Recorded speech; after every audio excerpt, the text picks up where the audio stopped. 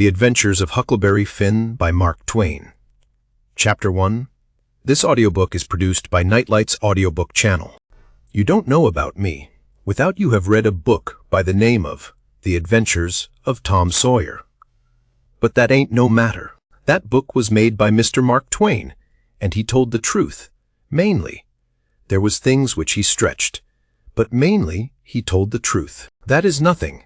I never seen anybody but lied, one time or another, without it was Aunt Polly, or the widow, or maybe Mary. Aunt Polly, Tom's Aunt Polly, she is, and Mary, and the widow Douglas is all told about in that book, which is mostly a true book, with some stretchers, as I said before.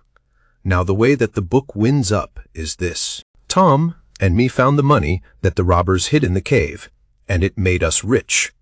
We got $6,000 apiece, all gold. It was an awful sight of money when it was piled up. Well, Judge Thatcher, he took it and put it out at interest, and it fetched us $1 a day apiece, all the year round.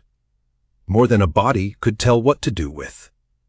The widow Douglas, she took me for her son, and allowed she would civilize me, but it was rough living in the house all the time, considering how dismal, regular, and decent the widow was in all her ways. And so when I couldn't stand it no longer, I lit out. I got into my old rags and my sugar hogshead again and was free and satisfied.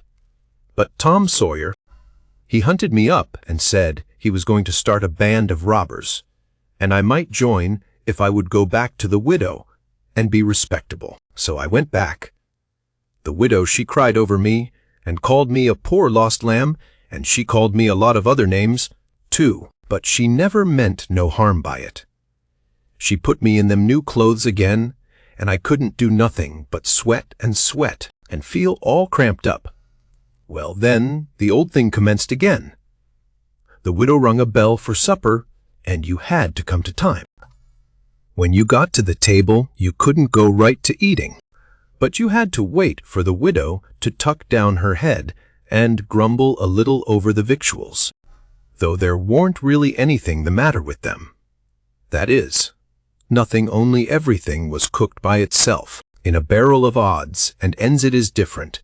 Things get mixed up, and the juice kind of swaps around, and the things go better.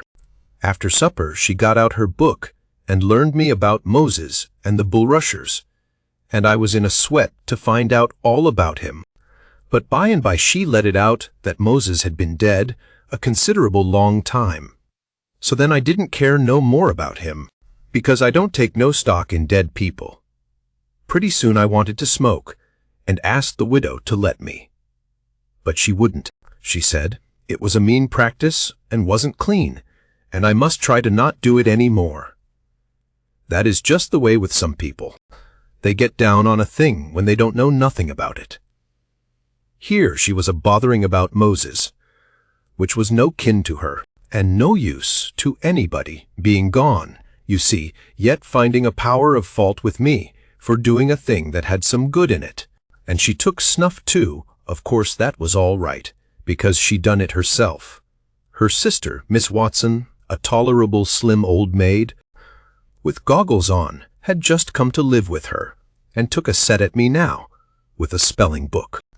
She worked me middling hard for about an hour, and then the widow made her ease up. I couldn't stood it much longer. Then for an hour it was deadly dull, and I was fidgety. Miss Watson would say, "Don't put your feet up there, Huckleberry, and don't scrunch up like that, Huckleberry. Set up straight," and pretty soon she would say, "Don't gap and stretch like that, Huckleberry. Why don't you try to behave?" Then she told me all about the bad place, and I said I wished I was there. She got mad then, but I didn't mean no harm. All I wanted was to go somewhere. All I wanted was a change. I warn't particular. She said it was wicked to say what I said she wouldn't say it for the whole world. She was going to live so as to go to the good place. Well, I couldn't see no advantage in going where she was going. So I made up my mind I wouldn't try for it. But I never said so, because it would only make trouble, and wouldn't do no good. Now she had got a start, and she went on and told me all about the good place. She said all a body would have to do there was to go around all day long with a harp and sing forever and ever. So I didn't think much of it, but I never said so. I asked her if she reckoned Tom Sawyer would go there, and she said, not by a considerable sight. I was glad about that, because I wanted him and me to be together. Miss Watson, she kept pecking at me, and it got tiresome and lonesome. By and by they fetched the niggers in, and had prayers, and then everybody was off to bed. I went up to my room with a piece of candle and put it on the table. Then I sat down in a chair by the window and tried to think of something cheerful. But it warn't no use. I felt so lonesome I most wished I was dead. The stars was shining, and the leaves rustled in the woods ever so mournful.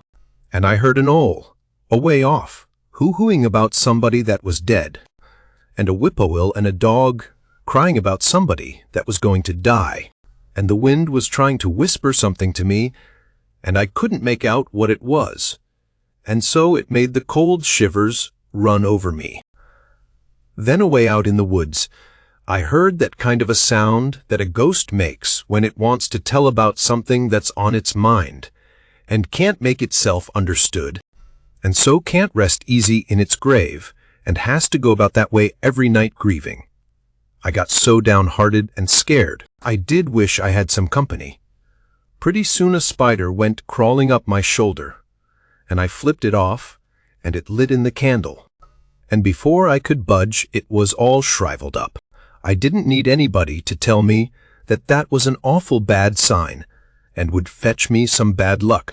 So I was scared and most shook the clothes off of me. I got up and turned around in my tracks 3 times, and crossed my breast every time. And then I tied up a little lock of my hair with a thread to keep witches away. But I hadn't no confidence. You do that when you've lost a horseshoe that you've found, instead of nailing it up over the door. But I hadn't ever heard anybody say it was any way to keep off bad luck when you'd killed a spider. I sat down again, a-shaking all over, and got out my pipe for a smoke, for the house was all as still as death now, and so the widow wouldn't know. Well, after a long time I heard the clock away off in the town go boom. Boom. 12 licks, and all still again. Stiller than ever. Pretty soon I heard a twig snap down in the dark amongst the trees. Something was a-stirring. I sat still and listened. Directly I could just barely hear a meow. Meow there. That was good, says I. Meow, meow, as soft as I could. And then I put out the light and scrambled out of the window onto the shed. Then I slipped down to the ground and crawled in amongst the trees, and sure enough, there was Tom Sawyer waiting for me. Chapter 2. We went tiptoeing along a path amongst the trees, back towards the end of the widow's garden, stooping down so as the branches wouldn't scrape our heads. When we was passing by the kitchen, I fell over a root and made a noise. We scrouched down and laid still. Miss Watson's big nigger, named Jim, was setting in the kitchen door. We could see him pretty clear, because there was a light behind him. He got up and stretched his neck out about a minute, listening. Then he says, "Who da?" He listened some more. Then he come tiptoeing down and stood right between us. We could have touched him, nearly. Well, likely it was minutes and minutes that there warn't a sound, and we all there so close together. There was a place on my ankle that got to itching, but I dasn't scratch it, and then my ear begun to itch, and next my back, right between my shoulders. Seemed like I'd die if I couldn't scratch. Well, I've noticed that thing plenty of times since. If you are with the quality, or at a funeral, or trying to go to sleep when you ain't sleepy, if you are anywheres where it won't do for you to scratch, why you will itch all over in upwards of 1,000 places. Pretty soon Jim says, say, "Who is you? War is you. Dog my cats if I didn't hear somethin'." Well, I knows what I's going to do. I's going to set down here and listen till I hears it agin. So he set down on the ground betwixt me and Tom. He leaned his back up against a tree and stretched his legs out till one of them most touched one of mine. My nose begun to itch. It itched till the tears come into my eyes, but I dasn't scratch. Then it begun to itch on the inside. Next I got to itching underneath. I didn't know how I was going to set still. This miserableness went on as much as 6 or 7 minutes, but it seemed a sight longer than that. I was itching in 11 different places now. I reckoned I couldn't stand it more'n a minute longer, but I set my teeth hard and got ready to try. Just then Jim begun to breathe heavy. Next he begun to snore. And then I was pretty soon comfortable again. Tom, he made a sign to me, kind of a little noise with his mouth, and we went creeping away on our hands and knees. When we was 10 foot off, Tom whispered to me and wanted to tie Jim to the tree for fun. But I said no. He might wake and make a disturbance, and then they'd find out I warned in. Then Tom said he hadn't got candles enough, and he would slip in the kitchen and get some more. I didn't want him to try. I said Jim might wake up and come, but Tom wanted to risk it, so we slid in there and got 3 candles, and Tom laid 5 cents on the table for pay. Then we got out, and I was in a sweat to get away, but nothing would do Tom but he must crawl to where Jim was, on his hands and knees, and play something on him. I waited, and it seemed a good while. Everything was so still and lonesome. As soon as Tom was back, we cut along the path, around the garden fence, and by fetched up on the steep top of the hill, the other side of the house. Tom said he slipped Jim's hat off of his head and hung it on a limb right over him, and Jim stirred a little, but he didn't wake.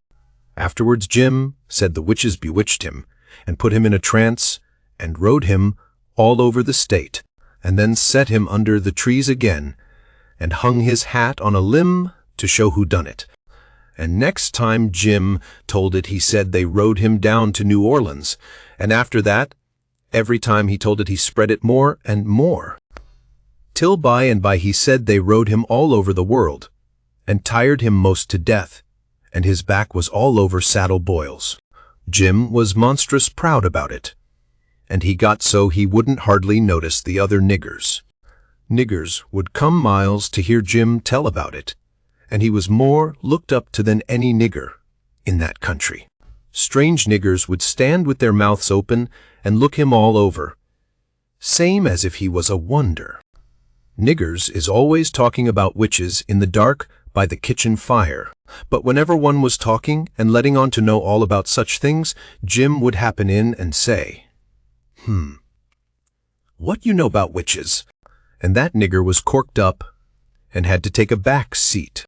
Jim always kept that 5-center piece around his neck with a string and said it was a charm the devil give to him with his own hands, and told him he could cure anybody with it and fetch witches whenever he wanted to, just by saying something to it.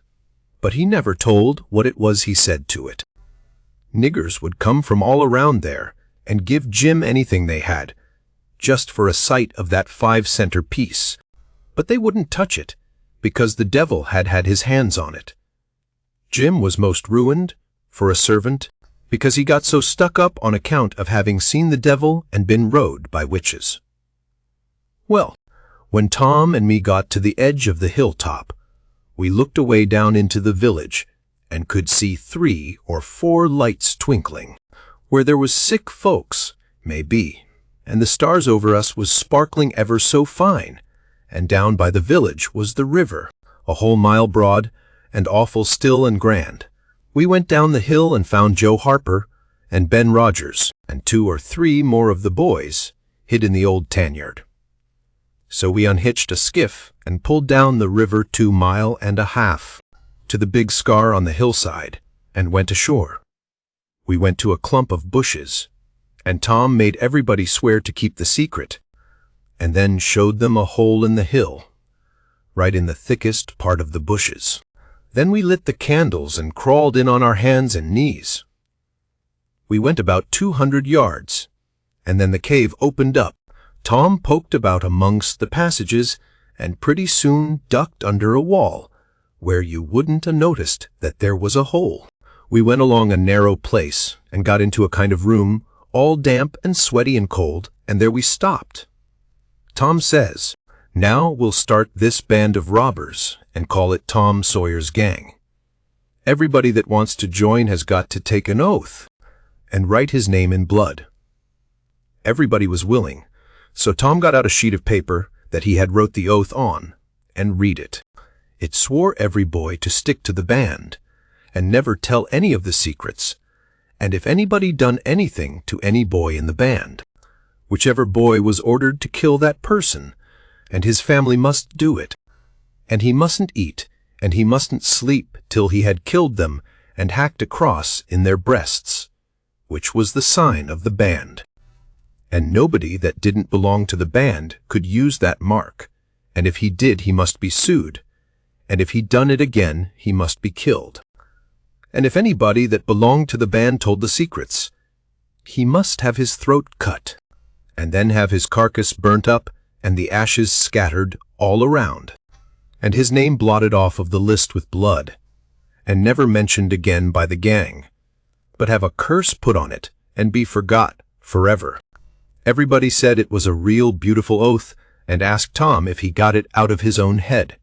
He said, "Some of it, but the rest was out of pirate books and robber books, and every gang that was high-toned had it.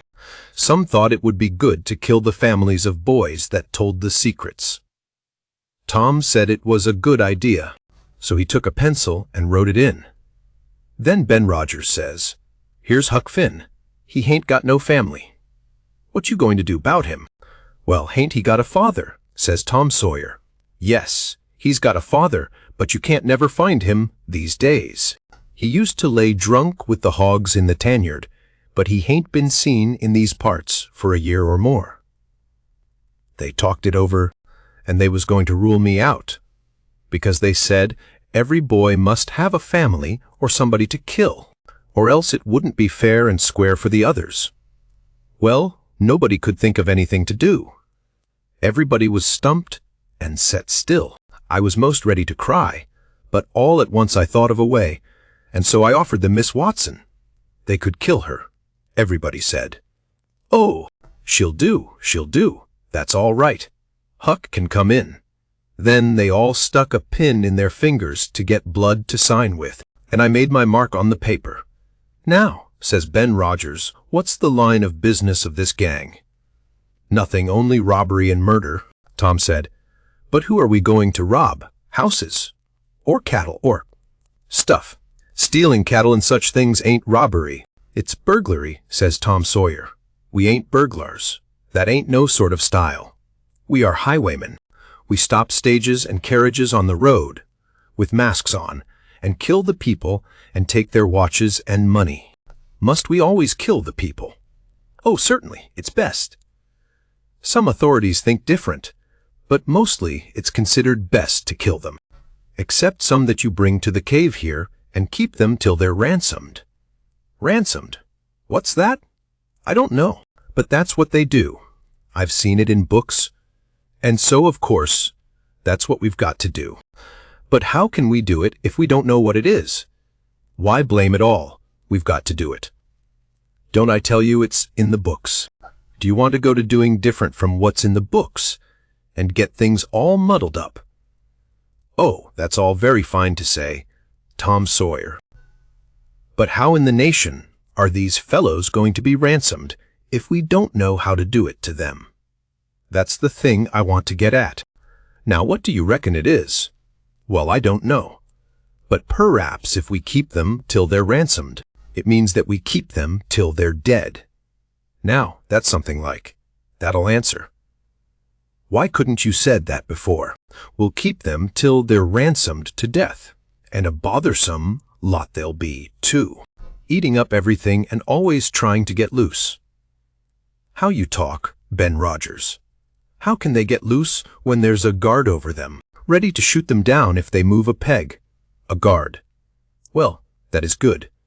So somebody's got to set up all night and never get any sleep, just so as to watch them. I think that's foolishness. Why can't a body take a club and ransom them as soon as they get here? Because it ain't in the books so. That's why. Now, Ben Rogers, do you want to do things regular, or don't you? That's the idea. Don't you reckon that the people that made the books knows what's the correct thing to do? Do you reckon you can learn anything? Not by a good deal. No, sir, we'll just go on and ransom them in the regular way. All right? I don't mind, but I say it's a fool way, anyhow. Say? Do we kill the women, too? Well, Ben Rogers, if I was as ignorant as you, I wouldn't let on. Kill the women. No. Nobody ever saw anything in the books like that. You fetch them to the cave, and you're always as polite as pie to them. And by they fall in love with you and never want to go home any more. Well, if that's the way, I'm agreed. But I don't take no stock in it. Mighty soon we'll have the cave so cluttered up with women and fellows waiting to be ransomed that there won't be no place for the robbers. But go ahead, I ain't got nothing to say. Little Tommy Barnes was asleep now, and when they waked him up he was scared and cried and said he wanted to go home to his ma and didn't want to be a robber any more. So they all made fun of him and called him Cry Baby, and that made him mad. And he said he would go straight and tell all the secrets. But Tom give him 5 cents to keep quiet and said we would all go home and meet next week and rob somebody and kill some people. Ben Rogers said he couldn't get out much, only Sundays, and so he wanted to begin next Sunday. But all the boys said it would be wick to do it on Sunday, and that settled the thing. They agreed to get together and fix a day as soon as they could. And then we elected Tom Sawyer first captain and Joe Harper second captain of the gang. And so started home. I clumb up the shed and crept into my window just before day was breaking. My new clothes was all greased up and clayey, and I was dog-tired. Chapter 3. Well, I got a good going over in the morning from old Miss Watson, on account of my clothes, but the widow she didn't scold, but only cleaned off the grease and clay, and looked so sorry that I thought I would behave a while, if I could. Then Miss Watson she took me in the closet and prayed, but nothing come of it. She told me to pray every day, and whatever I asked for I would get it. But it weren't so. I tried it. Once I got a fish line, but no hooks. It weren't any good to me without hooks. I tried for the hooks 3 or 4 times, but somehow I couldn't make it work. By and by, one day, I asked Miss Watson to try for me, but she said I was a fool. She never told me why, and I couldn't make it out no way. I sat down one time back in the woods and had a long think about it. I says to myself, if a body can get anything they pray for, why don't Deacon Wynne get back the money he lost on pork? Why can't the widow get back her silver snuff box that was stole? Why can't Miss Watson fat up? No, says I to myself, there ain't nothing in it. I went and told the widow about it, and she said the thing a body could get by praying for it was spiritual gifts. This was too many for me, but she told me what she meant. I must help other people, and do everything I could for other people, and look out for them all the time, and never think about myself. This was including Miss Watson as I took it. I went out in the woods and turned it over in my mind a long time, but I couldn't see no advantage about it, except for the other people. So at last I reckoned I wouldn't worry about it any more, but just let it go. Sometimes the widow would take me one side and talk about Providence in a way to make a body's mouth water. But maybe next day Miss Watson would take hold and knock it all down again. I judged I could see that there was 2 providences, and a poor chap would stand considerable show with the widow's providence. But if Miss Watson's got him, there warn't no help for him any more. I thought it all out, and reckoned I would belong to the widow's if he wanted me, though I couldn't make out how he was a-going to be any better off then than what he was before, seeing I was so ignorant and so kind of low down and ornery. pap he hadn't been seen for more than a year. And that was comfortable for me. I didn't want to see him no more. He used to always will me when he was sober, and could get his hands on me, though I used to take to the woods most of the time when he was around. Well, about this time he was found in the river drowned, about 12 mile above town, so people said. They judged it was him anyway, said this drowned man was just his size, and was ragged, and had uncommon long hair, which was all like pap. But they couldn't make nothing out of the face, because it had been in the water so long it warn't much like a face at all. They said he was floating on his back in the water. They took him and buried him on the bank. But I warn't comfortable long, because I happened to think of something. I knowed mighty well that a drownded man don't float on his back, but on his face. So I knowed then that this warn't pap, but a woman dressed up in a man's clothes. So I was uncomfortable again. I judged the old man would turn up again by and by, though I wished he wouldn't. We played robber now, and then about a month, and then I resigned. All the boys did. We hadn't robbed nobody. We hadn't killed any people, but only just pretended. We used to hop out of the woods and go charging down on hog drovers and women in carts taking garden stuff to market, but we never hived any of them. Tom Sawyer called the hogs ingots, and he called the turnips and stuff jewelry, and we would go to the cave and pow-wow over what we had done and how many people we had killed and marked, but I couldn't see no profit in it. One time Tom sent a boy to run about town with a blazing stick, which he called a slogan, which was the sign for the gang to get together. And then he said he had got secret news by his spies that next day a whole parcel of Spanish merchants and rich Arabs was going to camp in Cave Hollow with 200 elephants and 600 camels and over 1,000 Sumter mules, all loaded down with demons. And they didn't have only a guard of 400 soldiers. And so we would lay in ambuscade, as he called it, and kill the lot and scoop the things. He said we must slick up our swords and guns and get ready. He never could go after even a turnip cart, but he must have the swords and guns all scarred up for it, though they was only lath and broomsticks, and you might score at them till you rotted, and then they weren't worth a mouthful of ashes more than what they was before. I didn't believe we could lick such a crowd of Spaniards and Arabs, but I wanted to see the camels and elephants, so I was on hand next day, Saturday, in the ambuscade, and when we got the word, we rushed out of the woods and down the hill. But there weren't no Spaniards and Arabs, and there weren't no camels nor no elephants. It weren't anything but a Sunday school picnic, and only a primer class at that. We busted it up and chased the children up the hollow, but we never got anything but some doughnuts and jam, though Ben Rogers got a rag doll, and Joe Harper got a hymn book and a tract, and then the teacher charged in and made us drop everything and cut. I didn't see no demons, and I told Tom Sawyer so. He said there was loads of them there anyway, and he said there was Arabs there, too, and elephants and things. I said, why couldn't we see them then? He said if I weren't so ignorant but had read a book called Don Quixote, I would know without asking. He said it was all done by enchantment. He said there was hundreds of soldiers there, and elephants and treasure, and so on. But we had enemies which he called magicians, and they had turned the whole thing into an infant Sunday school, just out of spite. I said, all right, then the thing for us to do was to go for the magicians. Tom Sawyer said I was a numbskull. Why? Says he. A magician could call up a lot of genies, and they would hash you up like nothing, before you could say Jack Robinson. They are as tall as a tree and as big around as a church.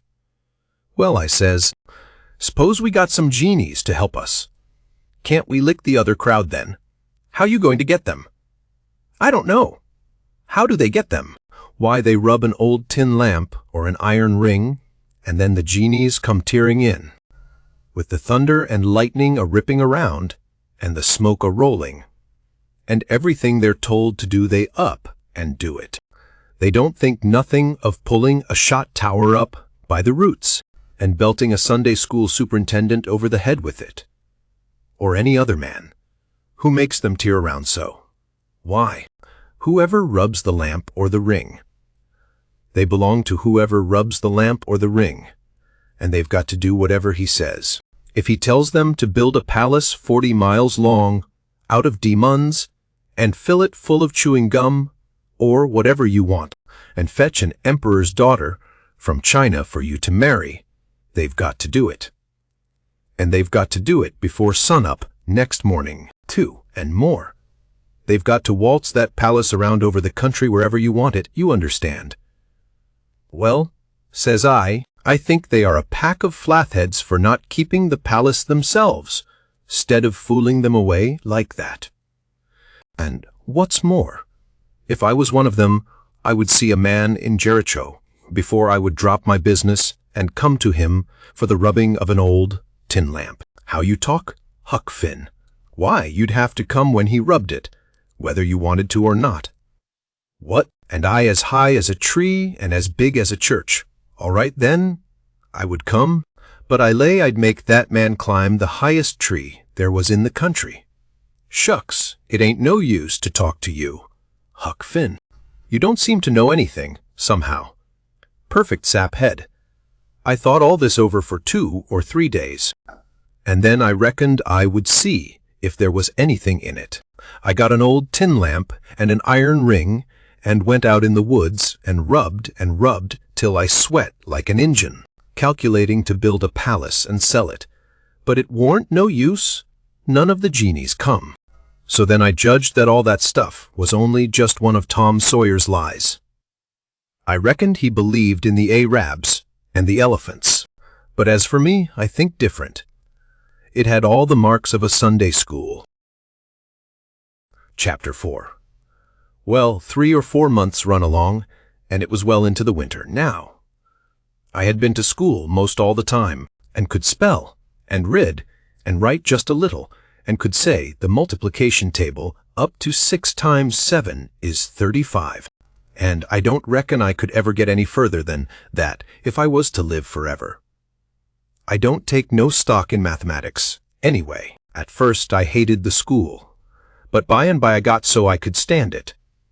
Whenever I got uncommon tired, I played hooky, and the hiding I got next day done me good and cheered me up. So the longer I went to school, the easier it got to be.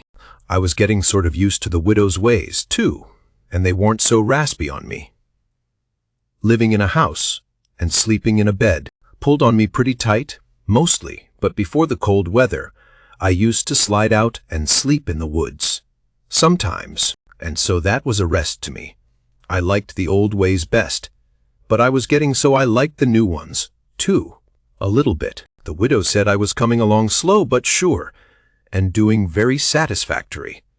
She said she weren't ashamed of me.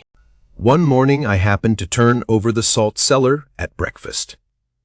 I reached for some of it as quick as I could, to throw over my left shoulder and keep off the bad luck, but Miss Watson was in ahead of me and crossed me off. She says, "Take your hands away, Huckleberry. What a mess you are always making." The widow put in a good word for me, but that warn't going to keep off the bad luck. I knowed that well enough. I started out, after breakfast, feeling worried and shaky, and wondering where it was going to fall on me and what it was going to be. There is ways to keep off some kinds of bad luck, but this wasn't one of them kind, so I never tried to do anything, but just poked along low-spirited and on the watch out. I went down the front garden and clumb over the stile, where you go through the high board fence.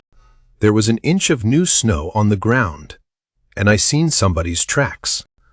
They had come up from the quarry and stood around the stile a while, and then went on around the garden fence. It was funny they hadn't come in after standing around so. I couldn't make it out. It was very curious, somehow. I was going to follow around, but I stooped down to look at the tracks first. I didn't notice anything at first, but next I did. There was a cross in the left boot heel made with big nails to keep off the devil. I was up in a second and shinning down the hill. I looked over my shoulder every now and then, but I didn't see nobody. I was at Judge Thatcher's as quick as I could get there. He said, "Why, my boy, you are all out of breath. Did you come for your interest?" "No, sir." I says, "Is there some for me?" "Oh, yes, a half-yearly is in, last night. Over $150. Quite a fortune for you. You better let me invest it along with your $6,000, because if you take it, you'll spend it." "No, sir," I says, "I don't want to spend it. I don't want it at all, nor the $6,000, nother. I want you to take it. I want to give it to you, the $6,000 and all." He looked surprised. He couldn't seem to make it out. He says, "Why, what can you mean, my boy?" I says, "Don't you ask me no questions about it, please. You'll take it, won't you?" He says. "Well, I'm puzzled. Is something the matter?" "Please take it," says I, "and don't ask me nothing. Then I won't have to tell no lies." He studied a while, and then he says, "Oh, I think I see. You want to sell all your property to me. Not give it. That's the correct idea." Then he wrote something on a paper and read it over and says, "There, you see it says for a consideration. That means I have bought it of you and paid you for it. Here's $1 for you. Now, you sign it." So I signed it and left. Miss Watson's nigger, Jim, had a hair ball as big as your fist, which had been took out of the fourth stomach of an ox, and he used to do magic with it. He said there was a spirit inside of it, and it knowed everything. So I went to him that night and told him Pap was here again, for I found his tracks in the snow. What I wanted to know was what he was going to do, and was he going to stay. Jim got out his hair ball and said something over it, and then he held it up and dropped it on the floor. It fell pretty solid and only rolled about an inch. Jim tried it again and then another time, and it acted just the same. Jim got down on his knees and put his ear against it and listened. But it warn't no use. He said it wouldn't talk. He said sometimes it wouldn't talk without money. I told him I had an old slick counterfeit quarter that warn't no good, because the brass showed through the silver a little, and it wouldn't pass nohow, even if the brass didn't show, because it was so slick it felt grazy, and so that would tell on it every time. I reckoned I wouldn't say nothing about the $1 I got from the judge. I said it was pretty bad money, but maybe the hairball would take it, because maybe it wouldn't know the difference. Jim smelt it, and bit it, and rubbed it, and said he would manage so the hairball would think it was good. He said he would split open a raw Irish potato and stick the quarter in between and keep it there all night. And next morning you couldn't see no brass, and it wouldn't feel grazy no more, and so anybody in town would take it in a minute, let alone a hairball. Well, I knowed a potato would do that before, but I had forgot it. Jim put the quarter under the hairball and got down and listened again. This time he said the hairball was all right. He said it would tell my whole fortune if I wanted it to. I says, "Go on." So the hairball talked to Jim, and Jim told it to me. He says, "Yo old father don't know yit what he's a-gwine to do. Sometimes he spec he'll go way, in den agin he spec he'll stay. De beast way is to res easy and let de old man take his own way. De's two angels hoverin' round 'bout him. One of 'em is white and shiny, and t'other one is black. De white one gets him to go right a little while, den de black one sail in and bust it all up. A body can't tell yit which one gwine to fetch him at de lass. But you is all right. You gwine to have considerable trouble in you life, in considerable joy. Sometimes you gwine to get hurt, and sometimes you gwine to get sick. But every time you's gwine to get well agin. Dese two gals flyin' 'bout you in you life. One of 'em's light and t'other one is dark. One is rich and t'other is po'. You's gwine to marry de po'. One fussed into rich one by and by. You wants to keep way from de water as much as you kin, and don't run no risk, case it's down into bills dat you's gwine to git hung. When I lit my candle and went up to my room that night, there sat Pap, his own self. Chapter 5. I had shut the door too. Then I turned around, and there he was. I used to be scared of him all the time. He tanned me so much. I reckoned I was scared now, too, but in a minute I see I was mistaken. That is, after the first jolt, as you may say, when my breath sort of hitched. He being so unexpected, but right away after, I see I weren't scared of him worth bothering about. He was most 50, and he looked it. His hair was long and tangled and grazy, and hung down, and you could see his eyes shining through like he was behind vines. It was all black, no gray, so was his long, mixed-up whiskers. There warn't no color in his face. Where his face showed, it was white. Not like another man's white, but a white to make a body sick, a white to make a body's flesh crawl. A tree-toad white, a fish belly white. As for his clothes, just rags, that was all. He had one ankle resting on t'other knee, the boot on that foot was busted, and 2 of his toes stuck through, and he worked them now and then. His hat was laying on the floor, an old black slouch with the top caved in, like a lid. I stood a-looking at him. He sat there a-looking at me, with his chair tilted back a little. I set the candle down. I noticed the window was up, so he had clumb in by the shed. He kept a-looking me all over. By and by he says, "Starky clothes, very. You think you're a good deal of a big bug, don't you?" "Maybe I am, maybe I ain't," I says. "Don't you give me none o' your lip," says he. "You've put on considerable many frills since I've been away. I'll take you down a peg before I get done with you. You're educated, too, they say, can read and write. You think you're better'n your father, now, don't you, because he can't? I'll take it out of you. Who told you you might meddle with such highfalutin foolishness, hey? Who told you could? The widow. She told me.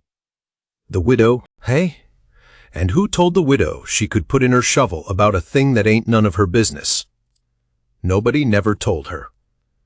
Well, I'll learn her how to meddle. And looky here, you drop that school, you hear. I'll learn people to bring up a boy to put on airs over his own father, and let on to be better'n what he is. You lem catch you fooling around that school again, you hear. Your mother couldn't read, and she couldn't write, neither, before she died. None of the family couldn't, before they died. I can't, and here you're a-swelling yourself up like this. I ain't the man to stand it. You hear? Say, lem hear you read. I took up a book and begun something about General Washington and the wars. When I'd read about a half a minute, he fetched the book a whuck with his hand and knocked it across the house. He says, "It's so. You can do it. I had my doubts when you told me. Now looky here, you stop that putting on frills. I won't have it. I'll lay for you, my smarty. And if I catch you about that school, I'll tan you good. First, you know you'll get religion, too." I never see such a son. He took up a little blue and yaller picture of some cows and a boy, and says, "What's this?" "It's something they give me for learning my lessons good." He tore it up, and says, "I'll give you something better. I'll give you a cowhide." He sat there a-mumbling and a-growling a minute. And then he says, "Ain't you a sweet-scented dandy, though?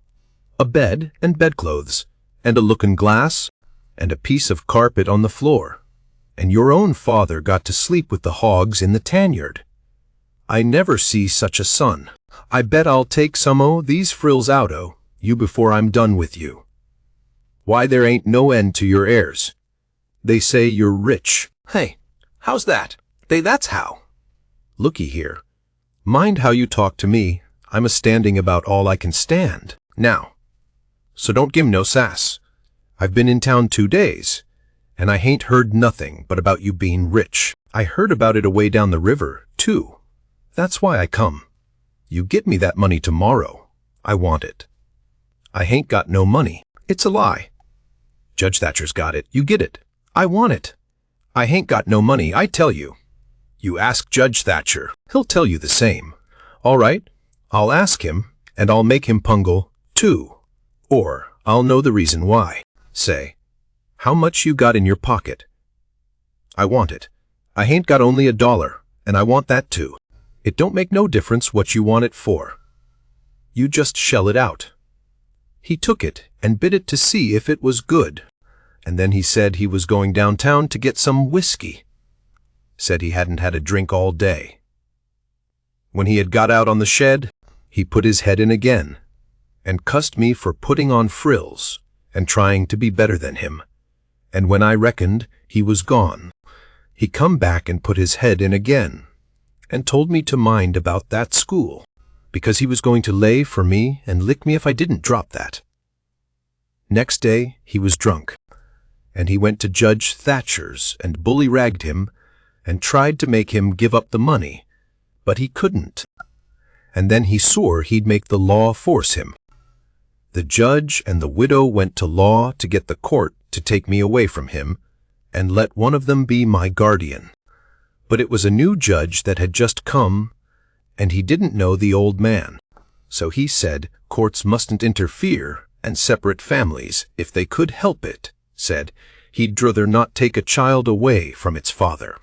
So Judge Thatcher and the widow had to quit on the business. That pleased the old man till he couldn't rest.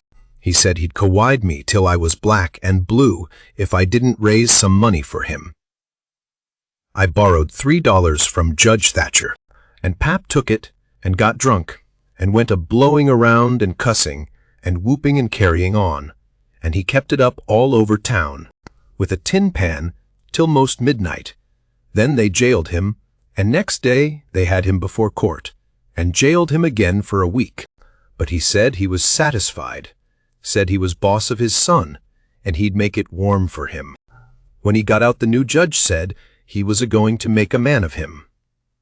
So he took him to his own house, and dressed him up clean and nice, and had him to breakfast and dinner and supper with the family, and was just old pie to him, so to speak.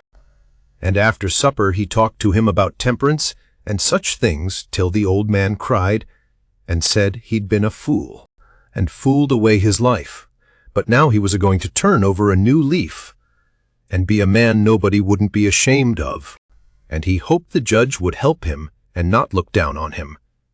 The judge said he could hug him for them words, so he cried.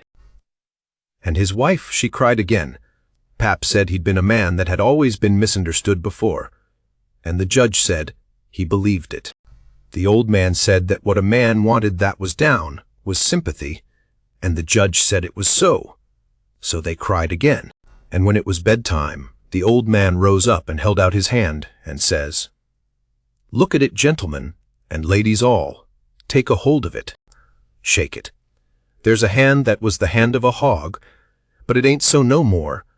It's the hand of a man that started in on a new life, and 'll die before he'll go back. You mark them words. Don't forget I said them. It's a clean hand now, shake it. Don't be afeard." So they shook it, one after the other, all around, and cried. The judge's wife, she kissed it. Then the old man, he signed a pledge, made his mark. The judge said it was the holiest time on record, or something like that. Then they tucked the old man into a beautiful room, which was the spare room. And in the night sometime he got powerful thirsty and clumb out onto the porch roof and slid down a stanchion and traded his new coat for a jug of 40 rod, and clumb back again and had a good old time, and towards daylight he crawled out again, drunk as a fiddler, and rolled off the porch and broke his left arm in 2 places and was most froze to death when somebody found him after sun up. And when they come to look at that spare room, they had to take soundings before they could navigate it. The judge, he felt kind of sore. He said he reckoned a body could reform the old man with a shotgun, maybe, but he didn't know no other way. Chapter 6. Well, pretty soon the old man was up and around again, and then he went for Judge Thatcher in the courts to make him give up that money. And he went for me, too, for not stopping school. He catched me a couple of times and thrashed me. But I went to school just the same, and dodged him or outrun him most of the time. I didn't want to go to school much before, but I reckoned I'd go now to spite Pap. That law trial was a slow business. Appeared like they weren't ever going to get started on it. So every now and then I'd borrow $2 or $3 off of the judge for him to keep from getting a co-whiting. Every time he got money, he got drunk. And every time he got drunk, he raised Cain around town. And every time he raised Cain, he got jailed. He was just suited. This kind of thing was right in his line. He got to hanging around the widows too much, and so she told him at last that if he didn't quit using around there, she would make trouble for him. Well, wasn't he mad? He said he would show who was Huck Finn's boss. So he watched out for me one day in the spring, and catched me and took me up the river about 3 miles in a skiff, and crossed over to the Illinois shore where it was woody, and there weren't no houses but an old log hut in a place where the timber was so thick you couldn't find it if you didn't know where it was. He kept me with him all the time, and I never got a chance to run off. We lived in that old cabin, and he always locked the door and put the key under his head nights. He had a gun which he had stole, I reckon, and we fished and hunted, and that was what we lived on. Every little while he locked me in and went down to the store, 3 miles, to the ferry, and traded fish and game for whiskey, and fetched it home and got drunk and had a good time and licked me. The widow, she found out where I was by and by, and she sent a man over to try to get hold of me, but Pap drove him off with the gun, and it warn't long after that till I was used to being where I was and liked it, all but the cow-eyed part. It was kind of lazy and jolly, laying off comfortable all day, smoking and fishing, and no books nor study.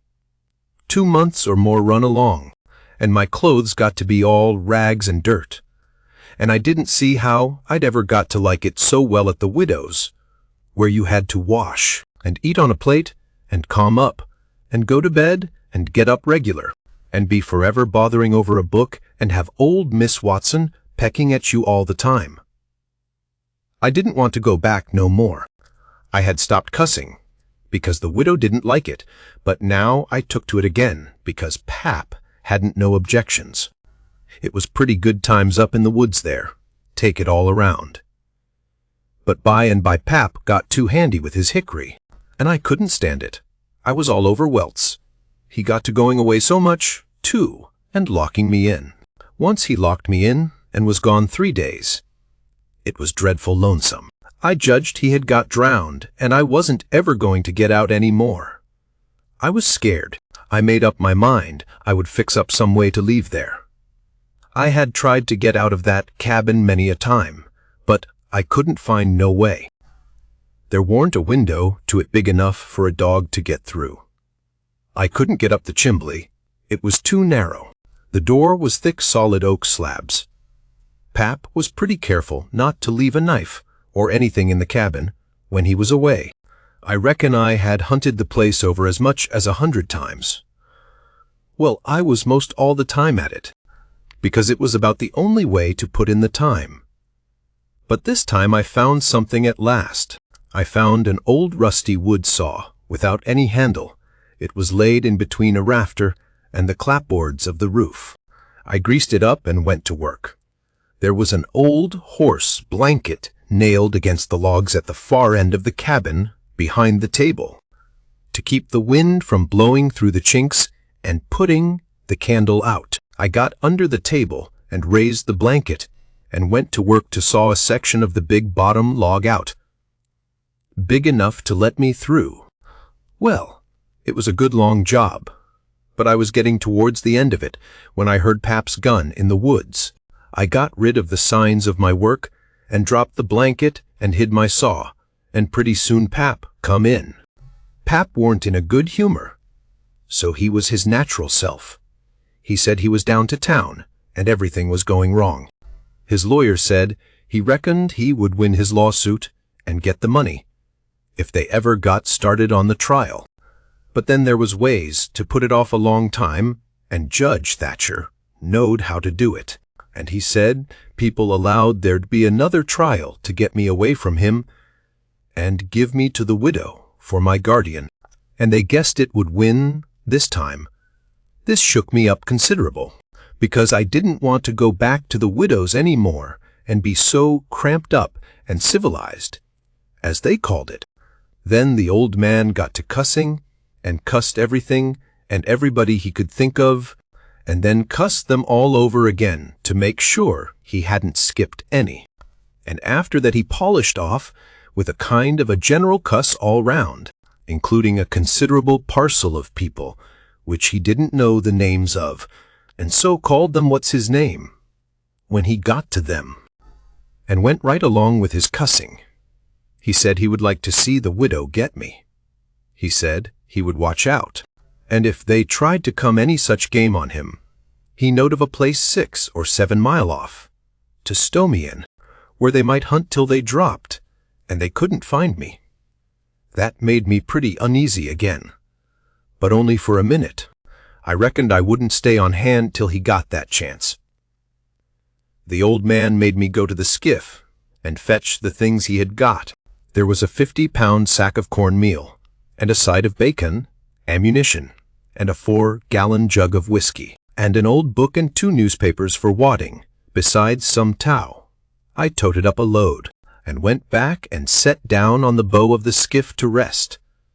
I thought it all over, and I reckoned I would walk off with the gun and some lines, and take to the woods when I run away. I guessed I wouldn't stay in one place, but just tramp right across the country, mostly night times, and hunt and fish to keep alive, and so get so far away that the old man nor the widow couldn't ever find me any more. I judged I would saw out and leave that night if Pap got drunk enough, and I reckoned he would. I got so full of it, I didn't notice how long I was staying, till the old man hollered and asked me whether I was asleep or drowned. I got the things all up to the cabin, and then it was about dark. While I was cooking supper, the old man took a swig or 2 and got sort of warmed up, and went to ripping again. He had been drunk over in town, and laid in the gutter all night, and he was a sight to look at. A body would have thought he was Adam. He was just all mud. Whenever his liquor begun to work, he most always went for the government. This time he says, "Call this a government." Why? Just look at it and see what it's like. Here's the law a-standing ready to take a man's son away from him. A man's own son, which he has had all the trouble and all the anxiety and all the expense of raising. Yes, just as that man has got that son raised at last, and ready to go to work and begin to do soothin' for him, and give him a rest, the law up and goes for him. And they call that government. That ain't all, nuther. The law backs that old Judge Thatcher up and helps him to keep me out o' my property. Here's what the law does. The law takes a man worth $6,000 and upwards and jams him into an old trap of a cabin like this, and lets him go round in clothes that ain't fittin' for a hog. They call that government. A man can't get his rights in a government like this. Sometimes I've a mighty notion to just leave the country for good and all. Yes, and I told him so. I told old Thatcher so to his face. Lots of them heard me, and can tell what I said. Says I, for 2 cents I'd leave the blamed country, and never come a-near it agin. Them's the very words. I says, look at my hat, if you call it a hat.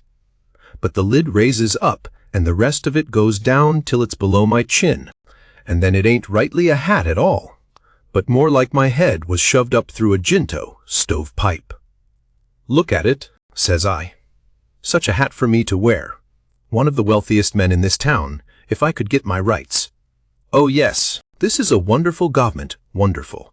Why, looky here. There was a free nigger there from Ohio, a mulatter, most as white as a white man. He had the whitest shirt on you ever see, too, and the shinniest hat.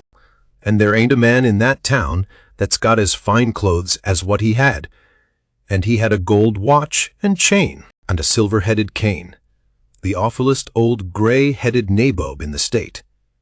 And what do you think? They said he was a professor in a college, and could talk all kinds of languages, and knowed everything. And that ain't the wust. They said he could vote when he was at home. Well, that let me out. Thinks I, what is the country a-coming to? It was 'lection day, and I was just about to go and vote, myself, if I weren't too drunk to get there. But when they told me there was a state in this country where they'd let that nigger vote, I drawed out. I says I'll never vote agin. Them's the very words I said. They all heard me. And the country may rot for all me. I'll never vote agin as long as I live. And to see the cool way of that nigger. Why, he wouldn't a give me the road if I hadn't shoved him out o' the way. I says to the people, why ain't this nigger put up at auction and sold? That's what I want to know. And what do you reckon they said? Why, they said, he couldn't be sold till he'd been in the state 6 months, and he hadn't been there that long yet. There, now, that's a specimen. They call that a government that can't sell a free nigger till he's been in the state 6 months. Here's a government that calls itself a government, and lets on to be a government, and thinks it is a government, and yet's got to set stock still for 6 whole months before it can take a hold of a prowling, thieving, infernal, white-shirted free nigger, and Pap was a-going on so, he never noticed where his old limber legs was taking him to, so he went head over heels over the tub of salt pork, and barked both shins, and the rest of his speech was all the hottest kind of language. Mostly hove at the nigger and the government, though he give the tub some, too, all along here and there. He hopped around the cabin considerable, first on one leg and then on the other, holding first one shin and then the other one, and at last he let out with his left foot all of a sudden and fetched the tub a rattling kick. But it warn't good judgment, because that was the boot that had a couple of his toes leaking out of the front end of it. So now he raised a hole that fairly made a body's hair raise, and down he went in the dirt, and rolled there, and held his toes, and the cussing he done then laid over anything he had ever done previous. He said so his own self, afterwards. He had heard old Sowbury Hagan in his best days, and he said it laid over him, too. But I reckon that was sort of piling it on, maybe. After supper Pap took the jug, and said he had enough whiskey there for 2 drunks and 1 delirium tremens. That was always his word. I judged he would be blind drunk in about an hour, and then I would steal the key, or saw myself out, one or t'other. He drank, and tumbled down on his blankets by and by, but luck didn't run my way. He didn't go sound asleep, but was uneasy. He groaned, and moaned, and thrashed around this way and that for a long time. At last I got so sleepy I couldn't keep my eyes open, all I could do, and so before I knowed what I was about I was sound asleep, and the candle burning. I don't know how long I was asleep, but all of a sudden there was an awful scream and I was up. There was Pap, looking wild and skipping around every which way and yelling about snakes.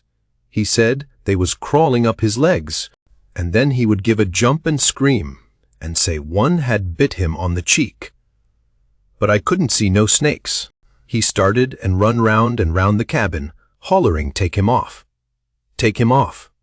He's biting me on the neck." I never see a man look so wild in the eyes. Pretty soon he was all fagged out, and fell down panting.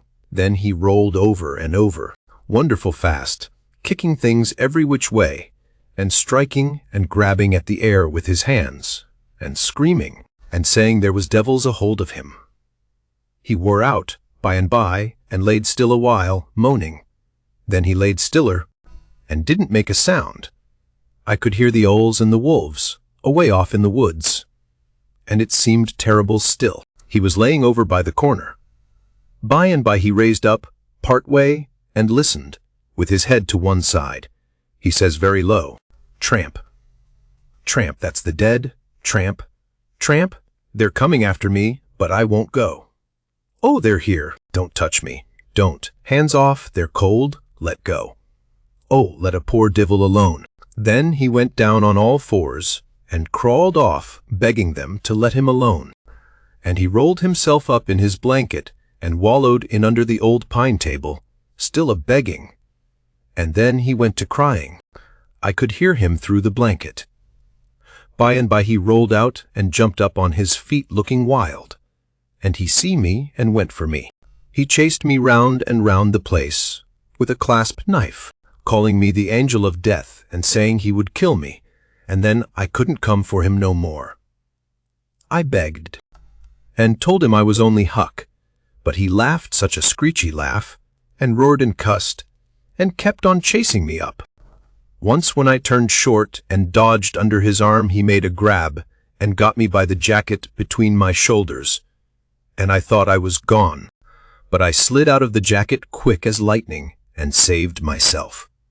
Pretty soon he was all tired out and dropped down with his back against the door and said he would rest a minute and then kill me.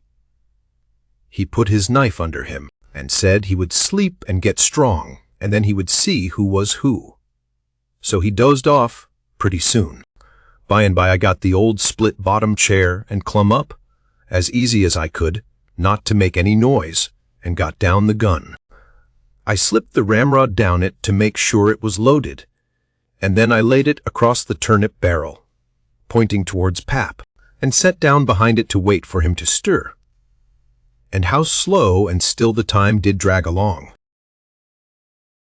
Chapter 7. Get up. What you bout?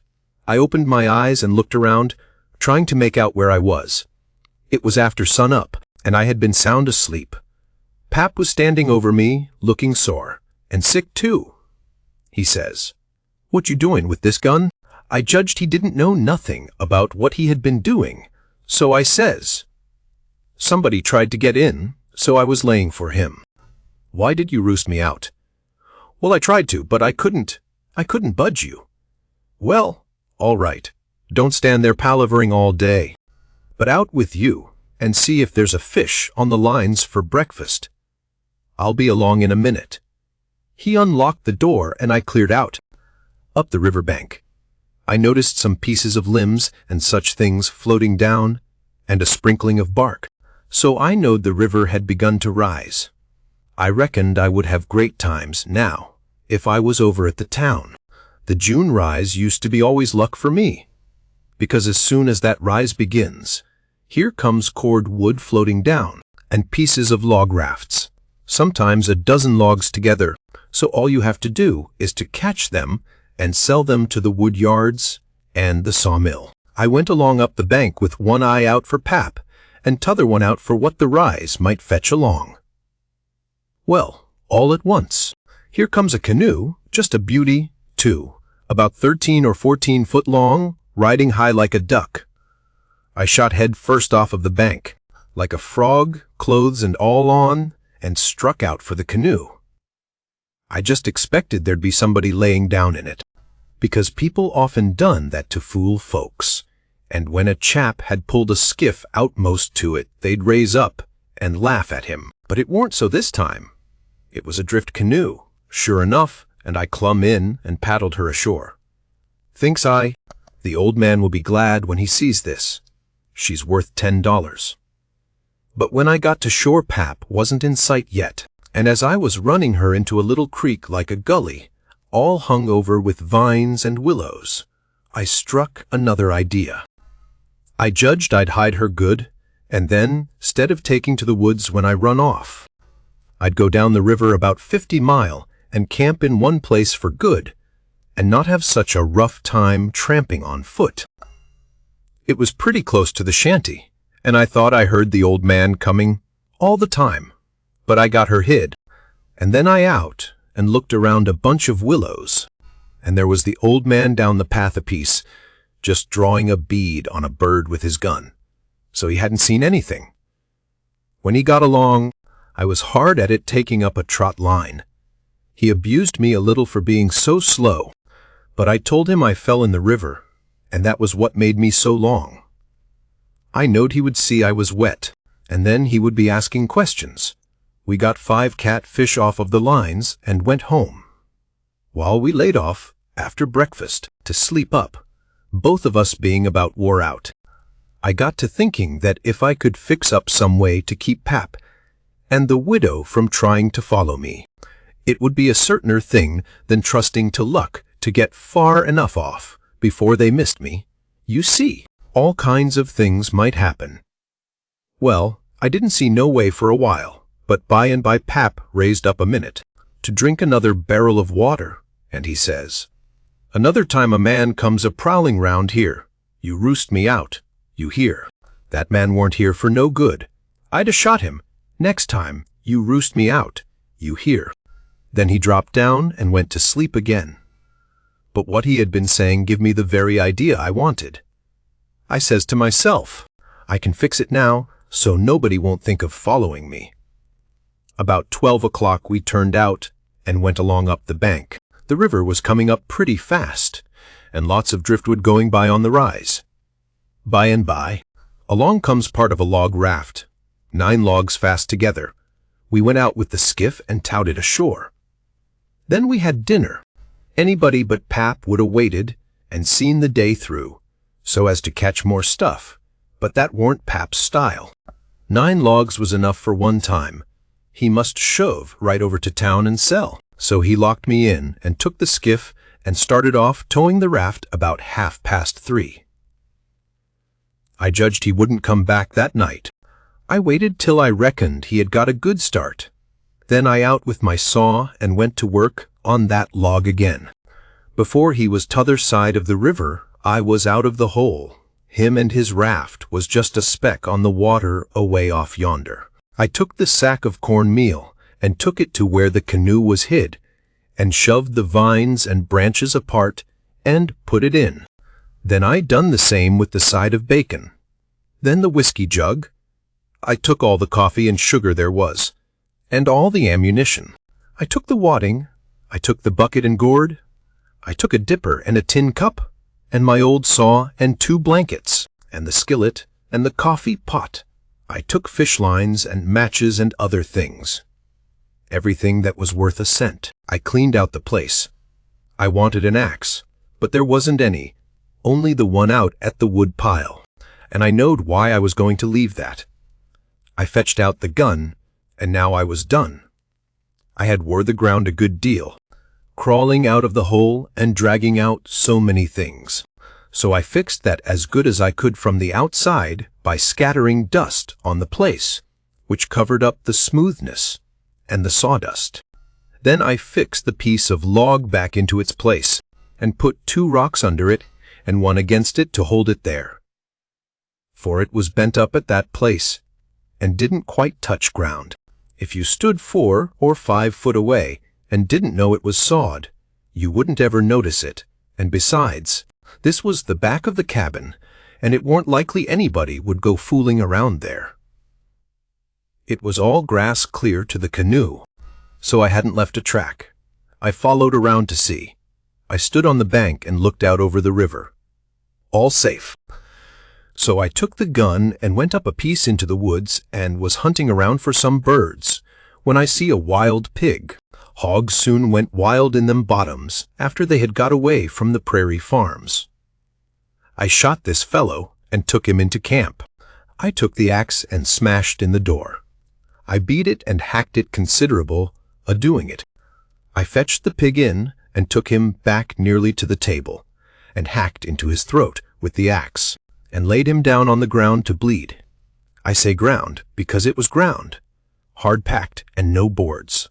Well, next I took an old sack and put a lot of big rocks in it, all I could drag, and I started it from the pig and dragged it to the door, and through the woods down to the river and dumped it in, and down it sunk out of sight.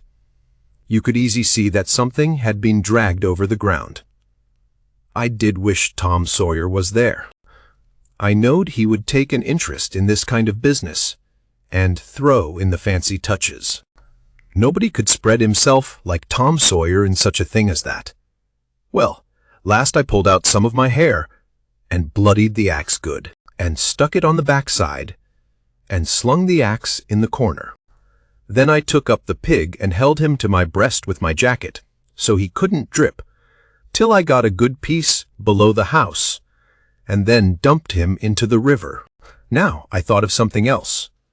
So I went and got the bag of meal and my old saw out of the canoe, and fetched them to the house.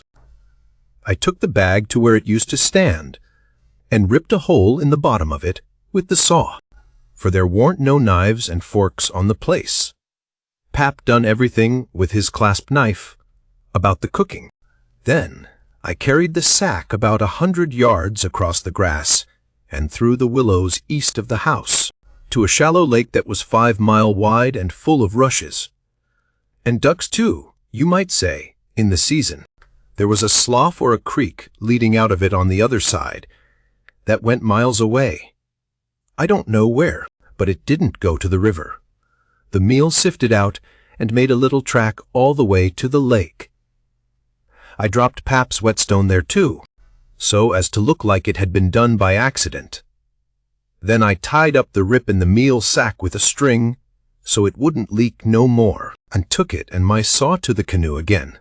It was about dark now, so I dropped the canoe down the river under some willows that hung over the bank, and waited for the moon to rise.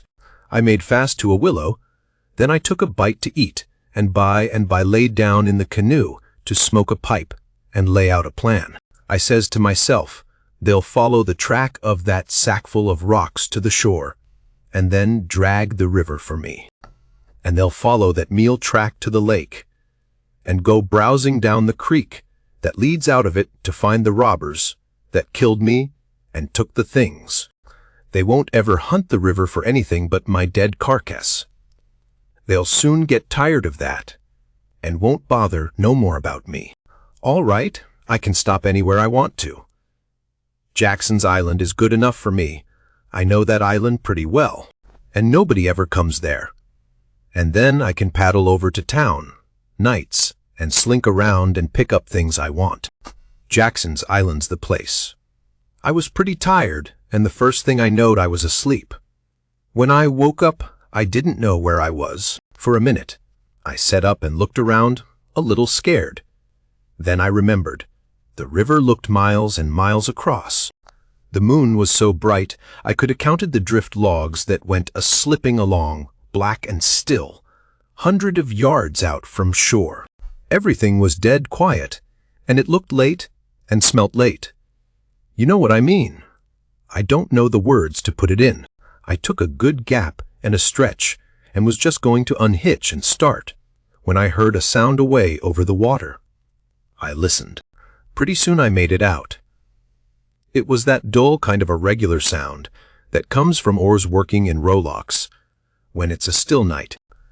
I peeped out through the willow branches, and there it was, a skiff away across the water.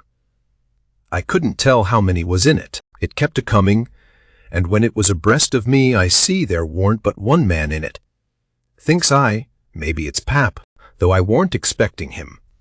He dropped below me with the current, and by he come a-swinging up shore in the easy water, and he went by so close I could have reached out the gun and touched him.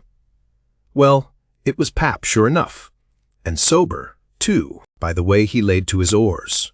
I didn't lose no time. The next minute I was a-spinning down stream soft, but quick in the shade of the bank. I made 2 miles and a half, and then struck out 1/4 of a mile or more towards the middle of the river, because pretty soon I would be passing the ferry landing, and people might see me and hail me. I got out amongst the driftwood, and then laid down in the bottom of the canoe, and let her float. I laid there and had a good rest and a smoke out of my pipe, looking away into the sky, not a cloud in it. The sky looks ever so deep when you lay down on your back in the moonshine. I never knowed it before. And how far a body can hear on the water such nights. I heard people talking at the ferry landing. I heard what they said, too, every word of it. One man said it was getting towards the long days and the short nights now. T'other one said this warn't one of the short ones. He reckoned. And then they laughed, and he said it over again, and they laughed again. Then they waked up another fellow and told him, and laughed. But he didn't laugh. He ripped out something brisk, and said let him alone. The first fellow said he load to tell it to his old woman. She would think it was pretty good. But he said that warn't nothing to some things he had said in his time. I heard one man say it was nearly 3 o'clock, and he hoped daylight wouldn't wait more than about a week longer. After that, the talk got further and further away, and I couldn't make out the words any more, but I could hear the mumble, and now and then a laugh too. But it seemed a long ways off. I was away below the ferry now. I rose up, and there was Jackson's Island, about 2.5 miles downstream, heavy timbered and standing up out of the middle of the river, big and dark and solid, like a steamboat without any lights. There weren't any signs of the bar at the head. It was all under water now. It didn't take me long to get there. I shot past the head at a ripping rate. The current was so swift.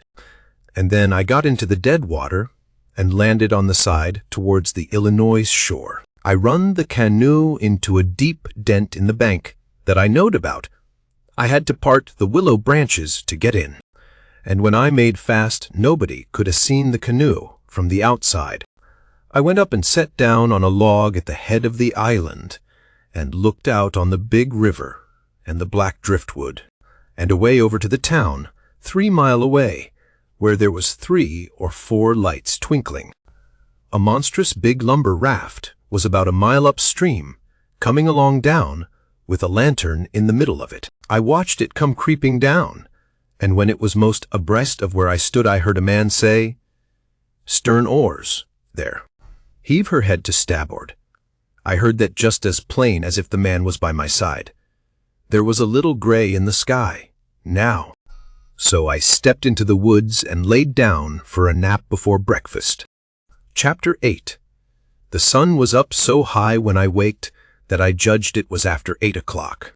I laid there in the grass and the cool shade, thinking about things and feeling rested and rather comfortable and satisfied. I could see the sun out at 1 or 2 holes, but mostly it was big trees all about, and gloomy in there amongst them. There was freckled places on the ground where the light sifted down through the leaves, and the freckled places swapped about a little, showing there was a little breeze up there. A couple of squirrels sat on a limb and jabbered at me very friendly. I was powerful lazy and comfortable. Didn't want to get up and cook breakfast. Well, I was dozing off again, when I thinks I hears a deep sound of boom, away up the river. I rouses up and rests on my elbow and listens. Pretty soon I hears it again. I hopped up and went and looked out at a hole in the leaves, and I see a bunch of smoke laying on the water a long ways up, about abreast the ferry. And there was the ferry boat full of people, floating along down. I knowed what was the matter now. Boom. I see the white smoke squirt out of the ferry boat side. You see, they was firing cannon over the water, trying to make my carcass come to the top.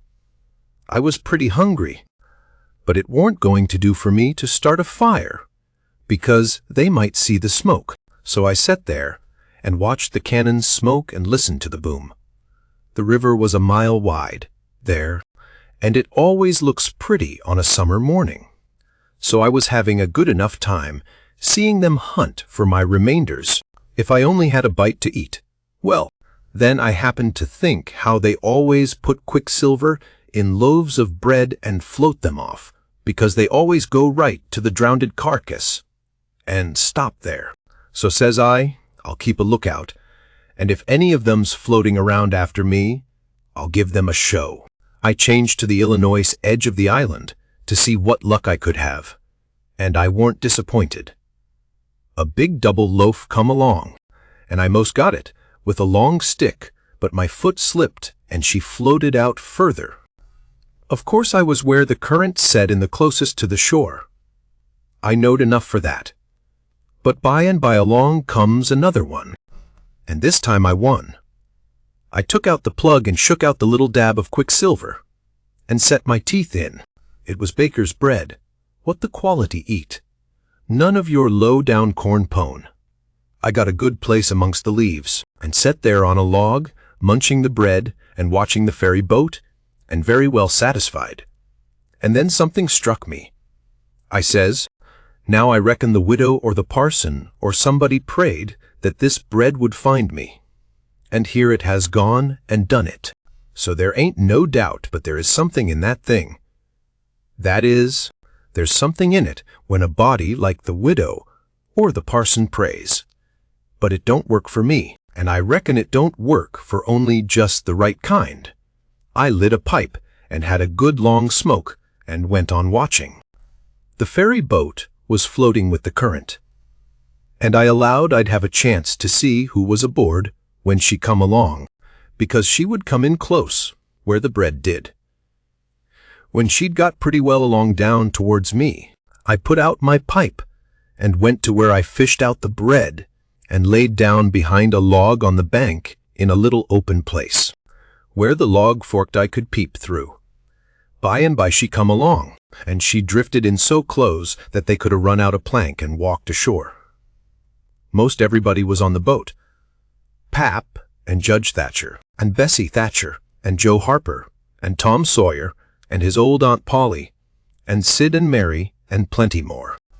Everybody was talking about the murder, but the captain broke in and says, "Look sharp now. The current sets in the closest here, and maybe he's washed ashore and got tangled amongst the brush at the water's edge. I hope so, anyway." I didn't hope so. They all crowded up and leaned over the rails, nearly in my face, and kept still, watching with all their might. I could see them first rate, but they couldn't see me. Then the captain sung out, "Stand away," and the cannon let off such a blast right before me that it made me deaf with the noise and pretty near blind with the smoke, and I judged I was gone. If they'd had some bullets in, I reckon they'd have got the corpse they was after. Well, I see I warn't hurt, thanks to goodness. The boat floated on and went out of sight around the shoulder of the island. I could hear the booming, now and then, further and further off, and by after an hour, I didn't hear it no more. The island was 3 mile long. I judged they had got to the foot and was giving it up. But they didn't yet a while. They turned around the foot of the island and started up the channel on the Missouri side, under steam and booming once in a while as they went. I crossed over to that side and watched them. When they got abreast the head of the island, they quit shooting and dropped over to the Missouri shore and went home to the town. I knowed I was all right now. Nobody else would come a-hunting after me. I got my traps out of the canoe and made me a nice camp in the thick woods. I made a kind of a tent out of my blankets to put my things under so the rain couldn't get at them. I catched a catfish and haggled him open with my saw, and toward sundown I started my campfire and had supper. Then I set out a line to catch some fish for breakfast. When it was dark I sat by my campfire smoking and feeling pretty satisfied, but by and by it got sort of lonesome, and so I went and sat on the bank and listened to the currents washing along, and counted the stars and drift logs and rafts that come down, and then went to bed. There ain't no better way to put in time when you are lonesome. You can't stay so. You soon get over it. And so for 3 days and nights, no difference. Just the same thing. But the next day I went exploring around down through the island. I was boss of it. It all belonged to me, so to say, and I wanted to know all about it, but mainly I wanted to put in the time. I found plenty strawberries, ripe and prime, and green summer grapes, and green raspberries, and the green blackberries was just beginning to show. They would all come handy by and by, I judged. Well, I went fooling along in the deep woods, till I judged I warn't far from the foot of the island. I had my gun along, but I hadn't shot nothing. It was for protection. Thought I would kill some game nigh home. About this time I mighty near stepped on a good-sized snake, and it went sliding off through the grass and flowers, and I after it, trying to get a shot at it. I clipped along, and all of a sudden I bounded right on to the ashes of a campfire that was still smoking. My heart jumped up amongst my lungs. I never waited for to look further, but uncocked my gun and went sneaking back on my tiptoes as fast as ever I could. Every now and then I stopped a second amongst the thick leaves and listened, but my breath come so hard I couldn't hear nothing else. I slunk along another piece further, then listened again, and so on, and so on. If I see a stump, I took it for a man. If I trod on a stick and broke it, it made me feel like a person had cut one of my breaths in two, and I only got half, and the short half, too. When I got to camp, I weren't feeling very brash. There weren't much sand in my craw, but I says, this ain't no time to be fooling around. So I got all my traps into my canoe again, so as to have them out of sight, and I put out the fire and scattered the ashes around to look like an old last year's camp, and then clumb a tree. I reckon I was up in the tree 2 hours, but I didn't see nothing. I didn't hear nothing. I only thought I heard and seen as much as 1,000 things. Well, I couldn't stay up there forever, so at last I got down, but I kept in the thick woods and on the lookout all the time. All I could get to eat was berries and what was left over from breakfast. By the time it was night, I was pretty hungry, so when it was good and dark, I slid out from shore before moonrise and paddled over to the Illinois bank. About 1/4 mile, I went out in the woods and cooked a supper, and I had about made up my mind I would stay there all night, when I hear a plunkety-plunk, plunkety-plunk, and says to myself, horses coming, and next I hear people's voices. I got everything into the canoe as quick as I could, and then went creeping through the woods to see what I could find out. I hadn't got far when I hear a man say, "We better camp here. If we can find a good place, the horses is about beat out. Let's look around." I didn't wait, but shoved out and paddled away easy. I tied up in the old place, and reckoned I would sleep in the canoe. I didn't sleep much. I couldn't, somehow, for thinking, and every time I waked up I thought somebody had me by the neck. So the sleep didn't do me no good.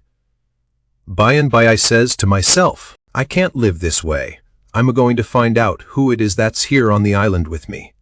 I'll find it out or bust. Well, I felt better, right off.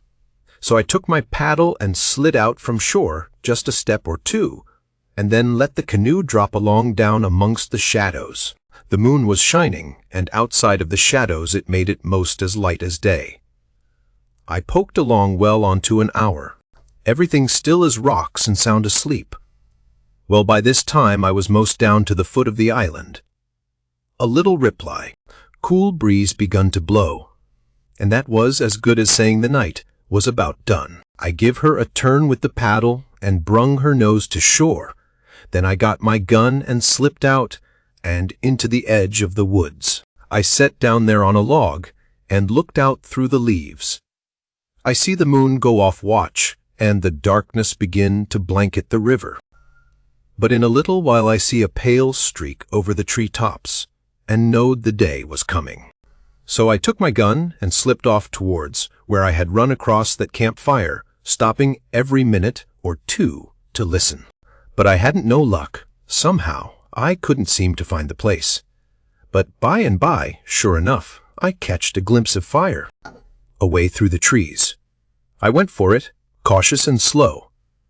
By and by I was close enough to have a look, and there laid a man on the ground. It most give me the fan-tuds. He had a blanket around his head, and his head was nearly in the fire.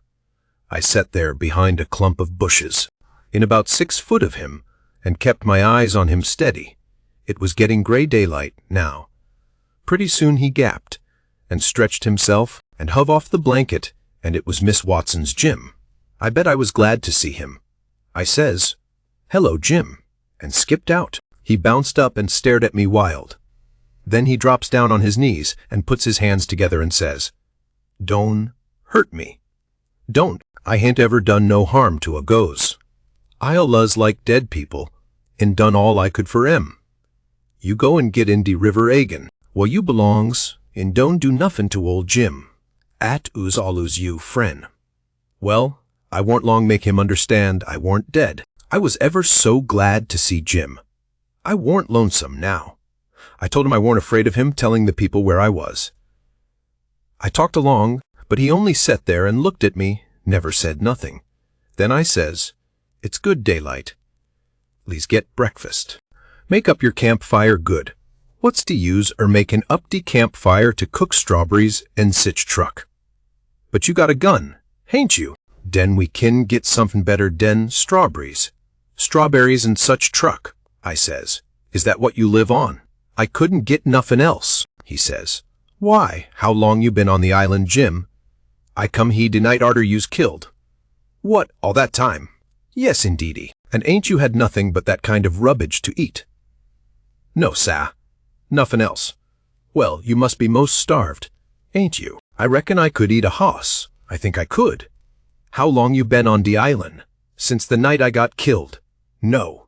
Why? What has you lived on?" "But you got a gun." "Oh, yes, you got a gun. Dat's good. Now you kill somethin' I'll make up de fire." So we went over to where the canoe was, and while he built a fire in a grassy, open place amongst the trees, I fetched meal and bacon and coffee pot, and frying pan, and sugar in tin cups, and the nigger was set back considerable, because he reckoned it was all done with witchcraft. I catched a good big catfish, too, and Jim cleaned him with his knife, and fried him. When breakfast was ready, we lolled on the grass and eat it smoking hot. Jim laid it in with all his might, for he was most about starved. Then when we had got pretty well stuffed, we laid off and lazied. By and by Jim says, "But looky here, Huck, who was it dat was killed in dat shanty, if it warn't you?" Then I told him the whole thing, and he said it was smart. He said Tom Sawyer couldn't get up no better plan than what I had. Then I says, "How do you come to be here, Jim, and how'd you get here?" He looked pretty uneasy, and didn't say nothing for a minute. Then he says, "Maybe I better not tell." "Why, Jim?" "Well, dese reasons." "But you wouldn't tell on me if I used to tell you, would you, Huck?" "Blamed if I would, Jim." "Well, I believe you, Huck. I run off, Jim. But mind, you said you wouldn't tell." "You know you said you wouldn't tell, Huck." "Well, I did. I said I wouldn't, and I'll stick to it. Honest Injun, I will. People would call me a low-down abolitionist and despise me for keeping mum. But that don't make no difference. I ain't a-going to tell, and I ain't a-going back there anyways. So now, le's know all about it." "Well, you see, it goes dis way. Ol' missus, dat's Miss Watson. She pecks on me all de time, and treats me pooty rough, but she allus said she wouldn't sell me down to Orleans. But I noticed dey was a nigger trader round de place consid'able lately, and I begin to get uneasy. Well, one night I creeps to de do, pooty late, and de do warn't quite shet, and I hear ol' missus tell de widder she gwine to sell me down to Orleans, but she didn't want to, but she could get $800 for me, and it uz sich a big stack o' money, she couldn't resist. De widder she tried to get her to say she wouldn't do it, but I never waited to hear de res. I lit out mighty quick, I tell you. I tuck out and shin down de hill and speck to steal a skift long de show sommers 'bove de town. But dey was people a-stirrin' yit, so I hid in de old tumble-down cooper shop on de bank to wait for everybody to go way. Well, I was dow all night. Dey was somebody round all de time. Long 'bout 6 in de mornin', skifts begin to go by. And 'bout 8 or 9, every skift dat went long was talkin' 'bout how you pap come over to de town and say you's killed. Dese last skiffs was full o' ladies and gen'men a-goin' over for to see de place. Sometimes de'd pull up at de show and take a res befo' de started acrost.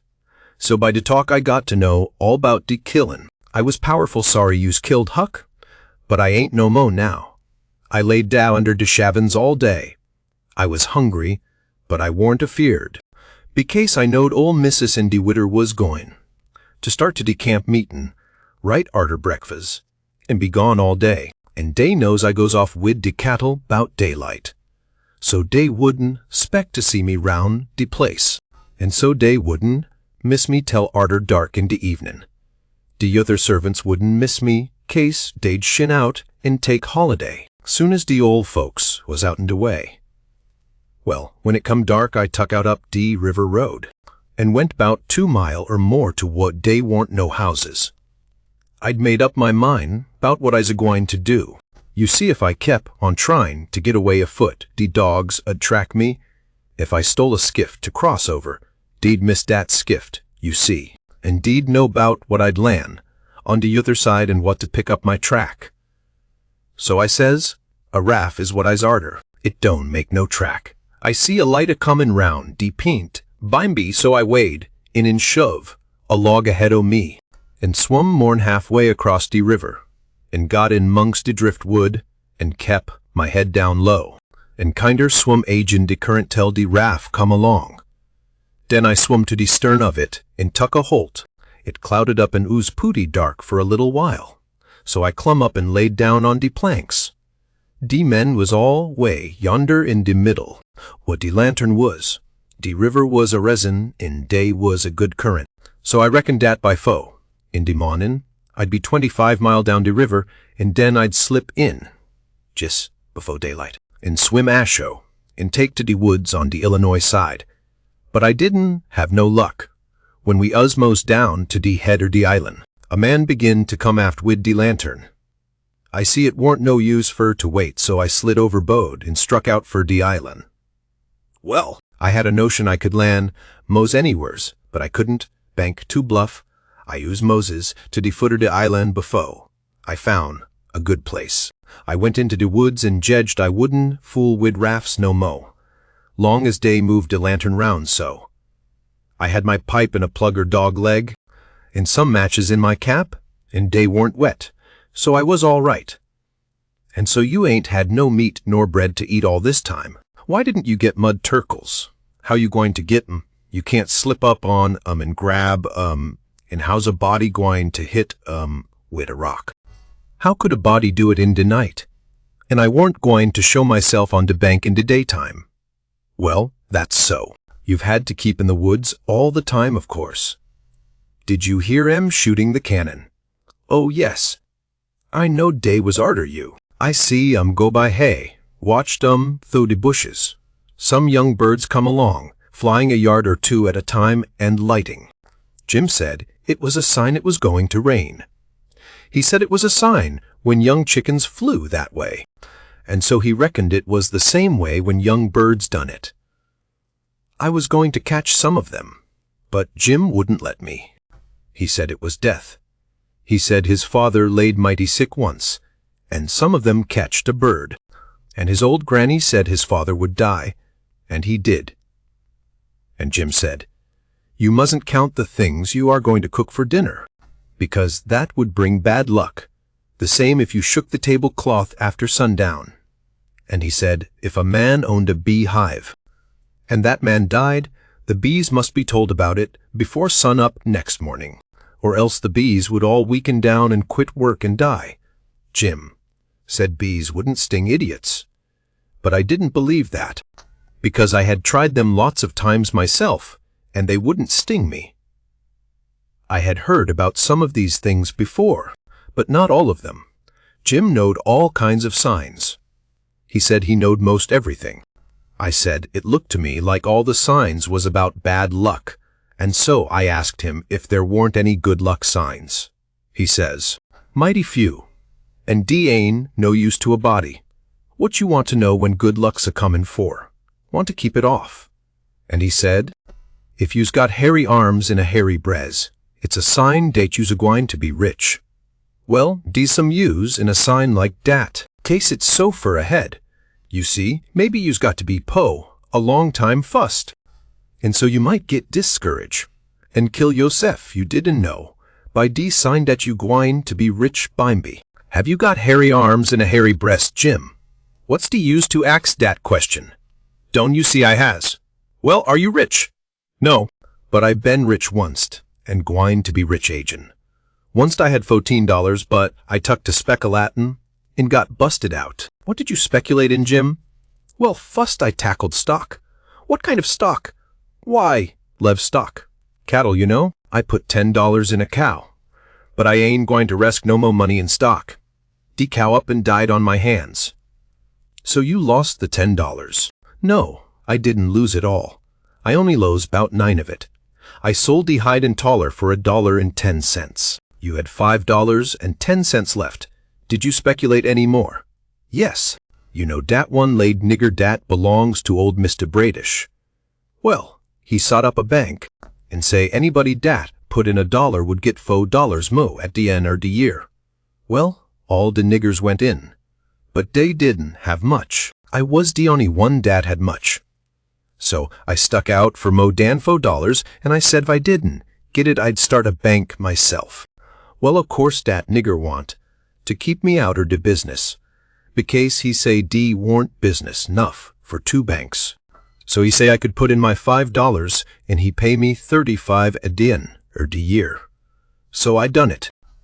Den I reckoned I'd invest de $35 right off and keep things a-movin'. Dey was a nigger name, Bob, dat had ketched a wood flat, and his marster didn't know it, and I bought it offen him and told him to take de $35 when de end er de year come. But somebody stole de wood flat dat night, and next day de one-legged nigger say de bank is busted. So dey didn't none of us get no money. What did you do with the 10 cents, Jim? Well, I was gwine to spend it, but I had a dream, and de dream told me to give it to a nigger named Balaam. Balaam's as dey call him for short. He's one er dem chuckleheads, you know, but he's lucky, dey say, and I see I warn't lucky. De dream say let Balaam invis de 10 cents and he'd make a raise for me. Well, Balaam he tuck de money, and when he was in church he hear de preacher say dat whoever give to de po len to de Lord, and bound to get his money back 100 times. So Balaam he tuck and give de 10 cents to de po, and laid low to see what was gwine to come of it. Well, what did come of it, Jim? Nuffin never come of it. I couldn't manage to collect dat money no way, and Balaam he couldn't. I ain't going to len no mo money doubt I see de security. Bound to get you money back 100 times, de preacher says. If I could get de 10 cents back, I'd call it squaw, and be glad er de chanced. Well, it's all right anyway, Jim, long as you're going to be rich again some time or other. Yes, and I's rich now, come to look at it. I owns myself, and I's with $800. I wished I had de money. I wouldn't want no mo. Chapter 9. I wanted to go and look at a place right about the middle of the island that I'd found when I was exploring. So we started, and soon got to it, because the island was only 3 miles long and 1/4 of a mile wide. This place was a tolerable long steep hill or ridge, about 40 foot high. We had a rough time getting to the top. The sides was so steep and the bushes so thick. We tramped and clumb around all over it, and by found a good big cavern in the rock, most up to the top on the side towards Illinois. The cavern was as big as 2 or 3 rooms bunched together, and Jim could stand up straight in it. It was cool in there. Jim was for putting our traps in there right away, but I said we didn't want to be climbing up and down there all the time. Jim said if we had the canoe hid in a good place, and had all the traps in the cavern, we could rush there if anybody was to come to the island, and they would never find us without dogs. And besides, he said them little birds had said it was going to rain, and did I want the things to get wet? So we went back and got the canoe and paddled up abreast the cavern and lugged all the traps up there. Then we hunted up a place close by to hide the canoe in, amongst the thick willows. We took some fish off of the lines and set them again, and begun to get ready for dinner. The door of the cavern was big enough to roll a hogshead in, and on one side of the door the floor stuck out a little bit and was flat, and a good place to build a fire on. So we built it there and cooked dinner. We spread the blankets inside for a carpet and eat our dinner in there. We put all the other things handy at the back of the cavern. Pretty soon it darkened up and begun to thunder and lighten, so the birds was right about it. Directly it begun to rain, and it rained like all fury, too, and I never see the wind blow so. It was one of these regular summer storms. It would get so dark that it looked all blue-black outside, and lovely. And the rain would thrash along by so thick that the trees off a little ways looked dim and spider-webby. And here would come a blast of wind that would bend the trees down and turn up the pale underside of the leaves. And then a perfect ripper of a gust would follow along and set the branches to tossing their arms as if they was just wild. And next, when it was just about the bluest and blackest, fest, it was as bright as glory, and you'd have a little glimpse of tree-tops a-plunging about, away off yonder in the storm. Hundreds of yards further than you could see before, dark as sin again in a second. And now you'd hear the thunder let go with an awful crash, and then go rumbling, grumbling, tumbling down the sky towards the underside of the world, like rolling empty barrels downstairs, where it's long stairs and they bounce a good deal, you know? Jim, this is nice, I says.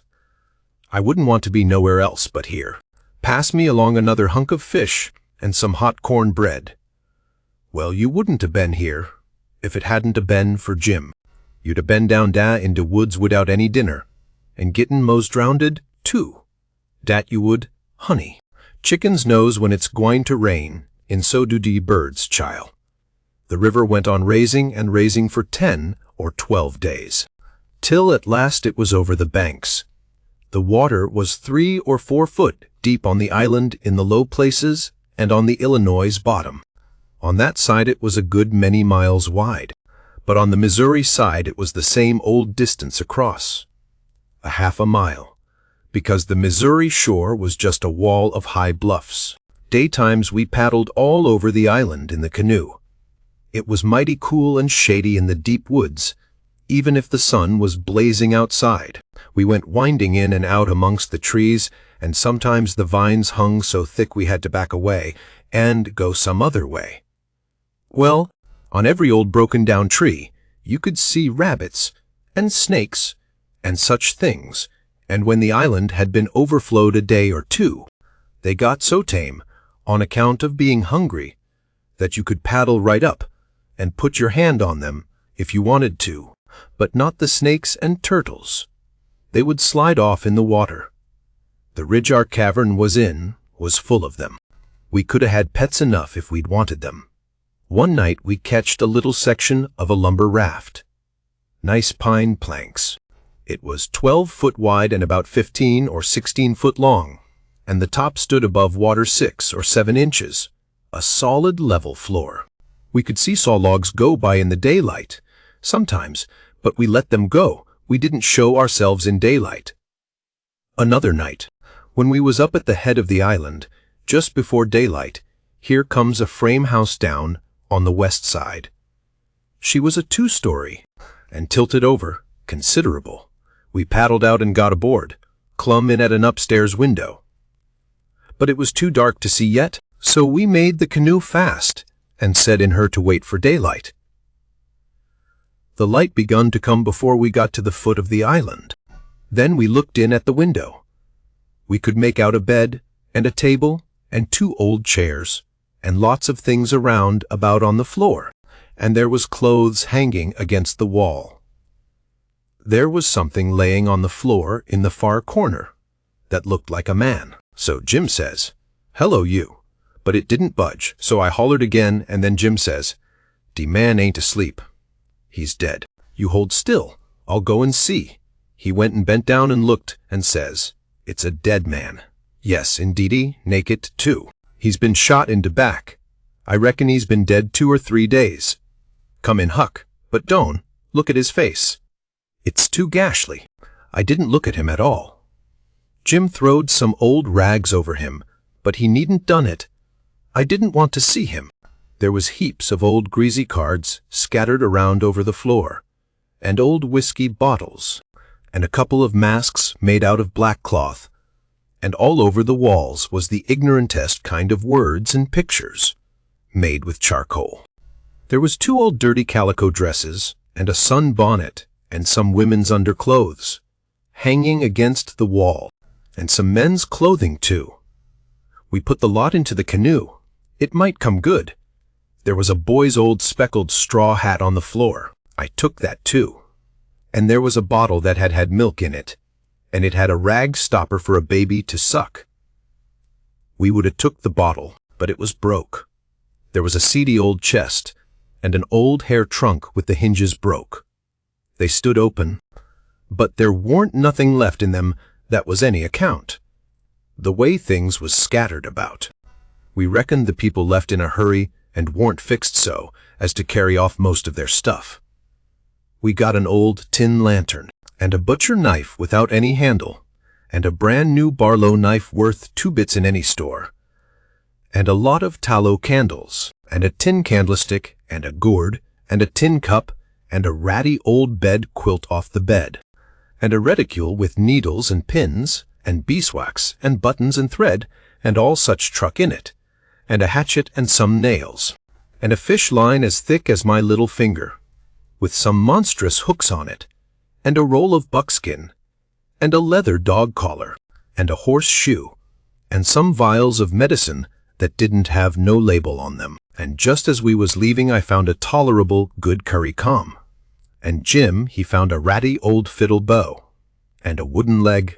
The straps was broke off of it, but bearing that, it was a good enough leg, though it was too long for me, and not long enough for Jim, and we couldn't find the other one, though we hunted all around. And so, take it all around, we made a good haul. When we was ready to shove off, we was a quarter of a mile below the island, and it was pretty broad day. So I made Jim lay down in the canoe and cover up with the quilt, because if he set up, people could tell he was a nigger a good ways off. I paddled over to the Illinois shore, and drifted down most a half a mile doing it. I crept up the dead water under the bank, and hadn't no accidents and didn't see nobody. We got home all safe. Chapter 10. After breakfast, I wanted to talk about the dead man and guess out how he come to be killed. But Jim didn't want to. He said it would fetch bad luck, and besides, he said, he might come and haunt us. He said a man that warn't buried was more likely to go a-haunting around than one that was planted and comfortable. That sounded pretty reasonable, so I didn't say no more, but I couldn't keep from studying over it, and wishing I knowed who shot the man, and what they done it for. We rummaged the clothes we'd got, and found $8 in silver sewed up in the lining of an old blanket overcoat. Jim said he reckoned the people in that house stole the coat, because if they'd a knowed the money was there they wouldn't a left it. I said I reckoned they killed him, too, but Jim didn't want to talk about that. I says, now you think it's bad luck, but what did you say when I fetched in the snake's skin that I found on the top of the ridge day before yesterday? You said it was the worst bad luck in the world to touch a snake's skin with my hands. Well, here's your bad luck. We've raked in all this truck and $8 besides. I wish we could have some bad luck like this every day, Jim. Never you mind. Honey, never you mind. Don't you get too pert. It's a-comin'. Mind I tell you, it's a-comin'. It did come, too. It was a Tuesday that we had that talk. Well, after dinner Friday, we was laying around in the grass at the upper end of the ridge and got out of tobacco. I went to the cavern to get some and found a rattlesnake in there. I killed him and curled him up on the foot of Jim's blanket, ever so natural, thinking there'd be some fun when Jim found him there. Well, by night I forgot all about the snake, and when Jim flung himself down on the blanket while I struck a light, the snake's mate was there and bit him. He jumped up yelling, and the first thing the light showed was the varmint curled up and ready for another spring. I laid him out in a second with a stick, and Jim grabbed Pap's whiskey jug and begun to pour it down. He was barefooted, and the snake bit him right on the heel. That all comes of my being such a fool as to not remember that wherever you leave a dead snake, its mate always comes there and curls around it. Jim told me to chop off the snake's head and throw it away, and then skin the body and roast a piece of it. I done it, and he eat it and said it would help cure him. He made me take off the rattles and tie them around his wrist, too. He said that that would help. Then I slid out quiet and throwed the snakes clear away amongst the bushes, for I warn't going to let Jim find out it was all my fault, not if I could help it. Jim sucked and sucked at the jug, and now and then he got out of his head and pitched around and yelled. But every time he come to himself, he went to sucking at the jug again. His foot swelled up pretty big, and so did his leg. But by and by the drunk begun to come, and so I judged he was all right. But I'd druther been bit with a snake than Pap's whiskey. Jim was laid up for 4 days and nights. Then the swelling was all gone, and he was around again. I made up my mind I wouldn't ever take a holt of a snake's skin again with my hands, now that I see what had come of it. Jim said he reckoned I would believe him next time, and he said that handling a snake's skin was such awful bad luck that maybe we hadn't got to the end of it yet. He said he'd druther see the new moon over his left shoulder as much as 1,000 times than take up a snake's skin in his hand. Well, I was getting to feel that way myself, though I've always reckoned that looking at the new moon over your left shoulder is one of the carelessest and foolishest things a body can do. Old Hank Bunker done it once and bragged about it, and in less than 2 years he got drunk and fell off of the shot tower and spread himself out so that he was just a kind of a layer, as you may say, and they slid him edgeways between 2 barn doors for a coffin and buried him so they say. But I didn't see it. Pap told me. But anyway, it all come of looking at the moon that way like a fool. Well, the days went along, and the river went down between its banks again, and about the first thing we done was to bait one of the big hooks with a skinned rabbit and set it and catch a catfish that was as big as a man, being 6 foot 2 inches long and weighed over 200 pounds. We couldn't handle him, of course. He would have flung us into Illinois. We just sat there and watched him rip and tear around till he drowned. We found a brass button in his stomach and a round ball and lots of rubbish. We split the ball open with the hatchet, and there was a spool in it. Jim said he'd had it there a long time, to coat it over so and make a ball of it. It was as big a fish as was ever catched in the Mississippi, I reckon. Jim said he hadn't ever seen a bigger one. He would have been worth a good deal over at the village. They peddle out such a fish as that by the pound in the market house there. Everybody buys some of him. His meat's as white as snow and makes a good fry. Next morning I said it was getting slow and dull, and I wanted to get a stirring up some way. I said I reckoned I would slip over the river and find out what was going on. Jim liked that notion, but he said I must go in the dark and look sharp. Then he studied it over and said, couldn't I put on some of them old things and dress up like a girl? That was a good notion, too. So we shortened up one of the calico gowns, and I turned up my trouser legs to my knees and got into it. Jim hitched it behind with the hooks, and it was a fair fit. I put on the sunbonnet and tied it under my chin, and then for a body to look in and see my face was like looking down a joint of stovepipe. Jim said nobody would know me. Even in the daytime, hardly. I practiced around all day to get the hang of the things, and by I could do pretty well in them.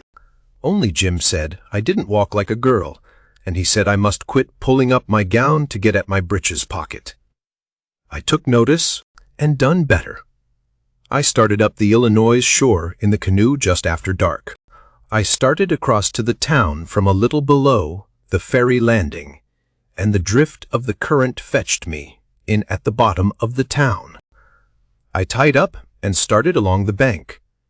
There was a light burning in a little shanty that hadn't been lived in for a long time, and I wondered who had took up quarters there. I slipped up and peeped in at the window. There was a woman about 40-year-old in there, knitting by a candle that was on a pine table. I didn't know her face. She was a stranger, for you couldn't start a face in that town that I didn't know. Now this was lucky, because I was weakening. I was getting afraid I had come. People might know my voice and find me out. But if this woman had been in such a little town 2 days, she could tell me all I wanted to know. So I knocked at the door, and made up my mind I wouldn't forget I was a girl. Chapter 11. "Come in," says the woman, and I did, she says. "Take a cheer." I done it. She looked me all over with her little shiny eyes, and says, "What might your name be?" "Sarah Williams." "Whereabouts do you live?" "In this neighborhood, Nome." "In Hookerville, 7 miles below." "I've walked all the way and I'm all tired out. Hungry, too, I reckon. I'll find you something." "Nome, I ain't hungry. I was so hungry I had to stop 2 miles below here at a farm, so I ain't hungry no more. It's what makes me so late. My mother's down sick, and out of money and everything, and I come to tell my Uncle Abner more. He lives at the upper end of the town," she says. "I hain't ever been here before. Do you know him?" "No, but I don't know everybody yet. I haven't lived here quite 2 weeks. It's a considerable ways to the upper end of the town. You better stay here all night. Take off your bonnet." "No," I says. "I'll rest a while, I reckon, and go on. I ain't afeard of the dark." She said she wouldn't let me go by myself, but her husband would be in by and by, maybe in an hour and a half, and she'd send him along with me. Then she got to talking about her husband, and about her relations up the river, and her relations down the river, and about how much better off they used to was, and how they didn't know, but they'd made a mistake coming to our town instead of letting well alone, and so on, till I was afeard I had made a mistake coming to her to find out what was going on in the town. But by and by she dropped onto Pap and the murder, and then I was pretty willing to let her clatter right along. She told about me and Tom Sawyer finding the $6,000, only she got it 10, and all about Pap, and what a hard lot he was, and what a hard lot I was, and at last she got down to where I was murdered. I says, "Who done it? We've heard considerable about these goings-on down in Hookerville, but we don't know who 'twas that killed Huck Finn." "Well, I reckon there's a right smart chance of people here that like to know who killed him. Some thinks old Finn done it himself." "Noak, is that so?" "Most everybody thought it at first. He'll never know how nigh he come to getting lynched. But before night they changed around and judged it was done by a runaway nigger named Jim. Why, heek." I stopped. I reckoned I better keep still. She run on, and never noticed I had put in at all. The nigger run off the very night Huck Finn was killed. So there's a reward out for him, $300. And there's a reward out for old Finn too, $200. You see, he come to town the morning after the murder, and told about it, and was out with M on the ferry boat hunt, and right away after he up and left. Before night they wanted to lynch him, but he was gone, you see. Well, next day they found out the nigger was gone. They found out he hadn't been seen since 10 o'clock, the night the murder was done. So then they put it on him, you see, and while they was full of it. Next day back comes old Finn, and went boo-hooing to Judge Thatcher to get money to hunt for the nigger all over Illinois with. The judge give him some, and that evening he got drunk, and was around till after midnight, with a couple of mighty hard-looking strangers, and then went off with them. Well, he hain't come back since, and they ain't looking for him back till this thing blows over a little. For people thinks now that he killed his boy and fixed things so folks would think robbers done it. And then he'd get Huck's money without having to bother a long time with a lawsuit.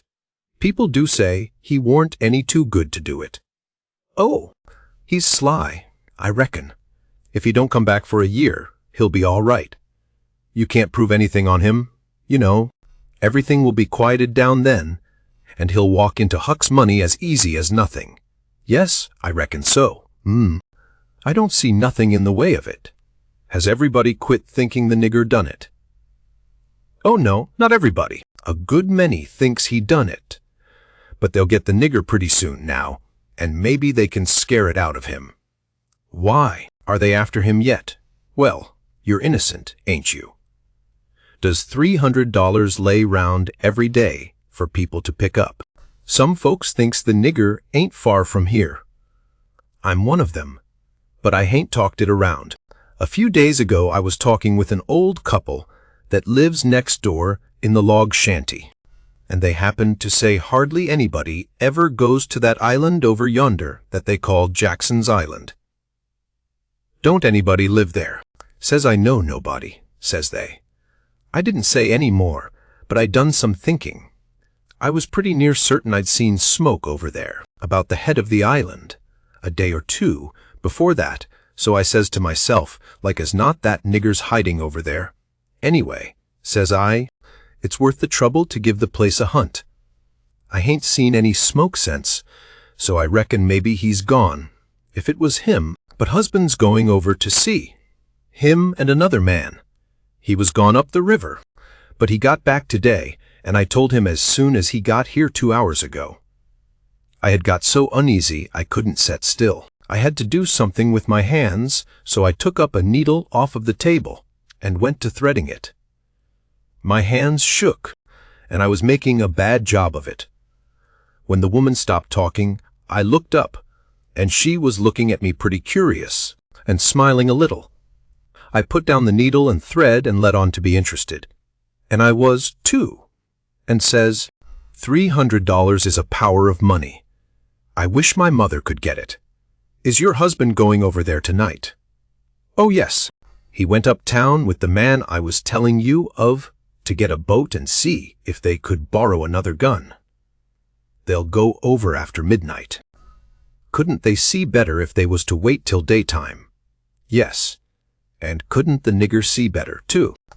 After midnight, he'll likely be asleep, and they can slip around through the woods and hunt up his campfire, all the better for the dark, if he's got one. I didn't think of that. The woman kept looking at me pretty curious, and I didn't feel a bit comfortable. Pretty soon she says, "What did you say your name was, honey M?" Mary Williams. Somehow it didn't seem to me that I said it was Mary before, so I didn't look up. Seemed to me I said it was Sarah, so I felt sort of cornered, and was afeard maybe I was looking it, too. I wished the woman would say something more. The longer she sat still, the uneasier I was. But now she says, "Honey, I thought you said it was Sarah when you first come in." "Oh, yes'm, I did. Sarah Mary Williams. Sarah's my first name. Some calls me Sarah, some calls me Mary. Oh, that's the way of it." "Yes'm." I was feeling better then, but I wished I was out of there anyway. I couldn't look up yet. Well, the woman fell to talking about how hard times was, and how poor they had to live, and how the rats was as free as if they owned the place, and so forth, and so on. And then I got easy again. She was right about the rats. You'd see one stick his nose out of a hole in the corner every little while. She said she had to have things handy to throw at them when she was alone, or they wouldn't give her no peace. She showed me a bar of lead, twisted up into a knot, and said she was a good shot with it generally, but she'd wrenched her arm a day or two ago, and didn't know whether she could throw true now. But she watched for a chance, and directly she banged away at a rat, but she missed him wide, and said, "Ouch." It hurt her arm so. Then she told me to try for the next one. I wanted to be getting away before the old man got back, but of course I didn't let on. I got the thing, and the first rat that showed his nose I let drive, and if he'd a stayed where he was he'd have been a tolerable sick rat. She said that was first rate, and she reckoned I would hive the next one. She went and got the lump of lead, and fetched it back, and brought along a hank of yarn, which she wanted me to help her with. I held up my 2 hands, and she put the hank over them, and went on talking about her and her husband's matters. But she broke off to say, "Keep your eye on the rats. You better have the lead in your lap handy." So she dropped the lump into my lap, just at that moment, and I clapped my legs together on it, and she went on talking. But only about a minute.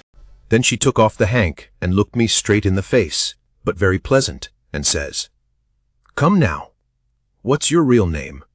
"Well, what, Mum, what's your real name? Is it Bill, or Tom, or Bob, or what is it?" I reckon I shook like a leaf, and I didn't know hardly what to do. But I says, "Please to don't poke fun at a poor girl like me, Mum. If I'm in the way here, No, you won't. Set down and stay where you are. I ain't going to hurt you, and I ain't going to tell on you, neither. You just tell me your secret, and trust me. I'll keep it, and what's more, I'll help you. So my old man, if you want him to. You see, you're a runaway 'prentice, that's all. It ain't anything. There ain't any harm in it. You've been treated bad, and you made up your mind to cut. Bless you, child, I wouldn't tell on you. Tell me all about it now." That's a good boy. So I said it wouldn't be no use to try to play it any longer, and I would just make a clean breast and tell her everything, but she mustn't go back on her promise. Then I told her my father and mother was dead, and the law had bound me out to a mean old farmer in the country 30 mile back from the river, and he treated me so bad I couldn't stand it no longer. He went away to be gone a couple of days, and so I took my chance and stole some of his daughter's old clothes and cleared out. And I had been 3 nights coming the 30 miles. I traveled nights and hid daytimes and slept, and the bag of bread and meat I carried from home lasted me all the way, and I had a plenty. I said I believed my Uncle Abner Moore would take care of me, and so that was why I struck out for this town of Goshen. Goshen? Child, this ain't Goshen. This is St. Petersburg. Goshen's 10 mile further up the river. Who told you this was Goshen? Why, a man I met at daybreak this morning, just as I was going to turn into the woods for my regular sleep. He told me when the roads forked I must take the right hand, and 5 mile would fetch me to Goshen. He was drunk, I reckon. He told you just exactly wrong. Well, he did act like he was drunk, but it ain't no matter now. I got to be moving along. I'll fetch Goshen before daylight. Hold on a minute. I'll put you up a snack to eat. You might want it. So she put me up a snack and says, "Say, when a cow's laying down, which end of her gets up first? Answer up prompt, now. Don't stop to study over it. Which end gets up first? The hind end, Mum. Well then, a horse. The for'ard end, Mum. Which side of a tree does the most moss grow on? North side. If 15 cows is browsing on a hillside, how many of them eats with their heads pointed the same direction? The whole 15, Mum. Well, I reckon you have lived in the country. I thought maybe you was trying to hocus me again. What's your real name, now? George Peters, Mum. Well, try to remember it, George.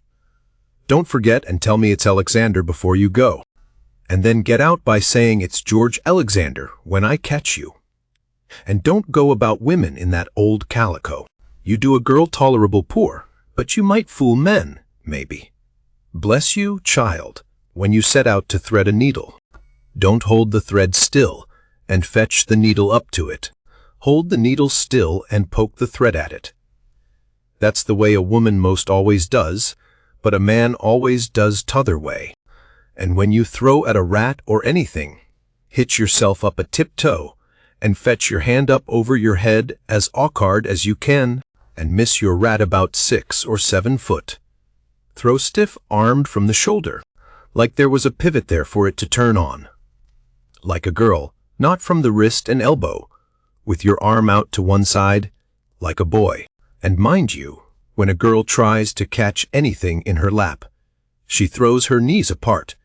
She don't clap them together, the way you did when you catched the lump of lead. Why? I spotted you for a boy when you was threading the needle, and I contrived the other things just to make certain. Now trot along to your uncle, Sarah Mary Williams, George Alexander Peters. And if you get into trouble, you send word to Mrs. Judith Loftus, which is me. And I'll do what I can to get you out of it.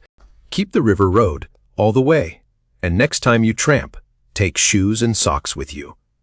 The river road's a rocky one, and your feet'll be in a condition when you get to Goshen, I reckon. I went up the bank about 50 yards, and then I doubled on my tracks and slipped back to where my canoe was, a good piece below the house. I jumped in and was off in a hurry. I went upstream far enough to make the head of the island, and then started across. I took off the sunbonnet, for I didn't want no blinders on then. When I was about the middle, I hear the clock begin to strike, so I stops and listens. The sound come faint over the water, but clear, 11. When I struck the head of the island, I never waited to blow, though I was most winded, but I shoved right into the timber where my old camp used to be, and started a good fire there on a high and dry spot. Then I jumped in the canoe and dug out for our place a mile and a half below, as hard as I could go. I landed and slopped through the timber and up the ridge and into the cavern. There Jim laid, sound asleep on the ground. I roused him out and says, "Get up and hump yourself, Jim. There ain't a minute to lose. They're after us." Jim never asked no questions. He never said a word. But the way he worked for the next half an hour showed about how he was scared. By that time, everything we had in the world was on our raft, and she was ready to be shoved out from the willow cove, where she was hid. We put out the campfire at the cavern the first thing, and didn't show a candle outside after that. I took the canoe out from shore a little piece and took a look. But if there was a boat around, I couldn't see it, for stars and shadows ain't good to see by. Then we got out the raft and slipped along down in the shade, past the foot of the island dead still, never saying a word. Chapter 12. It must have been close on to 1 o'clock when we got below the island at last, and the raft did seem to go mighty slow. If a boat was to come along, we was going to take to the canoe and break for the Illinois shore, and it was well a boat didn't come, for we hadn't ever thought to put the gun into the canoe, or a fishing line, or anything to eat. We was in rather too much of a sweat to think of so many things. It warn't good judgment to put everything on the raft if the men went to the island.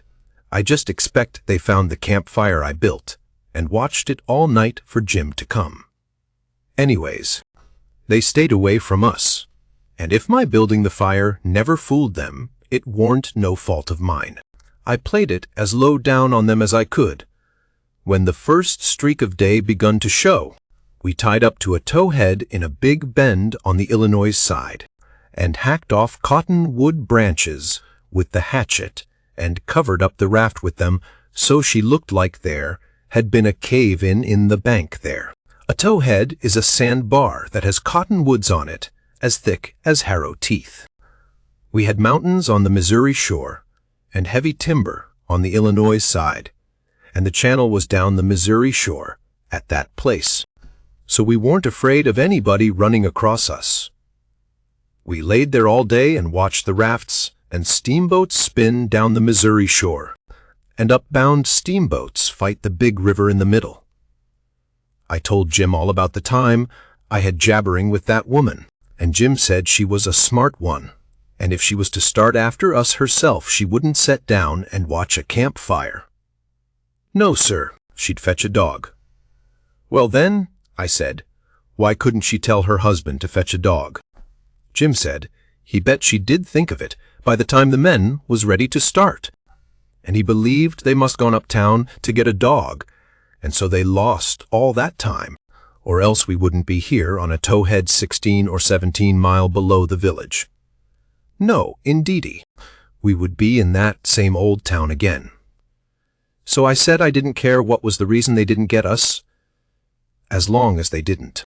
When it was beginning to come on dark, we poked our heads out of the cottonwood thicket and looked up and down and across. Nothing in sight. So Jim took up some of the top planks of the raft and built a snug wigwam to get under in blazing weather and rainy, and to keep the things dry. Jim made a floor for the wigwam and raised it a foot or more above the level of the raft. So now the blankets and all the traps was out of the reach of steamboat waves. Right in the middle of the wigwam, we made a layer of dirt about 5 or 6 inches deep with a frame around it to hold it to its place. This was to build a fire on in sloppy weather or chilly. The wigwam would keep it from being seen. We made an extra steering oar, too, because one of the others might get broke on a snag or something. We fixed up a short forked stick to hang the old lantern on, because we must always light the lantern whenever we see a steamboat coming downstream, to keep from getting run over. But we wouldn't have to light it for upstream boats, unless we see we was in what they call a crossing, for the river was pretty high yet, very low banks being still a little underwater, so upbound boats didn't always run the channel, but hunted easy water. This second night we run between 7 and 8 hours, with a current that was making over 4 mile an hour. We catched fish and talked, and we took a swim now and then to keep off sleepiness. It was kind of solemn, drifting down the big still river, laying on our backs looking up at the stars, and we didn't ever feel like talking loud, and it warn't often that we laughed, only a little kind of a low chuckle. We had mighty good weather, as a general thing, and nothing ever happened to us at all, that night, nor the next, nor the next. Every night we passed towns, some of them away up on black hillsides. Nothing but just a shiny bed of lights. Not a house could you see. The 5th night we passed St. Louis, and it was like the whole world lit up. In St. Petersburg they used to say there was 20 or 30,000 people in St. Louis.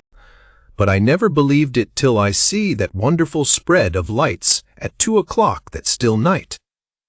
There warn't a sound there. Everybody was asleep. Every night now I used to slip ashore towards 10 o'clock at some little village and buy 10 or 15 cents worth of meal or bacon or other stuff to eat. And sometimes I lifted a chicken that warn't roosting comfortable and took him along. Pap always said, "Take a chicken when you get a chance, because if you don't want him yourself, you can easy find somebody that does, and a good deed ain't ever forgot." I never see Pap when he didn't want the chicken himself, but that is what he used to say.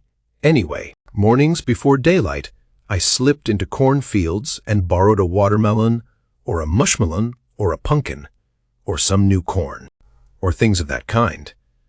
Pap always said it warn't no harm to borrow things, if you was meaning to pay them back sometime, but the widow said it warn't anything but a soft name for stealing, and no decent body would do it. Jim said he reckoned the widow was partly right and Pap was partly right, so the best way would be for us to pick out 2 or 3 things from the list and say we wouldn't borrow them any more.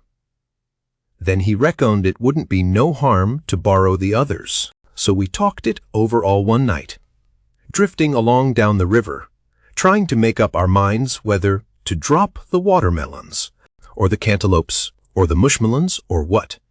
But towards daylight we got it all settled, satisfactory, and concluded to drop crabapples and simmons. We weren't feeling just right before that, but it was all comfortable now.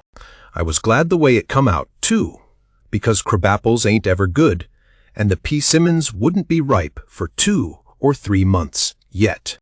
We shot a waterfowl now and then that got up too early in the morning or didn't go to bed early enough in the evening. Take it all around, we lived pretty high.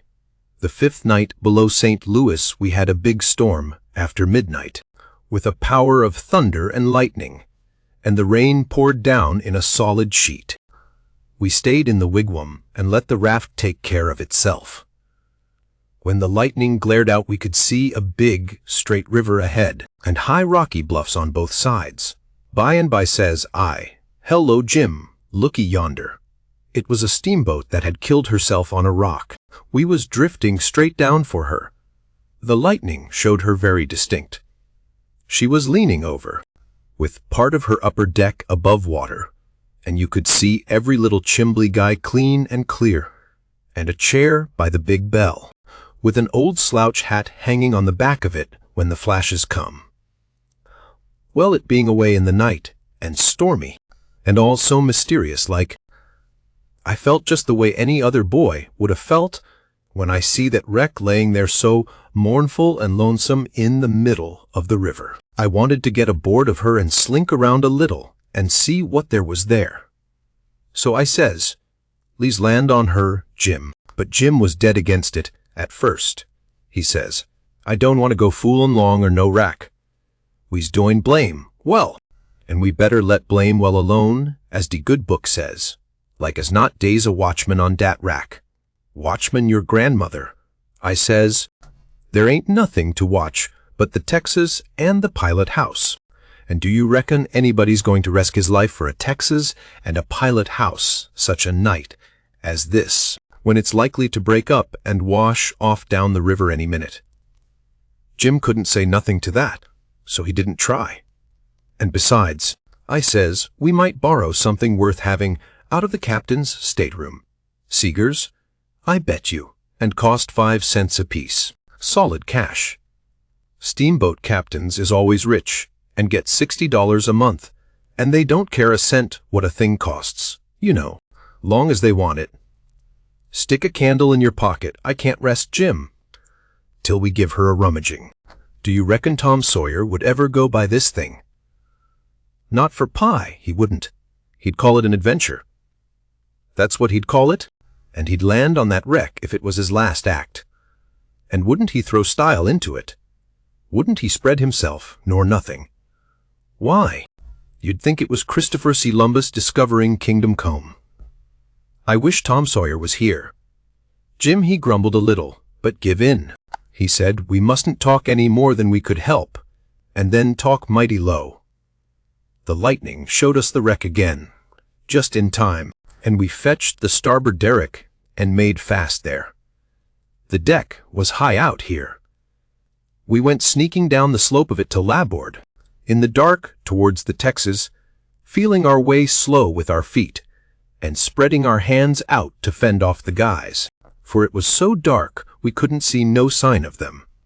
Pretty soon we struck the forward end of the skylight, and clumb onto it, and the next step fetched us in front of the captain's door, which was open, and by Jiminy, away down through the Texas hall we see a light. And all in the same second we seemed to hear low voices in yonder. Jim whispered and said he was feeling powerful sick, and told me to come along. I says, "All right," and was going to start for the raft, but just then I heard a voice wail out and say, "Oh, please don't, boys. I swear I won't ever tell." Another voice said, pretty loud, "It's a lie, Jim Turner. You've acted this way before. You always want more'n your share of the truck, and you've always got it, too, because you've swore if you didn't you'd tell. But this time you've said it just one time, too many. You're the meanest, treacherous-est hound in this country." By this time Jim was gone for the raft. I was just a-biling with curiosity, and I says to myself, Tom Sawyer wouldn't back out now, and so I won't either. I'm a-going to see what's going on here. So I dropped on my hands and knees in the little passage, and crept aft in the dark, till there warn't but about one stateroom betwixt me and the cross hall of the Texas. Then, in there I see a man stretched on the floor, and tied hand and foot, and 2 men standing over him. And one of them had a dim lantern in his hand, and the other one had a pistol. This one kept pointing the pistol at the man's head on the floor and saying, I'd like to. And I order too, a mean skunk. The man on the floor would shrivel up and say, "Oh, please don't. Bill, I ain't ever going to tell." And every time he said that, the man with the lantern would laugh and say, "Deed you ain't. You never said no truer thing in that, you bet you." And once he said, "Hear him beg. And yet if we hadn't got the best of him and tied him, he'd a killed us both. And what for? Just for nothing. Just because we stood on our rights. That's what for. But I lay you ain't a-going to threaten nobody any more. Jim Turner. Put up that pistol, Bill." Bill says, "I don't want to, Jake Packard. I'm for killing him. And didn't he kill old Hatfield just the same way? And don't he deserve it? But I don't want him killed, and I've got my reasons for it. Bless you heart for them words, Jake Packard. I'll never forget you, long's I live," says the man on the floor, sort of blubbering. Packard didn't take no notice of that, but hung up his lantern on a nail and started towards where I was, there in the dark, and motioned Bill to come.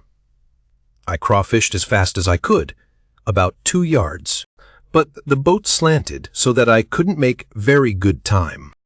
So to keep from getting run over and catched, I crawled into a stateroom on the upper side. The man come a-pawing along in the dark, and when Packard got to my stateroom, he says, "Here, come in here," and in he come, and Bill after him. But before they got in, I was up in the upper berth, cornered, and sorry I come. Then they stood there, with their hands on the ledge of the berth, and talked. I couldn't see them, but I could tell where they was by the whiskey they'd been having. I was glad I didn't drink whiskey. But it wouldn't made much difference, anyway, because most of the time they couldn't a treed me, because I didn't breathe. I was too scared, and besides, a body couldn't breathe and hear such talk. They talked low and earnest. Bill wanted to kill Turner, he says. He said he'll tell, and he will. If we was to give both our shares to him now, it wouldn't make no difference after the row, and the way we've served him. Sure's you're born, he'll turn state's evidence. Now you hear me. I'm for putting him out of his troubles. "So'm I," says Packard, very quiet. "Blame it, I'd sorter begun to think you wasn't." "Well, then, that's all right. Let's go and do it." "Hold on a minute. I hain't had my say yit. You listen to me. Shooting's good, but there's quieter ways if the thing's got to be done. But what I say is this: it ain't good sense to go courtin' around after a halter. If you can get at what you're up to in some way that's just as good, and at the same time don't bring you into no risks. Ain't that so? You bet it is. But how you going to manage it this time? Well, my idea is this. We'll rustle around and gather up whatever pickins we've overlooked in the staterooms, and shove for shore, and hide the truck. Then we'll wait. Now I say it ain't a-going to be more'n 2 hours before this wrack breaks up and washes off down the river. See, he'll be drownded, and won't have nobody to blame for it but his own self. I reckon. That's a considerable sight better'n killing of him. I'm unfavorable to killin' a man as long as you can get around it. It ain't good sense, it ain't good morals. Ain't I right? Yes, I reckon you are. But suppose she don't break up and wash off. Well, we can wait the 2 hours anyway and see, can't we? All right, then come along. So they started, and I lit out, all in a cold sweat, and scrambled forward. It was dark as pitch there, but I said in a kind of a coarse whisper, "Jim," and he answered up, right at my elbow, with a sort of a moan, and I says, "Quick, Jim, it ain't no time for fooling around and moaning. There's a gang of murderers in yonder, and if we don't hunt up their boat and set her drifting down the river so these fellows can't get away from the wreck, there's one of them going to be in a bad fix. But if we find their boat, we can put all of them in a bad fix. For the sheriff will get 'em. Quick, hurry. I'll hunt the labboard side, you hunt the starboard. You start at the raft and—" Oh my lordy lordy. Raft. Dey ain't no raft no mo. She done broke loose and gone. And here we is. Chapter 13. Well, I catched my breath and most fainted. Shut up on a wreck with such a gang as that. But it warn't no time to be sentimentering. We'd got to find that boat now. Had to have it for ourselves. So we went a-quaking and shaking down the starboard side, and slow work it was, too.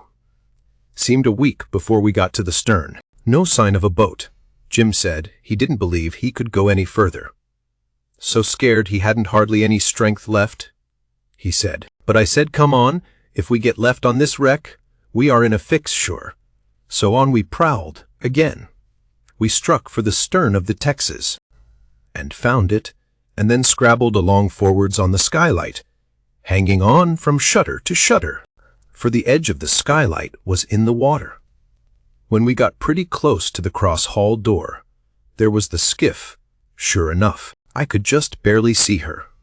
I felt ever so thankful. In another second I would have been aboard of her, but just then the door opened. One of the men stuck his head out, only about a couple of foot from me, and I thought I was gone, but he jerked it in again, and says, "Heave that blame lantern out o' sight, Bill." He flung a bag of something into the boat, and then got in himself, and sat down. It was Packard. Then Bill he come out and got in. Packard says in a low voice, "All ready." Shove off. I couldn't hardly hang onto the shutters, I was so weak. But Bill says, "Hold on, did you go through him?" "No." "Didn't you?" "No." "So he's got his share o' the cash yet." "Well then, come along. No use to take truck and leave money. Say, won't he suspicion what we're up to? Maybe he won't. But we got to have it anyway. Come along." So they got out and went in. The door slammed to, because it was on the careen side, and in a half-second I was in the boat, and Jim come a-tumbling after me. I out with my knife and cut the rope, and away we went. We didn't touch an oar, and we didn't speak nor whisper, nor hardly even breathe. We went gliding swift along, dead silent, past the tip of the paddle box, and past the stern. Then, in a second or two more, we was 100 yards below the wreck, and the darkness soaked her up, every last sign of her, and we was safe and knowed it. When we was 300 or 400 yards downstream, we see the lantern show like a little spark at the Texas door, for a second, and we knowed by that the rascals had missed their boat, and was beginning to understand that they was in just as much trouble now as Jim Turner was. Then Jim manned the oars, and we took out after our raft. Now was the first time that I begun to worry about the men. I reckon I hadn't had time to before. I begun to think how dreadful it was, even for murderers, to be in such a fix. I says to myself, there ain't no telling but I might come to be a murderer myself yet, and then how would I like it? So says I to Jim, the first light we see, we'll land 100 yards below it, or above it, in a place where it's a good hiding place for you and the skiff, and then I'll go and fix up some kind of a yarn and get somebody to go for that gang and get them out of their scrape, so they can be hung when their time comes. But that idea was a failure, for pretty soon it begun to storm again, and this time worse than ever. The rain poured down, and never a light showed. Everybody in bed, I reckon. We boomed along down the river, watching for lights, and watching for our raft. After a long time the rain let up, but the clouds stayed, and the lightning kept whimpering, and by a flash showed us a black thing ahead, floating, and we made for it. It was the raft, and mighty glad was we to get aboard of it again. We seen a light, now away down to the right, on shore. So I said I would go for it. The skiff was half full of plunder, which that gang had stole, there on the wreck. We hustled it onto the raft in a pile, and I told Jim to float along down and show a light when he judged he had gone about 2 miles, and keep it burning till I come. Then I manned my oars and shoved for the light. As I got down towards it, 3 or 4 more showed. Up on a hillside. It was a village. I closed in above the shore light, and laid on my oars and floated. As I went by, I see it was a lantern hanging on the jackstaff of a double-hull ferry boat. I skimmed around for the watchman, wondering whereabouts he slept, and by I found him roosting on the bitts. Forward, with his head down between his knees, I give his shoulder 2 or 3 little shoves, and begun to cry. He stirred up, in a kind of a startlish way, but when he see it was only me, he took a good gap and stretch, and then he says, "Hello, what's up?" "Don't cry, bub." "What's the trouble?" I says. "Pap and ma'am and sis and—" Then I broke down, he says. "Oh, dang it now, don't take on so. We all has to have our troubles, and this'n'll come out all right." "What's the matter with them?" They're. "Are you the watchman of the boat?" "Yes," he says, kind of pretty well satisfied like. "I'm the captain and the owner, and the mate, and the pilot, and watchman, and head deck hand, and sometimes I'm the freight and passengers. I ain't as rich as old Jim Hornback, and I can't be so generous and good to Tom, Dick and Harry as what he is, and slam around money the way he does. But I've told him a many a time I wouldn't trade places with him, for," says I, "a sailor's life's the life for me, and I'm derned if I'd live 2 mile out o' town, where there ain't nothing ever going on, not for all his spondulics and as much more on top of it," says Ike. I broke in and says, "They're in an awful peck of trouble, and—" "Who is?"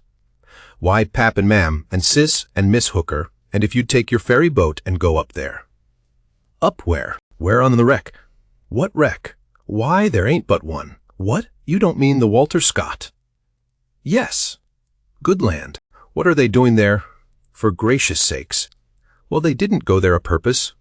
"I bet they didn't." "Why? Great goodness, there ain't no chance for 'em if they don't get off mighty quick." "Why? How in the nation did they ever get into such a scrape?" "Easy enough. Miss Hooker was a-visiting up there to the town." "Yes, Booth's Landing. Go on."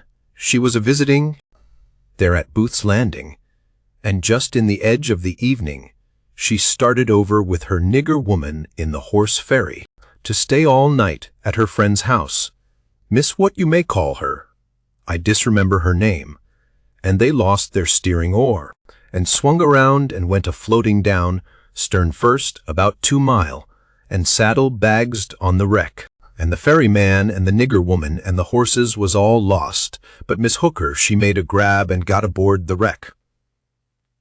Well, about an hour after dark, we come along down in our trading scow, and it was so dark we didn't notice the wreck till we was right on it, and so we saddle-bagsed, but all of us was saved but Bill Whipple.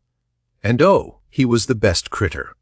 I most wished it had been me, I do. My George, it's the beatin'est thing I ever struck. And then what did you all do?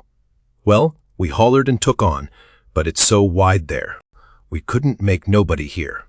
So Pap said somebody got to get ashore and get help somehow. I was the only one that could swim, so I made a dash for it. And Miss Hooker, she said, if I didn't strike help sooner, come here and hunt up her uncle, and he'd fix the thing.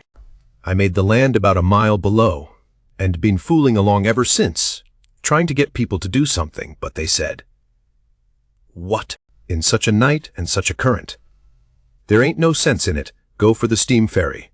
Now if you'll go, and—" By Jackson, I'd like to, and blame it I don't know but I will, but who in the dingnation's a-goin' to pay for it? Do you reckon you're Pap? Why, that's all right. Miss Hooker, she told me, particular, that her Uncle Hornback. Great guns, is he her uncle? Looky here. You break for that light over yonder way, and turn out west when you get there, and about a quarter of a mile out you'll come to the tavern. Tell him to dart you out to Jim Hornback's, and he'll foot the bill. And don't you fool around any, because he'll want to know the news. Tell him I'll have his niece all safe before he can get to town. Hump yourself. Now, I'm a-going up around the corner here, to roost out my engineer. I struck for the light, but as soon as he turned the corner, I went back and got into my skiff and bailed her out, and then pulled up shore in the easy water about 600 yards, and tucked myself in among some woodboats, for I couldn't rest easy till I could see the ferry boat start. But take it all around, I was feeling rather comfortable on accounts of taking all this trouble for that gang, for not many would have done it. I wished the widow knowed about it. I judged she would be proud of me for helping these rapscallions, because rapscallions and deadbeats is the kind the widow and good people takes the most interest in. Well, before long, here comes the wreck, dim and dusky, sliding along down. A kind of cold shiver went through me, and then I struck out for her. She was very deep, and I see in a minute there warn't much chance for anybody being alive in her. I pulled all around her and hollered a little, but there wasn't any answer, all dead still. I felt a little bit heavy-hearted about the gang, but not much, for I reckoned if they could stand it, I could. Then here comes the ferry boat, so I shoved for the middle of the river on a long downstream slant, and when I judged I was out of eye reach, I laid on my oars, and looked back and see her go and smell around the wreck for Miss Hooker's remainders, because the captain would know her Uncle Hornback would want them. And then pretty soon the ferry boat give it up and went for shore, and I laid into my work and went a-booming down the river. It did seem a powerful long time before Jim's light showed up, and when it did show, it looked like it was 1,000 miles off. By the time I got there, the sky was beginning to get a little gray in the east. So we struck for an island, and hid the raft, and sunk the skiff, and turned in and slept like dead people. Chapter 14. By and by, when we got up, we turned over the truck the gang had stole off of the wreck, and found boots, and blankets, and clothes, and all sorts of other things, and a lot of books, and a spyglass, and 3 boxes of Seegers. We hadn't ever been this rich before, in neither of our lives. The Seegers was prime. We laid off all the afternoon in the woods talking, and me reading the books, and having a general good time. I told Jim all about what happened inside the wreck, and at the ferry boat, and I said these kinds of things was adventures, but he said he didn't want no more adventures. He said that when I went in the Texas, and he crawled back to get on the raft and found her gone, he nearly died, because he judged it was all up with him. Any way it could be fixed, for if he didn't get saved, he would get drowned, and if he did get saved, whoever saved him would send him back home so as to get the reward, and then Miss Watson would sell him south. Sure, well, he was right. He was most always right. He had an uncommon level head for a nigger. I read considerable to Jim about kings, and dukes, and earls, and such, and how gaudy they dressed, and how much style they put on, and called each other your majesty, and your grace, and your lordship, and so on, 'stead of Mr., and Jim's eyes bugged out, and he was interested. He says, I didn't know dey was so many I hain't hearn 'bout none scasely but old King Sollerman, unless you counts dem king's dats in a pack er kyards. How much do a king get? I says, why? They get $1,000 a month if they want it. They can have just as much as they want. Everything belongs to them. Ain't dat gay? And what de got to do, Huck? They don't do nothing. Why, how you talk? They just set around. No. Is dat so? Of course it is. They just set around. Except maybe when there's a war, then they go to the war. But other times they just lazy around, or go hawking. Just hawking and spee. Sheck. Do you hear a noise? We skipped out and looked, but it warn't nothing but the flutter of a steamboat's wheel, away down coming around the point, so we come back. Yes, says I, and other times, when things is dull, they fuss with the Parliament, and if everybody don't go just so, he wucks their heads off. But mostly they hang round the harem. Round de which? Harem. What's de harem? The place where he keep his wives.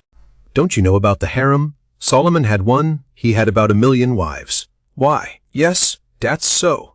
I done forgot it. A harem's a bodin' house, I reckon. Mos likely dey has rackety times in de nussery. and I reckon de wives quarrels considerable, and dat crease de racket. Yet dey say Solomon de wisest man dat ever live. I don't take no stock in dat.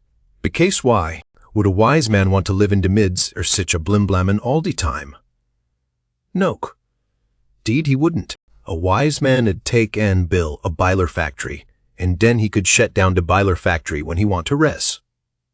Well, but he was the wisest man, anyway, because the widow she told me so, her own self. I don't keer what de widder say, he warn't no wise man, nuther. He had summer de dad fetchities ways I ever see. Does you know about dat child date he's going to chop in two? Yes, the widow told me all about it. Well, den, warn dat de beatness notion in de world. You jest take and look at it a minute. Da's de stump, da. Dat's one er de women, has you. Dat's de other one, I's Solomon, in dish year dollar bills de child. Both on you claims it. What does I do? Does I shin around mongs de neighbors and find out which on you de bill do belong to, and hand it over to de right one, all safe and sound, de way dat anybody dat had any gumption would? No, I take and wuck de bill in two, and give half on it to you, and de other half to de other woman. Dat's de way Solomon was gwine to do wid de child. Now I want to ask you, what's de user dat half a bill? Can't buy nothin' wid it. In what use is a half a child? I wouldn't give a dern for $1,000,000 on But hang it, Jim, you've clean missed the point. Blame it, you've missed it 1,000 mile. Who? Me. Go long. Don't talk me 'bout you pints. I reckon I knows sense when I sees it, and dey ain't no sense in sich doins as dat. Dispute warn't 'bout a half a child. Dispute was 'bout a whole child. And de man dat think he kin settle a spute 'bout a whole child wid a half a child. Don't know enough to come in out in de rain. Don't talk to me 'bout Solomon Huck. I knows him by de back. But I tell you don't get the point. Blame de pint. I reckon I knows what I knows. And mind you, de real pint is down furder. It's down deeper. It lays in de way Solomon was raised. You take a man dat's got only 1 or 2 chillun. Is dat man gwine to be wasteful o' chillun? No, he ain't. He can't afford it. He know how to value 'em. But you take a man dat's got 'bout 5,000,000 chillun runnin' round de house, and it's different. He as soon chop a child in two as a cat. Dee's plenty mo. A child or two, mo or less, warn't no consequence to Solomon, dad fetch him. I never see such a nigger. If he got a notion in his head once, there warn't no getting it out again. He was the most down on Solomon of any nigger I ever see. So I went to talking about other kings, and let Solomon slide. I told about Louis XVI that got his head cut off in France long time ago, and about his little boy the dolphin.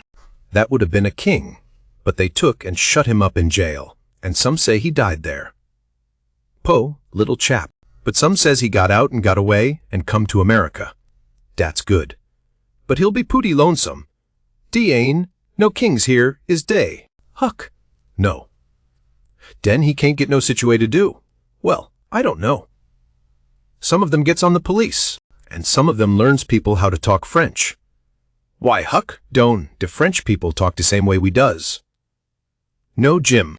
You couldn't understand a word they said. Not a single word. Well now, I be ding busted. How do dat come? I don't know, but it's so. I got some of their jabber out of a book. S'pose a man was to come to you and say, "Parlez-vous Franzy?" What would you think? I wouldn't think nuffin. I'd take and bust him over de head. Dat is, if he warn't white. I wouldn't low no nigger to call me dat.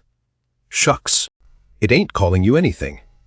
It's only saying, do you know how to talk French? Well, den, why couldn't he say it? Why, he is a-saying it. That's a Frenchman's way of saying it. Well, it's a blame, ridiculous way, and I don't want to hear no mo 'bout it. Dey ain't no sense in it. Looky here, Jim, does a cat talk like we do? No, a cat don't. Well, does a cow? No, a cow don't, nuther. Does a cat talk like a cow, or a cow talk like a cat? No, dey don't.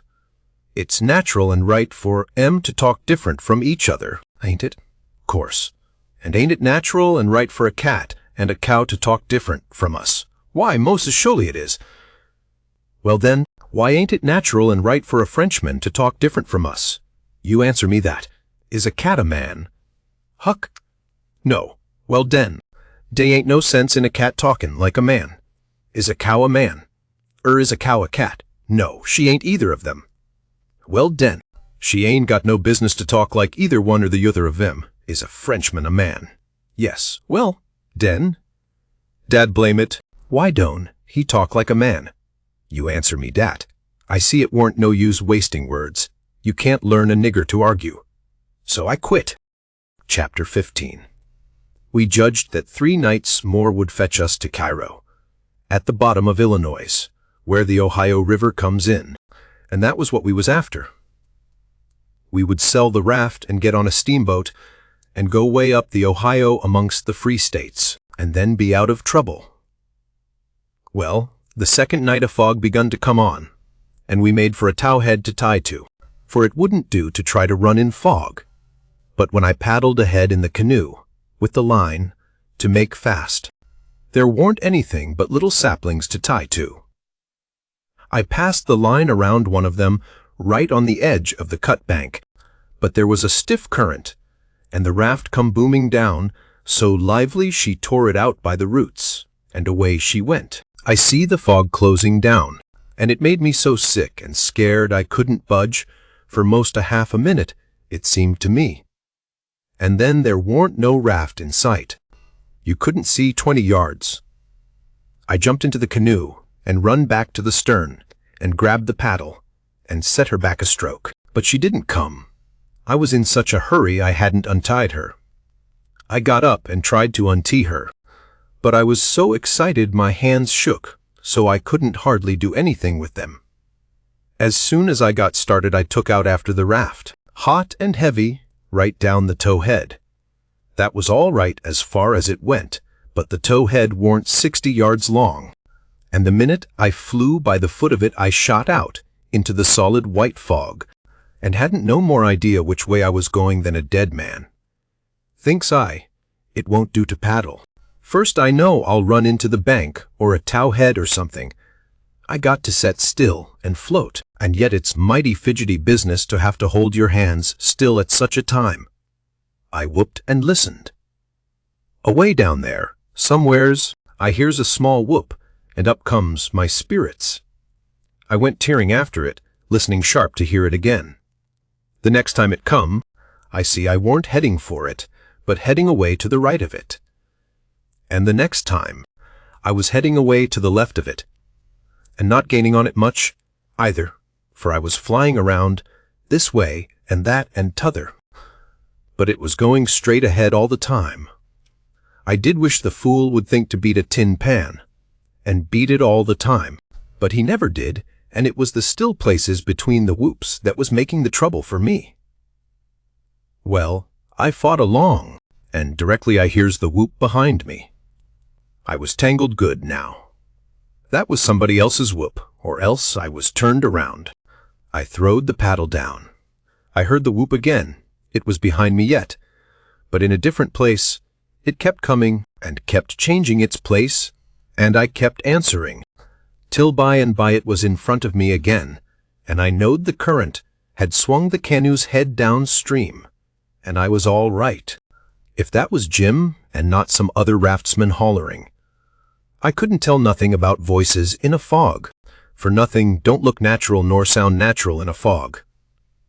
The whooping went on, and in about a minute I come a booming down on a cut bank with smoky ghosts of big trees on it, and the current throwed me off to the left and shot by, amongst a lot of snags that fairly roared. The current was tearing by them so swift. In another second or two it was solid white and still again. I sat perfectly still, then, listening to my heart thump, and I reckon I didn't draw a breath while it thumped 100. I just give up, then. I knowed what the matter was. That cut bank was an island, and Jim had gone down t'other side of it. It warn't no tow head that you could float by in 10 minutes. It had the big timber of a regular island.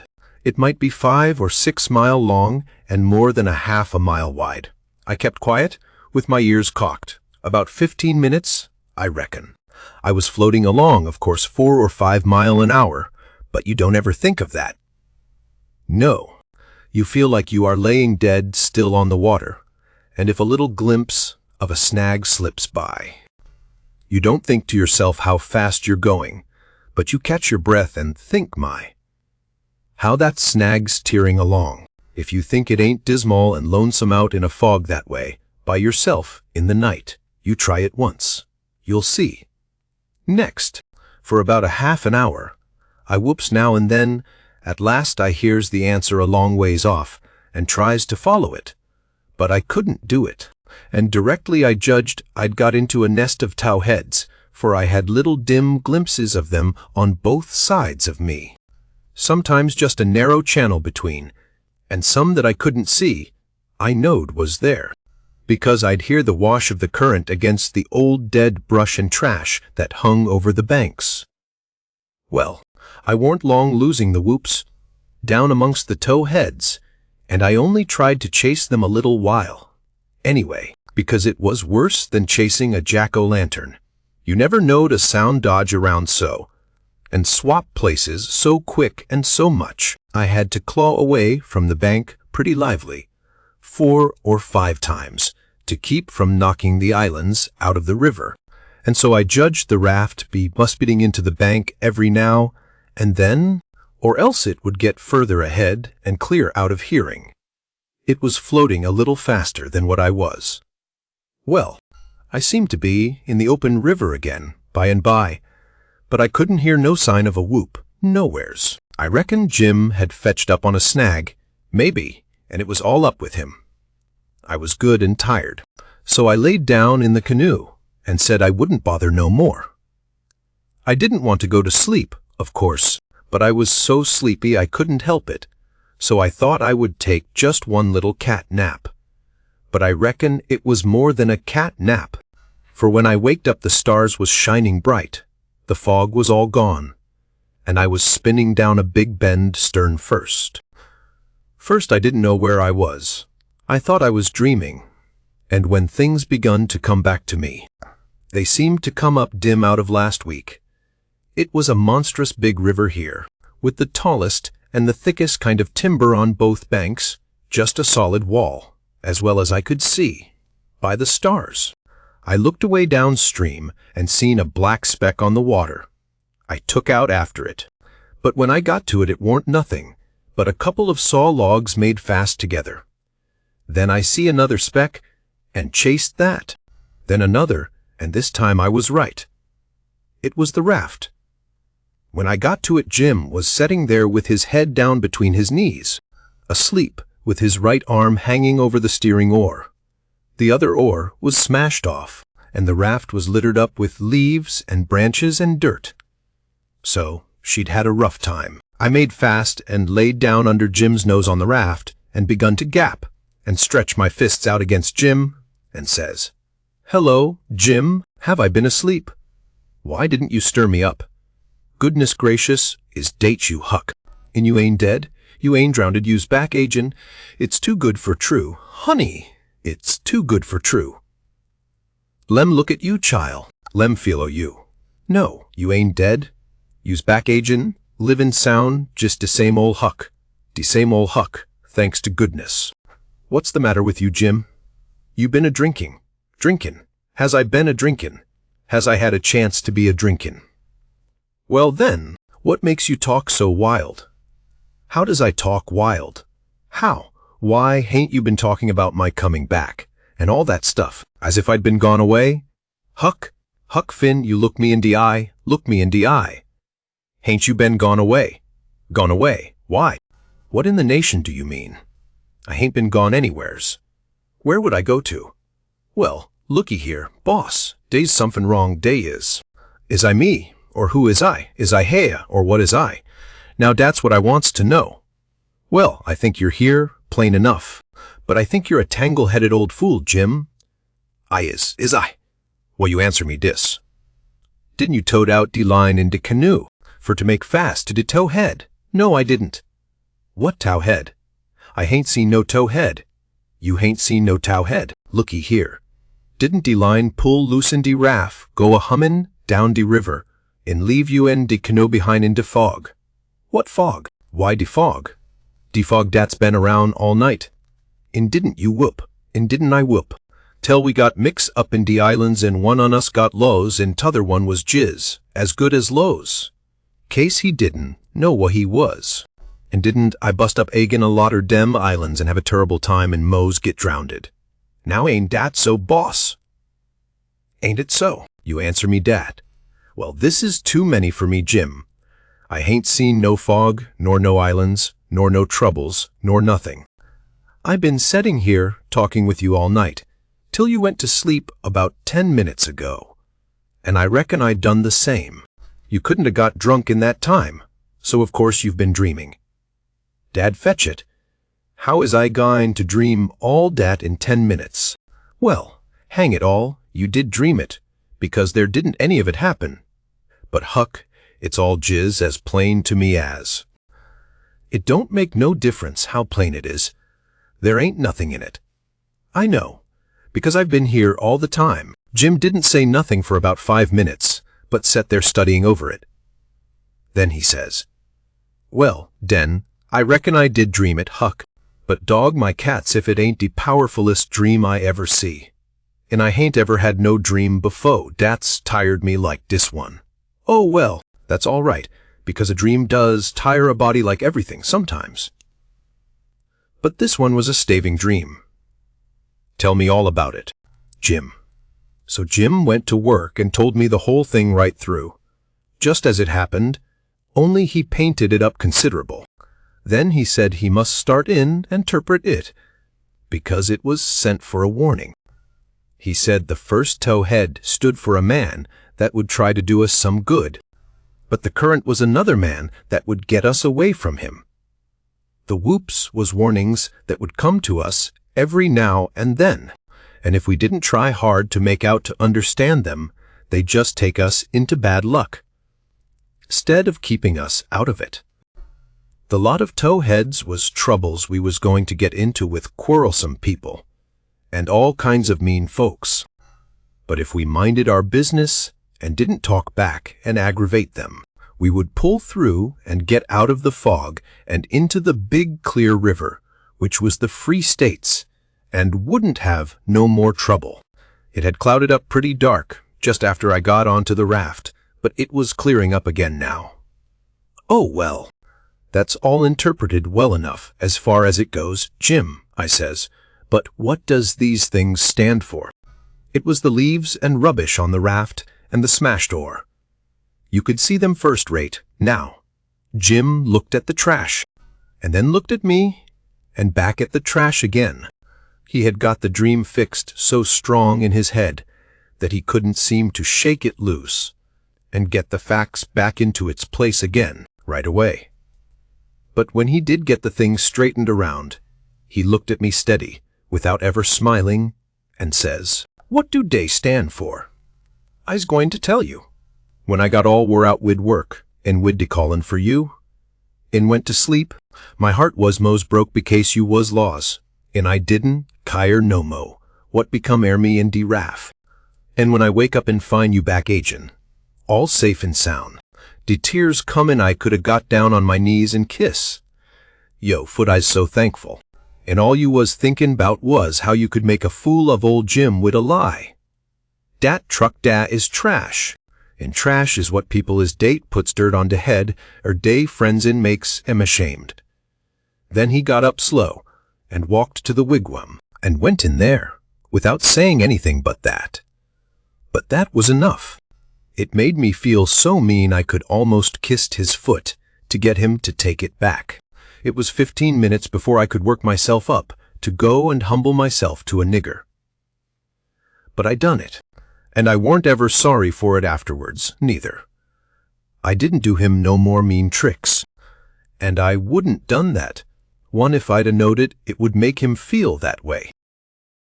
Chapter 16. We slept most all day, and started out at night, a little ways behind a monstrous long raft that was as long going by as a procession. She had 4 long sweeps at each end. So we judged she carried as many as 30 men, likely. She had 5 big wigwams aboard, wide apart, and an open campfire in the middle, and a tall flagpole at each end. There was a power of style about her. It amounted to something being a raftsman on such a craft as that. We went drifting down into a big bend, and the night clouded up and got hot. The river was very wide, and was walled with solid timber on both sides. You couldn't see a break in it hardly ever, or a light. We talked about Cairo, and wondered whether we would know it when we got to it. I said, likely we wouldn't, because I had heard say there weren't but about a dozen houses there, and if they didn't happen to have them lit up, how was we going to know we was passing a town? Jim said if the 2 big rivers joined together there, that would show. But I said maybe we might think we was passing the foot of an island and coming into the same old river again. That disturbed Jim, and me too. So the question was, what to do? I said, paddle ashore the first time a light showed, and tell them Pap was behind, coming along with a trading scow, and was a green hand at the business, and wanted to know how far it was to Cairo. Jim thought it was a good idea, so we took a smoke on it and waited. There weren't nothing to do now, but to look out sharp for the town and not pass it without seeing it. He said he'd be mighty sure to see it, because he'd be a free man the minute he seen it. But if he missed it, he'd be in the slave country again, and no more show for freedom. Every little while he jumps up and says, "Dah she is." But it warn't. It was jack-o'-lanterns or lightning bugs, so he set down again and went to watching, same as before. Jim said it made him all over trembly and feverish to be so close to freedom. Well, I can tell you it made me all over trembly and feverish, too, to hear him, because I begun to get it through my head that he was most free. And who was to blame for it? Why, me. I couldn't get that out of my conscience, no how nor no way. It got to troubling me, so I couldn't rest. I couldn't stay still in one place. It hadn't ever come home to me before, what this thing was that I was doing. But now it did, and it stayed with me, and scorched me more and more. I tried to make out to myself that I weren't to blame, because I didn't run Jim off from his rightful owner. But it warn't no use, conscience up and says, every time. But you knowed he was running for his freedom, and you could have paddled ashore and told somebody. That was soak. I couldn't get around that. Now way, that was where it pinched. Conscience says to me, what had poor Miss Watson done to you, that you could see her nigger go off right under your eyes and never say one single word? What did that poor old woman do to you, that you could treat her so mean? Why? She tried to learn you your book. She tried to learn you your manners. She tried to be good to you every way she knowed how. That's what she done. I got to feeling so mean and so miserable I most wished I was dead. I fidgeted up and down the raft, abusing myself to myself, and Jim was fidgeting up and down past me. We neither of us could keep still. Every time he danced around and says, "Das Cairo," it went through me like a shot, and I thought if it was Cairo, I reckoned I would die of miserableness. Jim talked out loud all the time while I was talking to myself. He was saying how the first thing he would do when he got to a free state, he would go to saving up money and never spend a single cent. And when he got enough, he would buy his wife, which was owned on a farm close to where Miss Watson lived. And then they would both work to buy the 2 children. And if their master wouldn't sell them, they'd get an abolitionist to go and steal them. It most froze me to hear such talk. He wouldn't ever dared to talk such talk in his life before. Just see what a difference it made in him the minute he judged he was about free. It was according to the old saying, give a nigger an inch and he'll take an ell. Thinks I, this is what comes of my not thinking. Here was this nigger which I had as good as helped to run away, coming right out flat-footed and saying he would steal his children. Children that belonged to a man I didn't even know, a man that hadn't ever done me no harm. I was sorry to hear Jim say that. It was such a lowering of him. My conscience got to stirring me up hotter than ever, until at last I says to it, "Let up on me. It ain't too late. Yet, I'll paddle ashore at the first light and tell." I felt easy and happy and light as a feather right off. All my troubles was gone. I went to looking out sharp for a light and sort of singing to myself. By and by one showed. Jim sings out, "We safe, Huck, we safe. Jump up and crack you heels, dat's de good old Cairo at last, I jizz knows it." I says, "I'll take the canoe and go see Jim. It mightn't be, you know." He jumped and got the canoe ready and put his old coat in the bottom for me to set on and give me the paddle, and as I shoved off, he says, "Pooty soon I'll be a-shoutin' for joy, and I'll say, 'It's all on accounts o' Huck. I's a free man, and I couldn't ever been free if it hadn't been for Huck. Huck done it.' Jim won't ever forget you, Huck. You's de beast friend Jim's ever had, and you's de only friend old Jim's got now." I was paddling off, all in a sweat to tell on him. But when he says this, it seemed to kind of take the tuck all out of me.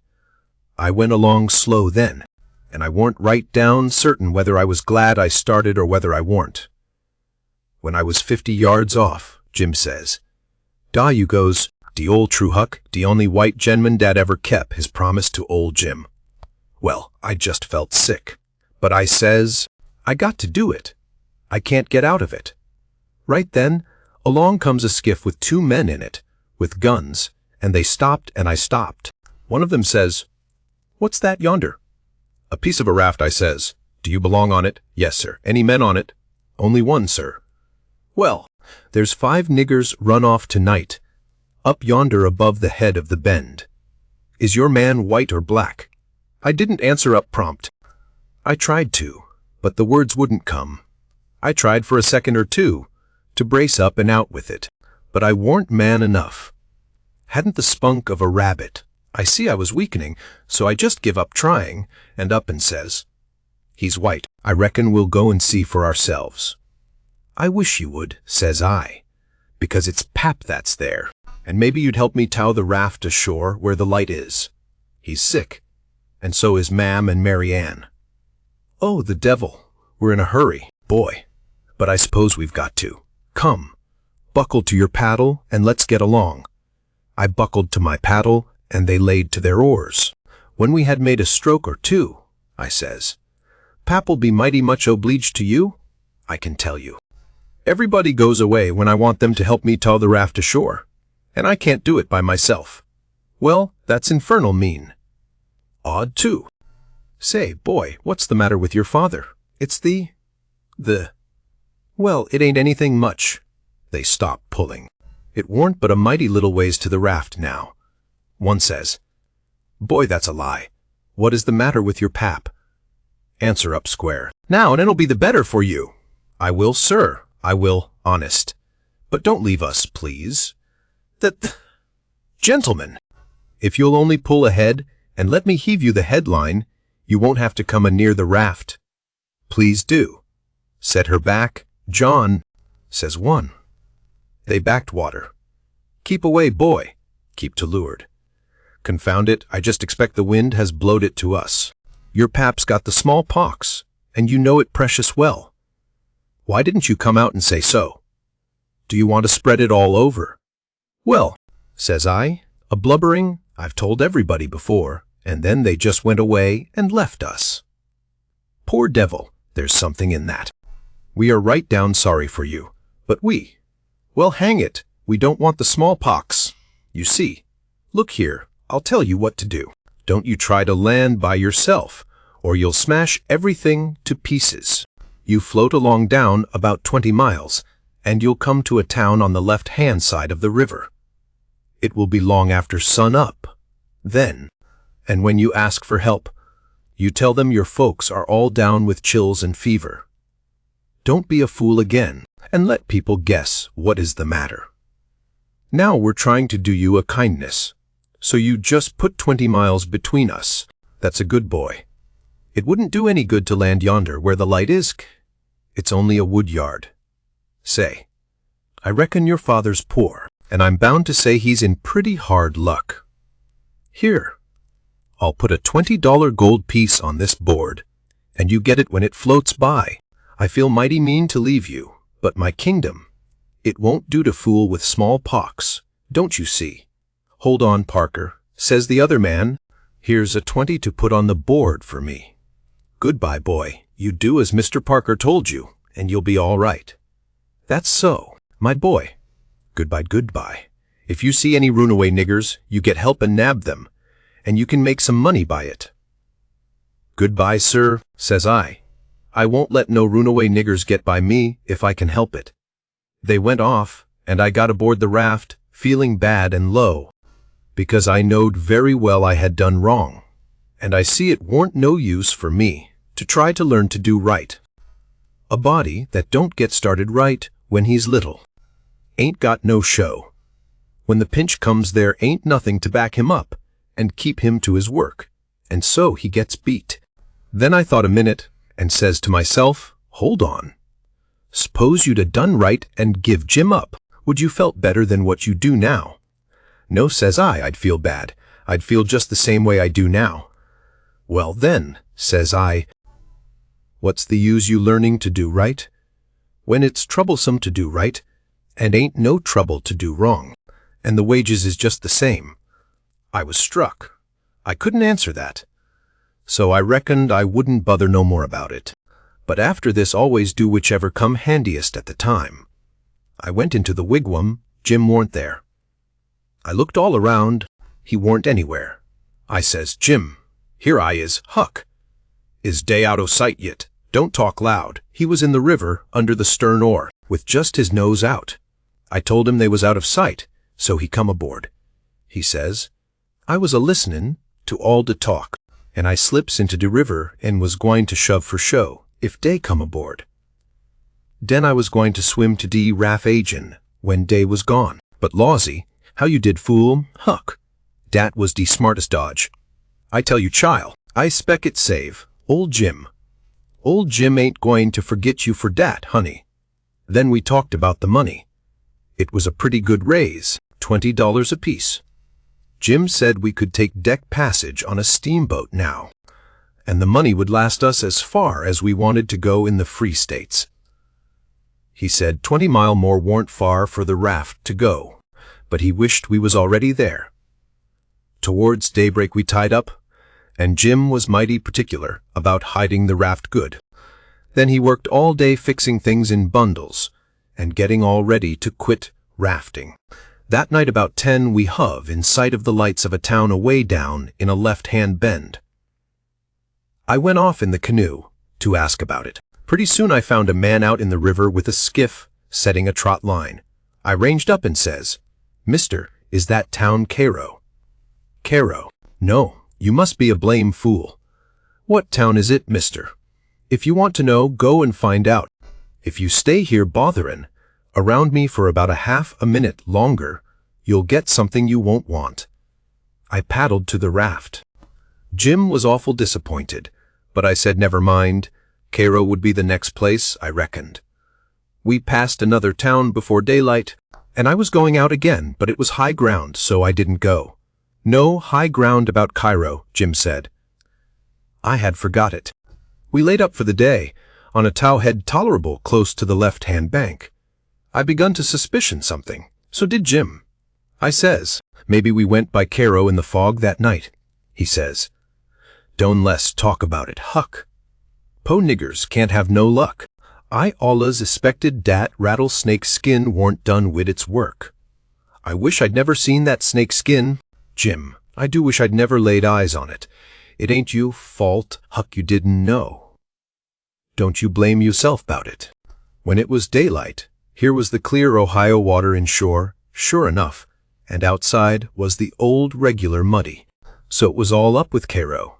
We talked it all over. It wouldn't do to take to the shore. We couldn't take the raft up the stream, of course.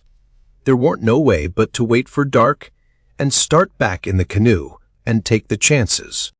So we slept all day amongst the cottonwood thicket, so as to be fresh for the work, And when we went back to the raft about dark, the canoe was gone. We didn't say a word for a good while. There warn't anything to say. We both knowed well enough it was some more work of the rattlesnake's skin, so what was the use to talk about it?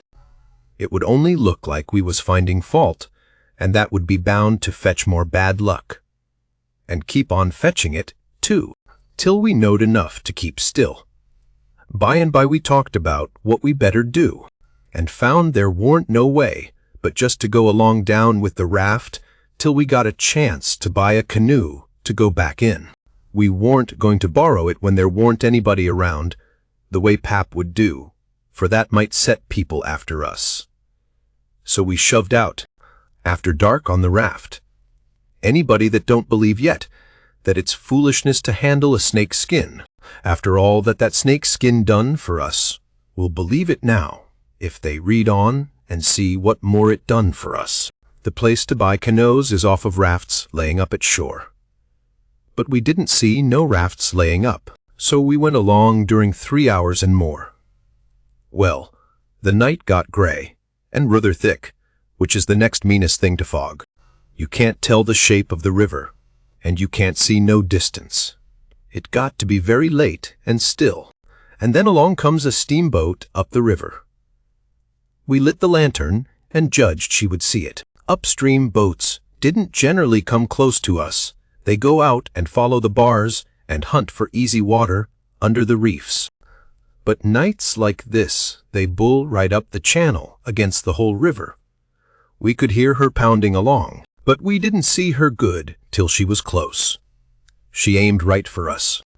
Often they do that, and try to see how close they can come without touching. Sometimes the wheel bites off a sweep, and then the pilot sticks his head out and laughs, and thinks he's mighty smart. Well, here she comes, and we said she was going to try to shave us, but she didn't seem to be shearing off a bit. She was a big one, and she was coming in a hurry, too, looking like a black cloud with rows of glowworms around it. But all of a sudden she bulged out, big and scary, with a long row of wide-open furnace doors shining like red-hot teeth, and her monstrous bows and guards hanging right over us. There was a yell at us, and a jingling of bells to stop the engines, a powwow of cussing and whistling of steam, and as Jim went overboard on one side and I on the other, she come smashing straight through the raft. I dived, and I aimed to find the bottom too, for a 30-foot wheel had got to go over me, and I wanted it to have plenty of room. I could always stay under water a minute. This time I reckon I stayed under water a minute and a half. Then I bounced for the top in a hurry, for I was nearly busting. I popped out to my armpits and blowed the water out of my nose and puffed a bit. Of course there was a booming current, and of course that boat started her engines again 10 seconds after she stopped them, for they never cared much for raftsmen. So now she was churning along up the river, out of sight in the thick weather. Though I could hear her, I sung out for Jim about a dozen times, but I didn't get any answer, so I grabbed a plank that touched me while I was treading water and struck out for shore, shoving it ahead of me.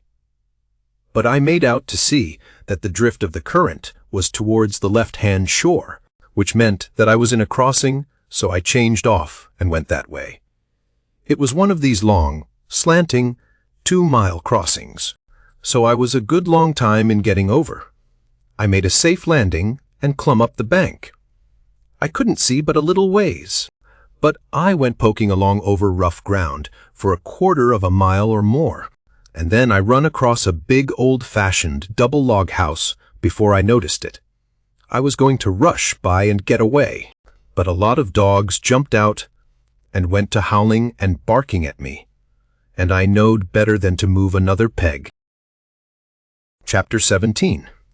In about half a minute somebody spoke out of a window without putting his head out and says, "Be done, boys." "Who's there?" I says. "It's me." "Who's me?" "George Jackson, sir." "What do you want?" "I don't want nothing, sir. I only want to go along by, but the dogs won't let me." What are you prowling around here this time of night for? Hey, I weren't prowling around, sir. I fell overboard off of the steamboat. Oh, you did you? Strike a light there, somebody. What did you say your name was? George Jackson, sir. I'm only a boy. Look here, if you're telling the truth, you needn't be afraid. Nobody'll hurt you. But don't try to budge. Stand right where you are. Rouse out Bob and Tom, some of you, and fetch the guns. George Jackson, is there anybody with you? No, sir, nobody. I heard the people stirring around in the house now, and see a light. The man sung out, Snatch that light away. Betsy, you old fool. Ain't you got any sense? Put it on the floor behind the front door. Bob, if you and Tom are ready, take your places. All ready. Now, George Jackson, do you know the Shepherd sons? No, sir. I never heard of them. Well, that may be so, and it mayn't. Now, all ready. Step forward, George Jackson. And mind, don't you hurry. Come mighty slow. If there's anybody with you, let him keep back. If he shows himself, he'll be shot. Come along now. Come slow, push the door open yourself. Just enough to squeeze in, do you hear? I didn't hurry, I couldn't if I'd wanted to. I took one slow step at a time, and there weren't a sound, only I thought I could hear my heart. The dogs were as still as the humans, but they followed a little behind me. When I got to the 3 log doorsteps, I heard them unlocking and unbarring and unbolting. I put my hand on the door and pushed it a little and a little more, till somebody said, There, that's enough. Put your head in. I done it, but I judged they would take it off. The candle was on the floor, and there they all was, looking at me, and me at them, for about a quarter of a minute. 3 big men with guns pointed at me, which made me wince. I tell you, the oldest, gray and about 60, the other 2 30 or more. All of them fine and handsome, and the sweetest old gray-headed lady, and back of her 2 young women which I couldn't see right well. The old gentleman says, There, I reckon it's all right. Come in. As soon as I was in, the old gentleman he locked the door, and barred it and bolted it, and told the young men to come in with their guns, and they all went in a big parlor that had a new rag carpet on the floor, and got together in a corner that was out of range of the front windows. There weren't none on the side. They held the candle and took a good look at me, and all said, Why, he ain't a Shepherdson. No, there ain't any Shepherdson about him. Then the old man said he hoped I wouldn't mind being searched for arms, because he didn't mean no harm by it. It was only to make sure. So he didn't pry into my pockets, but only felt outside with his hands, and said it was all right. He told me to make myself easy and at home, and tell all about myself, but the old lady says, Why, bless you, Saul. The poor thing's as wet as he can be, and don't you reckon it may be he's hungry? True, for you, Rachel. I forgot. So the old lady says, Betsy, this was a nigger woman. You fly around and get him something to eat, as quick as you can, poor thing, and one of you girls go and wake up Buck and tell him, Oh, here he is himself. Buck, take this little stranger and get the wet clothes off from him and dress him up in some of yours that's dry. Buck looked about as old as me, 13 or 14 or along there, though he was a little bigger than me. He hadn't on anything but a shirt, and he was very frowsy-headed.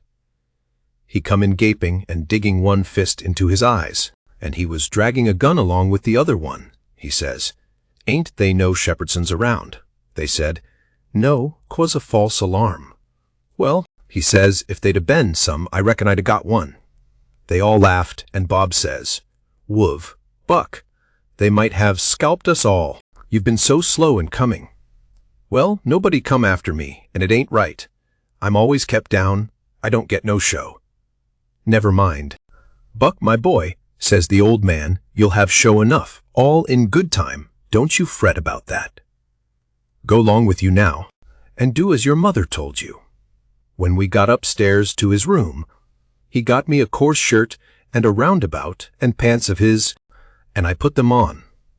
While I was at it, he asked me what my name was. But before I could tell him, he started to telling me about a blue jay and a young rabbit he had catched in the woods day before yesterday. And he asked me where Moses was when the candle went out. I said I didn't know. I hadn't heard about it before, no way. Well, guess, he says. How am I going to guess, says I, when I never heard tell about it before? But you can guess, can't you? It's just as easy, which Ken says. Why, any candle, he says. I don't know where he was, says I. Where was he? Why, he was in the dark. That's where he was. Well, if you knowed where he was, what did you ask me for? Why? Blame it, it's a riddle, don't you see? Say, how long are you going to stay here? You got to stay always. We can just have booming times. They don't have no school now. Do you own a dog? I've got a dog, and he'll go in the river and bring out chips that you throw in.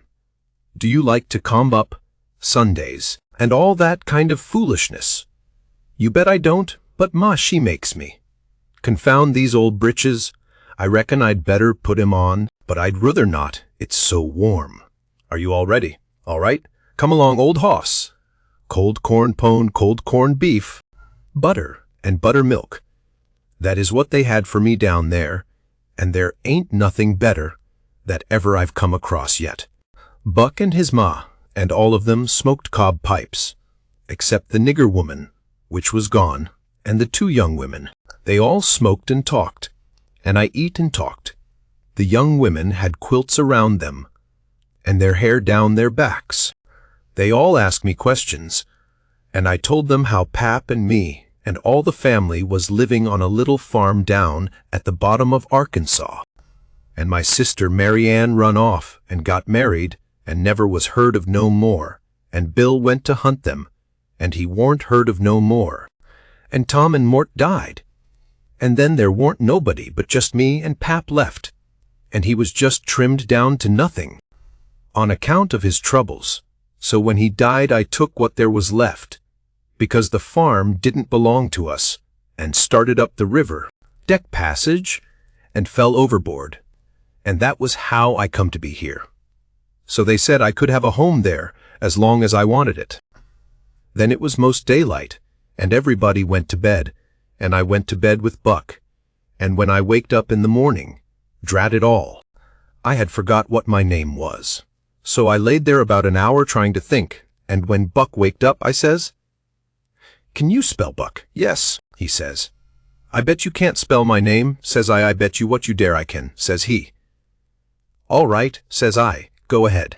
Giora G.J. Axon. There now," he says. "Well," says I, "you done it, but I didn't think you could. It ain't no slouch of a name to spell. Right off without studying. I set it down private, because somebody might want me to spell it next, and so I wanted to be handy with it and rattle it off like I was used to it. It was a mighty nice family, and a mighty nice house, too. I hadn't seen no house out in the country before that was so nice and had so much style. It didn't have an iron latch on the front door, nor a wooden one with a buckskin string, but a brass knob to turn, the same as houses in a town. There warn't no bed in the parlor, not a sign of a bed, but heaps of parlors in towns has beds in them. There was a big fireplace that was bricked on the bottom, and the bricks was kept clean and red by pouring water on them and scrubbing them with another brick. Sometimes they washed them over with red water paint that they call Spanish brown, same as they do in town. They had big brass dog irons that could hold up a saw log. There was a clock on the middle of the mantelpiece, with a picture of a town painted on the bottom half of the glass front, and a round place in the middle of it for the sun, and you could see the pendulum swing behind it. It was beautiful to hear that clock tick, and sometimes when one of these peddlers had been along and scarred her up and got her in good shape, she would start in and strike 150 before she got tuckered out. They wouldn't took any money for her.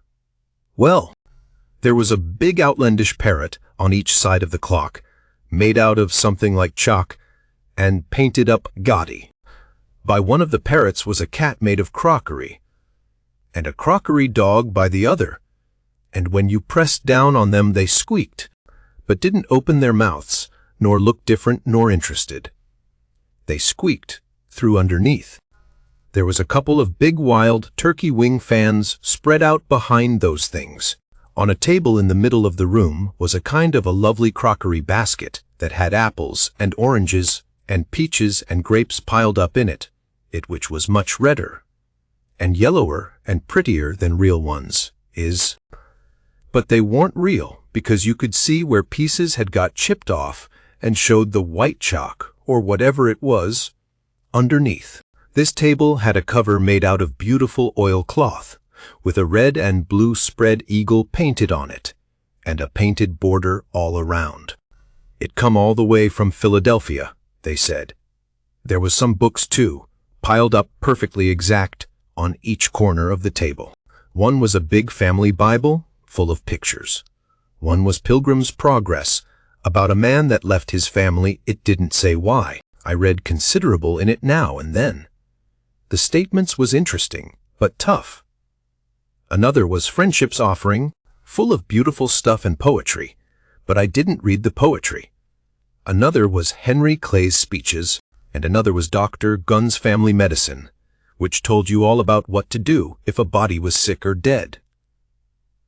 There was a hymn book, and a lot of other books.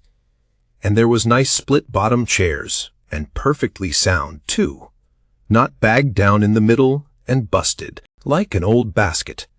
They had pictures hung on the walls, mainly Washingtons and Lafayettes, and battles and Highland Marys, and one called Signing the Declaration. There was some that they called crayons, which one of the daughters which was dead made her own self, when she was only 15 years old. They was different from any pictures I ever see before, blacker, mostly, than is common.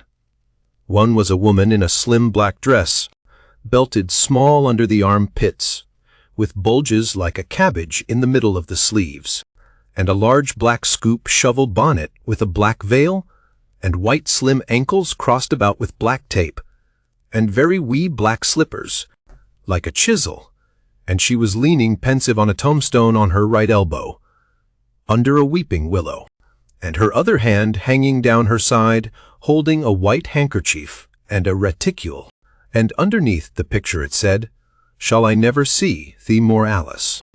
Another one was a young lady with her hair, all combed up straight to the top of her head, and knotted there in front of a comb like a chairback, and she was crying into a handkerchief, and had a dead bird laying on its back in her other hand, with its heels up, and underneath the picture it said, "I shall never hear thy sweet chirrup more, Alice."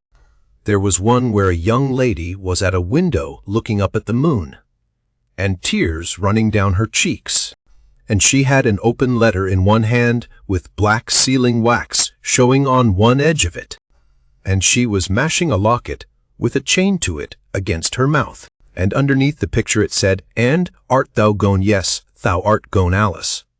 These was all nice pictures, I reckon, but I didn't somehow seem to take to them, because if ever I was down a little, they always give me the fan-tods. Everybody was sorry she died, because she had laid out a lot more of these pictures to do, and a body could see by what she had done what they had lost. But I reckoned that with her disposition, she was having a better time in the graveyard. She was at work on what they said was her greatest picture, when she took sick, and every day and every night it was her prayer to be allowed to live till she got it done. But she never got the chance. It was a picture of a young woman in a long white gown, standing on the rail of a bridge, all ready to jump off, with her hair all down her back, and looking up to the moon, with the tears running down her face, and she had 2 arms folded across her breast, and 2 arms stretched out in front, and 2 more reaching up towards the moon. And the idea was to see which pair would look best, and then scratch out all the other arms. But, as I was saying, she died before she got her mind made up, And now they kept this picture over the head of the bed in her room. And every time her birthday come they hung flowers on it. Other times it was hid with a little curtain. The young woman in the picture had a kind of a nice sweet face, but there was so many arms it made her look too spidery, seemed to me. This young girl kept a scrapbook when she was alive, and used to paste obituaries and accidents and cases of patient suffering in it out of the Presbyterian Observer, and write poetry after them out of her own head. It was very good poetry. This is what she wrote about a boy by the name of Stephen Dowling Botts that fell down a well and was drowned. Ode to Stephen Dowling Botts, DCD, and did young Stephen sicken? And did young Stephen die? And did the sad hearts thicken? And did the mourners cry? No, such was not the fate of young Stephen Dowling Botts. Though sad hearts round him thickened, 'twas not from sickness shots. No whooping cough did rack his frame, nor measles drear with spots. Not these impaired the sacred name of Stephen Dowling Botts. Despised love struck not with woe that head of curly knots, nor stomach troubles laid him low. Young Stephen Dowling Botts, oh no. Then list with tearful eye, whilst I his fate do tell, his soul did from this cold world fly, by falling down a well. They got him out and emptied him. Alice, it was too late. His spirit was gone for to sport aloft, in the realms of the good and great. If Emmeline Grangerford could make poetry like that before she was 14, there ain't no telling what she could have done by and by. Buck said she could rattle off poetry like nothing. She didn't ever have to stop to think. He said she would slap down a line, and if she couldn't find anything to rhyme with it, she would just scratch it out and slap down another one, and go ahead. She weren't particular. She could write about anything you choose to give her to write about, just so it was sadful. Every time a man died, or a woman died, or a child died, she would be on hand with her tribute before he was cold. She called them tributes. The neighbors said it was the doctor first, then Emmeline, then the undertaker. The undertaker never got in ahead of Emmeline but once, and then she hung fire on a rhyme for the dead person's name, which was Whistler. She warn't ever the same. After that, she never complained, but she kind of pined away and did not live long. Poor thing. Many's the time I made myself go up to the little room that used to be hers and get out her poor old scrap book and read in it when her pictures had been aggravating me, and I had sored on her a little. I liked all that family, dead ones and all, and weren't going to let anything come between us. Poor Emmeline made poetry about all the dead people when she was alive, and it didn't seem right that there weren't nobody to make some about her. Now she was gone, so I tried to sweat out a verse or two myself, but I couldn't seem to make it go, somehow. They kept Emmeline's room trim and nice, and all the things fixed in it just the way she liked to have them when she was alive, and nobody ever slept there. The old lady took care of the room herself, though there was plenty of niggers, and she sewed there a good deal and read her Bible there, mostly. Well, as I was saying about the parlor, there was beautiful curtains on the windows, white, with pictures painted on them, of castles with vines all down the walls, and cattle coming down to drink. There was a little old piano, too, that had tin pans in it, I reckon, and nothing was ever so lovely as to hear the young ladies sing. The last link is broken and play, the Battle of Prague on it. The walls of all the rooms was plastered, and most had carpets on the floors, and the whole house was whitewashed on the outside. It was a double house, and the big open place betwixt them was roofed and floored, and sometimes the table was set there in the middle of the day, and it was a cool, comfortable place. Nothing couldn't be better. And weren't the cooking good, and just bushels of it too. Chapter 18. Call. Grangerford was a gentleman, you see. He was a gentleman all over, and so was his family. He was well born, as the saying is, and that's worth as much in a man as it is in a horse. so the widow Douglas said, and nobody ever denied that she was of the first aristocracy in our town. And Pap he always said it, too, though he warn't no more quality than a mud cat himself. Call. Grangerford was very tall and very slim, and had a darkish paly complexion, not a sign of red in it anywheres. He was clean-shaved every morning, all over his thin face, and he had the thinnest kind of lips, and the thinnest kind of nostrils, and a high nose, and heavy eyebrows, and the blackest kind of eyes, sunk so deep back that they seemed like they was looking out of caverns at you, as you may say. His forehead was high, and his hair was black and straight, and hung to his shoulders. His hands was long and thin, and every day of his life he put on a clean shirt and a full suit from head to foot made out of linen so white it hurt your eyes to look at it, and on Sundays he wore a blue tail coat with brass buttons on it. He carried a mahogany cane with a silver head to it. There warn't no frivolishness about him, not a bit, and he warn't ever loud. He was as kind as he could be. You could feel that, you know, and so you had confidence. Sometimes he smiled, and it was good to see, but when he straightened himself up like a liberty pole, and the lightning begun to flicker out from under his eyebrows, you wanted to climb a tree first, and find out what the matter was afterwards. He didn't ever have to tell anybody to mind their manners. Everybody was always good-mannered where he was. Everybody loved to have him around, too. He was sunshine most always. I mean, he made it seem like good weather. When he turned into a cloud bank, it was awful dark for a half a minute, and that was enough. There wouldn't nothing go wrong again for a week. When him and the old lady come down in the morning, all the family got up out of their chairs and give them good day, and didn't set down again till they had set down. Then Tom and Bob went to the sideboard where the decanters was, and mixed a glass of bitters, and handed it to him, and he held it in his hand, and waited till Tom's and Bob's was mixed. And then they bowed and said, "Our duty to you, sir," and "Madam," and they bowed the least bit in the world, and said thank you. And so they drank, all three, and Bob and Tom poured a spoonful of water on the sugar, and the mite of whiskey, or apple brandy, in the bottom of their tumblers, and give it to me and Buck, and we drank to the old people too. Bob was the oldest, and Tom next. Tall, beautiful men with very broad shoulders and brown faces, and long black hair and black eyes. They dressed in white linen from head to foot, like the old gentleman, and wore broad Panama hats. Then there was Miss Charlotte.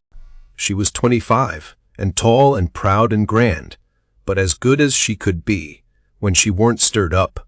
But when she was, she had a look that would make you wilt in your tracks like her father. She was beautiful. So was her sister, Miss Sophia, but it was a different kind.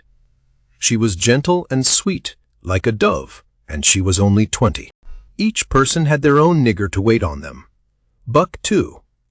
My nigger had a monstrous easy time, because I warn't used to having anybody do anything for me. But Buck's was on the jump most of the time. This was all there was of the family now, but there used to be more. 3 sons, they got killed, and Emmeline that died. The old gentleman owned a lot of farms, and over 100 niggers. Sometimes a stack of people would come there, horseback, from 10 or 15 mile around, and stay 5 or 6 days, and have such junketings round about, and on the river, and dances and picnics in the woods, daytimes, and balls at the house, nights. These people was mostly kin folks of the family. The men brought their guns with them. It was a handsome lot of quality, I tell you. There was another clan of aristocracy around there. 5 or 6 families, mostly of the name of Shepherdson. They was as high-toned, and well-born, and rich and grand, as the tribe of Grangerfords. The Shepherdsons and the Grangerfords used the same steamboat landing, which was about 2 mile above our house. So sometimes when I went up there with a lot of our folks, I used to see a lot of the Shepherdsons there, on their fine horses. One day Buck and me was away out in the woods, hunting, and heard a horse coming. We was crossing the road. Buck says, "Quick, jump for the woods." We done it, and then peeped down the woods through the leaves. Pretty soon a splendid young man come galloping down the road, setting his horse easy, and looking like a soldier. He had his gun across his pommel. I had seen him before. It was young Harney Shepherdson. I heard Buck's gun go off at my ear, and Harney's hat tumbled off from his head. He grabbed his gun and rode straight to the place where we was hid. But we didn't wait. We started through the woods on a run. The woods weren't thick, so I looked over my shoulder to dodge the bullet, and twice I seen Harney cover Buck with his gun, and then he rode away the way he come. To get his hat, I reckon, but I couldn't see. We never stopped running till we got home. The old gentleman's eyes blazed a minute. 'Twas pleasure, mainly, I judged. Then his face sort of smoothed down, and he says, kind of gentle, "I don't like that shooting from behind a bush. Why didn't you step into the road, my boy?" The Shepherdsons don't, father. They always take advantage. Miss Charlotte, she held her head up like a queen while Buck was telling his tale, and her nostrils spread and her eyes snapped. The two young men looked dark, but never said nothing. Miss Sophia, she turned pale, but the color come back when she found the man warn't hurt. Soon as I could get Buck down by the corn cribs under the trees by ourselves, I says, "Did you want to kill him, Buck?" "Well, I bet I did." "What did he do to you, him?" "He never done nothing to me." "Well then, what did you want to kill him for?" "Why, nothing. Only it's on account of the feud." "What's a feud?" "Why, where was you raised? Don't you know what a feud is? Never heard of it before. Tell me about it." "Well," says Buck, "a feud is this way. A man has a quarrel with another man and kills him. Then that other man's brother kills him. Then the other brothers, on both sides, goes for one another. Then the cousins chip in. And by everybody's killed off. And there ain't no more feud. But it's kind of slow and takes a long time." "Has this one been going on long, Buck?" "Well, I should reckon. It started 30 years ago, or sommers along there. There was trouble 'bout something, and then a lawsuit to settle it. And the suit went agin one of the men, and so he up and shot the man that won the suit, which he would naturally do, of course. Anybody would. What was the trouble about, Buck?" "I reckon maybe. I don't know. Well, who done the shooting? Was it a Grangerford or a Shepherdson? Laws, how do I know? It was so long ago. Don't anybody know?" "Oh yes, Pye knows, I reckon, and some of the other old folks, but they don't know now what the row was about in the first place." "Has there been many killed, Buck?" "Yes. Right smart chance of funerals, but they don't always kill. Pay's got a few buckshot in him, but he don't mind it 'cause he don't weigh much anyway. Bob's been carved up some with a bowie, and Tom's been hurt once or twice." "Has anybody been killed this year, Buck?" "Yes, we got one, and they got one. 'Bout 3 months ago, my cousin Bud, 14-year-old, was riding through the woods, on t'other side of the river, and didn't have no weapon with him, which was blame foolishness. And in a lonesome place he hears a horse a-coming behind him, and sees old Baldy Shepherdson a-linkin' after him with his gun in his hand, and his white hair a-flying in the wind. And 'stead of jumping off and taking to the brush, Bud lowed he could outrun him, so they had it, nip and tuck, for 5 mile or more, the old man a-gaining all the time, so at last Bud seen it warn't any use. So he stopped and faced around so as to have the bullet holes in front, you know. And the old man he rode up and shot him down. But he didn't get much chance to enjoy his luck, for inside of a week our folks laid him out. I reckon that old man was a coward, Buck. I reckon he weren't a coward, not by a blame sight. There ain't a coward amongst them Shepherdsons, not a one. And there ain't no cowards amongst the Grangerfords, either. Why, that old man kept up his end in a fight one day, for a half an hour, against 3 Grangerfords, and come out winner. They was all a horseback. He lit off of his horse, and got behind a little wood pile, and kept his horse before him to stop the bullets. But the Grangerfords stayed on their horses, and capered around the old man, and peppered away at him, and he peppered away at them. Him and his horse both went home pretty leaky, and crippled, but the Grangerfords had to be fetched home, and one of them was dead, and another died the next day. No, sir, if a body's out hunting for cowards, he don't want to fool away any time amongst them shepherd sons, because they don't breed any of that kind. Next Sunday we all went to church, about 3 mile, everybody a horseback. The men took their guns along, so did Buck, and kept them between their knees, or stood them handy against the wall. The Shepherdsons done the same. It was pretty ornery preaching, all about brotherly love and such like tiresomeness, but everybody said it was a good sermon, and they all talked it over going home, and had such a powerful lot to say about faith, and good works, and free grace, and predestination, and I don't know what all, that it did seem to me to be one of the roughest Sundays I had run across yet. About an hour after dinner, everybody was dozing around, some in their chairs and some in their rooms, and it got to be pretty dull. Buck and a dog was stretched out on the grass in the sun, sound asleep. I went up to our room and judged I would take a nap myself. I found that sweet Miss Sophia standing in her door, which was next to ours, and she took me in her room and shut the door very soft and asked me if I liked her, and I said I did, and she asked me if I would do something for her and not tell anybody, and I said I would. Then she said she'd forgot her testament and left it in the seat at church between 2 other books, and would I slip out quiet and go there and fetch it to her, and not say nothing to nobody. I said I would. So I slid out and slipped off up the road, and there warn't anybody at the church, except maybe a hog or 2, for there warn't any lock on the door, and hogs likes a puncheon floor in summer time, because it's cool.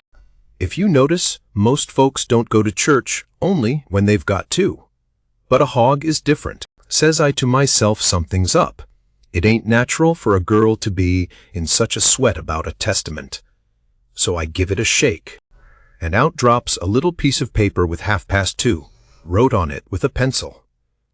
I ransacked it, but couldn't find anything else. I couldn't make anything out of that, so I put the paper in the book again, and when I got home and upstairs, there was Miss Sophia in her door waiting for me. She pulled me in and shut the door. Then she looked in the testament till she found the paper, and as soon as she read it, she looked glad. And before a body could think, she grabbed me and give me a squeeze, and said I was the best boy in the world, and not to tell anybody. She was mighty red in the face for a minute, and her eyes lighted up, and it made her powerful pretty. I was a good deal astonished, but when I got my breath I asked her what the paper was about, and she asked me if I had read it, and I said no. And she asked me if I could read writing, and I told her no, only coarse hand, and then she said the paper warn't anything but a bookmark to keep her place, and I might go and play now. I went off down to the river, studying over this thing, and pretty soon I noticed that my nigger was following along behind. When we was out of sight of the house, he looked back and around a second, and then comes a-running, and says, "Mars George, if you'll come down into de swamp, I'll show you a whole stack o' water moccasins." Thinks I, that's mighty curious. He said that yesterday. He oughter know a body don't love water moccasins enough to go around hunting for them. What is he up to anyway? So I says, "All right, trot ahead." I followed a 1/2 mile. Then he struck out over the swamp and waded ankle deep, as much as another 1/2 mile. We come to a little flat piece of land, which was dry and very thick with trees and bushes and vines. And he says, "You shove right in da. Just a few steps, Mars George. Da's what de is. I seed befo. I don't keer to see him no mo." Then he slopped right along and went away, and pretty soon the trees hit him. I poked into the place a ways, and come to a little open patch as big as a bedroom, all hung around with vines, and found a man laying there asleep. And by jings, it was my old Jim. I waked him up, and I reckoned it was going to be a grand surprise to him to see me again, but it warn't. He nearly cried, he was so glad, but he warn't surprised. Said he swum along behind me that night, and heard me yell every time, but dasn't answer, because he didn't want nobody to pick him up and take him into slavery again. Says he, I got hurt a little, and couldn't swim fast, so I was a considerable ways behind you, towards de lass. When you landed, I recked I could catch up wid you on de land, doubt havin' to shout at you. But when I see dat house, I begin to go slow. I was off too fur to hear what dey say to you. I was afraid o' de dogs, but when it us all quiet agin, I knowed you's in de house, so I struck out for de woods to wait for day. Early in de mornin', some er de niggers come along, gwine to de fields, and dey tuck me and showed me dis place, where de dogs can't track me on accounts o' de water, and dey brings me truck to eat every night, and tells me how you's a gettin' along. Why didn't you tell my Jack to fetch me here sooner, Jim? Well, 'twarn't no use to sturb you, Huck, tell we could do sumph, but we's all right now. I been a-buyin' pots and pans and vittles, as I got a chancet, and a-patchin' up de raft nights. What raft, Jim? Our old raft. You mean to say our old raft weren't smashed all to flinders? No, she weren't. She was tore up a good deal. One end of her was. But dey weren't no great harm done, only our traps was mows all lows. If we hadn't dive, so deep and swum so fur under water, and de night hadn't been so dark, and we weren't so scared, and been sich punkin heads, as de sayin' is, we'd a-seed de raft. But it's jizz, as well we didn't, case now she's all fixed up agin mows, as good as new, and we's got a new lot o' stuff, too, in de place so, what does lows? Why, how did you get hold of the raft again, Jim? Did you catch her? How I gwine to catch her, and I out in de woods? No, some er de niggers found her catched on a snag, along ha in de ben, and dey hid her in a crick, 'mongst de willows, and dey was so much jawin', 'bout which she blonged to de mows. Dat I come to hay, 'bout it pooty soon, so I ups and settles de trouble by tellin'. She don't belong to none of but to you and me, and I asked if dey gwine to grab a young white gentleman's property and get a hidden for it. Den I gin 10 cents apiece, and dey was mighty well satisfied, and wished some mo' rafts 'ud come along and make 'em rich agin'. De's mighty good to me, dese niggers is, and whatever I wants 'em to do fur me, I don't have to ask 'em twice, honey. Dat Jack's a good nigger and pooty smart. Yes, he is. He ain't ever told me you was here, told me to come, and he'd show me a lot of water moccasins. If anything happens, he ain't mixed up in it. He can say he never seen us together, and it'll be the truth. I don't want to talk much about the next day. I reckon I'll cut it pretty short. I waked up about dawn, and was a-going to turn over and go to sleep again, when I noticed how still it was. Didn't seem to be anybody stirring. That warn't usual. Next I noticed that Buck was up and gone. Well, I gets up, a-wondering, and goes downstairs. Nobody around, everything as still as a mouse. Just the same outside. Thinks I, what does it mean? Down by the wood pile I comes across my Jack and says, "What's it all about?" Says he, "Don't you know Mars George?" "No," says I don't. "Well, den Miss Sophia's run off." "Deed she has. She run off in de night. Sometime. Nobody don't know jiz when. Run off to get married to dat young Harney Shepherdson, you know. Leastways, so dey spec. De fambly found it out, 'bout half an hour ago. Maybe a little mo. In I tell you dey warn't no time laws. Sich another her in, up guns and hosses you never see. De women folks has gone for to stir up de relations, and ol' Mars Saul and de boys tucked de guns and rode up de river road for to try to catch dat young man and kill him foe. He kin get across de river wid Miss Sophia. I reckon day's gwine to be mighty rough times. Buck went off 'thout waking me up. Well, I reckon he did. Day warn't gwine to mix you up in it. Mars Buck he loaded up his gun and load he's gwine to fetch home a shepherdson or bust.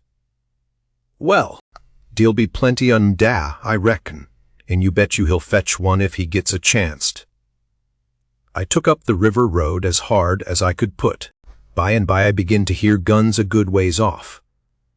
When I come in sight of the log store and the wood pile where the steamboats lands, I worked along under the trees and brush till I got to a good place, and then I clumb up into the forks of a cottonwood that was out of reach, and watched. There was a wood rank 4 foot high, a little ways in front of the tree, and first I was going to hide behind that. But maybe it was luckier I didn't. There was 4 or 5 men cavorting around on their horses in the open place before the log store, cussing and yelling, and trying to get at a couple of young chaps that was behind the wood rank alongside of the steamboat landing. But they couldn't come it. Every time one of them showed himself on the river side of the wood pile, he got shot at. The 2 boys was squatting back to back behind the pile, so they could watch both ways. By and by the men stopped cavorting around and yelling. They started riding towards the store. Then up gets one of the boys, draws a steady bead over the wood rank, and drops one of them out of his saddle. All the men jumped off of their horses and grabbed the hurt one and started to carry him to the store. And that minute the 2 boys started on the run. They got halfway to the tree I was in before the men noticed. Then the men see them and jumped on their horses and took out after them. They gained on the boys, but it didn't do no good. The boys had too good a start. They got to the wood pile that was in front of my tree and slipped in behind it, and so they had the bulge on the men again. One of the boys was Buck, and the other was a slim young chap about 19 years old. The men ripped around a while, and then rode away. As soon as they was out of sight, I sung out to Buck and told him. He didn't know what to make of my voice coming out of the tree. At first, he was awful surprised. He told me to watch out sharp and let him know when the men come in sight again. Said they was up to some devilment or other. Wouldn't be gone long. I wished I was out of that tree, but I dasn't come down. Buck begun to cry and rip, and lowed that him and his cousin Joe, that was the other young chap, would make up for this day yet. He said his father and his 2 brothers was killed, and 2 or 3 of the enemy. Said the shepherd sons laid for them in ambush. Buck said his father and brothers ought to waited for their relations. The shepherd sons was too strong for them. I asked him what was become of young Harney and Miss Sophia. He said they'd got across the river and was safe. I was glad of that. But the way Buck did take on, because he didn't manage to kill Harney that day he shot at him. I hain't ever heard anything like it. All of a sudden, bang, bang, goes 3 or 4 guns. The men had slipped around through the woods and come in from behind without their horses. The boys jumped for the river, both of them hurt, and as they swum down the current the men run along the bank shooting at them and singing out, "Kill them, kill them." It made me so sick I most fell out of the tree. I ain't a-going to tell all that happened. It would make me sick again if I was to do that. I wished I hadn't ever come ashore that night to see such things. I ain't ever going to get shut of them. Lots of times I dream about them. I stayed in the tree till it begun to get dark, afraid to come down. Sometimes I heard guns away off in the woods, and twice I seen little gangs of men gallop past the log store with guns, so I reckoned the trouble was still a-going on. I was mighty downhearted, so I made up my mind I wouldn't ever go near that house again, because I reckoned I was to blame somehow. I judged that that piece of paper meant that Miss Sophia was to meet Harney somewheres at 2:30 and run off, and I judged I ought to told her father about that paper and the curious way she acted, And then maybe he would have locked her up, and this awful mess wouldn't ever happened. When I got down out of the tree, I crept along down the river bank a piece, and found the 2 bodies laying in the edge of the water, and tugged at them till I got them ashore. Then I covered up their faces, and got away as quick as I could. I cried a little when I was covering up Buck's face, for he was mighty good to me. It was just dark now. I never went near the house, but struck through the woods and made for the swamp. Jim warn't on his island, so I tramped off in a hurry for the crick, and crowded through the willows, red hot to jump aboard and get out of that awful country. The raft was gone. My souls, but I was scared. I couldn't get my breath for most a minute. Then I raised a yell. A voice not 25 foot from me says, "Good lan, is dat you, honey? Don't make no noise." It was Jim's voice. Nothing ever sounded so good before. I run along the bank a piece and got aboard, and Jim he grabbed me and hugged me. He was so glad to see me. He says, "Laws bless you, chile. I was right down shoe, you's dead agent. Jack's been he say he reckon you's been shot. Case you didn't, come home no mo." So I's jest dis minute a startin' de raft down towards de muff de crick, so's to be all ready for to shove out and leave soon as Jack comes agin and tells me for certain you is dead. "Lawsy, I's mighty glad to get you back agin, honey," I says. "All right, that's mighty good. They won't find me, and they'll think I've been killed and floated down the river. There's something up there that'll help them to think so. So don't you lose no time, Jim, but just shove off for the big water as fast as ever you can." I never felt easy till the raft was 2 miles below there and out in the middle of the Mississippi. Then we hung up our signal lantern and judged that we was free and safe once more. I hadn't had a bite to eat since yesterday, so Jim he got out some corn dodgers and buttermilk and pork and cabbage and greens. There ain't nothing in the world so good when it's cooked right, and whilst I eat my supper we talked and had a good time. I was powerful glad to get away from the feuds, and so was Jim to get away from the swamp. We said there warn't no home like a raft, after all. Other places do seem so cramped up and smothery, but a raft don't. You feel mighty free and easy and comfortable on a raft. Chapter 19. 2 or 3 days and nights went by. I reckon I might say they swum by. They slid along so quiet and smooth and lovely. Here is the way we put in the time. It was a monstrous big river down there, sometimes 1.5 miles wide. We run nights and laid up and hid daytimes. Soon as night was most gone, we stopped navigating and tied up, nearly always in the dead water, under a tow head, and then cut young cottonwoods and willows and hid the raft with them. Then we set out the lines. Next we slid into the river and had a swim so as to freshen up and cool off. Then we sat down on the sandy bottom where the water was about knee-deep and watched the daylight come. Not a sound, anywheres, perfectly still, just like the whole world was asleep, only sometimes the bullfrogs a-cluttering, maybe. The first thing to see, looking away over the water, was a kind of dull line. That was the woods on t'other side. You couldn't make nothing else out. Then a pale place in the sky. Then more paleness, spreading around. Then the river softened up, away off, and weren't black any more, but gray. You could see little dark spots drifting along ever so far away, trading scows and such things, and long black streaks. Rafts. Sometimes you could hear a sweep squeaking, or jumbled up voices. It was so still, and sounds come so far. And by you could see a streak on the water, which you know by the look of the streak that there's a snag there in a swift current which breaks on it, and makes that streak look that way. And you see the mist curl up off of the water, and the east reddens up, and the river, and you make out a log cabin in the edge of the woods, away on the bank on t'other side of the river, being a wood yard, likely, and piled by them cheats, so you can throw a dog through it anywheres.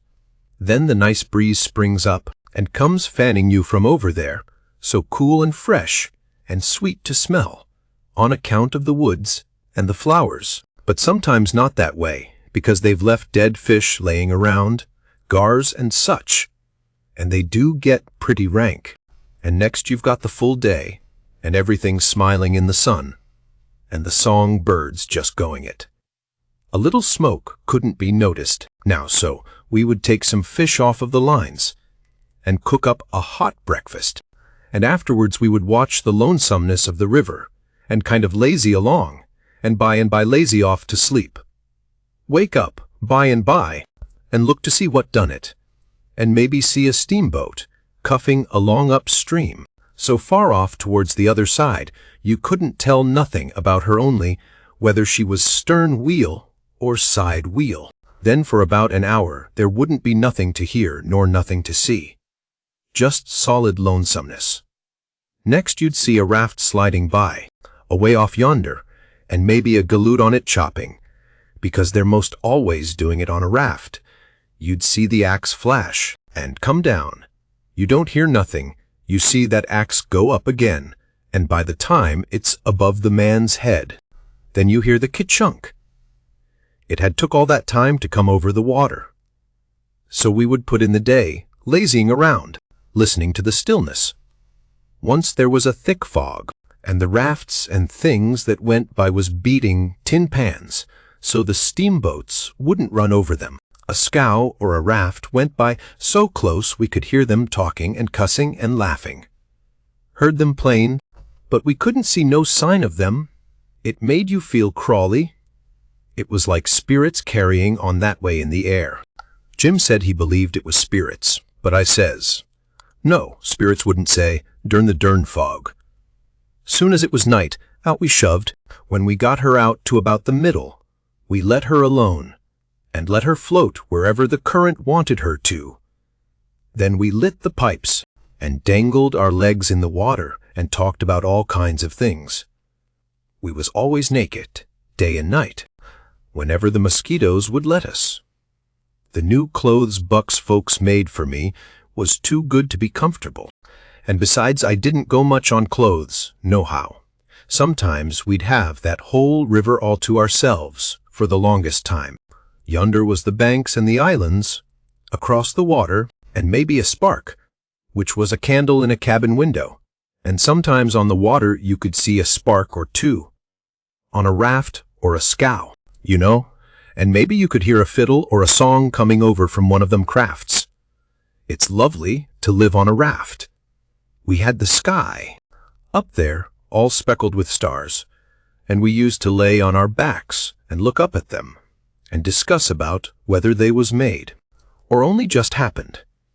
Jim he allowed they was made, but I allowed they happened. I judged it would have took too long to make so many. Jim said the moon could 'a' laid them. Well, that looked kind of reasonable, so I didn't say nothing against it, because I've seen a frog lay most as many, so of course it could be done. We used to watch the stars that fell, too, and see them streak down. Jim allowed they'd got spoiled and was hove out of the nest. Once or twice of a night we would see a steamboat slipping along in the dark, and now and then she would belch a whole world of sparks up out of her chimblies, and they would rain down in the river and look awful pretty. Then she would turn a corner and her lights would wink out, and her pow-wow shut off, and leave the river still again, and by her waves would get to us, a long time after she was gone, and joggle the raft a bit, and after that you wouldn't hear nothing, for you couldn't tell how long, except maybe frogs or something. After midnight the people on shore went to bed, and then for 2 or 3 hours the shores was black. No more sparks in the cabin windows. These sparks was our clock. The first one that showed again meant morning was coming, so we hunted a place to hide and tie up right away. One morning about daybreak, I found a canoe and crossed over a chute to the main shore.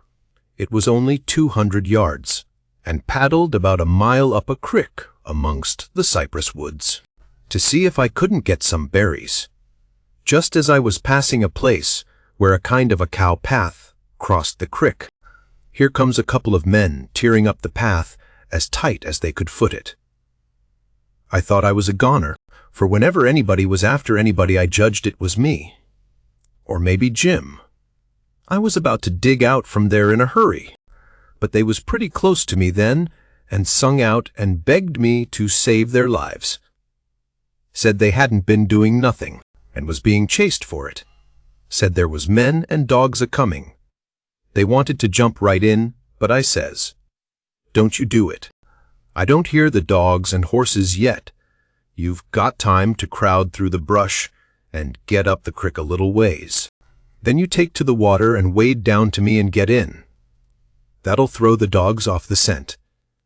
They done it, and soon as they was aboard I lit out for our tow head, and in about 5 or 10 minutes we heard the dogs, and the men away off, shouting. We heard them come along towards the crick, but couldn't see them. They seemed to stop and fool around a while. Then, as we got further and further away all the time, we couldn't hardly hear them at all. By the time we had left a mile of woods behind us and struck the river, everything was quiet, and we paddled over to the tow head and hid in the cotton woods and was safe. One of these fellows was about 70 or upwards, and had a bald head and very gray whiskers. He had an old battered-up slouch hat on, and a grazy blue woolen shirt, and ragged old blue jeans breeches stuffed into his boot tops, and home-knit galooses. No, he only had one. He had an old long-tailed blue jeans coat with slick brass buttons, flung over his arm, and both of them had big fat, ratty-looking carpet bags. The other fellow was about 30 and dressed about as ornery. After breakfast we all laid off and talked, and the first thing that come out was that these chaps didn't know one another. "What got you into trouble?" says the bald head to t'other chap. Well, I'd been selling an article to take the tartar off the teeth, and it does take it off, too, and generally the enamel along with it. But I stayed about 1 night longer than I ought to, and was just in the act of sliding out when I ran across you on the trail this side of town, and you told me they were coming, and begged me to help you to get off. So I told you I was expecting trouble myself, and would scatter out with you. That's the whole yarn. What's yourn? Well, I'd been a-runnin' a little temperance revival there, about a week, and was the pet of the women folks, big and little, for I was makin' it mighty warm for the rummies, I tell you, and takin' as much as $5 or $6 a night, 10 cents a head, children and niggers free, and business a-growin' all the time, when somehow or another a little report got around, last night, that I had a way of puttin', in my time with a private jug, on the sly. A nigger roosted me out this mornin', and told me the people was getherin', on the quiet, with their dogs and horses, and they'd be along pretty soon, and give me 'bout half an hour's start, and then run me down, if they could, and if they got me they'd tar and feather me and ride me on a rail, sure. I didn't wait for no breakfast. I warn't hungry. "Old man," says the young one, "I reckon we might double-team it together. What do you think?" I ain't undisposed. What's your line? Mainly, Joe printer, by trade, do a little in patent medicines, theater actor. Tragedy, you know. Take a turn at mesmerism and phrenology when there's a chance. Teach singing geography school for a change. Sling a lecture, sometimes. Oh, I do lots of things. Most anything that comes handy, so it ain't work. What's your lay? I've done considerable in the doctoring way in my time. Layin' on o' hands is my best holt, for cancer and paralysis and sich things, and I can tell a fortune pretty good when I've got somebody along to find out the facts for me. Preachin's my line, too, and workin' camp meetin's and missionaryin' around. Nobody never said anything for a while. Then the young man huv a sigh and says, "Alice, what are you a-lassin' about?" says the bald head. "To think I should have lived to be leading such a life, and be degraded down into such company." And he begun to wipe the corner of his eye with a rag. Dern your skin. Ain't the company good enough for you? Says the bald head, pretty pert and uppish. Yes, it is good enough for me. It's as good as I deserve, for who fetched me so low, when I was so high, I did myself. I don't blame you, gentlemen. Far from it, I don't blame anybody. I deserve it all. Let the cold world do its worst, one thing I know. There's a grave somewhere for me. The world may go on just as it's always done, and take everything from me. Loved ones, property, everything. But it can't take that. Someday I'll lie down in it and forget it all, and my poor broken heart will be at rest. He went on a wiping. Draught your poor broken heart, says the bald head. What are you heaving your poor broken heart at us fur? We hain't done nothing. No, I know you haven't. I ain't blaming you, gentlemen. I brought myself down. Yes, I did it myself. It's right I should suffer. Perfectly right. I don't make any moan. Brought you down from war. War was you brought down from. Ah! You would not believe me? The world never believes. Let it pass. 'Tis no matter. The secret of my birth. The secret of your birth, do you mean to say? Gentlemen, says the young man, very solemn, I will reveal it to you, for I feel I may have confidence in you. By rights I am a duke. Jim's eyes bugged out when he heard that, and I reckon mine did too. Then the bald head says, no, you can't mean it. Yes, my great-grandfather, eldest son of the Duke of Bridgewater, fled to this country about the end of the last century, to breathe the pure air of freedom, married here, and died, leaving a son, his own father dying about the same time. The second son of the late Duke seized the title and estates. The infant real Duke was ignored. I am the lineal descendant of that infant. I am the rightful Duke of Bridgewater, and here am I, forlorn, torn from my high estate, hunted of men, despised by the cold world, ragged, worn, heartbroken, and degraded to the companionship of felons on a raft. Jim pitied him ever so much, and so did I. We tried to comfort him, but he said it warn't much use. He couldn't be much comforted. Said if we was a mind to acknowledge him, that would do him more good than most anything else. So we said we would, if he would tell us how. He said we ought to bow when we spoke to him, and say your grace, or my lord, or your lordship, and he wouldn't mind it if we called him plain Bridgewater, which he said was a title, anyway, and not a name, and one of us ought to wait on him at dinner and do any little thing for him he wanted done. Well, that was all easy, so we done it. All through dinner Jim stood around and waited on him, and says, will you, Grace, have some o' dis, or some o' dat, and so on, and a body could see it was mighty pleasing to him. But the old man got pretty silent by and by, didn't have much to say, and didn't look pretty comfortable over all that petting that was going on around that Duke. He seemed to have something on his mind. So, along in the afternoon, he says, looky here, Bilgewater, he says, I'm nation sorry for you, but you ain't the only person that's had troubles like that. No, you ain't. You ain't the only person that's been snaked down wrongfully out in a high place. Alice. No, you ain't. You ain't the only person that's had a secret of his birth. And by jings, he begins to cry. Hold. What do you mean? Bilgewater, can I trust you? Says the old man, still sort of sobbing. To the bitter death. He took the old man by the hand and squeezed it, and says, the secret of your being, speak. Bilgewater, I am the late Dauphin. You bet you Jim and me stared this time. Then the Duke says, you are what? Yes, my friend, it is too true.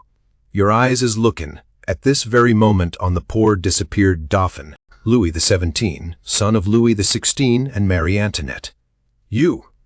At your age? No, you mean you're the late Charlemagne. You must be 600 or 700 years old, at the very least. Trouble has done it, Bilgewater. Trouble has done it. Trouble has brung these gray hairs and this premature balditude. Yes, gentlemen, you see before you, in blue jeans and misery, the wanderin', exiled, trampled on, and sufferin' rightful King of France.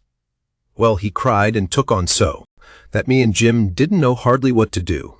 We was so sorry, and so glad and proud we'd got him with us, too. So we set in, like we done before with the Duke, and tried to comfort him. But he said it warn't no use. Nothing but to be dead and done with it all could do him any good, though he said it often made him feel easier and better for a while if people treated him according to his rights, and got down on one knee to speak to him, and always called him Your Majesty, and waited on him first at meals, and didn't set down in his presence till he asked them. So Jim and me set to majestying him, and doing this, and that, and t'other for him, and standing up till he told us we might set down. This done him heaps of good, and so he got cheerful and comfortable. But the Duke kind of soured on him, and didn't look a bit satisfied with the way things was going. Still, the king acted real friendly towards him, and said the Duke's great-grandfather, and all the other Dukes of Bilgewater, was a good deal thought of by his father, and was allowed to come to the palace considerable. But the Duke stayed huffy a good while, till by the king says, like as not we got to be together a blamed long time, on this your raft Bilgewater, and so what's the use o' your being sour? It only make things uncomfortable. It ain't my fault I warn't born a Duke. It ain't your fault you warn't born a king. So what's the use to worry? Make the best o' things the way you find 'em, says I. That's my motto. This ain't no bad thing that we've struck here. Plenty grub and an easy life. Come, give us your hand, Duke, and let's all be friends. The Duke done it, and Jim and me was pretty glad to see it. It took away all the uncomfortableness, and we felt mighty good over it, because it would have been a miserable business to have any unfriendliness on the raft, for what you want, above all things, on a raft, is for everybody to be satisfied, and feel right and kind towards the others. It didn't take me long to make up my mind that these liars warn't no kings nor dukes at all, but just low-down humbugs and frauds. But I never said nothing, never let on, kept it to myself. It's the best way. Then you don't have no quarrels, and don't get into no trouble. If they wanted us to call them kings and dukes, I hadn't no objections, long as it would keep peace in the family, and it warn't no use to tell Jim. So I didn't tell him. If I never learnt nothing else out of Pap, I learnt that the best way to get along with his kind of people is to let them have their own way. Chapter 20. They asked us considerable many questions, wanted to know what we covered up the raft that way for, and laid by in the daytime instead of running. Was Jim a runaway nigger? Says I. Goodness sakes, would a runaway nigger run south? No, they allowed he wouldn't. I had to account for things some way, so I says. My folks was living in Pike County, in Missouri, where I was born, and they all died off but me and Pa and my brother Ick. Pa, he lowed he'd break up and go down and live with Uncle Ben, who's got a little one-horse place on the river, 44 mile below Orleans. Pa was pretty poor, and had some debts, so when he'd squared up there warn't nothing left but $16, and our nigger, Jim. That warn't enough to take us 1,400 mile, deck passage nor no other way. Well, when the river rose, Pa had a streak of luck one day. He catched this piece of a raft, so we reckoned we'd go down to Orleans on it. Pa's luck didn't hold out. A steamboat run over the forward corner of the raft one night, and we all went overboard and dove under the wheel. Jim and me come up, all right, but Pa was drunk, and Ike was only 4 years old, so they never come up no more. Well, for the next day or two we had considerable trouble, because people was always coming out in skiffs and trying to take Jim away from me, saying they believed he was a runaway nigger. We don't run daytimes no more now. Nights they don't bother us. The Duke says, leave me alone to cipher out a way, so we can run in the daytime if we want to. I'll think the thing over. I'll invent a plan that'll fix it. We'll let it alone for today. because of course we don't want to go by that town yonder in daylight. It mightn't be healthy. Towards night it begun to darken up and look like rain. The heat lightning was squirting around, low down in the sky, and the leaves was beginning to shiver. It was going to be pretty ugly. It was easy to see that. So the Duke and the King went to overhauling our wigwam to see what the beds was like. My bed was a straw tick, better than Jim's, which was a corn shuck tick. There's always cobs around about in a shuck tick, and they poke into you and hurt. And when you roll over, the dry shucks sound like you was rolling over in a pile of dead leaves. It makes such a rustling that you wake up. Well, the Duke allowed he would take my bed, but the King allowed he wouldn't.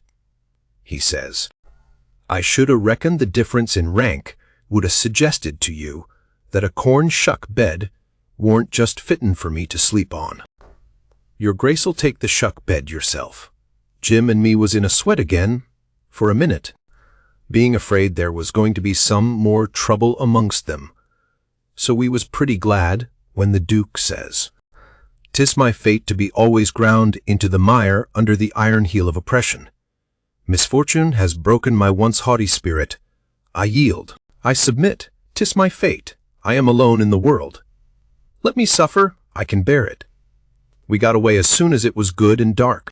The King told us to stand well out towards the middle of the river and not show a light till we got a long ways below the town.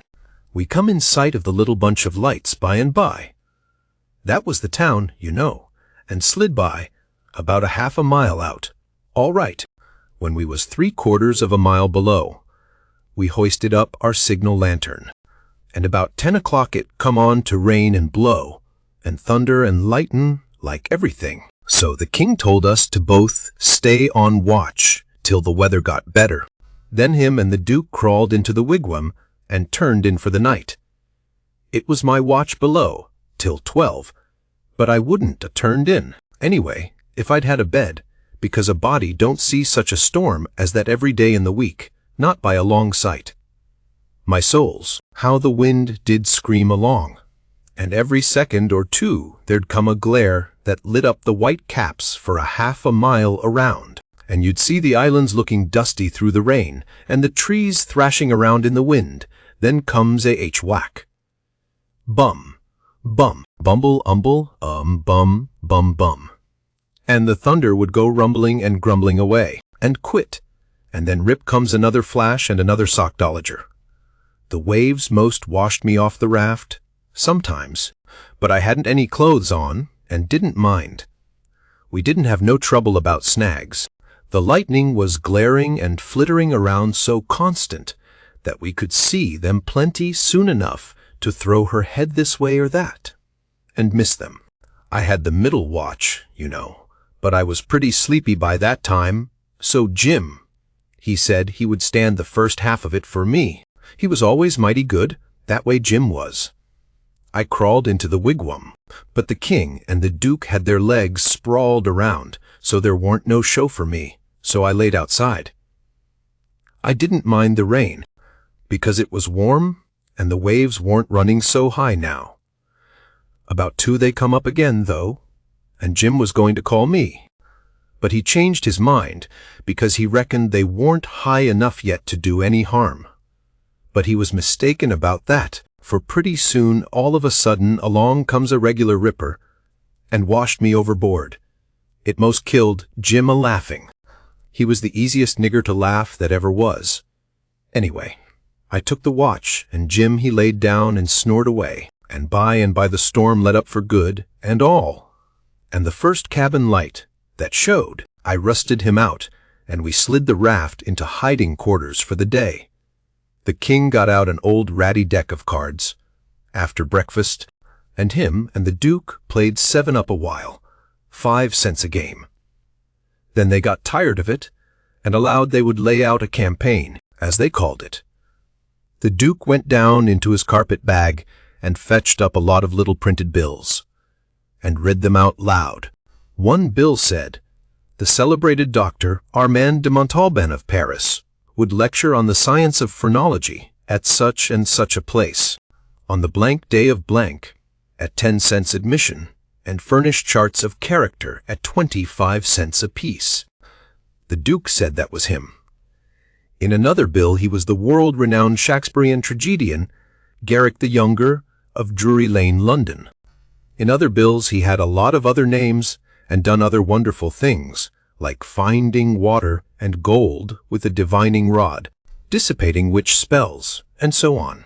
By and by he says, "But the histrionic muse is the darling. Have you ever trod the boards, royalty?" "No," says the king. "You shall then, before you're 3 days older, fall in grandeur," says the Duke.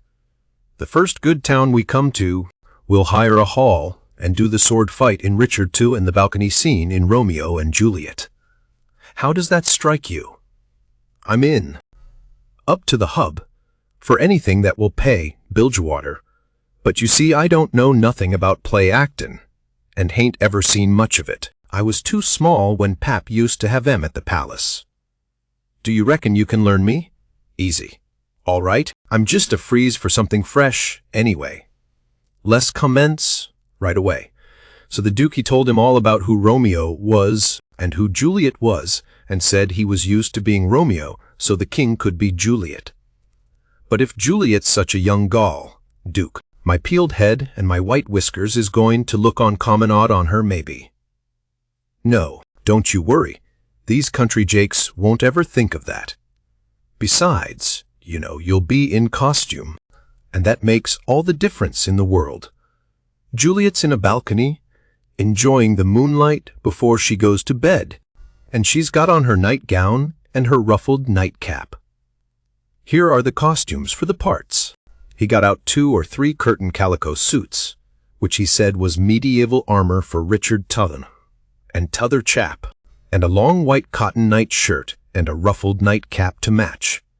The king was satisfied, so the Duke got out his book and read the parts over in the most splendid spread-eagle way, prancing around and acting at the same time, to show how it had got to be done. Then he gave the book to the king and told him to get his part by heart. There was a little one-horse town about 3 miles down the bend, and after dinner the Duke said he had ciphered out his idea about how to run in daylight without it being dangersome for Jim. So he allowed he would go down to the town and fix that thing. The king allowed he would go too, and see if he couldn't strike something. We was out of coffee, so Jim said, I better go along with them in the canoe and get some. When we got there weren't nobody steering, streets empty, and perfectly dead and still, like Sunday. We found a sick nigger sunning himself in a backyard, and he said everybody that warn't too young or too sick or too old was gone to camp meeting about 2 mile back in the woods. The king got the directions, and allowed he'd go and work that camp meeting for all it was worth. And I might go, too. The Duke said what he was after was a printing office. We found it, a little bit of a concern, up over a carpenter's shop. Carpenters and printers all gone to the meeting, and no doors locked. It was a dirty, littered-up place, and had ink marks, and handbills with pictures of horses and runaway niggers on them, all over the walls. The Duke shed his coat and said he was all right now. So me and the king lit out for the camp meeting. We got there in about a half an hour, fairly dripping, for it was a most awful hot day. There was as much as 1,000 people there, from 20 mile around. The woods was full of teams and wagons, hitched everywheres, feeding out of the wagon troughs and stomping to keep off the flies. There was sheds made out of poles and roofed over with branches, where they had lemonade and gingerbread to sell, and piles of watermelons and green corn and such like truck. The preaching was going on under the same kinds of sheds, only they was bigger and held crowds of people. The benches was made out of outside slabs of logs, with holes bored in the round side to drive sticks into for legs. They didn't have no backs. The preachers had high platforms to stand on at one end of the sheds. The women had on sun bonnets, and some had linsey-woolsey frocks, some gingham ones, and a few of the young ones had on calico.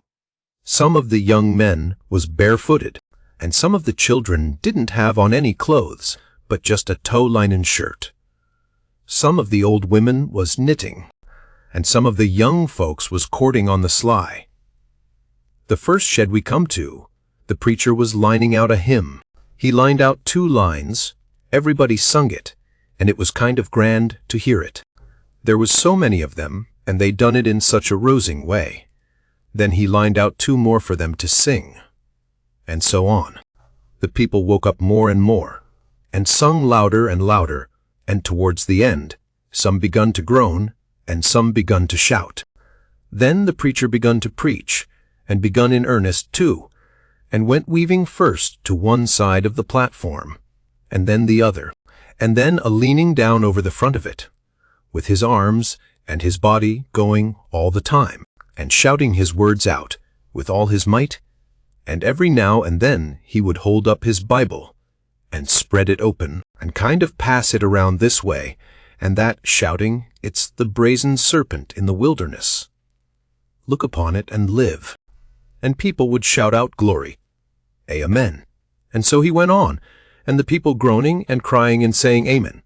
Oh, come to the mourner's bench. Come black with sin, amen. Come sick and sore, amen. Come lame and halt and blind, amen. Come poor and needy, sunk in shame. Oh, amen. Come all that's worn and soiled and suffering. Come with a broken spirit. Come with a contrite heart. Come in your rags and sin and dirt. The waters that cleanse is free. The door of heaven stands open. Oh, enter in and be at rest. Amen. Glory, glory, hallelujah, and so on. You couldn't make out what the preacher said any more, on account of the shouting and crying. Folks got up, everywheres in the crowd, and worked their way, just by main strength, to the mourner's bench, with the tears running down their faces. And when all the mourners had got up there to the front benches in a crowd, they sung and shouted and flung themselves down on the straw, just crazy and wild. Well, the first I knowed, the king got a-going, and you could hear him over everybody. And next he went a-charging up onto the platform, and the preacher he begged him to speak to the people. And he done it. He told them he was a pirate. Been a pirate for 30 years, out in the Indian Ocean, and his crew was thinned out considerable last spring in a fight, and he was home now to take out some fresh men, and thanks to goodness he'd been robbed last night and put ashore off of a steamboat without a cent, and he was glad of it. It was the blessedest thing that ever happened to him, because he was a changed man now and happy for the first time in his life, and poor as he was going to start right off and work his way back to the Indian Ocean and put in the rest of his life, trying to turn the pirates into the true path, for he could do it better than anybody else, being acquainted with all the pirate crews in that ocean. And though it would take him a long time to get there, without money, he would get there anyway. And every time he convinced a pirate, he would say to him, "Don't you thank me. Don't you give me no credit. It all belongs to them dear people in Pokeville Camp meeting, natural brothers and benefactors of the race." And that dear preacher there, the truest friend a pirate ever had. And then he busted into tears, and so did everybody. Then somebody sings out, "Take up a collection for him, take up a collection." Well, a half a dozen made a jump to do it, but somebody sings out, "Let him pass the hat around." Then everybody said it, the preacher too.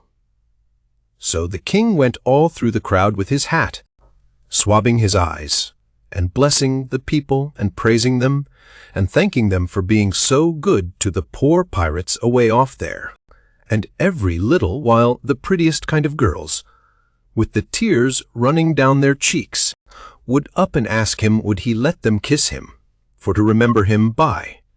And he always done it, and some of them he hugged and kissed as many as 5 or 6 times. And he was invited to stay a week, and everybody wanted him to live in their houses, and said they'd think it was an honor. But he said, As this was the last day of the camp meeting, he couldn't do no good. And besides, he was in a sweat to get to the Indian Ocean right off and go to work on the pirates. When we got back to the raft and he come to count up, he found he had collected $87.75. And then he had fetched away a 3-gallon jug of whiskey, too, that he found under a wagon when we was starting home through the woods. The king said, take it all around, it laid over any day he'd ever put in the missionarying line. He said it warn't no use talking. Heathens don't amount to shucks, alongside of pirates, to work a camp meeting with. The Duke was thinking he'd been doing pretty well, till the king come to show up, but after that he didn't think so much. He had set up and printed off 2 little jobs for farmers in that printing office, horse bills, and took the money, $4, and he had got in $10 worth of advertisements for the paper, which he said he would put in for $4 if they would pay in advance. So they done it. The price of the paper was $2 a year, but he took in 3 subscriptions for $50 apiece on condition of them paying him in advance. They were going to pay in cordwood and onions, as usual. But he said he had just bought the concern and knocked down the price as low as he could afford it, and was going to run it for cash. He set up a little piece of poetry, which he made, himself, out of his own head, 3 verses, kind of sweet and saddish. The name of it was, Yes, Crush, Cold World. This breaking heart, and he left that all set up and ready to print in the paper and didn't charge nothing for it. Well, he took in $9.50 and said he'd done a pretty square day's work for it. Then he showed us another little job he'd printed and hadn't charged for, because it was for us. It had a picture of a runaway nigger with a bundle on a stick over his shoulder and $200 reward under it. The reading was all about Jim and just described him to a dot. It said he run away from St. Jack's Plantation, 40 miles below New Orleans, last winter, and likely went north, and whoever would catch him and send him back, he could have the reward and expenses. Now, says the Duke, after tonight we can run in the daytime if we want to. Whenever we see anybody coming, we can tie Jim hand and foot with a rope, and lay him in the wigwam, and show this handbill, and say we captured him up the river, and were too poor to travel on a steamboat, so we got this little raft on credit from our friends, and are going down to get the reward. Handcuffs and chains would look still better on Jim, but it wouldn't go well with the story of us being so poor. Too much like jewelry. Ropes are the correct thing. We must preserve the unities, as we say on the boards. We all said the Duke was pretty smart, and there couldn't be no trouble about running daytimes. We judged we could make miles enough that night to get out of the reach of the pow-wow we reckoned the Duke's work in the printing office was going to make in that little town. Then we could boom right along if we wanted to. We laid low and kept still and never shoved out till nearly 10 o'clock. Then we slid by, pretty wide away from the town, and didn't hoist our lantern till we was clear out of sight of it. When Jim called me to take the watch at 4 in the morning, he says, "Huck, does you reckon we gwine to run across any mo' kings on dis trip?" "No," I says, "I reckon not." "Well," says he, "dat's all right den. I don't mind 1 or 2 kings, but dat's enough. Dis one's powerful drunk, and de Duke ain't much better." I found Jim had been trying to get him to talk French, so he could hear what it was like. But he said he had been in this country so long and had so much trouble, he'd forgot it. Chapter 21. It was after sunup now, but we went right on and didn't tie up. The king and the Duke turned out, by and by, looking pretty rusty, but after they'd jumped overboard and took a swim, it chippered them up a good deal. After breakfast, the king he took a seat on a corner of the raft and pulled off his boots and rolled up his breeches and let his legs dangle in the water so as to be comfortable, and lit his pipe, and went to getting his Romeo and Juliet by heart. When he had got it pretty good, him and the Duke begun to practice it together. The Duke had to learn him over and over again how to say every speech, and he made him sigh, and put his hand on his heart, and after a while he said he'd done it pretty well. Only, he says, you mustn't bellow out Romeo. That way, like a bull, you must say it soft and sick and languishy, so, R-O-O mio. That is the idea, for Juliet's a dear sweet mere child of a girl, you know, and she don't bray like a jackass.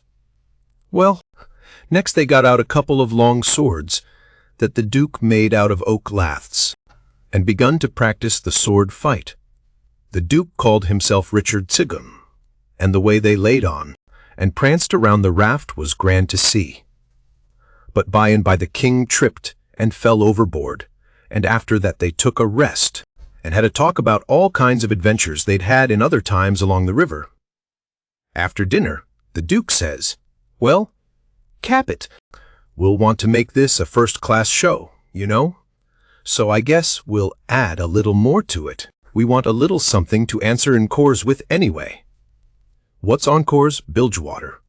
The Duke told him, and then says, I'll answer by doing the Highland Fling or the Sailor's Hornpipe, and you, well, let me see.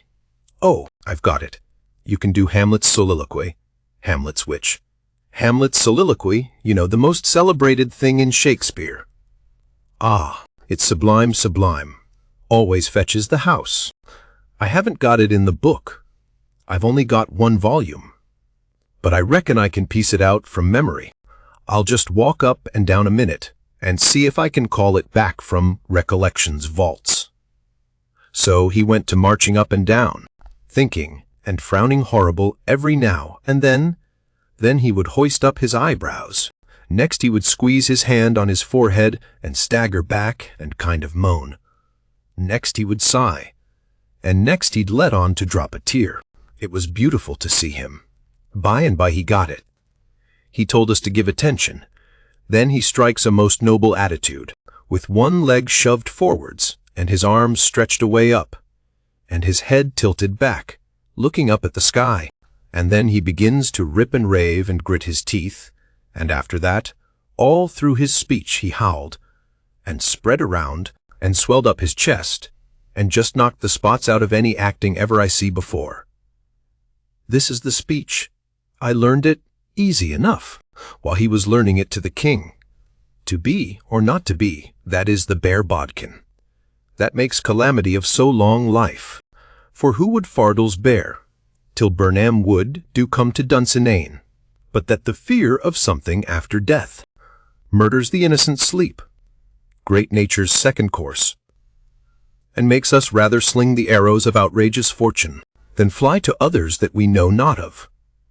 There's the respect must give us pause. Wake Duncan with thy knocking. I would thou couldst, for who would bear the whips and scorns of time?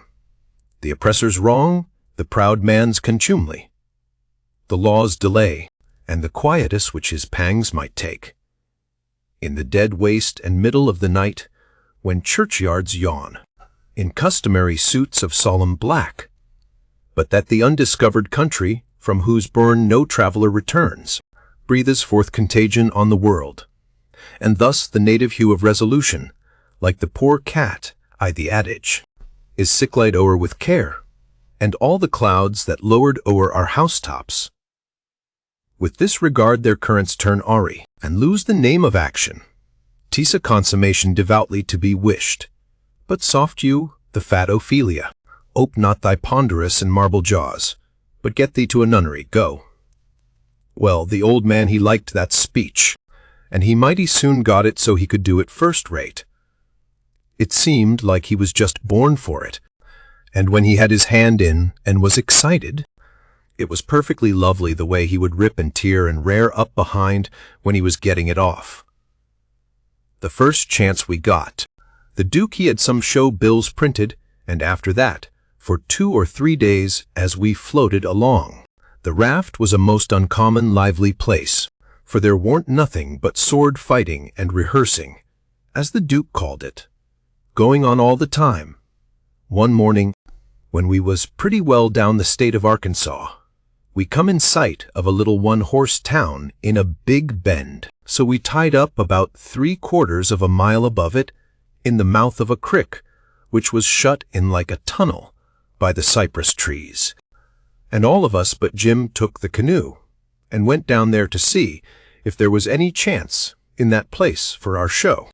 We struck it mighty lucky. There was going to be a circus there that afternoon, and the country people was already beginning to come in all kinds of old shackly wagons and on horses. The circus would leave before night, so our show would have a pretty good chance. The Duke, he hired the courthouse, and we went around and stuck up our bills. They read like this: Shakespearean Revival, wonderful attraction, for one night only. The world-renowned tragedians, David Garrick the Younger of Drury Lane Theatre, London, and Edmund Kean the Elder of the Royal Haymarket Theatre, Whitechapel, Pudding Lane, Piccadilly, London, and the Royal Continental Theatres in their sublime Shakespearean spectacle entitled The Balcony Scene in Romeo and Juliet. Romeo, Mr. Garrick; Juliet, Mr. Kean, assisted by the whole strength of the company. New costumes, new scenery, new appointments. Also, the thrilling, masterly, and blood-curdling broadsword conflict in Richard T.I. Richard to Mr. Garrick; Richmond, Mr. Kean. Also, by special request, Hamlet's immortal soliloquy by the illustrious Kean, done by him 300 consecutive nights in Paris, for one night only, on account of imperative European engagements. Admission 25 cents, children and servants 10 cents. Then we went loafing around the town. The stores and houses was most all old shackly, dried-up frame concerns that hadn't ever been painted. They was set up 3 or 4 foot above ground on stilts, so as to be out of reach of the water when the river was overflowed. The houses had little gardens around them, but they didn't seem to raise hardly anything in them but Jimpson weeds and sunflowers and ash piles and old curled-up boots and shoes and pieces of bottles and rags and played-out tinware. The fences was made of different kinds of boards, nailed on at different times, and they leaned every which way, and had gates that didn't generally have but one hing, a leather one. Some of the fences had been whitewashed, some time or another, but the Duke said it was in Columbus's time, like enough. There was generally hogs in the garden, and people driving them out. All the stores was along one street. They had white domestic awnings in front, and the country people hitched their horses to the awning posts. There was empty dry goods boxes under the awnings, and loafers roosting on them all day long, whittling them with their Barlow knives, and chowing tobacco, and gaping and yawning and stretching. A mighty ornery lot. They generally had on yellow straw hats most as wide as an umbrella, but didn't wear no coats nor waistcoats. They called one another Bill, and Buck, and Hank, and Joe'd Andy, and talked lazy and drawly, and used considerable many cuss words. There was as many as one loafer leaning up against every awning post, and he most always had his hands in his breeches pockets, except when he fetched them out to lend a chaw of tobacco or scratch. What a body was hearing amongst them all the time was, "Gim a chaw v tobaccer, Hank." "Cain't. I hain't got but one chaw left." Ask Bill. Maybe Bill he gives him a chaw, maybe he lies and says he ain't got none. Some of them kinds of loafers never has a cent in the world, nor a chaw of tobacco of their own. They get all their chawing by borrowing. They say to a fellow, "I wished you'd lend me a chaw, Jack. I just this minute give Ben Thompson the last chaw I had," which is a lie pretty much every time. It don't fool nobody but a stranger. But Jack ain't no stranger, so he says, "You give him a chaw, did you? So did your sister's cat's grandmother. You pay me back the chaws you've already borried off'n me, Leif Buckner. Then I'll loan you 1 or 2 ton of it, and won't charge you no back in trust, nother. Well, I did pay you back some of it once. Yes, you did. About 6 chaws. You borrowed store tobacco and paid back niggerhead. Store tobacco is flat black plug, but these fellows mostly chaws the natural leaf twisted. When they borrow a chaw, they don't generally cut it off with a knife, but they set the plug in between their teeth, and gnaw with their teeth and tug at the plug with their hands till they get it in two. Then sometimes the one that owns the tobacco looks mournful at it when it's handed back and says, sarcastic, "Here, Jimmy the chaw, and you take the plug. All the streets and lanes was just mud. They warn't nothing else but mud. Mud as black as tar, and nigh about a foot deep in some places, and 2 or 3 inches deep in all the places. The hogs loafed and grunted around everywheres. You'd see a muddy sow and a litter of pigs come lazying along the street, and hole up herself right down in the way, where folks had to walk around her, and she'd stretch out and shut her eyes and wave her ears, whilst the pigs was milking her, and look as happy as if she was on salary, and pretty soon you'd hear a loafer sing out, 'Hi!' So boy, sick him, tige, and away the sow would go, squealing most horrible, with a dog or 2 swinging to each ear, and 3 or 4 dozen more a-coming, and then you would see all the loafers get up and watch the thing out of sight, and laugh at the fun and look grateful for the noise. Then they'd settle back again till there was a dog fight. There couldn't anything wake them up all over and make them happy all over, like a dog fight, unless it might be putting turpentine on a stray dog and setting fire to him, or tying a tin pan to his tail and see him run himself to death. On the river front some of the houses was sticking out over the bank, and they was bowed and bent and about ready to tumble in. The people had moved out of them. The bank was caved away under one corner of some others, and that corner was hanging over. People lived in them yet, but it was dangersome, because sometimes a strip of land as wide as a house caves in at a time. Sometimes a belt of land 1/4 of a mile deep will start in and cave along till it all caves into the river in one summer. Such a town as that has to be always moving back and back and back, because the river's always gnawing at it. The nearer it got to noon that day, the thicker and thicker was the wagons and horses in the streets, and more coming all the time. Families fetched their dinners with them from the country and eat them in the wagons. There was considerable whiskey drinking going on, and I seen 3 fights. By and by somebody sings out, "Here comes old Boggs, in from the country for his little old monthly drunk. Here he comes, boys." All the loafers looked glad. I reckoned they was used to having fun out of Boggs. One of them says, "Wonder who he's a-gwine to chaw up this time. If he'd a-chawed up all the men he's been a-gwine to chaw up in the last 20 year, he'd have considerable reputation now." Another one says, "I wished old Boggs threatened me, 'cause then I'd know I warn't going to die for 1,000 year." Boggs comes a-tearing along on his horse, whooping and yelling like an Injun, and singing out, "Clear the track thar. I'm on the wall path, and the price of coffins is a-gwine to raise." He was drunk, and weaving about in his saddle. He was over 50-year-old, and had a very red face. Everybody yelled at him, and laughed at him, and sassed him, and he sassed back, and said he'd attend to them, and lay them out in their regular turns. But he couldn't wait now, because he'd come to town to kill old Colonel Sherburne, and his motto was, "Meat first, and spoon victuals to top off on." He see me, and rode up, and says, "Where'd you come from, boy? You prepared to die?" Then he rode on. I was scared, but a man says, "He don't mean nothing. He's always a-carryin' on like that. When he's drunk, he's the best-naturedest old fool in Arkansas. Never hurt nobody, drunk nor sober."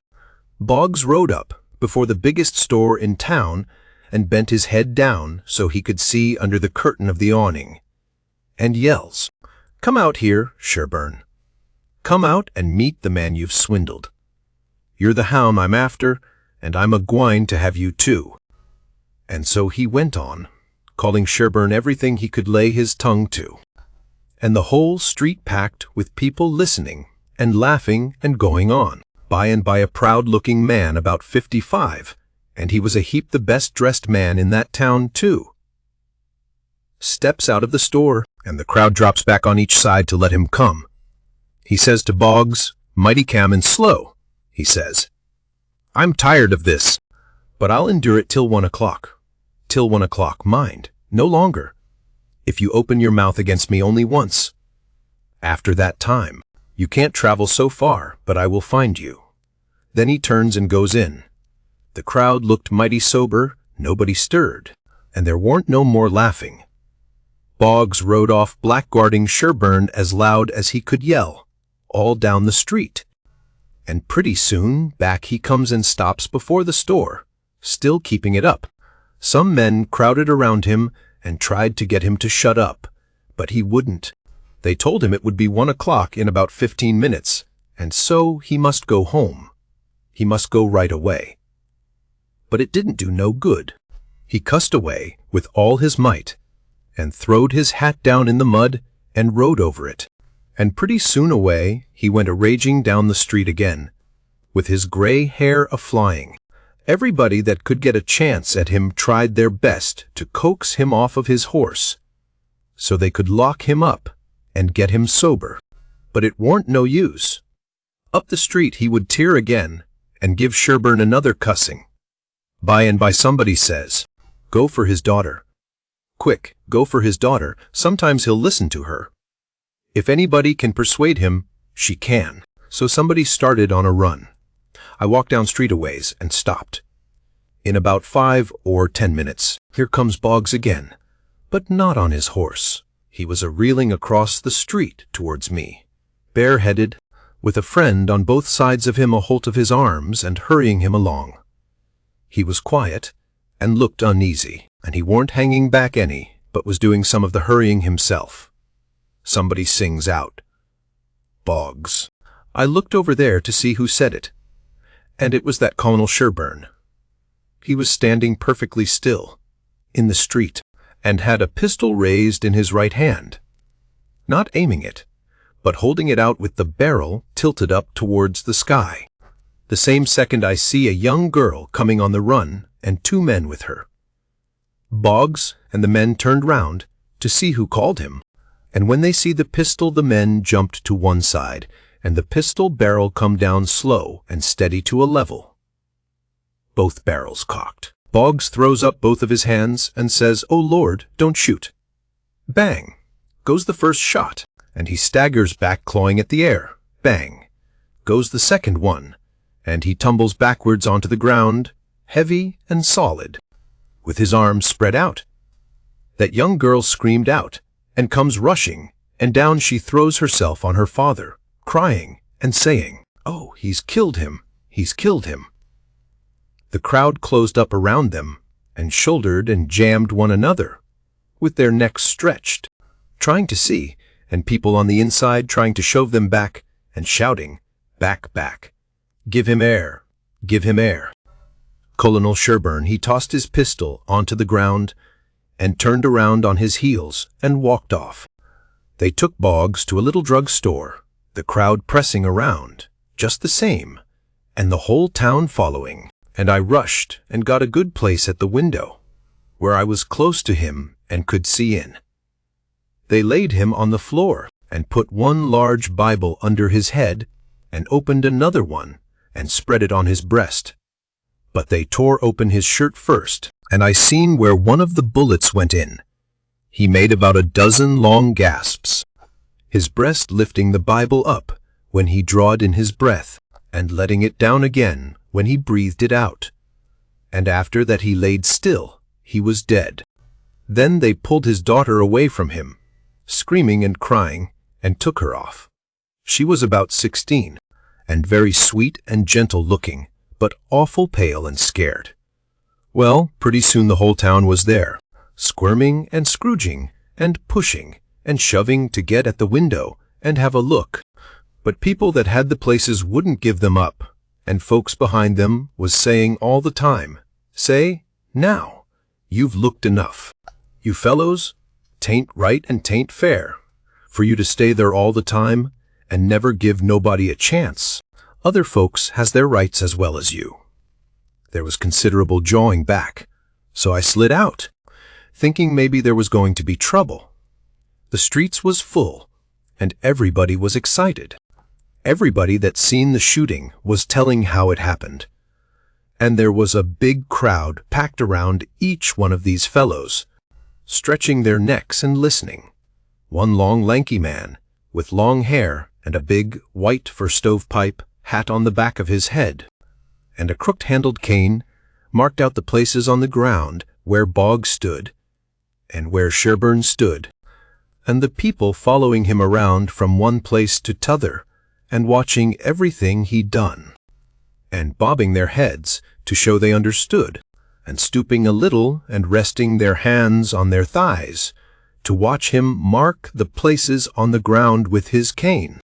And then he stood up straight and stiff where Sherburne had stood, frowning and having his hat brimmed down over his eyes, and sung out, "Boggs," and then fetched his cane down slow to a level and says, "Bang." Staggered backwards, says bang, again, and fell down flat on his back. The people that had seen the thing said he done it perfect, said it was just exactly the way it all happened. Then as much as a dozen people got out their bottles and treated him. Well, by and by somebody said Sherburne ought to be lynched. In about a minute everybody was saying it. So away they went, mad and yelling, and snatching down every clothes line they come to do the hanging with. Chapter 22. They swarmed up the street towards Sherburne's house, a whooping and yelling and raging like Injuns, and everything had to clear the way or get run over and tromped to mush. And it was awful to see. Children was heeling it ahead of the mob, screaming and trying to get out of the way. And every window along the road was full of women's heads, and there was nigger boys in every tree, and bucks and wenches looking over every fence. And as soon as the mob would get nearly to them, they would break and scattle back out of reach. Lots of the women and girls was crying and taking on, scared most to death. They swarmed up in front of Sherburne's palings, as thick as they could jam together. And you couldn't hear yourself think for the noise. It was a little 20-foot yard. Some sung out, "Tear down the fence. Tear down the fence." Then there was a racket of ripping and tearing and smashing, and down she goes, and the front wall of the crowd begins to roll in like a wave. Just then Sherburne steps out onto the roof of his little front porch, with a double-barrel gun in his hand, and takes his stand, perfectly calm and deliberate, not saying a word. The racket stopped, and the waves sucked back. Sherburne never said a word, just stood there, looking down. The stillness was awful creepy and uncomfortable. Sherburne run his eye slow along the crowd, and wherever it struck. The people tried a little to outgaze him, but they couldn't. They dropped their eyes and looked sneaky. Then, pretty soon Sherburne sort of laughed, not the pleasant kind, but the kind that makes you feel like when you are eating bread that's got sand in it. Then he says, slow and scornful, "The idea of you lynching anybody. It's amusing. The idea of you thinking you had pluck enough to lynch a man, because you're brave enough to tar and feather poor, friendless, cast-out women that come along here. Did that make you think you had grit enough to lay your hands on a man? Why, a man's safe in the hands of 10,000 of your kind, as long as it's daytime and you're not behind him. Do I know you? I know you clear through. I was born and raised in the South, and I've lived in the North, so I know the average all around. The average man's a coward. In the North, he lets anybody walk over him that wants to, and goes home and prays for a humble spirit to bear it. In the South, one man, all by himself, has stopped a stage full of men in the daytime and robbed the lot. Your newspapers call you a brave people, so much that you think you are braver than any other people. whereas you're just as brave, and no braver. Why don't your juries hang murderers? Because they're afraid the man's friends will shoot them in the back in the dark. And it's just what they would do. So they always acquit, and then a man goes in the night with 100 masked cowards at his back and lynches the rascal. Your mistake is that you didn't bring a man with you. That's one mistake. And the other is that you didn't come in the dark and fetch your masks. You brought part of a man. Buck Harkness, there. And if you hadn't had him to start you, you'd have taken it out in blowing. You didn't want to come. The average man don't like trouble and danger. You don't like trouble and danger. But if only half a man, like Buck Harkness, there, shouts, lynch him, you're afraid to back down. Afraid you'll be found out to be what you are. Cowards. And so you raise a yell, and hang yourselves onto that half a man's coat tail, and come raging up here, swearing what big things you're going to do. The pitifulest thing out is a mob. That's what an army is. A mob, they don't fight with courage that's born in them, but with courage that's borrowed from their mass and from their officers. But a mob without any man at the head of it is beneath pitifulness. Now the thing for you to do is to droop your tails and go home and crawl in a hole. If any real lynching's going to be done, it will be done in the dark, Southern fashion. And when they come, they'll bring their masks and fetch a man along. Now leave, and take your half a man with you, tossing his gun up across his left arm and cocking it.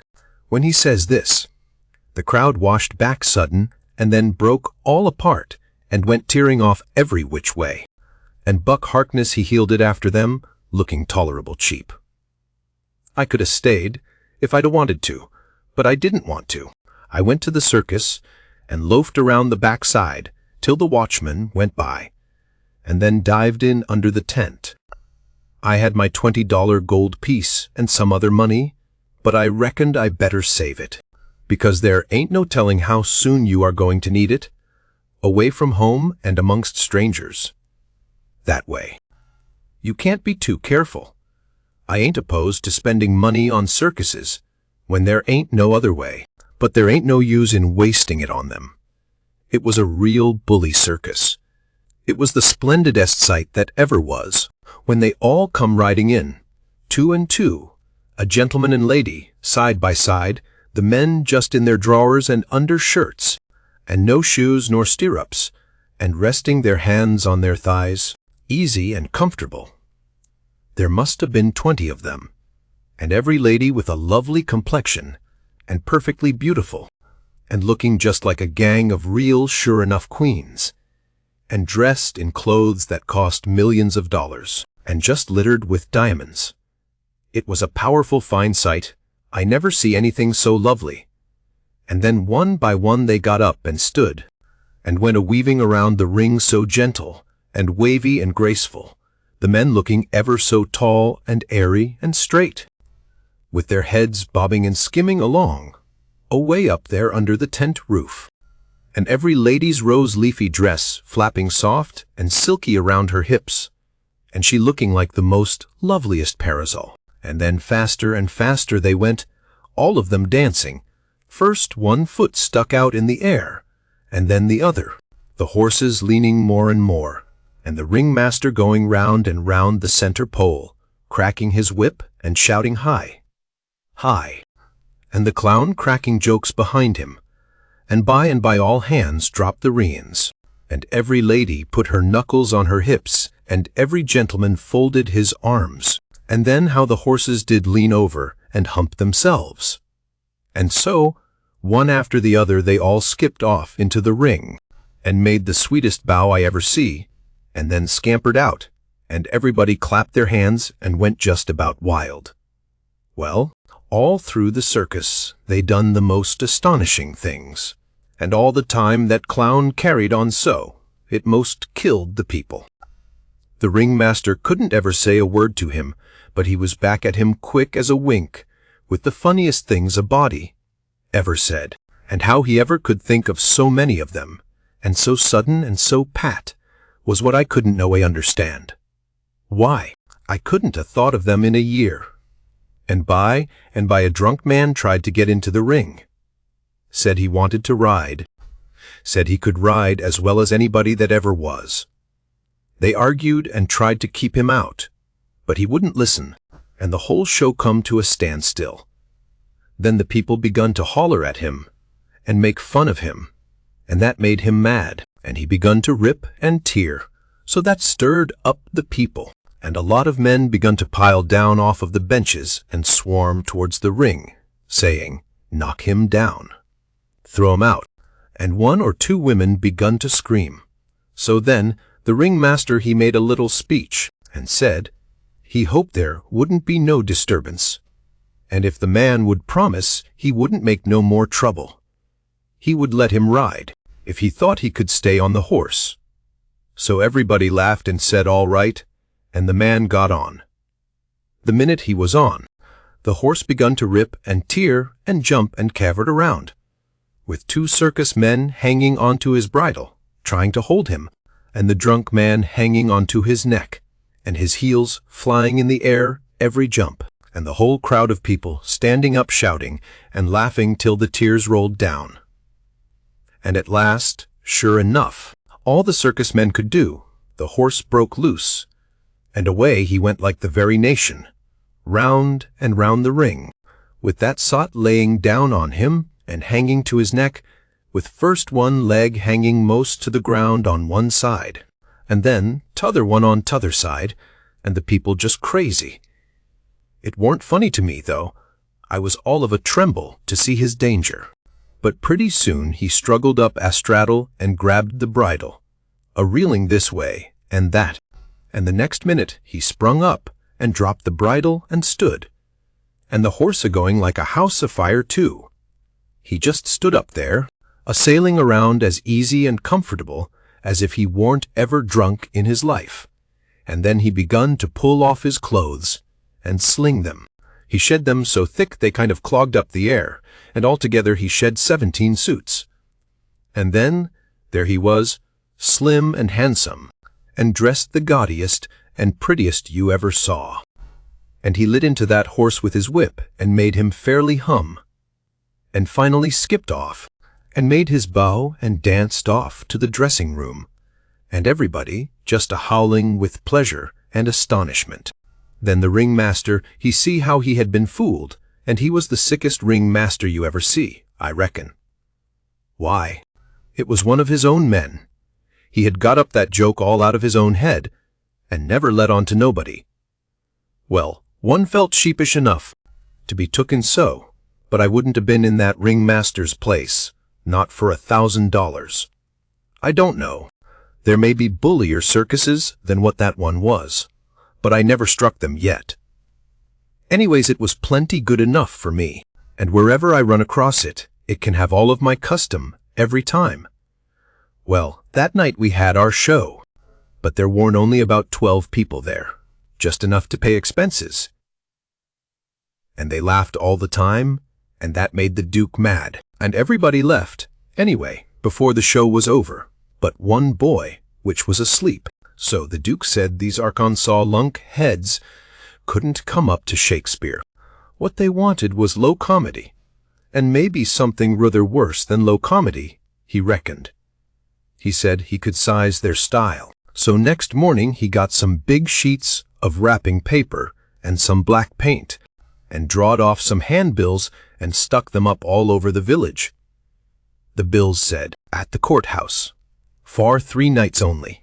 The world-renowned tragedians, David Garrick the Younger, A&D Edmund Kean the Elder, of the London and Continental theatres, in their thrilling tragedy of The King's Cameloparder, the Royal Nonsuch, admission 50 cents. Then at the bottom was the biggest line of all, which said, Ladies and children not admitted. There, says he, if that line don't fetch them, I don't know Arkansas. Chapter 23.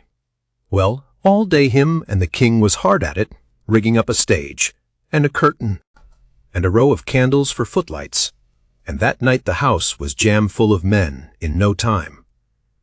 When the place couldn't hold no more, the Duke he quit tending door, and went around the back way, and come onto the stage, and stood up before the curtain, and made a little speech, and praised up this tragedy, and said it was the most thrillingest one that ever was. And so he went on a bragging about the tragedy, and about Edmund Kean the elder, which was to play the main principal part in it.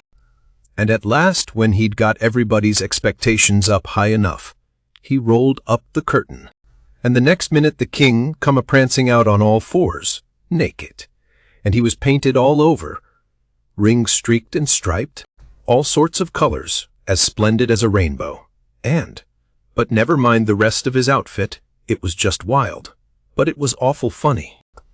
The people most killed themselves laughing, and when the king got done capering, and capered off behind the scenes, they roared and clapped and stormed, and haw-hawed till he come back and done it over again. And after that, they made him do it another time. Well, it would have made a cow laugh to see the shines that old idiot cut. Then the Duke he lets the curtain down, and bows to the people, and says the great tragedy will be performed only 2 nights more, on accounts of pressing London engagements, where the seats is all sold already for it in Drury Lane.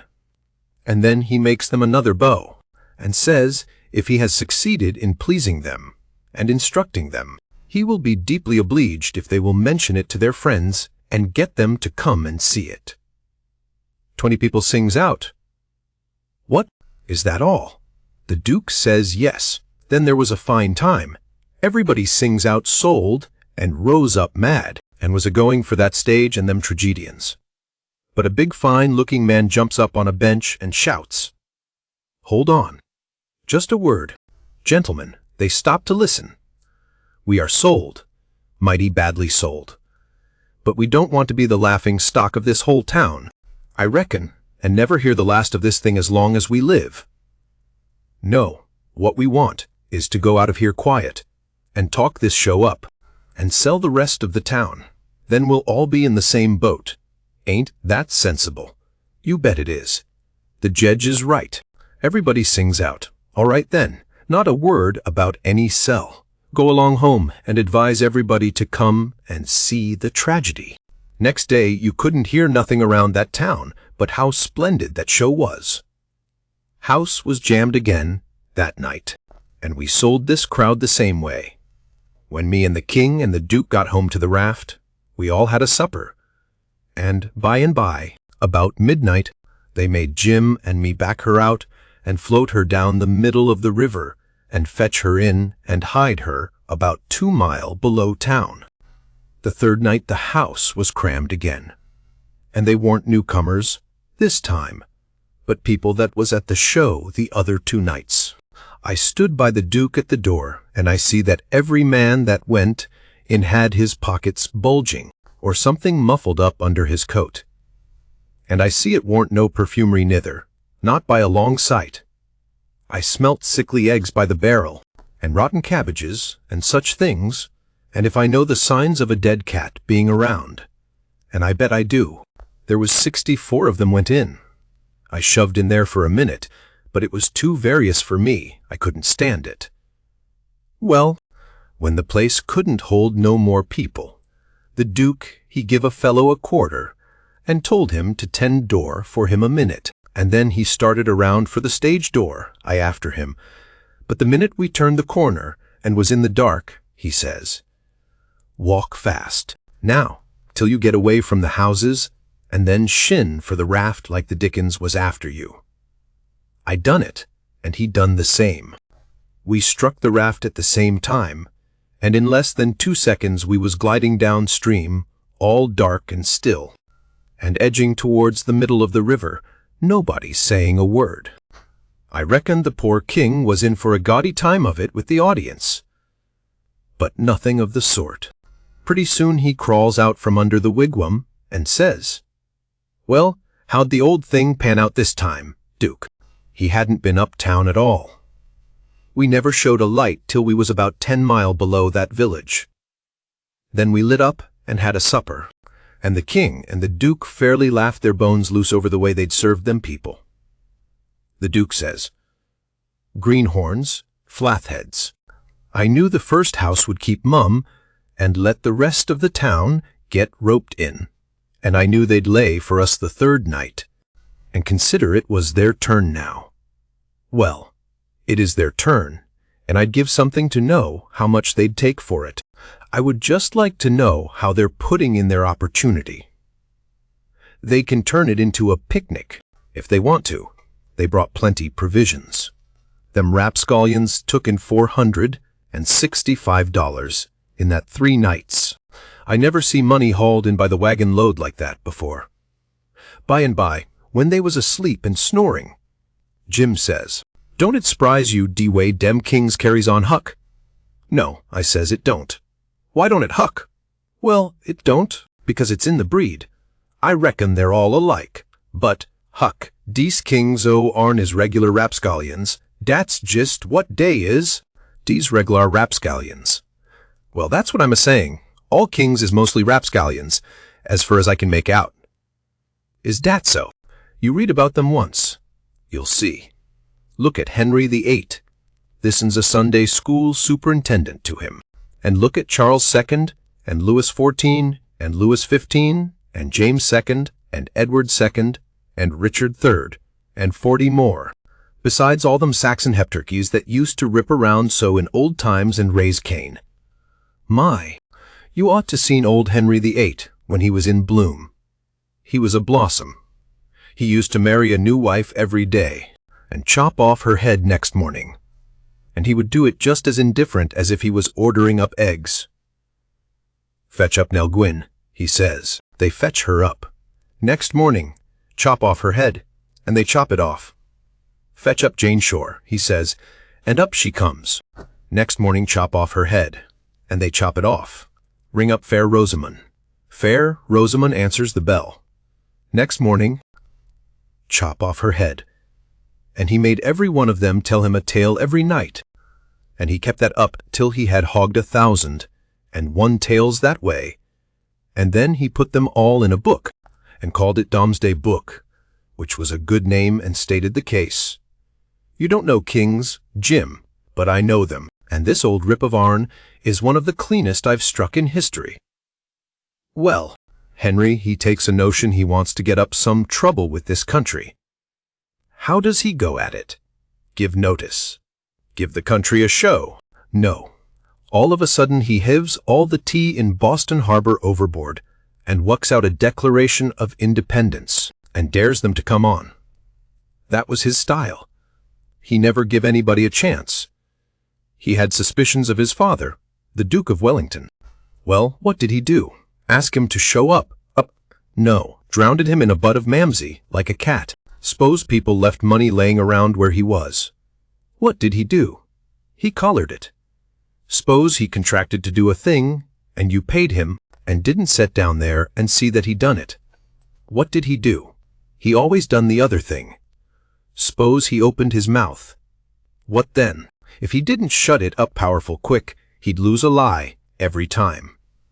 That's the kind of a bug Henry was, and if we'd had him along 'stead of our kings, he'd a fooled that town a heap worse than ourn done.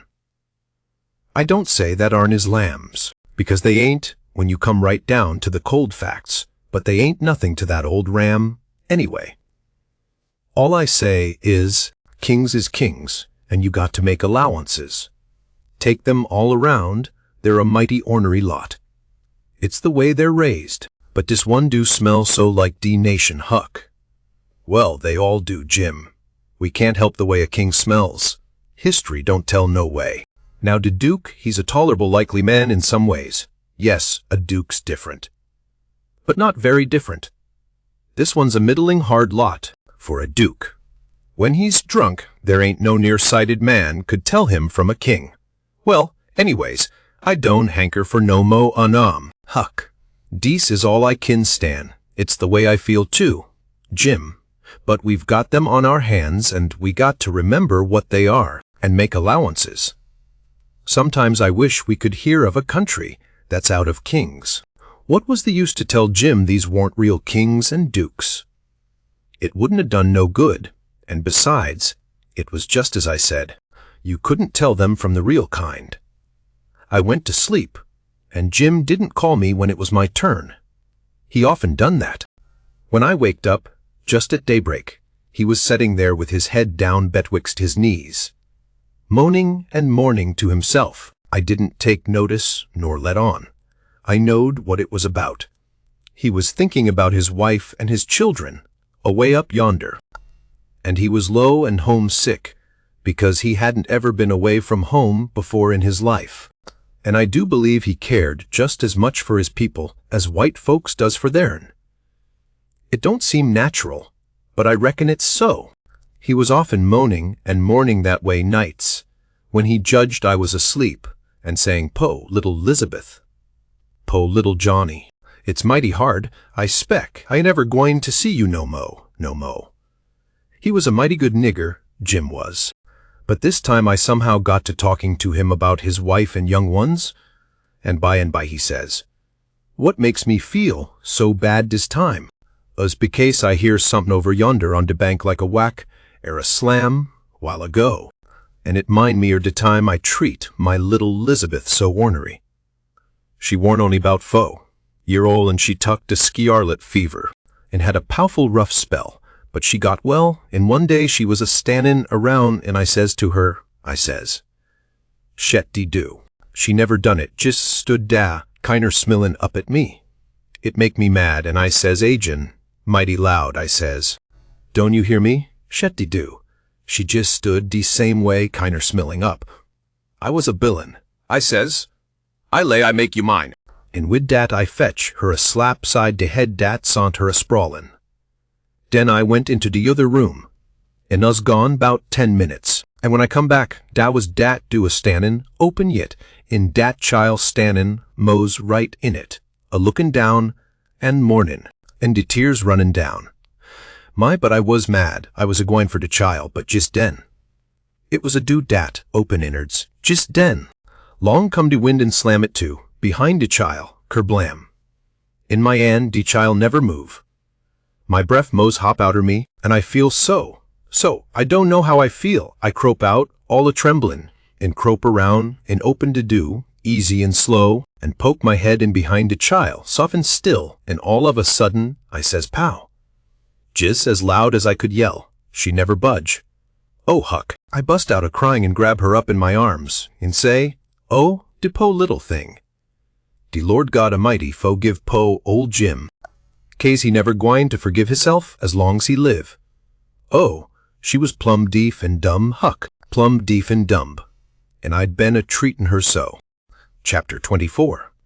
Next day, towards night, we laid up under a little willow tow-head out in the middle, where there was a village on each side of the river, and the Duke and the King begun to lay out a plan for working them towns. Jim he spoke to the Duke, and said he hoped it wouldn't take but a few hours, because it got mighty heavy and tiresome to him when he had to lay all day in the wigwam tied with the rope. You see, when we left him all alone we had to tie him, because if anybody happened on him all by himself and not tied, it wouldn't look much like he was a runaway nigger, you know. So the Duke said it was kind of hard to have to lay roped all day, and he'd cipher out some way to get around it. He was uncommon bright, the Duke was, and he soon struck it. He dressed Jim up in King Lear's outfit. It was a long curtain calico gown, and a white horsehair wig and whiskers, and then he took his theater paint and painted Jim's face and hands and ears and neck all over a dead, dull solid blue, like a man that's been drownded 9 days. Blamed if he warn't the horriblest looking outrage I ever see. Then the Duke took and wrote out a sign on a shingle soak. Sick Arab, but harmless when not out of his head, and he nailed that shingle to a lath and stood the lath up 4 or 5 foot in front of the wigwam. Jim was satisfied. He said it was a sight better than laying tied a couple of years every day and trembling all over every time there was a sound. The Duke told him to make himself free and easy, and if anybody ever come meddling around, he must hop out of the wigwam, and carry on a little, and fetch a howl or two like a wild beast. And he reckoned they would light out and leave him alone, which was sound enough judgment. But you take the average man, and he wouldn't wait for him to howl. Why? He didn't only look like he was dead. He looked considerable more than that. These rapscallions wanted to try the nonsuch again, because there was so much money in it, but they judged it wouldn't be safe, because maybe the news might 'a' worked along down by this time. They couldn't hit no project that suited exactly, so at last the Duke said he reckoned he'd lay off and work his brains an hour or two and see if he couldn't put up something on the Arkansas village. And the king he allowed he would drop over to t'other village, without any plan, but just trust in Providence to lead him the profitable way. Meaning the devil, I reckon. We had all bought store clothes where we stopped last, and now the king put his'n on, and he told me to put mine on. I done it, of course. The king's duds was all black, and he did look real swell and starky. I never knowed how clothes could change a body before. Why, before? He looked like the orneriest old rip that ever was. But now, when he'd take off his new white beaver, and make a bow, and do a smile, he looked that grand and good and pious that you'd say he had walked right out of the ark, and maybe was old Leviticus himself.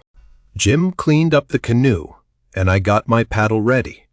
There was a big steamboat laying at the shore away up under the point, about 3 miles above town. Been there a couple of hours, taking on freight, says the king. Seen how I'm dressed. I reckon maybe I better arrive down from St. Louis or Cincinnati or some other big place. Go for the steamboat, Huckleberry. We'll come down to the village on her. I didn't have to be ordered twice to go and take a steamboat ride.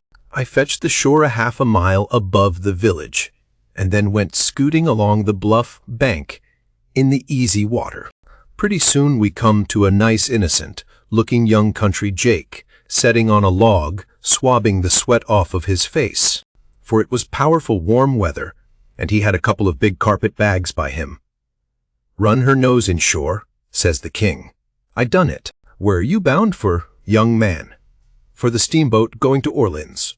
Get aboard, says the king. Hold on a minute, my servant 11 heap you with them bags. Jump out and heap the gentleman, Adolphus, meaning me, I see. I done so. And then we all 3 started on again. The young chap was mighty thankful. Said it was tough work toting his baggage such weather. He asked the king where he was going, and the king told him he'd come down the river and landed at the other village this morning, and now he was going up a few miles to see an old friend on a farm up there. The young fellow says, when I first see you, I says to myself, it's Mr. Wilkes, sure, and he come mighty near getting here in time. But then I says again, no, I reckon it ain't him, or else he wouldn't be paddling up the river. You ain't in, are you? No, my name's Blodgett. Alexander Blodgett. Reverend Alexander Blodgett, I suppose I must say, as I'm one o' the Lord's poor servants. But still I'm just as able to be sorry for Mr. Wilkes for not arriving in time, all the same. If he's missed anything by it, which I hope he hasn't, well, he don't miss any property by it, because he'll get that all right. But he's missed seeing his brother Peter die, which he meant mind. Nobody can tell us to that. But his brother would have give anything in this world to see him before he died. Never talked about nothing else all these 3 weeks. Hadn't seen him since they was boys together, and hadn't ever seen his brother William at all. That's the deef and dumb one. William ain't more than 30 or 35. Peter and George was the only ones that come out here. George was the married brother. Him and his wife both died last year. Harvey and William's the only ones that's left now, and as I was saying, they haven't got here in time. Did anybody send 'em word? Oh, yes, a month or 2 ago, when Peter was first took, because Peter said then that he sorter felt like he weren't going to get well this time. You see, he was pretty old. and George's girls was too young to be much company for him, except Mary Jane, the red-headed one, and so he was kinder lonesome after George and his wife died, and didn't seem to care much to live. He most desperately wanted to see Harvey, and William too, for that matter, because he was one of them kind that can't bear to make a will. He left a letter behind for Harvey, and said he'd told in it where his money was hid, and how he wanted the rest of the property divided up so George's girls would be all right. For George didn't leave nothing, and that letter was all they could get him to put a pen to. Why do you reckon Harvey don't come? Where does he live? Oh, he lives in England, Sheffield. Preaches there. Hasn't ever been in this country. He hasn't had any too much time. And besides, he mightn't a got the letter at all, you know. Too bad. Too bad he couldn't a lived to see his brother's poor soul. You going to Orleans, you say?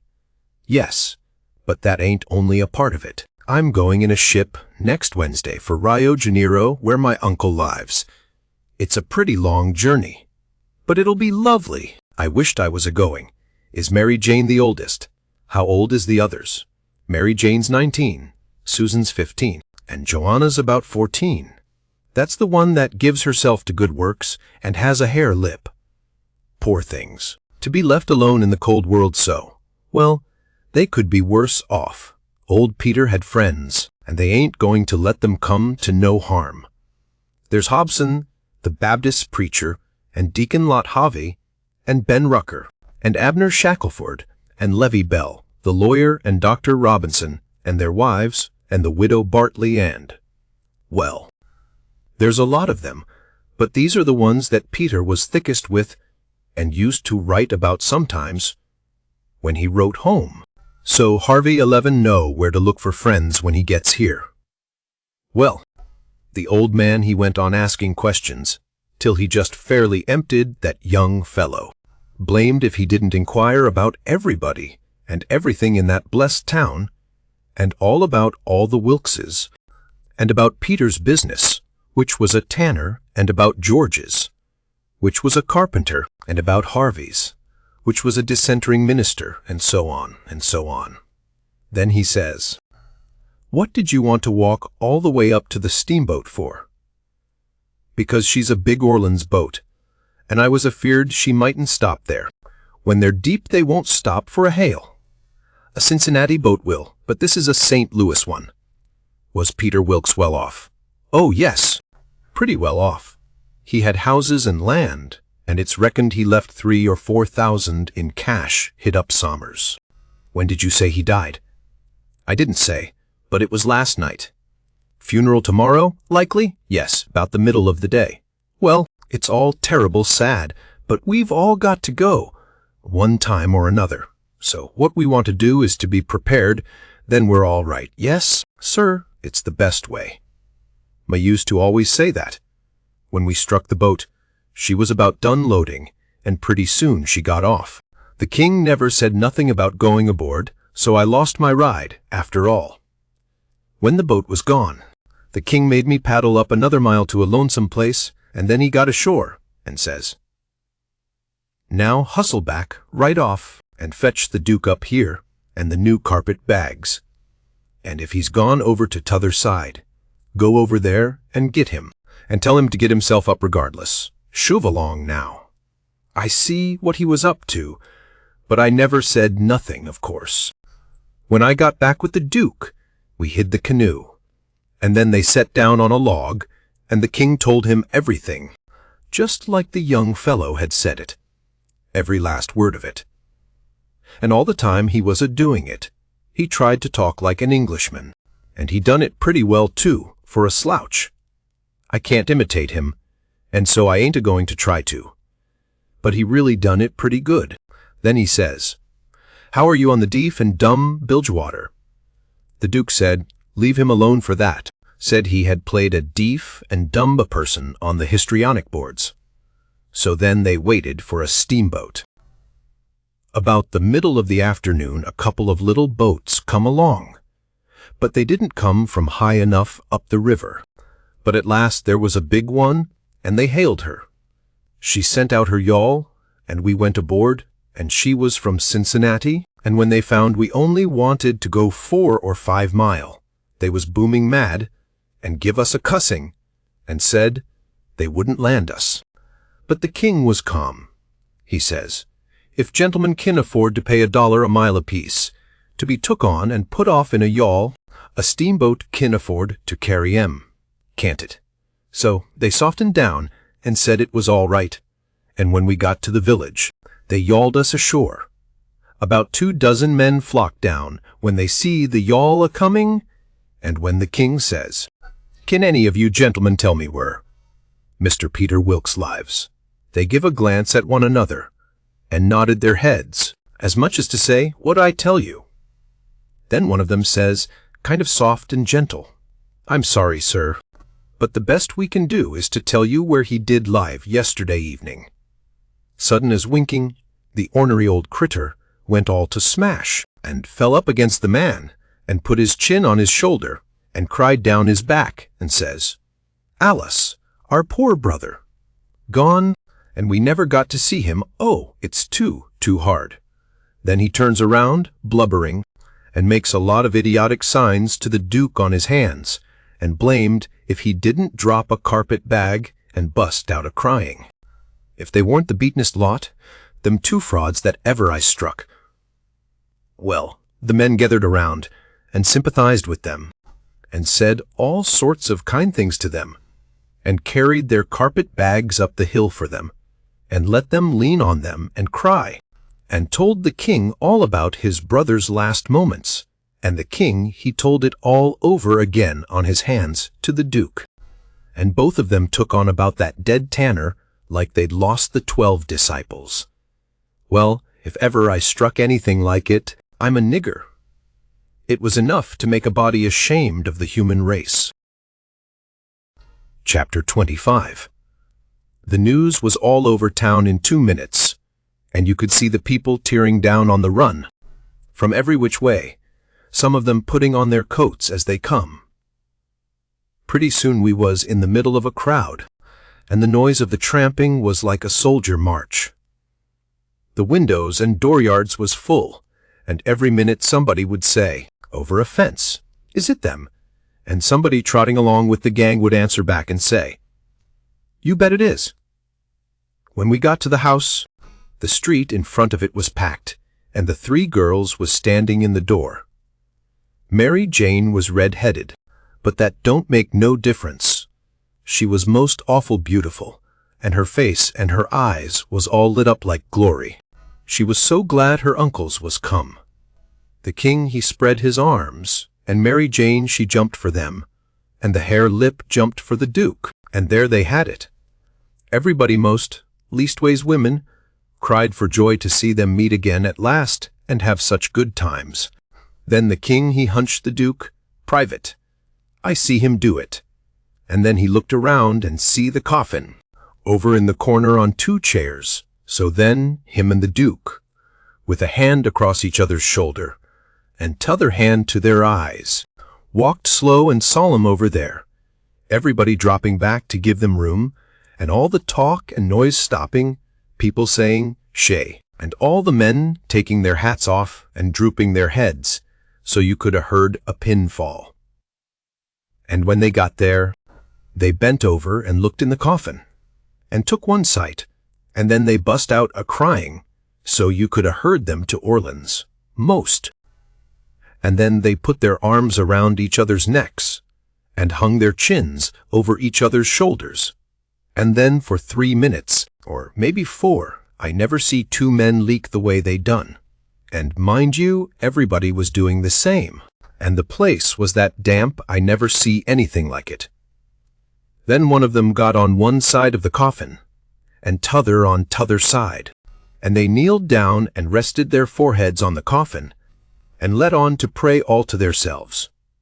Well, when it come to that, it worked the crowd like you never see anything like it, and so everybody broke down and went to sobbing right out loud. The poor girls, too, and every woman nearly went up to the girls without saying a word and kissed them, solemn, on the forehead, and then put their hand on their head and looked up towards the sky, with the tears running down, and then busted out and went off sobbing and swabbing, and give the next woman a show. I never see anything so disgusting. Well, by and by the king he gets up and comes forward a little, and works himself up and slobbers out a speech, all full of tears and flapdoodle about its being a sore trial for him and his poor brother, to lose the diseased, and to miss seeing diseased alive, after the long journey of 4,000 mile.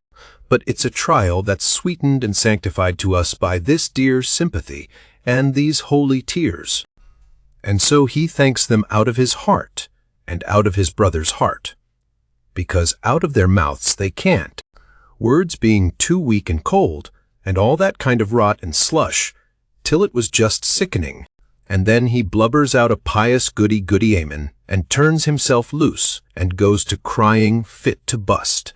And the minute the words was out of his mouth, somebody, over in the crowd, struck up the doxologer, and everybody joined in with all their might, and it just warmed you up, and made you feel as good as church letting out.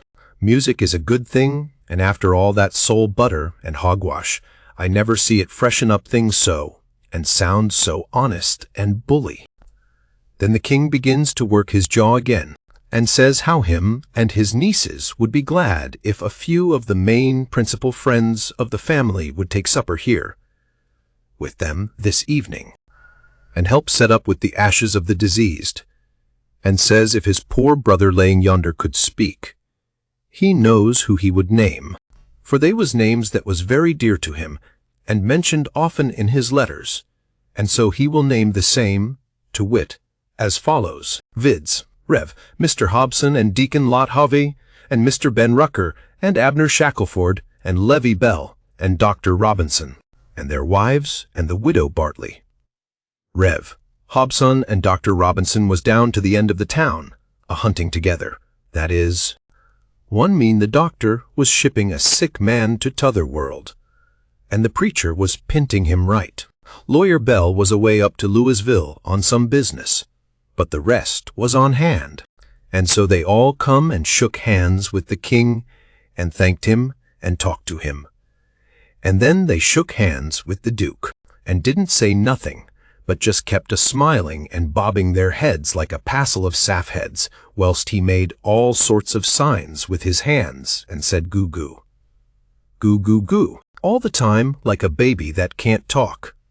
So the king he blatted along, and managed to inquire about pretty much everybody and dog in town, by his name, and mentioned all sorts of little things that happened one time, or another in the town, or to George's family, or to Peter, and he always let on that Peter wrote him the things. But that was a lie. He got every blessed one of them out of that young flathead that we canoed up to the steamboat. Then Mary Jane she fetched the letter her father left behind, and the king he read it out loud and cried over it. It give the dwelling house and $3,000, gold to the girls, and it give the tanyard, which was doing a good business, along with some other houses and land worth about $7,000, and $3,000 in gold to Harvey and William, and told where the $6,000 cash was hid, down cellar. So these two frauds said they'd go and fetch it up, and have everything square and above board, and told me to come with a candle. We shut the cellar door behind us, and when they found the bag they spilt it out on the floor, and it was a lovely sight, all them yaller boys. My, the way the king's eyes did shine. He slaps the duke on the shoulder and says, "Oh, this ain't bully nor nothin'." "Oh, no, I reckon not." "Why, Bilgy, it beats the nonsuch, don't it?" The duke allowed it did. They pawed the yaller boys, and sifted them through their fingers, and let them jingle down on the floor, and the king says, "It ain't no use talkin'. Being brothers to a rich dead man, and representatives of fur and hairs that's got left, is the line for you and me, Bilge. This year comes of trustin' to Providence. It's the best way, in the long run. I've tried 'em all, and there ain't no better way." Most everybody would have been satisfied with the pile and took it on trust, but no, they must count it. So they counts it, and it comes out $415 short, says the king. Dern him, I wonder what he done with that $415. They worried over that a while, and ransacked all around for it. Then the duke says, well, he was a pretty sick man, and likely he made a mistake. I reckon that's the way of it. The best way's to let it go, and keep still about it. We can spare it. Oh, shucks, yes, we can spare it. I don't care nothing about that. It's the count I'm thinking about. We want to be awful square and open and above board. Here, you know, we want to lug this your money upstairs and count it before everybody. Then there ain't nothing suspicious. But when the dead man says there's $6,000, you know, we don't want to. Hold on, says the duke. Let's make up the deficit. And he begun to haul out yaller boys out of his pocket. It's a most amazin' good idea, Duke. You have got a rattlin' clever head on you, says the king. Blessed if the old nonsuch ain't a heppin' us out agin'. And he begun to haul out yaller jackets and stack them up. It most busted them, but they made up the 6,000 clean and clear. Say, says the duke, I got another idea. Please go upstairs and count this money, and then take and give it to the girls. Good land, Duke, lem hug you. It's the most dazzling idea at ever a man struck. You have certainly got the most astonishin' head I ever see. Oh, this is the boss dodge. There ain't no mistake about it. Let 'em fetch along their suspicions now, if they want to. This'll lay 'em out. When we got upstairs, everybody gathered around the table, and the king he counted it, and stacked it up. $300 in a pile, 20 elegant little piles. Everybody looked hungry at it, and licked their chops. Then they raked it into the bag again, and I see the king begin to swell himself up for another speech. He says, Friends all, my poor brother that lays yonder has done generous by them that's left behind in the vale of sorrers. He has done generous by these your poor little lambs that he loved and sheltered, and that's left fatherless and motherless. Yes, and we that knowed him knows that he would have done more generous by 'em if he hadn't been afeard o' woundin' his dear William and me. Now, wouldn't he? There ain't no question about it, in my mind. Well then, what kind o' brothers would it be that stand in his way at sech a time? And what kind o' uncles would it be that rob? Yes, rob, sech poor sweet lambs as these he loves so, at such a time, if I know William. And I think I do. Well, I'll just ask him. He turns around and begins to make a lot of signs to the duke with his hands, and the duke he looks at him stupid and leather-headed a while. Then all of a sudden he seems to catch his meaning, and jumps for the king, goo-gooing with all his might for joy, and hugs him about 15 times before he lets up. Then the king says, I knowed it. I reckon that'll convince anybody the way he feels about it. Here, Mary Jane, Susan, Joanna, take the money. Take it all. It's the gift of him that lays yonder, cold but joyful. Mary Jane, she went for him. Susan and the hare lip went for the duke, and then such another hugging and kissing I never see yet. And everybody crowded up with the tears in their eyes, and most shook the hands off of them frauds, saying all the time, You dear good souls. How lovely. How could you? Well then, pretty soon all hands got to talking about the diseased again, and how good he was, and what a loss he was, and all that, and before long a big iron-jawed man worked himself in there from outside, and stood a-listening and looking, and not saying anything, and nobody saying anything to him either, because the king was talking, and they was all busy listening. The king was saying, in the middle of something he'd started in on. They being particular friends o' the diseased. That's why they're invited here this evening, but tomorrow we want all to come. Everybody, for he respected everybody. He liked everybody, and so it's fittin' that his funeral orgies should be public. And so he went a-mooning on and on, liking to hear himself talk, and every little while he fetched in his funeral orgies again, till the Duke he couldn't stand it no more. So he writes on a little scrap of paper, "Obsequies, you old fool," and folds it up, and goes to goo-gooing and reaching it over people's heads to him. The king he reads it, and puts it in his pocket, and says, "Poor William, afflicted as he is, his heart's a luz right. Asks me to invite everybody to come to the funeral. Wants me to make 'em all welcome, but he needn't 'a' worried. It was just what I was at." Then he weaves along again, perfectly calm, and goes to dropping in his funeral orgies again every now and then, just like he done before.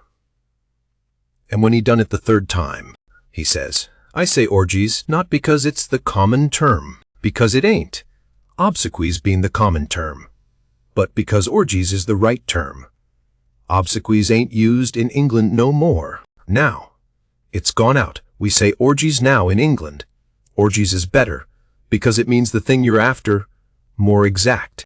It's a word that's made up out in the Greek orgo, outside, open, abroad, and the Hebrew jesum, to plant, cover up, hence inter. So, you see, funeral orgies is an opener public funeral. He was the worst I ever struck." Well, the iron-jawed man, he laughed right in his face. Everybody was shocked. Everybody says, "Why, doctor?" And Abner Shackelford says, "Why, Robinson, hain't you heard the news? This is Harvey Wilkes." The king he smiled eager, and shoved out his flapper, and says, "Is it my poor brother's dear good friend and physician?" "Aye."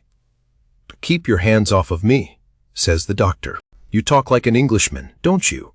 It's the worst imitation I ever heard. You Peter Wilkes's brother. You're a fraud, that's what you are." Well, how they all took on.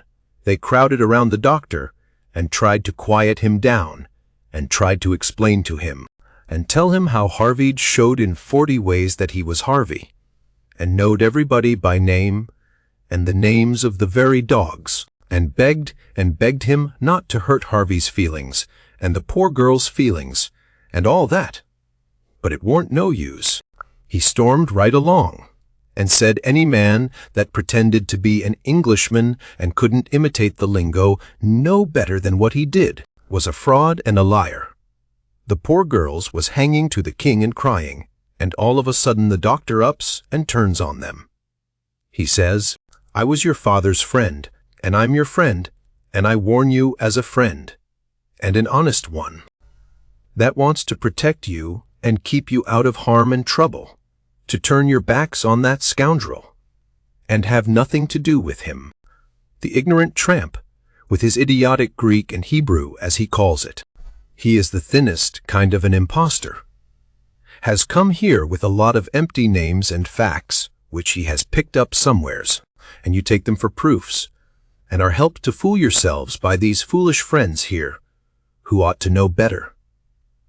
Mary Jane Wilkes, you know me for your friend, and for your unselfish friend, too.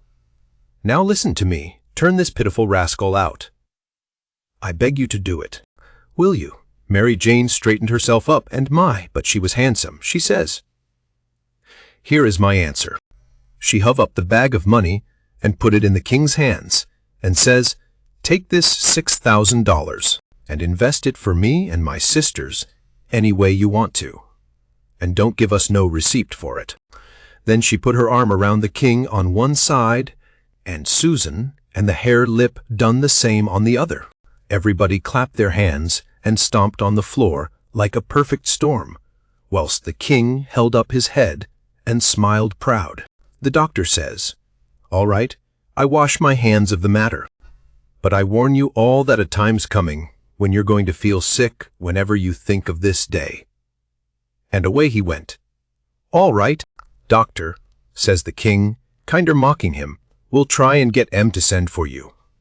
Which made them all laugh, and they said it was a prime good hit. Chapter 26. Well, when they was all gone, the king he asks Mary Jane how they was off for spare rooms, and she said she had one spare room, which would do for Uncle William, and she'd give her own room to Uncle Harvey? which was a little bigger, and she would turn into the room with her sisters and sleep on a cot, and up garret was a little cubby with a pallet in it. The king said the cubby would do for his valley, meaning me. So Mary Jane took us up, and she showed them their rooms, which was plain but nice. She said she'd have her frocks and a lot of other traps took out of her room if they was in Uncle Harvey's way. But he said they weren't. The frocks was hung along the wall, and before them was a curtain made out of calico that hung down to the floor.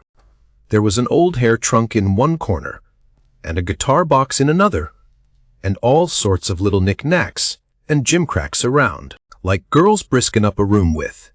The king said it was all the more homely and more pleasanter for these fixings, and so don't disturb them. The duke's room was pretty small, but plenty good enough, and so was my cubby.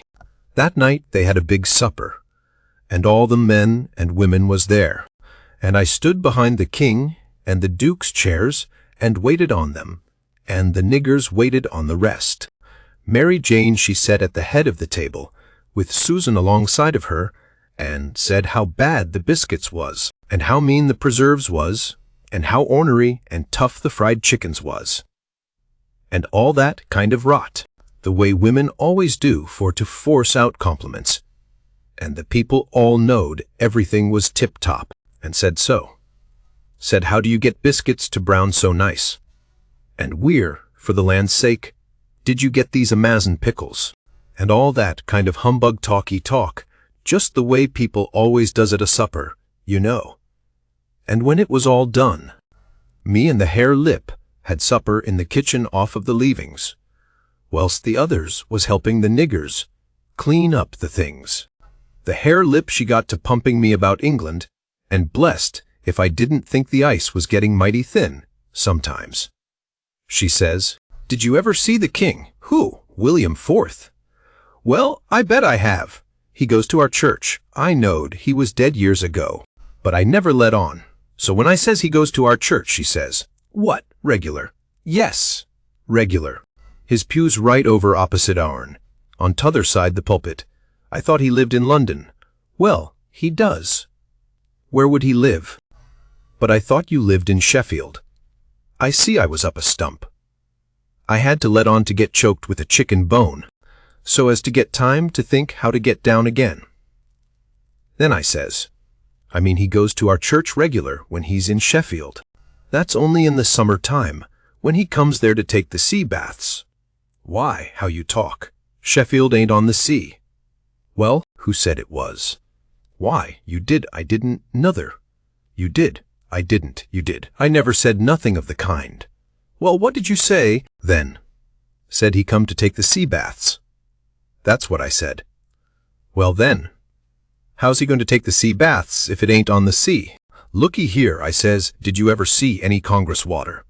Yes, well, did you have to go to Congress to get it? Why, no. Well, neither does William IV have to go to the sea to get a sea bath. How does he get it, then? Gets it the way people down here gets Congress water. In barrels. They're in the palace at Sheffield, they've got furnaces, and he wants his water hot. They can't bile that amount of water away off there at the sea. They haven't got no conveniences for it. Oh, I see now. You might have said that in the first place and saved time. When she said that, I see I was out of the woods again, and so I was comfortable and glad. Next, she says, do you go to church too? Yes, regular. Where do you set? Why, in our pew. Whose pew? Why, ourn. Your Uncle Harvey's. His'n. What does he want with a pew? Wants it to set in. What did you reckon he wanted with it?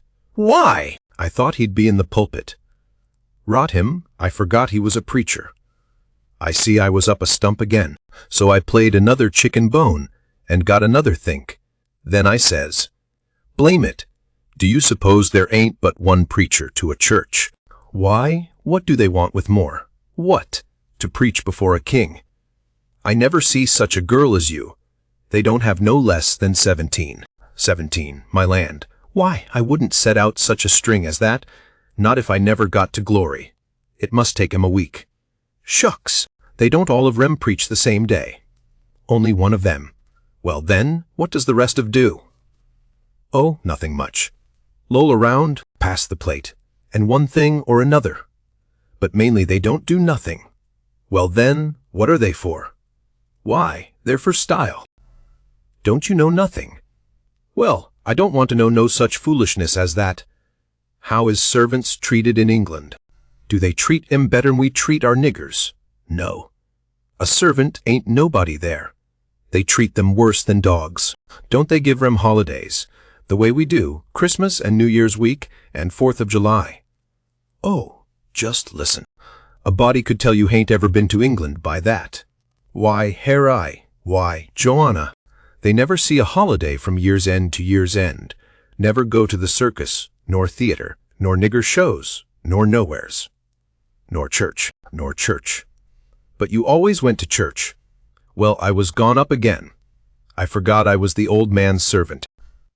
But next minute I whirled in on a kind of an explanation how a valley was different from a common servant, and had to go to church whether he wanted to or not, and set with the family, on account of its being the law. But I didn't do it pretty good, and when I got done I see she warn't satisfied.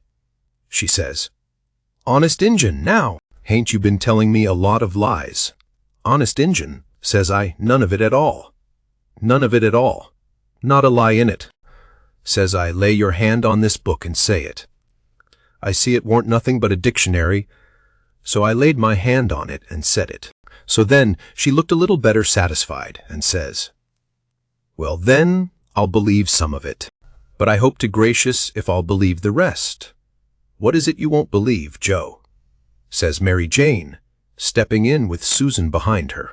"It ain't right nor kind for you to talk so to him, and him a stranger, and so far from his people. How would you like to be treated so? That's always your way, Mame. Always sailing in to help somebody before they're hurt. I hain't done nothing to him. He's told some stretchers, I reckon, and I said I wouldn't swallow it all, and that's every bit and grain I did say. I reckon he can stand a little thing like that, can't he? I don't care whether 'twas was little or whether 'twas big. He's here in our house and a stranger, and it wasn't good of you to say it. If you was in his place, it would make you feel ashamed, and so you oughtn't to say a thing to another person that will make them feel ashamed." "Why, Mame," he said, "it don't make no difference what he said. That ain't the thing. The thing is for you to treat him kind, and not be saying things to make him remember he ain't in his own country and amongst his own folks." I says to myself, this is a girl that I'm letting that old reptile rob her of her money. Then Susan she waltzed in, and if you'll believe me, she did give hare lip hark from the tome.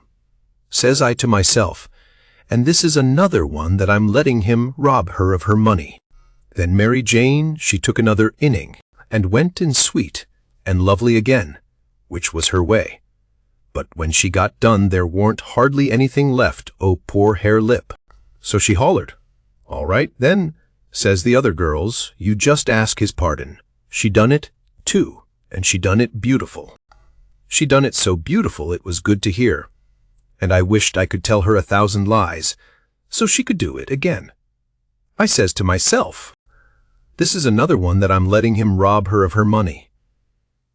And when she got through, they all just laid theirselves out to make me feel at home and know I was amongst friends. I felt so ornery and low down and mean that I says to myself, my mind's made up, I'll hive that money for them or bust. So then I lit out. For bed, I said, meaning some time or another. When I got by myself, I went to thinking the thing over. I says to myself, shall I go to that doctor, private, and blow on these frauds? No, that won't do. He might tell who told him. Then the king and the duke would make it warm for me. Shall I go, private, and tell Mary Jane? No, I dasn't do it. Her face would give them a hint, sure. They've got the money, and they'd slide right out and get away with it. If she was to fetch in help, I'd get mixed up in the business before it was done with, I judge. No, there ain't no good way but one. I got to steal that money, somehow, and I got to steal it some way that they won't suspicion that I done it. They've got a good thing, here, and they ain't a-going to leave till they've played this family and this town for all they're worth.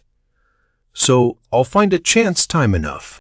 I'll steal it and hide it, and by, when I'm away down the river, I'll write a letter and tell Mary Jane where it's hid.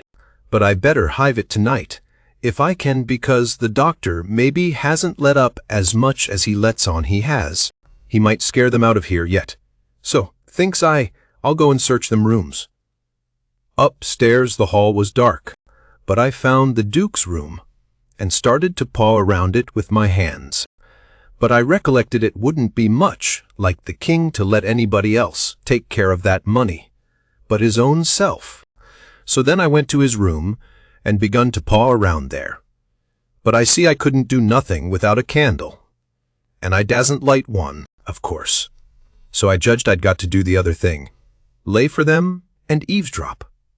About that time, I hears their footsteps coming, and was going to skip under the bed. I reached for it, but it wasn't where I thought it would be. But I touched the curtain that hid Mary Jane's frocks, so I jumped in behind that and snuggled in amongst the gowns and stood there perfectly still. They come in and shut the door, and the first thing the Duke done was to get down and look under the bed. Then I was glad I hadn't found the bed when I wanted it. And yet, you know, it's kind of natural to hide under the bed when you are up to anything private.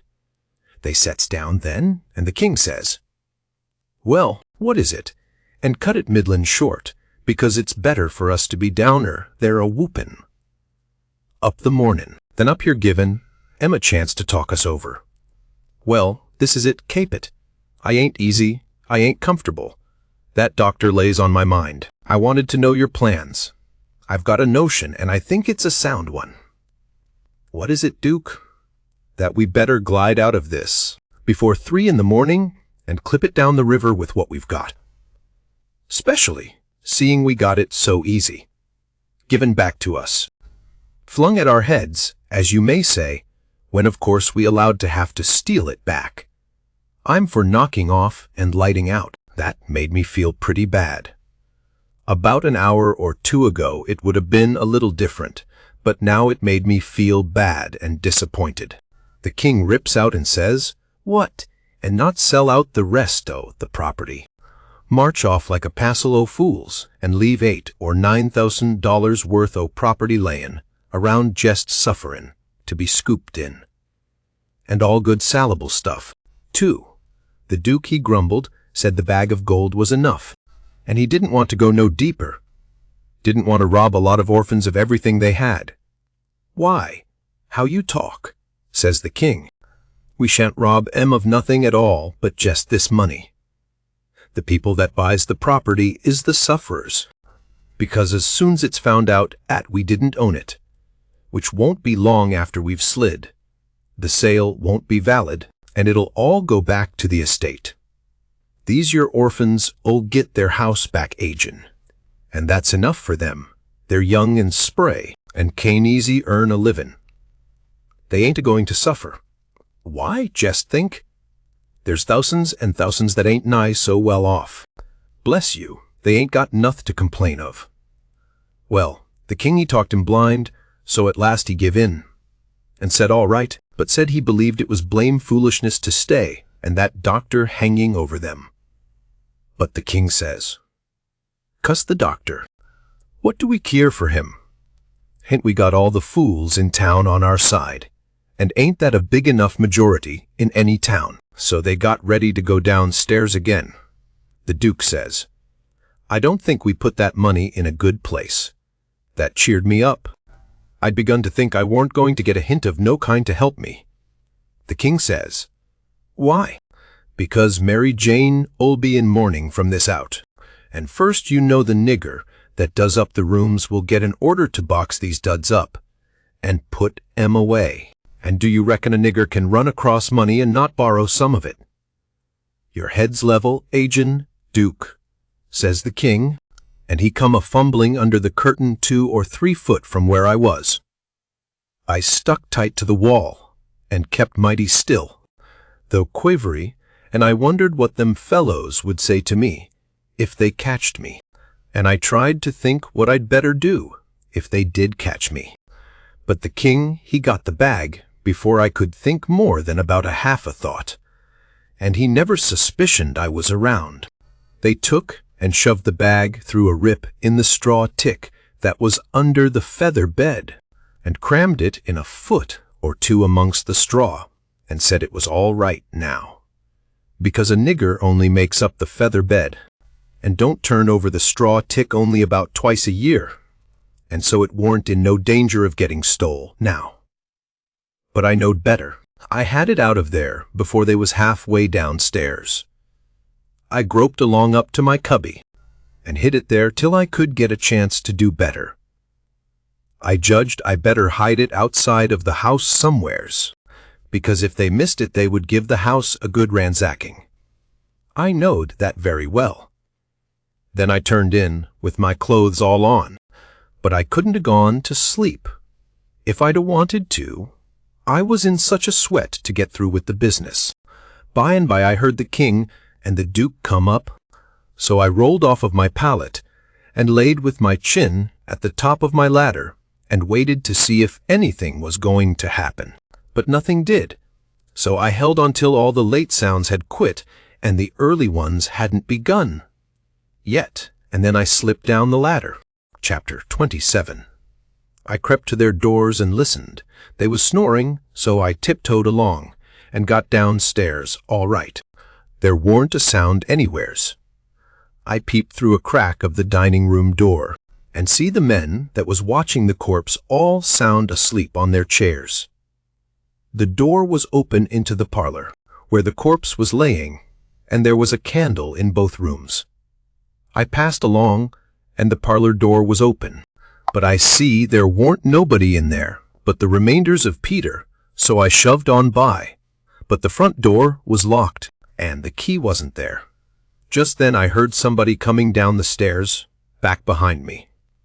I run in the parlor, and took a swift look around, and the only place I see to hide the bag was in the coffin.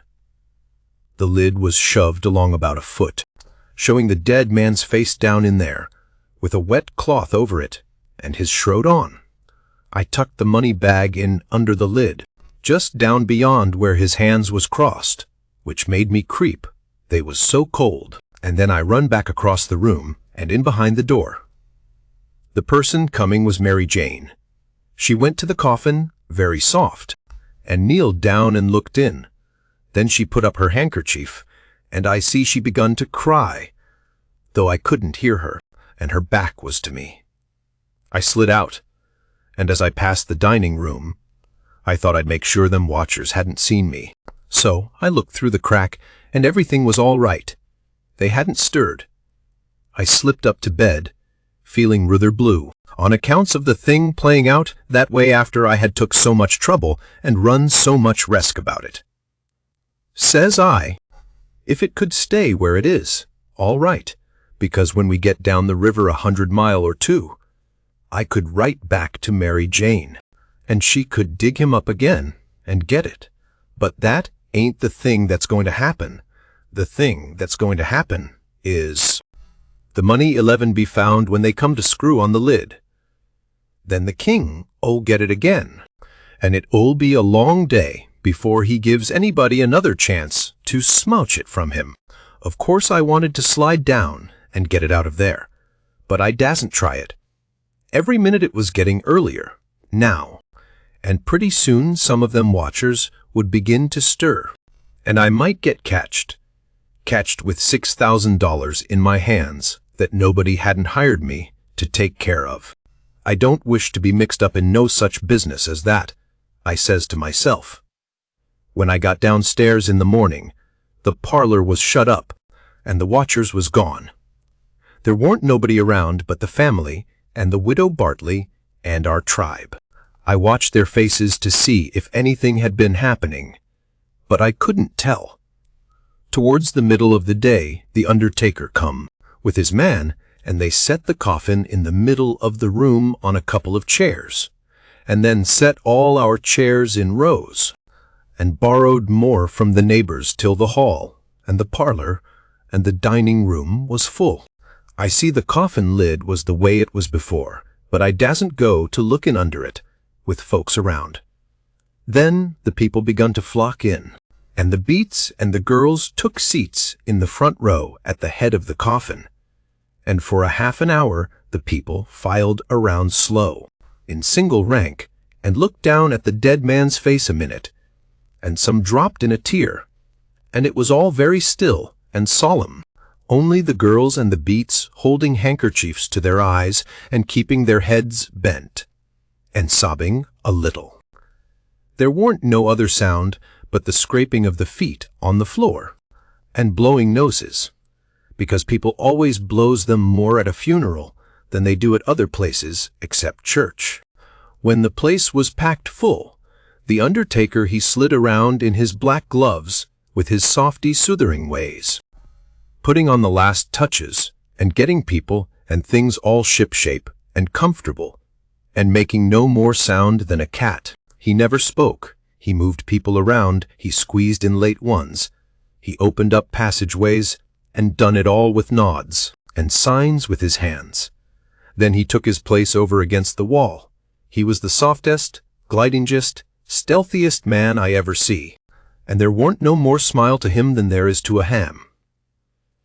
They had borrowed a melodeum, a sick one, and when everything was ready, a young woman sat down and worked it, and it was pretty squeaky and colicky, and everybody joined in and sung, and Peter was the only one that had a good thing, according to my notion. Then the Reverend Hobson opened up, slow and solemn, and begun to talk, and straight off the most outrageous row busted out in the cellar a body ever heard. It was only one dog, but he made a most powerful racket, and he kept it up, right along. The parson he had to stand there, over the coffin, and wait. You couldn't hear yourself think. It was right down awkward, and nobody didn't seem to know what to do. But pretty soon they see that long-legged undertaker make a sign to the preacher as much as to say, "Don't you worry, just depend on me." Then he stooped down and begun to glide along the wall, just his shoulders showing over the people's heads. So he glided along, and the pow-wow and racket getting more and more outrageous all the time. And at last, when he had gone around 2 sides of the room, he disappears down cellar.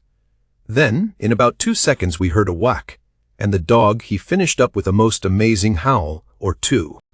And then everything was dead still, and the parson begun his solemn talk where he left off. In a minute or 2 here comes this undertaker's back and shoulders gliding along the wall again, and so he glided and glided around 3 sides of the room, and then rose up and shaded his mouth with his hands, and stretched his neck out towards the preacher, over the people's heads, and says, in a kind of a coarse whisper, he had a rat. Then he drooped down and glided along the wall again to his place. You could see it was a great satisfaction to the people, because naturally they wanted to know. A little thing like that don't cost nothing, and it's just the little things that makes a man to be looked up to and liked. There weren't no more popular man in town than what that undertaker was. Well, the funeral sermon was very good, but pizen long and tiresome, and then the king he shoved in and got off some of his usual rubbage, and at last the job was through, and the undertaker begun to sneak up on the coffin with his screwdriver. I was in a sweat then, and watched him pretty keen, but he never meddled at all, just slid the lid along, as soft as mush, and screwed it down tight and fast. So there I was. I didn't know whether the money was in there or not. So, says I, "S'pose somebody has hogged that bag on the sky. Now how do I know whether to write to Mary Jane or not? S'pose she dug him up and didn't find nothing. What would she think of me? Blame it, I says, I might get hunted up and jailed. I'd better lay low and keep dark, and not write at all. The thing's awful mixed. Now, trying to better it, I've worsened it 100 times, and I wish to goodness I'd just let it alone. Dad fetched the whole business. They buried him, and we come back home, and I went to watching faces again. I couldn't help it, and I couldn't rest easy. But nothing come of it. The faces didn't tell me nothing. The king he visited around, in the evening, and sweetened everybody up, and made himself ever so friendly, and he gave out the idea that his congregation over in England would be in a sweat about him, so he must hurry and settle up the estate right away, and leave for home. He was very sorry he was so pushed, and so was everybody. They wished he could stay longer, but they said they could see it couldn't be done. And he said, of course, him and William would take the girls home with them, and that pleased everybody too, because then the girls would be well fixed and amongst their own relations. And it pleased the girls, too, tickled them so they clean forgot they ever had a trouble in the world, and told him to sell out as quick as he wanted to. They would be ready. Them poor things was that glad and happy it made my heart ache to see them getting fooled and lied to so. But I didn't see no safe way for me to chip in and change the general tune. Well, blamed if the king didn't build the house and the niggers, and all the property for auction straight off. Sale 2 days after the funeral. Hut anybody could buy private beforehand if they wanted to. So the next day after the funeral, along about noontime, the girls, Joy, got the first jolt. A couple of nigger traders come along, and the king sold them the niggers reasonable, for 3-day drafts as they called it. And away they went, the 2 sons up the river to Memphis, and their mother down the river to Orleans. I thought them poor girls and them niggers would break their hearts for grief.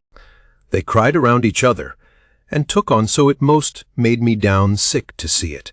The girls said they hadn't ever dreamed of seeing the family separated or sold away from the town. I can't ever get it out of my memory, the sight of them poor miserable girls and niggers hanging around each other's necks and crying. And I reckon I couldn't a stood it all, but would a had to bust out and tell on our gang if I hadn't knowed the sale warn't no account, and the niggers would be back home in a week or 2. The thing made a big stir in the town, too, and a good many come out flat-footed and said it was scandalous to separate the mother and the children that way. It injured the frauds some, but the old fool he bulled right along, spite of all the Duke could say or do. And I tell you the Duke was powerful uneasy. Next day was auction day. About broad day in the morning, the king and the Duke come up in the garret and woke me up, and I see by their look that there was trouble. The king says, "Was you in my room night before last?" "No, your majesty," which was the way I always called him when nobody but our gang warn't around. "Was you in there yesterday or last night?" "No, your majesty." "Honor bright, now?" "No lies, honor bright, your majesty. I'm telling you the truth. I hain't been a near your room since Miss Mary Jane took you and the Duke and showed it to you." The Duke says, "Have you seen anybody else go in there?" "No, your grace, not as I remember, I believe." Stop and think. I studied a while and see my chance. Then I says, "Well, I see the niggers go in there several times." Both of them give a little jump and looked like they hadn't ever expected it, and then like they had. Then the Duke says, "What, all of them?" "No, leastways not all at once. That is, I don't think I ever see them all come out at once, but just one time." Hello. When was that? It was the day we had the funeral. In the morning, it warn't early, because I overslept. I was just starting down the ladder, and I see them. Well, go on, go on. What did they do? How'd they act? They didn't do nothing. And they didn't act anyway, much, as fur as I see. They tiptoed away, so I seen, easy enough, that they'd shoved in there to do up your majesty's room, or something, s'posing you was up, and found you warn't up, and so they was hoping to slide out of the way of trouble without waking you up, if they hadn't already waked you up. "Great guns, this is a go," says the king, and both of them looked pretty sick and tolerable silly. They stood there a-thinking and scratching their heads a minute, and then the Duke he bust into a kind of a little raspy chuckle, and says, "It does beat all, how neat the niggers played their hand. They let on to be sorry they was going out of this region, and I believed they was sorry, and so did you, and so did everybody. Don't ever tell me any more that a nigger ain't got any histrionic talent. Why, the way they played that thing, it would fool anybody. In my opinion, there's a fortune in them. If I had capital and a theater, I wouldn't want a better layout than that. And here we've gone and sold M for a song. Yes, and ain't privileged to sing the song yet. Say, where is that song, that draft? In the bank for to be collected. Where would it be? Well, that's all right then, thank goodness. Says I, kind of timid-like. Is something gone wrong? The king whirls on me and rips out. None of your business. You keep your head shut and mind your own affairs. If you got any, long as you're in this town, don't you forget that, you hear.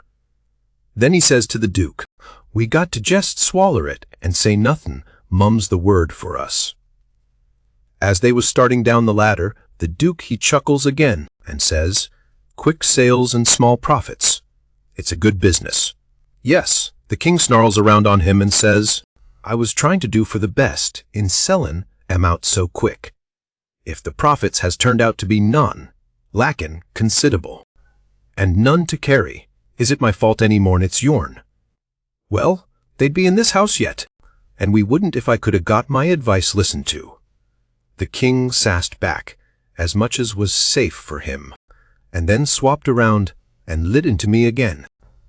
He give me down the banks for not coming, and telling him I see the niggers come out of his room acting that way. Said any fool would 'a knowed something was up, and then waltzed in and cussed himself a while, and said it all come of him not laying late and taking his natural rest that morning, and he'd be blamed if he'd ever do it again. So they went off a-jawing, and I felt dreadful glad I'd worked it all off onto the niggers, and yet hadn't done the niggers no harm by it. Chapter 28. By and by it was getting up time, so I come down the ladder and started for downstairs. But as I come to the girl's room, the door was open, and I see Mary Jane setting by her old hair trunk, which was open, and she'd been packing things in it, getting ready to go to England.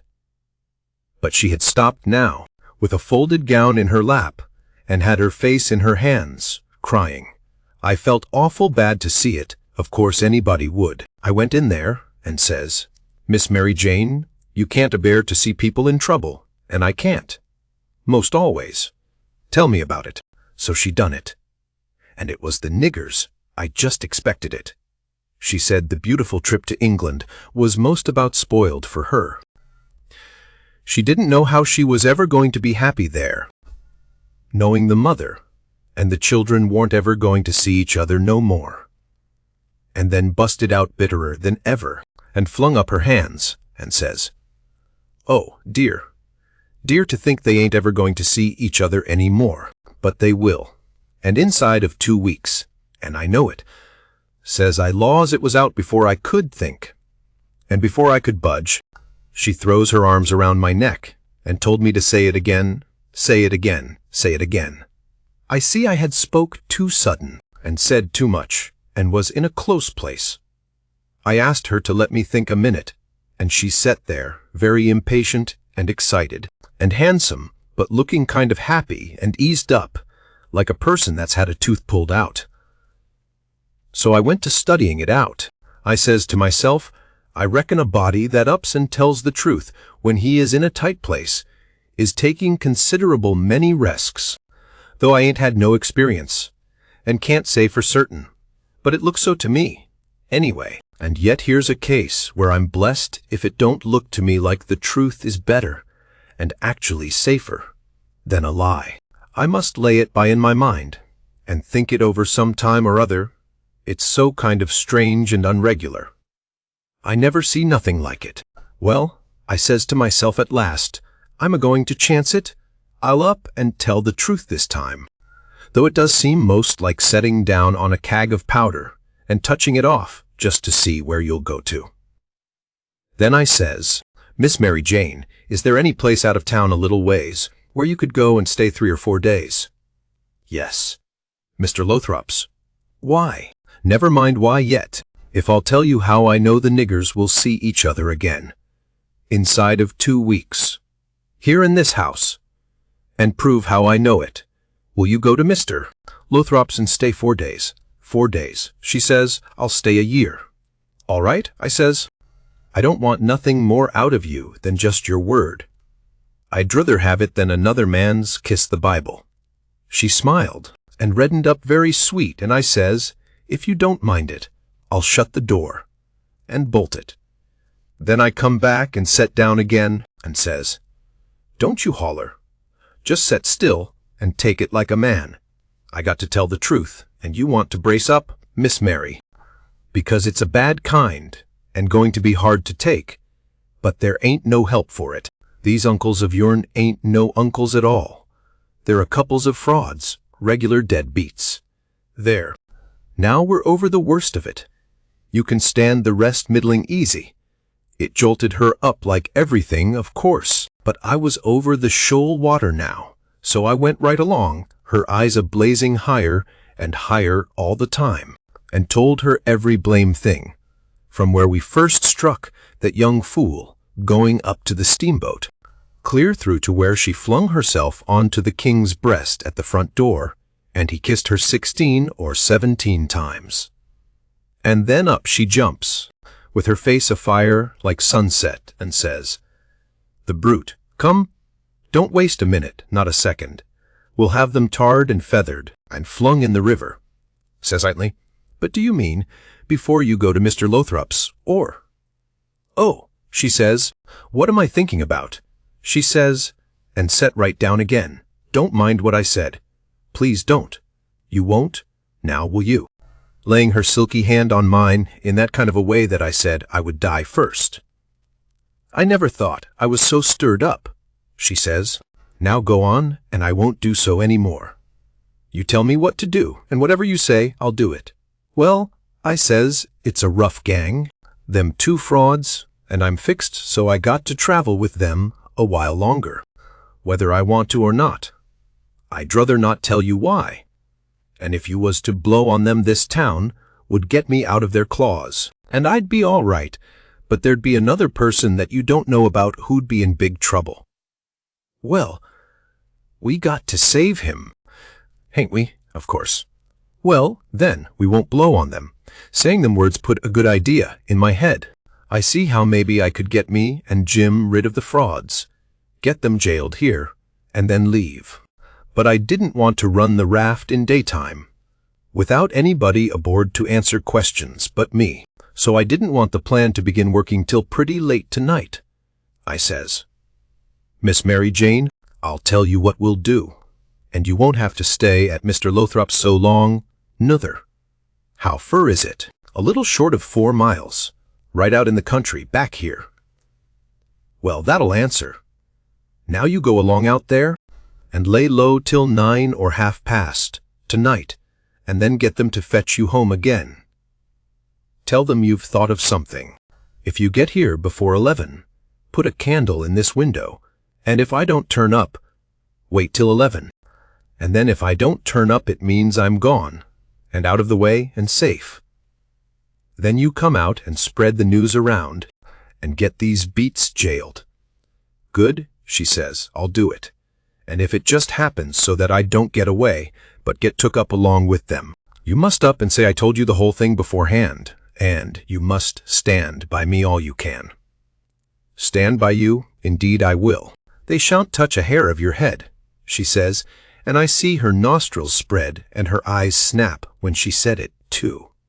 If I get away, I shan't be here, I says, to prove these rapscallions ain't your uncles, and I couldn't do it if I was here. I could swear they was beats and bummers, that's all, though that's worth something. Well, there's others can do that better than what I can. And they're people that ain't going to be doubted as quick as I'd be. I'll tell you how to find them. Gi'm a pencil and a piece of paper. There, Royal Nonsuch, Bricksville. Put it away and don't lose it. When the court wants to find out something about these two, let them send up to Bricksville and say they've got the men that played the Royal Nonsuch and ask for some witnesses. Why, you'll have that entire town down here before you can hardly wink, Miss Mary. And they'll come a-biling, too. I judged we had got everything fixed about right now. So I says, just let the auction go right along, and don't worry. Nobody don't have to pay for the things they buy till a whole day after the auction, on accounts of the short notice. And they ain't going out of this till they get that money. And the way we've fixed it, the sale ain't going to count. And they ain't going to get no money. It's just like the way it was with the niggers. It warn't no sale, and the niggers will be back before long. Why? They can't collect the money for the niggers yet. They're in the worst kind of a fix. Miss Mary, well, she says, I'll run down to breakfast now, and then I'll start straight for Mr. Lothrop's. Deed, that ain't the ticket. Miss Mary Jane, I says, by no manner of means, go before breakfast. Why? What did you reckon I wanted you to go at all for, Miss Mary? Well, I never thought. And come to think, I don't know. What was it? Why? It's because you ain't one of these leather-faced people. I don't want no better book than what your face is. A body can set down and read it off like coarse print. Do you reckon you can go and face your uncles when they come to kiss you good morning and never? There, don't. Yes, I'll go before breakfast. I'll be glad to. And leave my sisters with them. Yes, never mind about them. They've got to stand it yet a while. They might suspicion something if all of you was to go. I don't want you to see them, nor your sisters, nor nobody in this town. If a neighbor was to ask how is your uncles this morning, your face would tell something. No, you go right along, Miss Mary Jane, and I'll fix it with all of them. I'll tell Miss Susan to give your love to your uncles, and say you've went away for a few hours, for to get a little rest and change, or to see a friend, and you'll be back tonight or early in the morning. Gone to see a friend is all right, but I won't have my love given to them. Well then, it shan't be. It was well enough to tell her so. No harm in it. It was only a little thing to do, and no trouble. And it's the little things that smoothes people's roads the most, down here below. It would make Mary Jane comfortable, and it wouldn't cost nothing. Then I says, there's one more thing. That bag of money. Well, they've got that, and it makes me feel pretty silly to think how they got it. No, you're out there. They hain't got it. Why? Who's got it? I wish I knowed, but I don't. I had it because I stole it from them, and I stole it to give to you. And I know where I hid it, but I'm afraid it ain't there no more. I'm awful sorry, Miss Mary Jane. I'm just as sorry as I can be. But I done the best I could. I did, honest.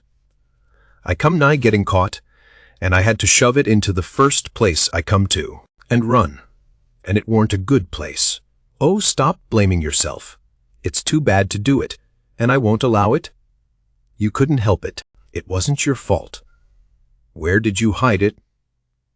I didn't want to set her to thinking about her troubles again, and I couldn't seem to get my mouth to tell her what would make her see that corpse laying in the coffin with that bag of money on his stomach.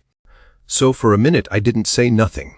Then I says, I'd rather not tell you where I put it, Miss Mary Jane, if you don't mind letting me off.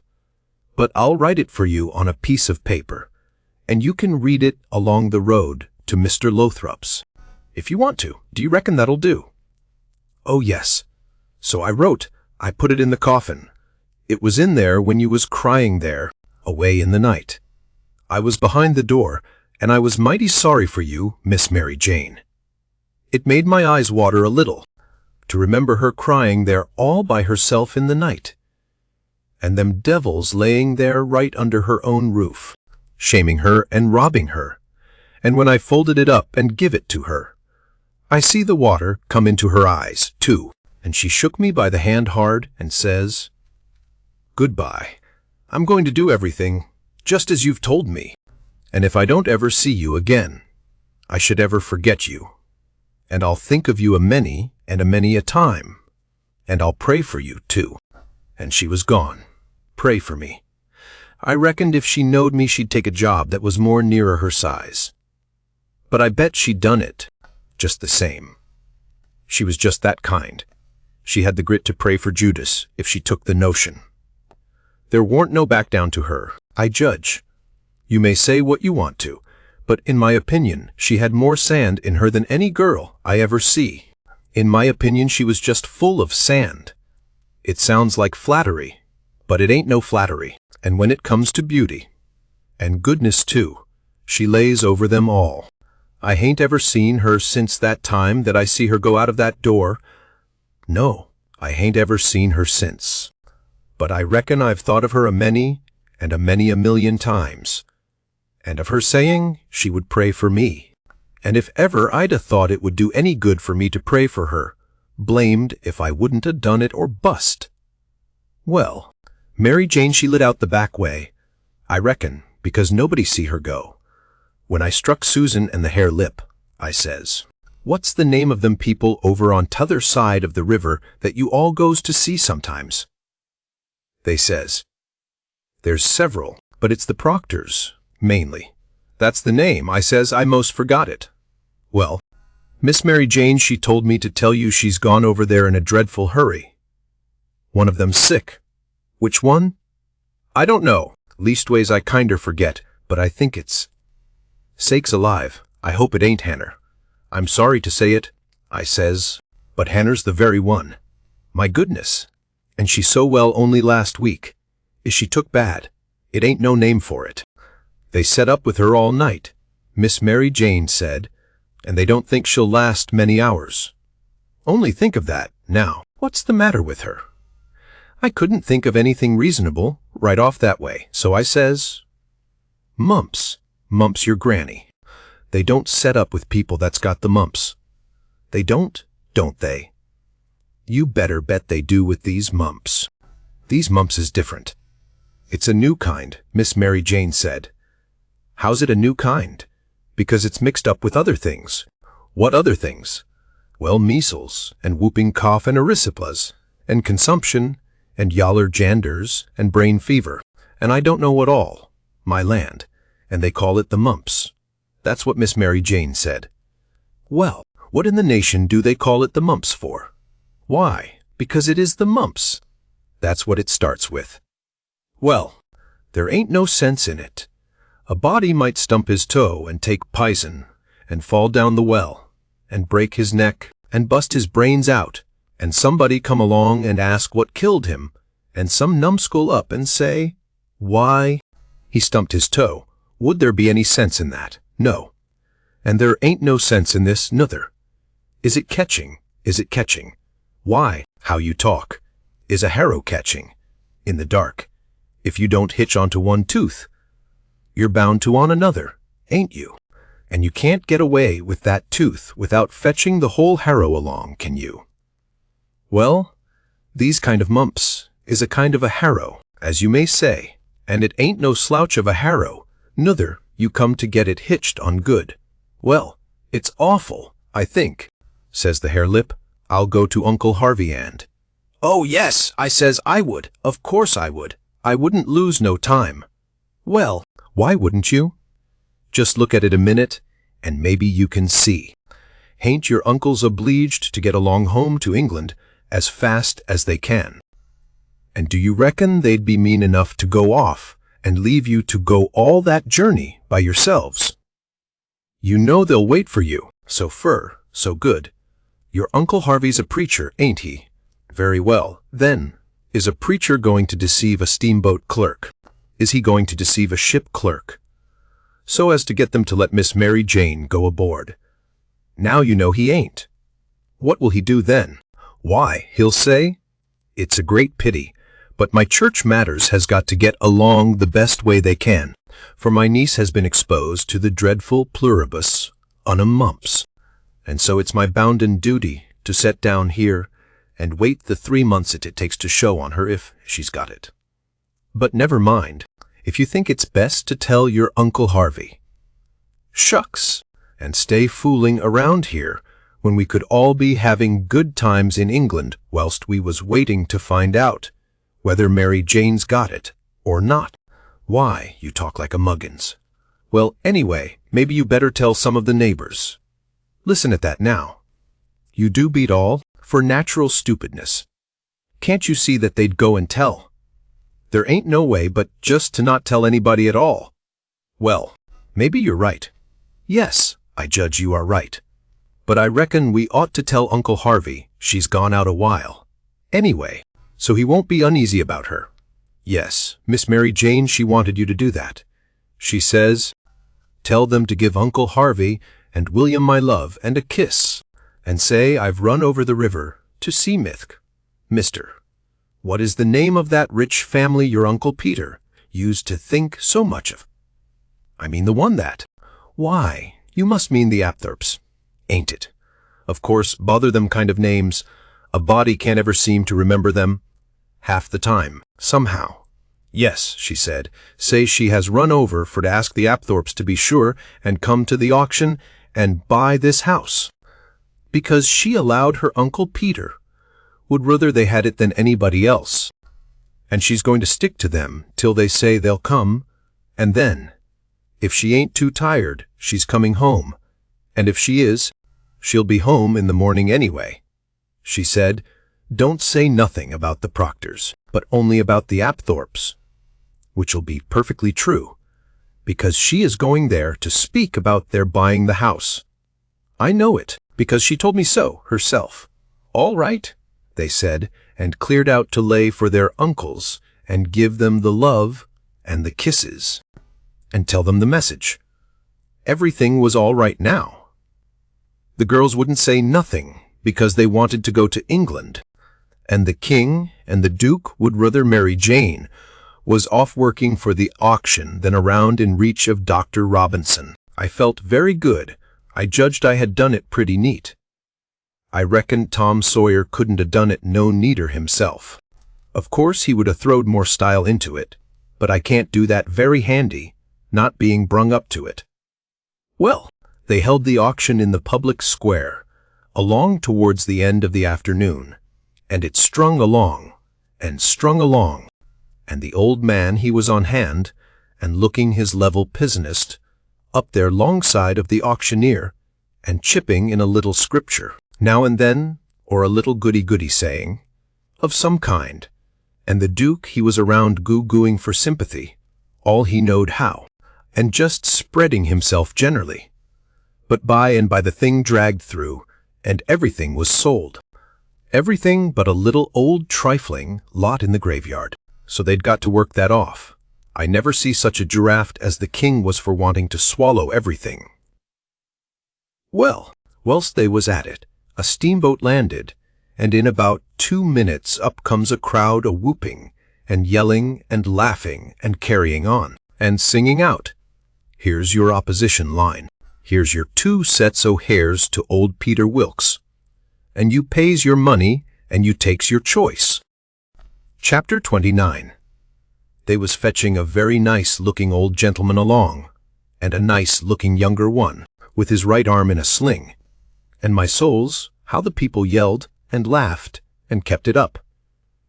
But I didn't see no joke about it, and I judged it would strain the duke and the king some to see any. I reckoned they'd turn pale, but no nary a pale did they turn. The duke he never let on he suspicioned what was up, but just went a-goo-gooing around, happy and satisfied, like a jug that's googling out buttermilk. And as for the king, he just gazed and gazed down sorrowful on them newcomers, like it give him the stomach ache in his very heart. To think there could be such frauds and rascals in the world. Oh, he done it admirable. Lots of the principal people gathered around the king, to let him see they was on his side. That old gentleman that had just come looked all puzzled to death. Pretty soon he begun to speak, And I see, straight off, he pronounced like an Englishman. Not the king's way, though the king's was pretty good for an imitation. I can't give the old gent's words, nor I can't imitate him, but he turned around to the crowd and says, about like this. This is a surprise to me which I wasn't looking for, and I'll acknowledge, candid and frank, I ain't very well fixed to meet it and answer it, for my brother and me has had misfortunes. He's broke his arm, and our baggage got put off at a town above here last night in the night by a mistake. I am Peter Wilkes's brother Harvey, and this is his brother William, which can't hear nor speak, and can't even make signs to amount to much. Now he's only got one hand to work them with. We are who we say we are, and in a day or two, when I get the baggage, I can prove it. But up till then, I won't say nothing more, but go to the hotel and wait. So him and the new dummy started off, and the king he laughs and blethers out. Broke his arm? Very likely, ain't it? And very convenient, too, for a fraud that's got to make signs, and hain't learnt how. Lost their baggage. That's mighty good, and mighty ingenious, under the circumstances. So he laughed again, and so did everybody else, except 3 or 4, or maybe half a dozen. One of these was that doctor. Another one was a sharp-looking gentleman, with a carpet bag of the old-fashioned kind made out of carpet stuff, that had just come off of the steamboat and was talking to him in a low voice, and glancing towards the king now and then and nodding their heads. It was Levi Bell, the lawyer that was gone up to Louisville, and another one was a big rough husky that come along and listened to all the old gentleman said, and was listening to the king now. And when the king got done, this husky up and says, Say, looky here, if you are Harvey Wilkes, when'd you come to this town? The day before the funeral, friend, says the king. But what time o' day? In the evening, 'bout an hour or 2 before sundown. How'd you come? I come down on the Susan Powell from Cincinnati. Well, then, how'd you come to be up at the Pint in the morning? In a canoe. I warn't up at the Pint in the morning. It's a lie. Several of them jumped for him and begged him not to talk that way to an old man and a preacher. Preacher be hanged. He's a fraud and a liar. He was up at the Pint that morning. I live up there, don't I? Well, I was up there, and he was up there. I see him there. He come in a canoe along with Tim Collins and a boy. The doctor he up and says, Would you know the boy again if you was to see him, Hines? I reckon I would, but I don't know. Why, yonder he is, now. I know him perfectly easy. It was me he pointed at. The doctor says, Neighbors, I don't know whether the new couple is frauds or not, but if these two ain't frauds, I am an idiot, that's all. I think it's our duty to see that they don't get away from here till we've looked into this thing. Come along, Hines, come along. The rest of you. We'll take these fellows to the tavern and affront them with t'other couple, and I reckon we'll find out something before we get through. It was nuts for the crowd, though maybe not for the king's friends, so we all started. It was about sundown. The doctor he led me along by the hand, and was plenty kind enough, but he never let go my hand. We all got in a big room in the hotel, and lit up some candles, and fetched in the new couple. First, the doctor says, I don't wish to be too hard on these 2 men, but I think they're frauds, and they may have complices that we don't know nothing about. If they have, won't the complices get away with that bag of gold Peter Wilkes left? It ain't unlikely. If these men ain't frauds, they won't object to sending for that money and letting us keep it till they prove they're all right. Ain't that so? Everybody agreed to that. So I judged they had our gang in a pretty tight place, right at the outstart. But the king he only looked sorrowful, and says, Gentlemen, I wish the money was there, for I ain't got no disposition to throw anything in the way of a fair, open, out-and-out investigation o' this misable business. But Ayla's, the money ain't there. You consend and see if you want to. Where is it then? Well, when my niece give it to me to keep for her, I took and hid it inside o' the straw tick o' my bed, not wishin' to bank it for the few days we'd be here, and considerin' the bed a safe place, we not being used to niggers, and supposin' 'em honest, like servants in England. The niggers stole it the very next mornin', after I had went downstairs, and when I sold them, I hadn't missed the money yit, so they got clean away with it. My servant here can tell you about it, gentlemen." The doctor and several said shucks, and I see nobody didn't altogether believe him. One man asked me if I see the niggers steal it. I said no, but I see them sneaking out of the room and hustling away, and I never thought nothing. Only I reckon they was afraid they had waked up my master, and was trying to get away before he made trouble with them. That was all they asked me. Then the doctor whirls on me and says, "Are you English too?" I say yes, and him and some others laughed and said, "Stuff." Well, then they sailed in on the general investigation, and there we had it, up and down, hour in, hour out, and nobody never said a word about supper, nor ever seemed to think about it. And so they kept it up, and kept it up, and it was the worst mixed-up thing you ever see. They made the king tell his yarn, and they made the old gentleman tell his'n, and anybody but a lot of prejudiced chuckleheads would 'a' seen that the old gentleman was spinning truth and t'other one lies. And by they had me up to tell what I knowed. The king he give me a left-handed look out of the corner of his eye, and so I knowed enough to talk on the right side. I begun to tell about Sheffield, and how we lived there, and all about the English Wilkses, and so on, but I didn't get pretty fur till the doctor begun to laugh, and levy bell. The lawyer says, "Set down, my boy, I wouldn't strain myself if I was you. I reckon you ain't used to lying. It don't seem to come handy. What you want is practice. You do it pretty awkward. I didn't care nothing for the compliment, but I was glad to be let off, anyway." The doctor he started to say something, and turns and says, "If you'd been in town at first, levy bell."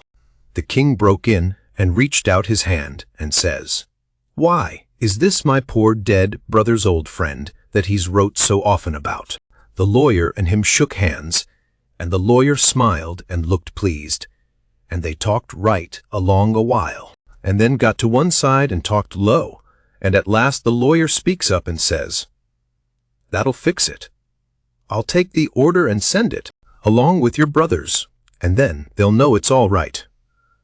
So they got some paper and a pen, and the king he sat down and twisted his head to one side, and chawed his tongue, and scrawled off something, and then they give the pen to the duke, and then for the first time the duke looked sick. But he took the pen and wrote. So then the lawyer turns to the new old gentleman and says, "You and your brother please write a line or two, and sign your names." The old gentleman wrote, but nobody couldn't read it. The lawyer looked powerful astonished and says, "Well, it beats me," and snaked a lot of old letters out of his pocket, and examined them, and then examined the old man's writing, and then them again, and then says, "These old letters is from Harvey Wilkes, and here's these two's handwritings, and anybody can see they didn't write them." The king and the duke looked sold and foolish, I tell you, to see how the lawyer had took them in, and here's this old gentleman's handwriting, and anybody can tell, easy enough, he didn't write them. Fact is, the scratches he makes ain't properly writing at all. Now here's some letters from. The new old gentleman says, "If you please, let me explain. Nobody can read my hand but my brother there." So he copies for me. It's his hand you've got there, not mine. "Well," says the lawyer, "this is a state of things. I've got some of William's letters too, so if you'll get him to write a line, or so we can calm." "He can't write with his left hand," says the old gentleman. "If he could use his right hand, you would see that he wrote his own letters and mine too. Look at both, please. They're by the same hand. The lawyer done it, and says, "I believe it's so. And if it ain't so, there's a heap stronger resemblance than I'd noticed before. Anyway, well, I thought we was right on the track of a solution, but it's gone to grass, partly. But anyway, one thing is proved. These two ain't either of them Wilkses." And he wagged his head towards the king and the duke. Well, what do you think? That mule-headed old fool wouldn't give in then. Indeed he wouldn't. Said it warn't no fair test. Said his brother William was the cussedest joker in the world, and hadn't tried to write. He see William was going to play one of his jokes the minute he put the pen to paper. And so he warmed up and went warbling and warbling right along, till he was actually beginning to believe what he was saying himself. But pretty soon the new old gentleman broke in and says, "I've thought of something. Is there anybody here that helped to lay out my burr? Helped to lay out the late Peter Wilkes for burying?" "Yes," says somebody. "Me and Ab Turner done it. We're both here." Then the old man turns towards the king and says, "Perhaps this gentleman can tell me what was tattooed on his breast." Blamed if the king didn't have to brace up mighty quick, or he'd a squashed down like a bluff bank that the river has cut under. It took him so sudden. And mind you, it was a thing that was calculated to make most anybody scush to get fetched such a solid one as that without any notice. Because how was he going to know what was tattooed on the man? He whitened a little, he couldn't help it, and it was mighty still in there, and everybody bending a little forwards and gazing at him. Says I to myself, now he'll throw up the sponge. There ain't no more use. Well, did he? A body can't hardly believe it, but he didn't. I reckon he thought he'd keep the thing up till he tired them people out. So they'd thin out, and him and the Duke could break loose and get away. Anyway, he sat there, and pretty soon he begun to smile, and says, "Miff, it's a very tough question, ain't it?" "Yes, sir, I can tell you what's tattooed on his breast. It's just a small, thin, blue arrow. That's what it is, and if you don't look clost, you can't see it. Now what do you say, hey? Well, I never see anything like that old blister for clean out and out cheek." The new old gentleman turns brisk towards Ab Turner and his pard, and his eye lights up like he judged he'd got the king this time, and says, "There, you've heard what he said. Was there any such mark on Peter Wilkes's breast?" Both of them spoke up and says, "We didn't see no such mark." "Good," says the old gentleman. "Now, what you did see on his breast was a small dim P, and a B which is an initial he dropped when he was young, and a W with dashes between them, so P, B-U, and he marked them that way on a piece of paper. Come, ain't that what you saw?" Both of them spoke up again, and says, "No, we didn't. We never seen any marks at all." Well, everybody was in a state of mind, now, and they sings out, "The whole bellin' of 'em's frauds. Le's duck 'em. Le's drown 'em. Le's ride 'em on a rail." And everybody was whooping at once, and there was a rattling pow-wow. But the lawyer he jumps on the table and yells, and says, "Gentlemen, gentlemen, hear me just a word. Just a single word, if you please. There's one way yet. Let's go and dig up the corpse and look." That took them. Hooray!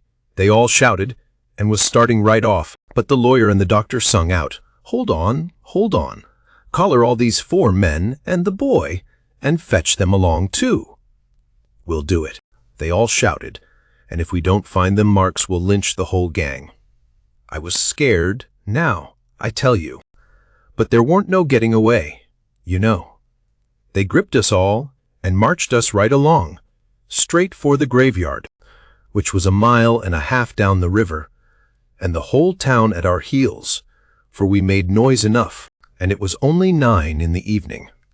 As we went by our house, I wished I hadn't sent Mary Jane out of town, because now if I could tip her the wink, she'd light out and save me, and blow on our dead beats.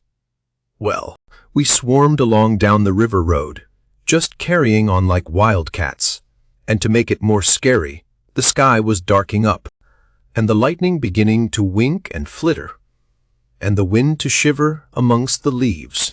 This was the most awful trouble and most dangersome I ever was in, and I was kinder stunned.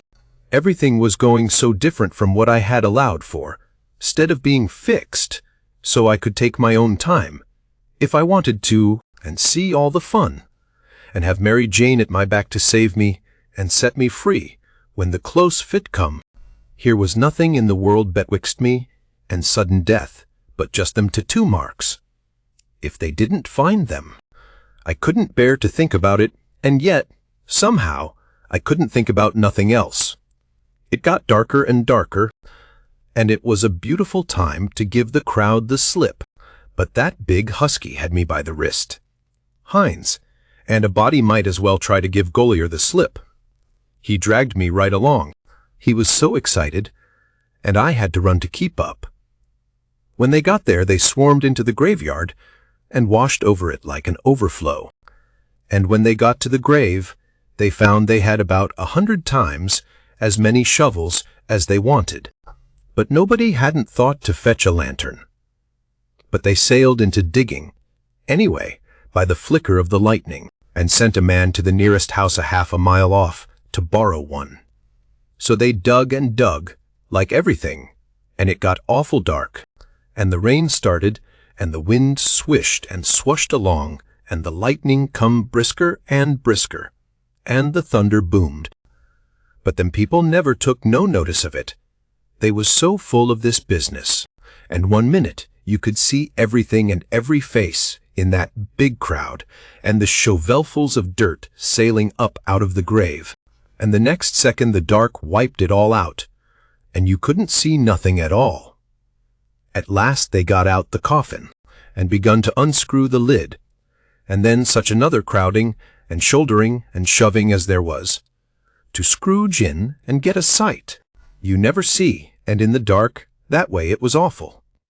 Hines he hurt my wrist dreadful, pulling and tugging so, and I reckon he clean forgot I was in the world. He was so excited and panting.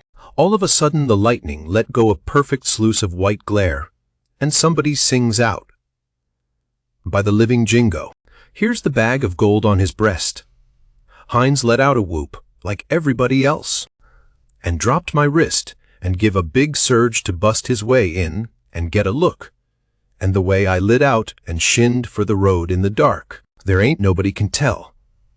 I had the road all to myself, and I fairly flew. Leastways, I had it all to myself except the solid dark, and the now and then glares, and the buzzing of the rain, and the thrashing of the wind, and the splitting of the thunder. And sure as you are born, I did clip it along. When I struck the town, I see there warn't nobody out in the storm. So I never hunted for no back streets, but humped it straight through the main one. And when I begun to get towards our house, I aimed my eye and set it. No light there, the house all dark, which made me feel sorry and disappointed. I didn't know why. But at last, just as I was sailing by, flash comes the light in Mary Jane's window, and my heart swelled up sudden, like to bust. And the same second the house, and all was behind me in the dark, and wasn't ever to be before me no more in this world. She was the best girl I ever see, and had the most sand. The minute I was far enough above the town to see I could make the tow head, I begun to look sharp for a boat to borrow, and the first time the lightning showed me one that wasn't chained, I snatched it and shoved. It was a canoe, and weren't fastened with nothing but a rope. The towhead was a rattling big distance off, away out there in the middle of the river, but I didn't lose no time, and when I struck the raft at last, I was so fagged I would have just laid down to blow and gasp if I could afforded it. But I didn't. As I sprung aboard, I sung out with you, Jim, and set her loose. Glory be to goodness, we're shut of them. Jim lit out, and was a-coming for me with both arms spread. He was so full of joy. But when one glimpsed him in the lightning, my heart shot up in my mouth, and I went overboard backwards. For I forgot he was old King Lear, and a drownded Arab all in one, and it most scared the livers and lights out of me. But Jim fished me out, and was going to hug me and bless me, and so on. He was so glad I was back, and we was shut of the king and the duke, but I says, "Not now. Have it for breakfast, have it for breakfast." Cut loose and let her slide. So, in 2 seconds, away we went, a-sliding down the river, and it did seem so good to be free again, and all by ourselves on the big river and nobody to bother us. I had to skip around a bit, and jump up and crack my heels a few times. I couldn't help it. But about the third crack, I noticed a sound that I knowed mighty well, and held my breath and listened and waited. And sure enough, when the next flash busted out over the water, here they come. And just a-laying to their oars, and making their skiff hum. It was the king and the duke. So I wilted right down onto the planks, then, and give up, and it was all I could do to keep from crying. Chapter 30. When they got aboard, the king went for me, and shook me by the collar, and says, "Trying to give us the slip, was ye? You pup, tired of our company?" "Hey," I says, "No, your majesty, we warn't, please don't, your majesty." "Quick, then, and tell us what was your idea, or I'll shake the insides out o' you. Honest, I'll tell you everything, just as it happened, your majesty." The man that had a holt of me was very good to me, and kept saying he had a boy about as big as me that died last year, and he was sorry to see a boy in such a dangerous fix. And when they was all took by surprise by finding the gold, and made a rush for the coffin, he lets go of me and whispers, "Heal it now, or they'll hang ye, sure." And I lit out. It didn't seem no good for me to stay. I couldn't do nothing, and I didn't want to be hung if I could get away. So I never stopped running till one found the canoe. And when I got here I told Jim to hurry, or they'd catch me and hang me yet, and said I was afeard you and the duke wasn't alive now, and I was awful sorry, and so was Jim, and was awful glad when we see you coming. You may ask Jim if I didn't. Jim said it was so, and the king told him to shut up, and said, "Oh, yes, it's mighty likely," and shook me up again, and said he reckoned he'd drown me. But the duke says, "Leggo the boy, you old idiot. Would you 'a done any different? Did you inquire around for him when you got loose?" I don't remember it. So the king let go of me, and begun to cuss that town and everybody in it. But the duke says, "You better a blame sight give yourself a good cussing, for you're the one that's entitled to it most. You hain't done a thing, from the start, that had any sense in it, except coming out so cool and cheeky with that imaginary blue arrow mark. That was bright. It was right down bully. And it was the thing that saved us. For if it hadn't been for that, they'd 'a jailed us till them Englishmen's baggage come. And then, the penitentiary, you bet.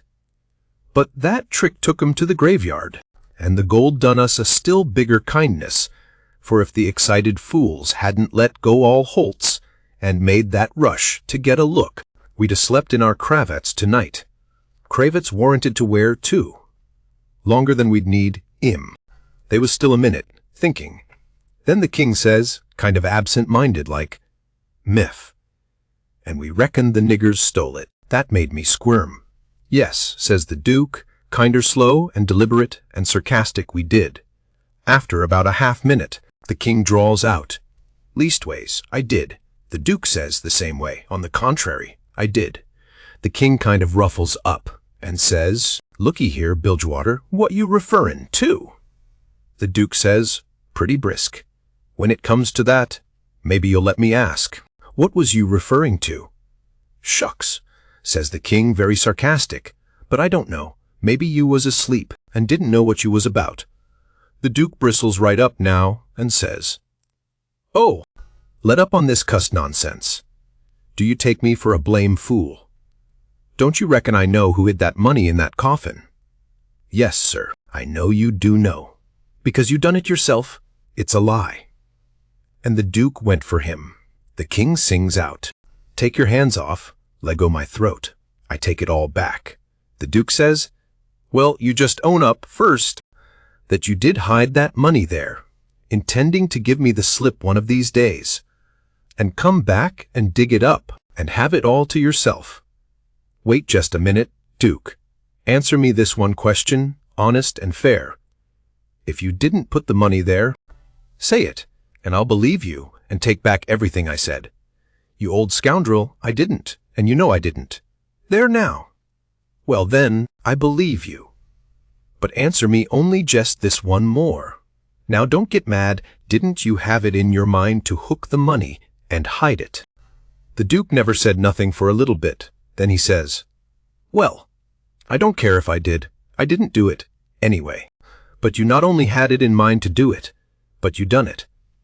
I wished I may never die if I done it, Duke, and that's honest. I won't say I weren't going to do it because I was, but you, I mean somebody, got in ahead o' me. It's a lie.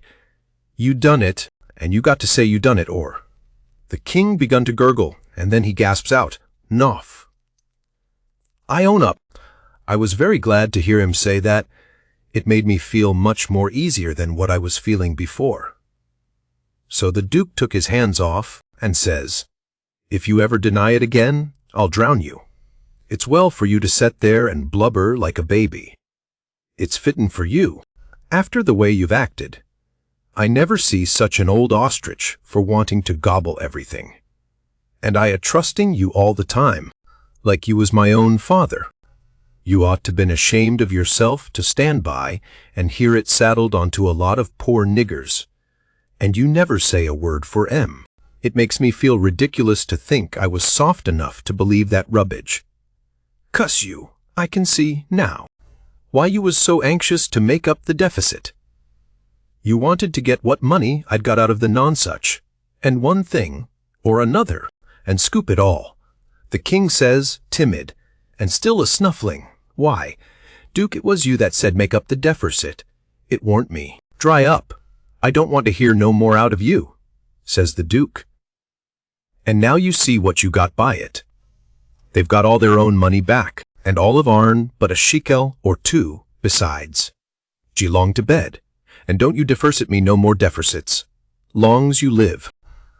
So the king sneaked into the wigwam, and took to his bottle for comfort, and before long the Duke tackled his bottle, and so in about a half an hour they was as thick as thieves again, and the tighter they got, the lovinger they got, and went off a-snoring in each other's arms.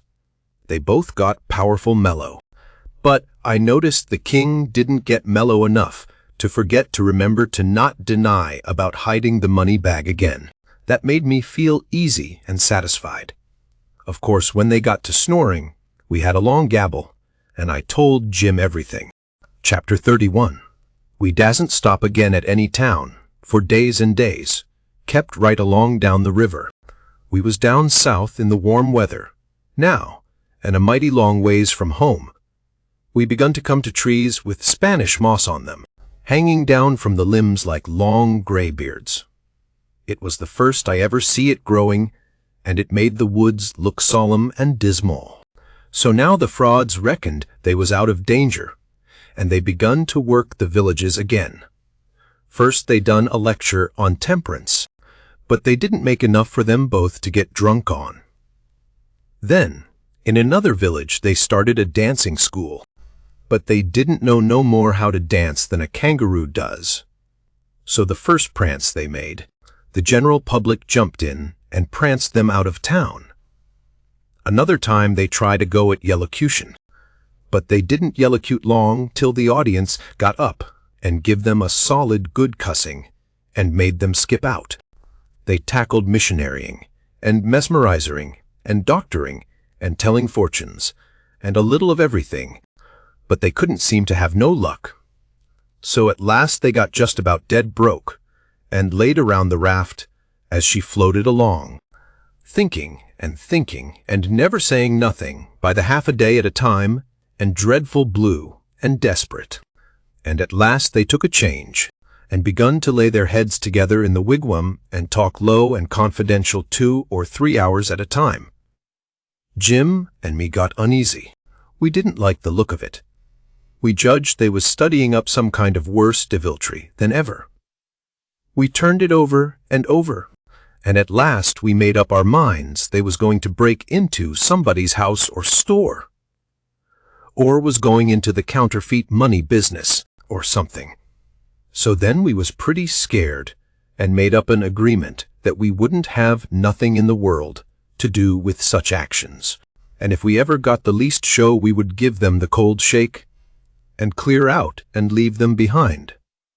Well, early one morning we hid the raft in a good safe place about 2 miles below a little bit of a shabby village named Pikesville, and the king he went ashore and told us all to stay hid whilst he went up to town and smelt around to see if anybody had got any wind of the royal nonsuch there yet. House to rob, you mean, says I to myself, and when you get through robbing it you'll come back here and wonder what's become of me and Jim and the raft.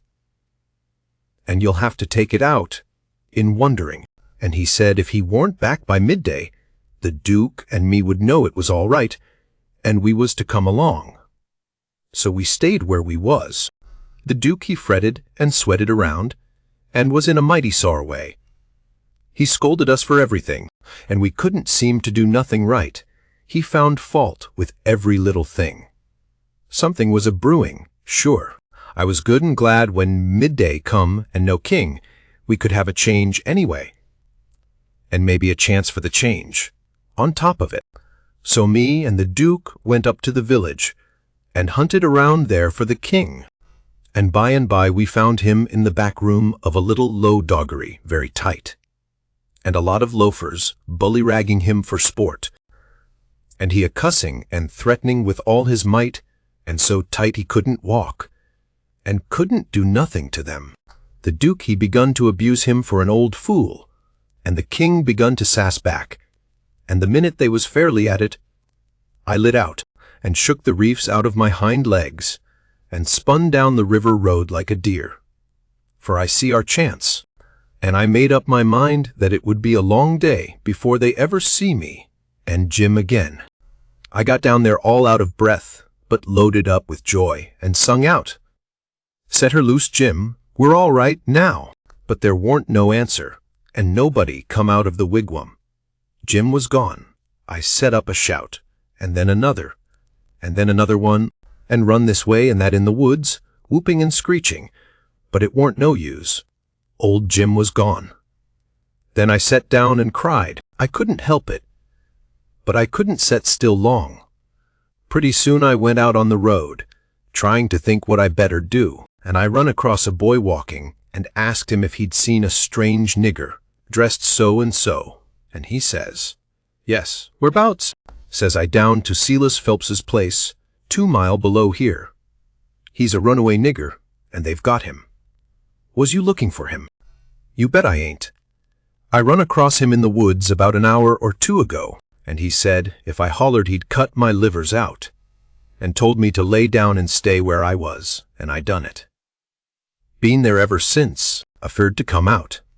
Well, he says, you needn't be afeard no more, because they've got him. He run off fem down south, Somers. It's a good job they got him. Well, I reckon.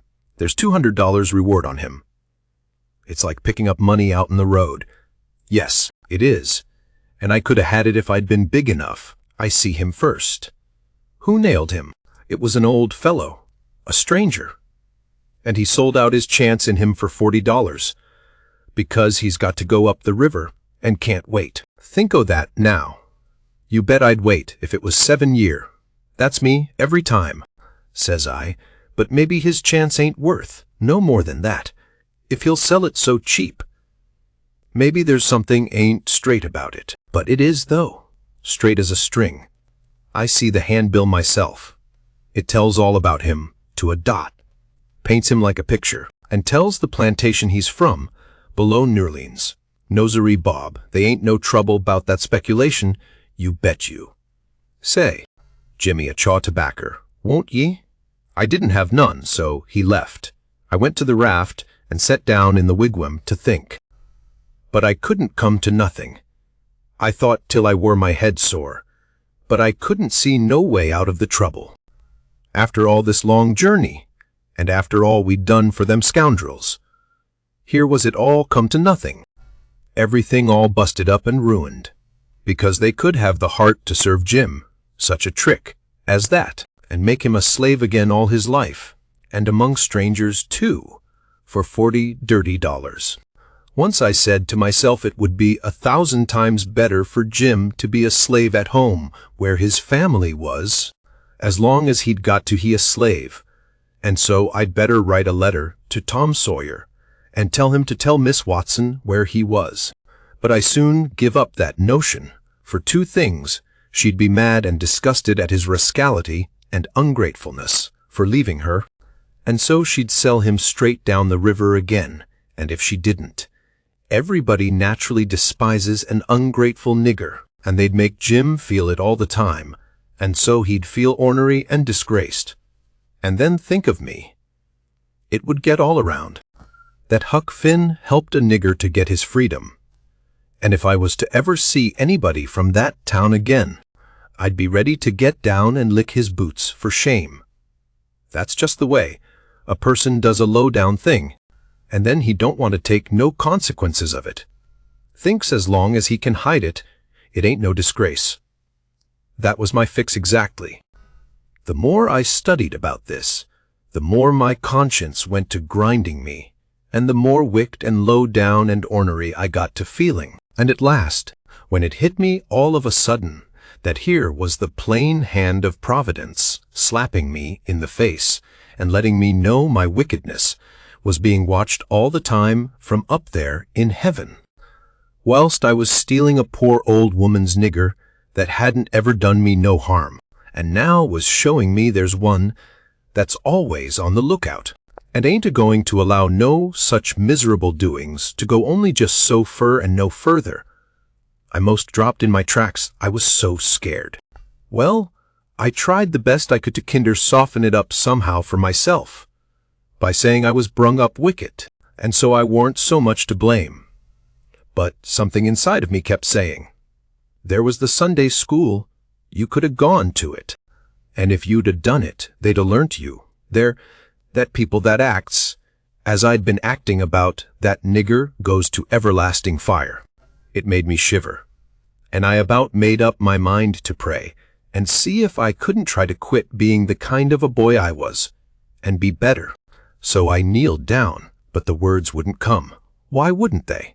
It warn't no use to try and hide it from him, nor from me neither. I knowed very well why they wouldn't come. It was because my heart warn't right. It was because I warn't square. It was because I was playing double. I was letting on to give up sin, but away inside of me I was holding on to the biggest one of all. I was trying to make my mouth say I would do the right thing and the clean thing, and go and write to that nigger's owner and tell where he was. But deep down in me I knowed it was a lie, and he knowed it. You can't pray a lie. I found that out, so I was full of trouble, full as I could be, and didn't know what to do. At last I had an idea, and I says I'll go and write the letter, and then see if I can pray. Why, it was astonishing, the way I felt as light as a feather, right straight off, and my troubles all gone. So I got a piece of paper and a pencil, all glad and excited, and sat down and wrote, Miss Watson, your runaway nigger Jim is down here 2 mile below Pikesville, and missed air. Phelps has got him, and he will give him up for the reward if you send. Huck Finn. I felt good and all washed clean of sin, for the first time I had ever felt so in my life. And I knowed I could pray now. But I didn't do it straight off, but laid the paper down and sat there thinking how good it was all this happened so, and how near I come to being lost and going to hell, and went on thinking, and got to thinking over our trip down the river, and I see Jim before me all the time, in the day, and in the nighttime, sometimes moonlight, sometimes storms, and we are floating along, talking and singing and laughing. But somehow I couldn't seem to strike no places to harden me against him, but only the other kind. I'd see him standing my watch on top of his'n, 'stead of calling me, so I could go on sleeping, and see him how glad he was when I come back out of the fog, and when I come to him again in the swamp, up there where the feud was, and such like times, and would always call me honey, and pet me, and do everything he could think of for me, and how good he always was. And at last I struck the time I saved him by telling the men we had smallpox aboard, and he was so grateful, and said I was the best friend old Jim ever had in the world, and the only one he's got now. And then I happened to look around and see that paper. It was a close place. I took it up and held it in my hand. I was a-trembling because I'd got to decide forever betwixt two things, and I knowed it. I studied a minute, sort of holding my breath, and then says to myself, all right then, I'll go to hell, and tore it up. It was awful thoughts and awful words, but they was said, and I let them stay said, and never thought no more about reforming. I shoved the whole thing out of my head, and said I would take up wickedness again, which was in my line, being brung up to it, and the other warn't. And for a starter, I would go to work and steal Jim out of slavery again, and if I could think up anything worse, I would do that, too, because as long as I was in, and in for good, I might as well go the whole hog. Then I set to thinking over how to get at it, and turned over considerable many ways in my mind, and at last fixed up a plan that suited me. So then I took the bearings of a woody island that was down the river a piece, and as soon as it was fairly dark I crept out with my raft and went for it, and hid it there, and then turned in. I slept the night through, and got up before it was light, and had my breakfast, and put on my store clothes, and tied up some others, and one thing or another in a bundle, and took the canoe, and cleared for shore. I landed below, where I judged was Phelps's place, and hid my bundle in the woods, and then filled up the canoe with water, and loaded rocks into her, and sunk her, where I could find her again when I wanted her, about 1/4 of a mile below a little steam sawmill that was on the bank. Then I struck up the road, and when I passed the mill I see a sign on it, Phelps's sawmill, and when I come to the farmhouses, 200 or 300 yards further along, I kept my eyes peeled, but didn't see nobody around, though it was good daylight now. But I didn't mind, because I didn't want to see nobody just yet. I only wanted to get the lay of the land. According to my plan, I was going to turn up there from the village, not from below. So I just took a look and shoved along straight for town. Well, the very first man I see when I got there was the Duke. He was sticking up a bill for the Royal Nonsuch. 3-night performance, like that other time. They had the cheek, them frauds. I was right on him before I could shirk. He looked astonished and says, "Hello, where'd you come from?" Then he says, kind of glad and eager, "Where's the raft?" "Got her in a good place." I says, "Why, that's just what I was a-going to ask your grace." Then he didn't look so joyful, and says, "What was your idea for asking me?" he says. "Well," I says, "when I see the king in that doggery yesterday, I says to myself, we can't get him home for hours, till he's soberer. So I went a-loafing around town to put in the time, and wait. A man up and offered me 10 cents to help him pull a skiff over the river and back to fetch a sheep.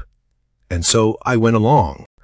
But when we was dragging him to the boat, and the man left me a holt of the rope, and went behind him to shove him along, he was too strong for me, and jerked loose and run, and we after him. We didn't have no dog, and so we had to chase him all over the country till we tired him out. We never got him till dark.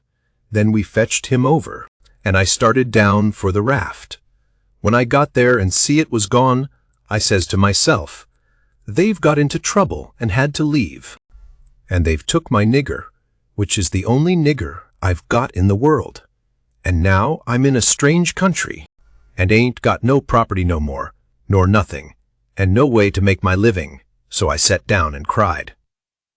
I slept in the woods all night, but what did become of the raft then? And Jim, poor Jim? Blamed if I know. That is, what's become of the raft? That old fool had made a trade and got $40. And when we found him in the doggery, the loafers had matched $50 with him and got every cent but what he'd spent for whiskey. And when I got him home late last night and found the raft gone, we said, "That little rascal has stole our raft and shook us and run off down the river." I wouldn't shake my nigger, would I? The only nigger I had in the world, and the only property. We never thought of that. Fact is, I reckon we'd come to consider him our nigger. Yes, we did consider him so. Goodness knows we had trouble enough for him.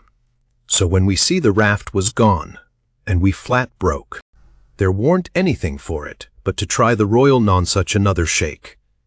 And I've pegged along ever since, dry as a powder horn. Where's that 10 cents? Give it here. I had considerable money, so I give him 10 cents, but begged him to spend it for something to eat, and give me some, because it was all the money I had, and I hadn't had nothing to eat since yesterday. He never said nothing. The next minute he whirls on me and says, "Do you reckon that nigger would blow on us? We'd skin him if he done that. How can he blow? Hain't he run off? No. That old fool sold him and never divided with me, and the money's gone." "Sold him?" I says, and begun to cry. Why? He was a nigger, it was my money. Where is he? I want my nigger. Well, you can't get your nigger, that's all. So dry up your blubbering. Looky here. Do you think you'd venture to blow on us? Blamed if I think I'd trust you. Why? If you was to blow on us. He stopped, but I never see the Duke look so ugly out of his eyes before. I went on a whimpering and says, "I don't want to blow on nobody, and I ain't got no time to blow, nohow. I got to turn out and find my nigger." He looked kinder bothered and stood there with his bills fluttering on his arm, thinking and wrinkling up his forehead. At last he says, "I'll tell you something. We got to be here 3 days. If you'll promise you won't blow, and won't let the nigger blow, I'll tell you where to find him." So I promised, and he says, "A farmer by the name of Silas Peach." And then he stopped. You see, he started to tell me the truth, but when he stopped, that way, and begun to study and think again, I reckoned he was changing his mind. And so he was. He wouldn't trust me. He wanted to make sure of having me out of the way the whole 3 days. So pretty soon he says, "The man that bought him is named Abram Foster. Abram G. Foster. And he lives 40 mile back here in the country, on the road to Lafayette." "All right," I says, "I can walk it in 3 days, and I'll start this very afternoon." "No, you won't. You'll start now, and don't you lose any time about it, neither nor do any gabbling by the way. Just keep a tight tongue in your head and move right along, and then you won't get into trouble with us. Die here." That was the order I wanted, and that was the one I played for. I wanted to be left free to work my plans. So, clear out, he says, and you can tell Mr. Foster whatever you want to. Maybe you can get him to believe that Jim is your nigger. Some idiots don't require documents. Leastways, I've heard there's such down south here. And when you tell him the handbill, and the reward's bogus, maybe he'll believe you when you explain to him what the idea was for getting him out. Go long now, and tell him anything you want to, but mind you don't work your jaw any between here and there. So I left and struck for the back country. I didn't look around, but I kinder felt like he was watching me. But I knowed I could tire him out at that. I went straight out in the country as much as a mile before I stopped. Then I doubled back through the woods towards Phelps's. I reckoned I better start in on my plan straight off, without fooling around, because I wanted to stop Jim's mouth till these fellows could get away. I didn't want no trouble with their kind. I'd seen all I wanted to of them, and wanted to get entirely shut of them. Chapter 32. When I got there it was all still and Sunday-like, and hot and sunshiny. The hands was gone to the fields, And there was them kind of faint dronings of bugs and flies in the air that makes it seem so lonesome, and like everybody's dead and gone. And if a breeze fans along and quivers the leaves, it makes you feel mournful, because you feel like it's spirits whispering. Spirits that's been dead ever so many years. And you always think they're talking about you. As a general thing, it makes a body wish he was dead, too, and done with it all. Phelps's was one of these little one-horse cotton plantations, and they all look alike. A rail fence round a 2-acre yard, a stile, made out of logs sawed off and upended in steps, like barrels of a different length, to climb over the fence with, and for the women to stand on when they are going to jump onto a horse. Some sickly grass patches in the big yard, but mostly it was bare and smooth, like an old hat with the nap rubbed off. Big double log house for the white folks. Hewed logs, with the chinks stopped up with mud or mortar, and these mud stripes been whitewashed some time or another. Round log kitchen, with a big broad, open but roofed passage joining it to the house. Log smoke house back of the kitchen. 3 little log nigger cabins in a row t'other side the smoke house. 1 little hut all by itself away down against the back fence, and some outbuildings down a piece the other side, ash hopper, and big kettle to bile soap in. By the little hut. Bench by the kitchen door, with bucket of water and a gourd, hound asleep there. In the sun, more hounds asleep, round about 3 shade trees away off in a corner. Some currant bushes and gooseberry bushes in one place by the fence. Outside of the fence a garden and a watermelon patch. Then the cotton fields begins. And after the fields, the woods. I went around and dumb over the back stile by the ash hopper and started for the kitchen. When I got a little ways, I heard the dim hum of a spinning wheel wailing along up and sinking along down again. And then I knowed for certain I wished I was dead, for that is the lonesomest sound in the whole world.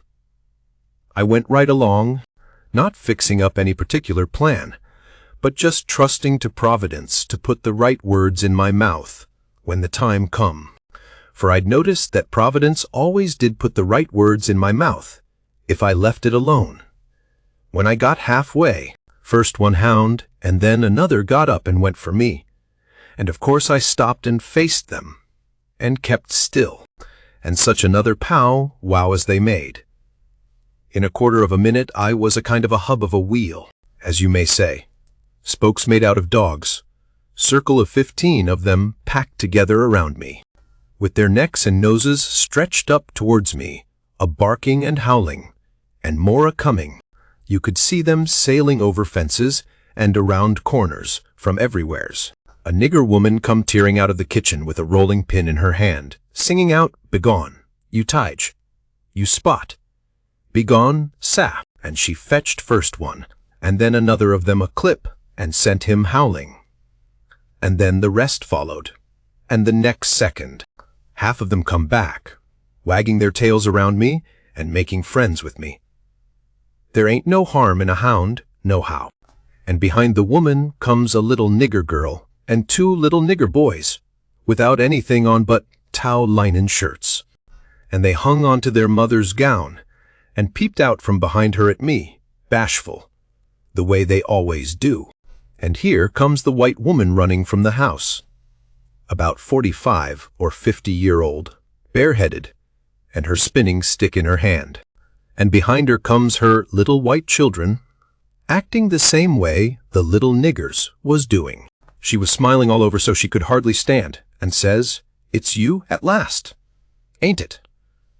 I out with a yes'm before I thought. She grabbed me and hugged me tight, and then gripped me by both hands and shook, and the tears come in her eyes and run down over, and she couldn't seem to hug and shake enough, and kept saying, "You don't look as much like your mother as I reckoned you would, but law sakes, I don't care for that. I'm so glad to see you. Dear, dear, it does seem like I could eat you up. Children, it's your cousin Tom. Tell him howdy." But they ducked their heads and put their fingers in their mouths and hid behind her. So she run on. Lies, hurry up and get him a hot breakfast right away. Or did you get your breakfast on the boat? I said I had got it on the boat. So then she started for the house, leading me by the hand and the children tagging after. When we got there, she set me down in a split-bottomed chair and set herself down on a little low stool in front of me, holding both of my hands, and says, "Now I can have a good look at you." And laws a me, I've been hungry for it a many a time all these long years, and it's come at last. We've been expecting you a couple of days and more. What's kept you? Boat get aground? Yes'm, chic. Don't say yes'm, say Aunt Sally. Where'd she get aground? I didn't rightly know what to say, because I didn't know whether the boat would be coming up the river or down. But I go a good deal on instinct, and my instinct said she would be coming up, from down towards Orleans. That didn't help me much, though, for I didn't know the names of bars down that way. I see I'd got to invent a bar, or forget the name of the one we got aground on. Or, now I struck an idea, and fetched it out. It warn't the grounding that didn't keep us back but a little. We blowed out a cylinder head. Good gracious, anybody hurt? No'm, killed a nigger. Well, it's lucky, because sometimes people do get hurt. 2 years ago last Christmas, your Uncle Silas was coming up from New Orleans on the old Lally Rook, and she blowed out a cylinder head and crippled a man, and I think he died afterwards. He was a Baptist. Your Uncle Silas knowed a family in Baton Rouge that knowed his people very well. Yes, I remember. Now he did die. Mortification set in, and they had to amputate him. But it didn't save him. Yes, it was mortification. That was it. He turned blue all over, and died in the hope of a glorious resurrection. They say he was a sight to look at. Your uncle's been up to the town every day to fetch you. And he's gone again, not more'n an hour ago. He'll be back any minute, now. You must have met him on the road, didn't you? Oldish man, with a... No, I didn't see nobody, Aunt Sally. The boat landed just at daylight, and I left my baggage on the wharf boat, and went looking around the town and out a piece in the country, to put in the time and not get here too soon, and so I come down the back way. Who'd you give the baggage to? Nobody. Why, child? It'll be stole. Not where I hid it, I reckon it won't, I says. How'd you get your breakfast so early on the boat? It was kinder thin ice, but I says, the captain see me standing around, and told me I better have something to eat before I went ashore, so he took me in the Texas to the officer's lunch, and give me all I wanted. I was getting so uneasy I couldn't listen good. I had my mind on the children all the time. I wanted to get them out to one side, and pump them a little, and find out who I was. But I couldn't get no show. Mrs. Phelps kept it up and run on so. Pretty soon she made the cold chills streak all down my back, because she says, "But here, we're a-running on this way, and you hain't told me a word about Sis, nor any of them. Now I'll rest my works a little, and you start up yourn. Just tell me everything. Tell me all about 'em all. Every one of 'em, and how they are, and what they're doing, and what they told you to tell me, and every last thing you can think of." Well, I see I was up a stump, and up it good. Providence had stood by me this fur, all right, but I was hard and tight aground now. I see it warn't a bit of use to try to go ahead. I'd got to throw up my hand. So I says to myself, here's another place where I got to resk the truth. I opened my mouth to begin, but she grabbed me and hustled me in behind the bed, and says, "Here he comes. Stick your head down lower. There, that'll do. You can't be seen now. Don't you let on you're here. I'll play a joke on him. Children, don't you say a word." I see I was in a fix now, but it warn't no use to worry. There warn't nothing to do but just hold still, and try and be ready to stand from under when the lightning struck. I had just one little glimpse of the old gentleman when he come in, then the bed hid him. Mrs. Phelps, she jumps for him and says, "Has he come?" "No," says her husband. "Goodness gracious," she says, "what in the world can have become of him?" "I can't imagine," says the old gentleman, and I must say it makes me dreadful uneasy. "Uneasy," she says, "I'm ready to go distracted. He must have come, and you've missed him along the road." "I know it's so. Something tells me so." "Why, Sally, I couldn't miss him along the road, you know that. But oh, dear, dear, what will Sis say? He must have come. You must have missed him. Heek! Oh, don't distress me any more'n I'm already distressed. I don't know what in the world to make of it. I'm at my wit's end, and I don't mind acknowledging and I'm right down scared. But there's no hope that he's come, for he couldn't come and me miss him. Sally, it's terrible, just terrible. Something's happened to the boat, sure. Why, Silas, look yonder. Up the road. Ain't that somebody coming? He sprung to the window at the head of the bed, and that give Mrs. Phelps the chance she wanted. She stooped down quick at the foot of the bed and give me a pull, and out I come, and when he turned back from the window, there she stood, a-beaming and a-smiling like a house afire, and I standing pretty meek and sweaty alongside. The old gentleman stared and says, "Why, who's that? Who do you reckon it is? I hain't no idea." "Who is it? It's Tom Sawyer." By jings, I most slumped through the floor, but there warn't no time to swap knives. The old man grabbed me by the hand and shook, and kept on shaking, and all the time, how the woman did dance around and laugh and cry, and then how they both did fire off questions about Sid and Mary and the rest of the tribe. But if they was joyful, it warn't nothing to what I was, for it was like being born again. I was so glad to find out who I was. Well, they froze to me for 2 hours, and at last, when my chin was so tired it couldn't hardly go any more, I had told them more about my family, I mean the Sawyer family, than ever happened to any 6 Sawyer families, and I explained all about how we blowed out a cylinder head at the mouth of White River, and it took us 3 days to fix it, which was all right, and worked first-rate, because they didn't know but what it would take 3 days to fix it. If I'd a called it a bolt-headed, would have done just as well.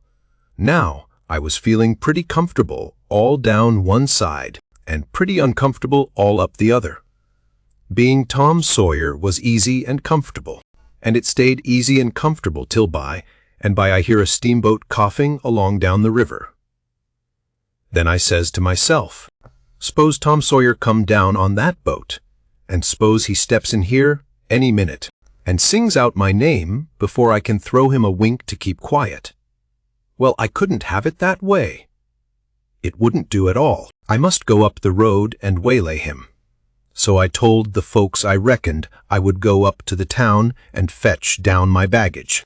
The old gentleman was for going along with me, but I said no, I could drive the horse myself, and I'd druther he wouldn't take no trouble about me. Chapter 33. So I started for town in the wagon, and when I was halfway I see a wagon coming, and sure enough it was Tom Sawyer, and I stopped and waited till he come along.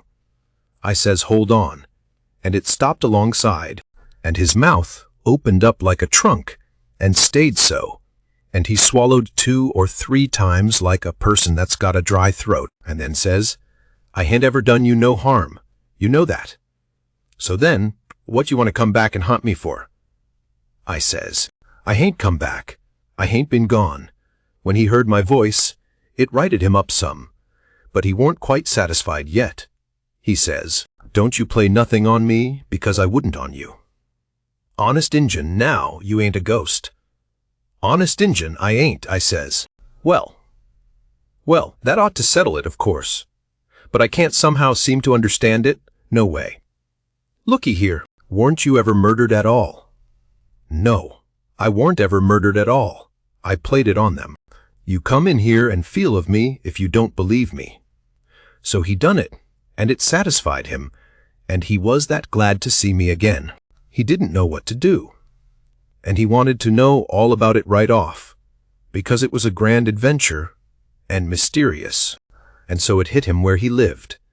But I said, leave it alone till by and by, and told his driver to wait, and we drove off a little piece. And I told him the kind of a fix I was in, and what did he reckon we better do? He said, let him alone a minute, and don't disturb him. So he thought and thought, and pretty soon he says, it's all right, I've got it. Take my trunk in your wagon, and let on it's yourn, and you turn back and fool along slow, so as to get to the house about the time you ought to, and I'll go towards town a piece, and take a fresh start, and get there a quarter or a half an hour after you, and you needn't let on to know me at first. I says, all right, but wait a minute. There's one more thing, a thing that nobody don't know but me. And that is, there's a nigger here that I'm a-trying to steal out of slavery, and his name is Jim. Old Miss Watson's Jim, he says. What? Why, Jim is. He stopped and went to studying. I says, I know what you'll say. You'll say it's dirty, low-down business. But what if it is? I'm low down, and I'm a-going to steal him, and I want you to keep mum and not let on. Will you? His eye lit up, and he says, I'll help you steal him. Well, I let go all holts then, like I was shot. It was the most astonishing speech I ever heard, and I'm bound to say Tom Sawyer fell, considerable, in my estimation. Only I couldn't believe it. Tom Sawyer a nigger stealer. Oh, shucks, I says, you're joking. I ain't joking either. Well then, I says, joking or no joking, if you hear anything said about a runaway nigger, don't forget to remember that you don't know nothing about him, and I don't know nothing about him. Then we took the trunk and put it in my wagon, and he drove off his way, and I drove mine. But of course I forgot all about driving slow, on accounts of being glad and full of thinking. So I got home a heap too quick for that length of a trip. The old gentleman was at the door, and he says, why, this is wonderful. Who ever would have thought it was in that mare to do it? I wish we'd a timed her. And she hain't sweated a hair. Not a hair. It's wonderful. Why, I wouldn't take $100 for that horse now. I wouldn't, honest. And yet I'd a sold her for 15 before, and thought 'twas all she was worth. That's all he said. He was the innocentest, best old soul I ever see. But it warn't surprising, because he warn't only just a farmer. He was a preacher, too, and had a little one-horse log church down back of the plantation, which he built it himself at his own expense, for a church and schoolhouse, and never charged nothing for his preaching, and it was worth it, too. There was plenty other farmer preachers like that, and done the same way, down south. In about half an hour Tom's wagon drove up to the front stile, and Aunt Sally she see it through the window, because it was only about 50 yards, and says, why, there's somebody come. I wonder who 'tis. Why, I do believe it's a stranger. Jimmy, that's one of the children. Run and tell Lize to put on another plate for dinner. Everybody made a rush for the front door, because, of course, a stranger don't come every year, and so he lays over the yaller fever, for interest, when he does come. Tom was over the stile and starting for the house. The wagon was spinning up the road for the village, and we was all bunched in the front door. Tom had his store clothes on, and an audience, and that was always nuts for Tom Sawyer. In them circumstances it warn't no trouble to him to throw in an amount of style that was suitable. He warn't a boy to meeky along up that yard like a sheep. No, he come common important, like the ram. When he got a front of us, he lifts his hat ever so gracious and dainty, like it was the lid of a box that had butterflies asleep in it, and he didn't want to disturb them, and says, Mr. Archibald Nichols, I presume. No, my boy, says the old gentleman, I'm sorry to say it, your driver has deceived you. Nichols' place is down a matter of 3 mile more. Come in, come in. Tom he took a look back over his shoulder, and says, too late, he's out of sight. Yes, he's gone, my son, and you must come in and eat your dinner with us, and then we'll hitch up and take you down to Nichols. Oh, I can't make you so much trouble. I couldn't think of it. I'll walk. I don't mind the distance. But we won't let you walk. It wouldn't be Southern hospitality to do it. Come right in. Oh, do, says Aunt Sally. It ain't a bit of trouble to us, not a bit in the world. You must stay. It's a long, dusty 3 mile, and we can't let you walk. And besides, I've already told them to put on another plate when I see you coming, so you mustn't disappoint us. Come right in and make yourself at home. So Tommy thanked them very hearty and handsome, and let himself be persuaded and come in. And when he was in, he said he was a stranger from Hicksville, Ohio, and his name was William Thompson, and he made another bow. Well, he run on, making up stuff about Hicksville, and everybody in it he could invent, and I getting a little nervous, and wondering how this was going to help me out of my scrape, and at last, still talking along, he reached over and kissed Aunt Sally right on the mouth, and then settled back again in his chair, comfortable, and was going on talking, but she jumped up and wiped it off with the back of her hand, and says, "You audacious puppy." He looked kind of hurt, and says, "I'm surprised at you, ma'am. You're Serp. Why, what do you reckon I am? I've a good notion to take and say, what do you mean by kissing me?" He looked kind of humble, and says, "I didn't mean nothing, ma'am. I didn't mean no harm. Thought you'd like it. Why, you born fool." She took up the spinning stick, and it looked like it was all she could do to keep from giving him a crack with it. "What made you think I'd like it?" "Well, I don't know. Only, they told me you would. They told you I would." "Whoever told you's another lunatic. I never heard the beat of it." "Who's they?" "Why, everybody. They all said so, ma'am." It was all she could do to hold in, and her eyes snapped, and her fingers worked like she wanted to scratch him. And she says, "Who's everybody? Out with their names, or there'll be an idiot short." He got up and looked distressed, and fumbled his hat, and says, "I'm sorry, and I weren't expecting it. They told me to. They all told me to. They all said kiss her, and said she'll like it. They all said it, every one of them. But I'm sorry, ma'am, and I won't do it no more. I won't, honest. You won't you?" "Well, I should reckon you won't." "No'm, I'm honest about it. I won't ever do it again, till you ask me." "Till I ask you." "Well, I never see the beat of it in my born days. I lay you'll be the Methusalem numbskull of creation before ever I ask you, or the likes of you." "Well," he says, "it does surprise me so. I can't make it out. Somehow, they said you would, and I thought you would." But he stopped and looked around slow, like he wished he could run across a friendly eye, somewheres, and fetched up on the old gentleman's, and says, "Didn't you think she'd like me to kiss her, sir?" "Why, no, well, no, I believe I didn't." Then he looks on around the same way to me, and says, "Tom, didn't you think Aunt Sally to open out her arms and say, 'Sid Sawyer'?" "My land," she says, breaking in and jumping for him, "you impudent young rascal, to fool a body so," and was going to hug him, but he fended her off, and says, "No, not till you've asked me first." So she didn't lose no time, but asked him, and hugged him, and kissed him, over and over again, and then turned him over to the old man, and he took what was left. And after they got a little quiet again, she says, "Why, dear me, I never see such a surprise. We weren't looking for you at all, but only Tom. Sis never wrote to me about anybody coming but him. It's because it weren't intended for any of us to come but Tom." He says, "But I begged, and at the last minute she let me come, too so, coming down the river. Me and Tom thought it would be a first-rate surprise for him to come here to the house first, and for me to by tag along and drop in and let on to be a stranger. But it was a mistake, Aunt Sally. This ain't no healthy place for a stranger to come. No, not impudent whelp Sid. You ought to had your jaws boxed. I hain't been so put out since I don't know when. But I don't care. I don't mind the terms.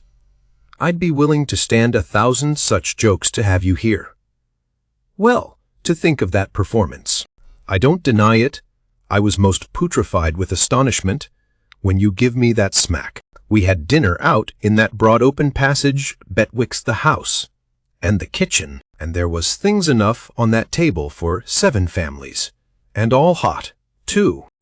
None of your flabby tough meat that's laid in a cupboard in a damp cellar all night and tastes like a hunk of old cold cannibal in the morning.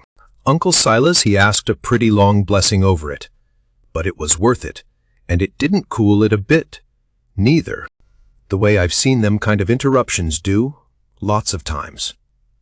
There was a considerable good deal of talk all the afternoon, and me and Tom was on the lookout all the time, but it warn't no use.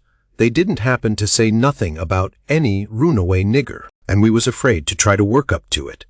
But at supper, at night, one of the little boys says, "Pa, mayn't Tom and Sid and me go to the show?"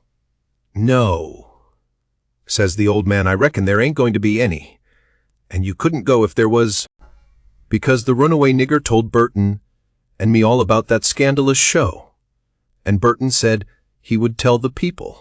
So I reckon they've drove the audacious loafers out of town before this time. So there it was.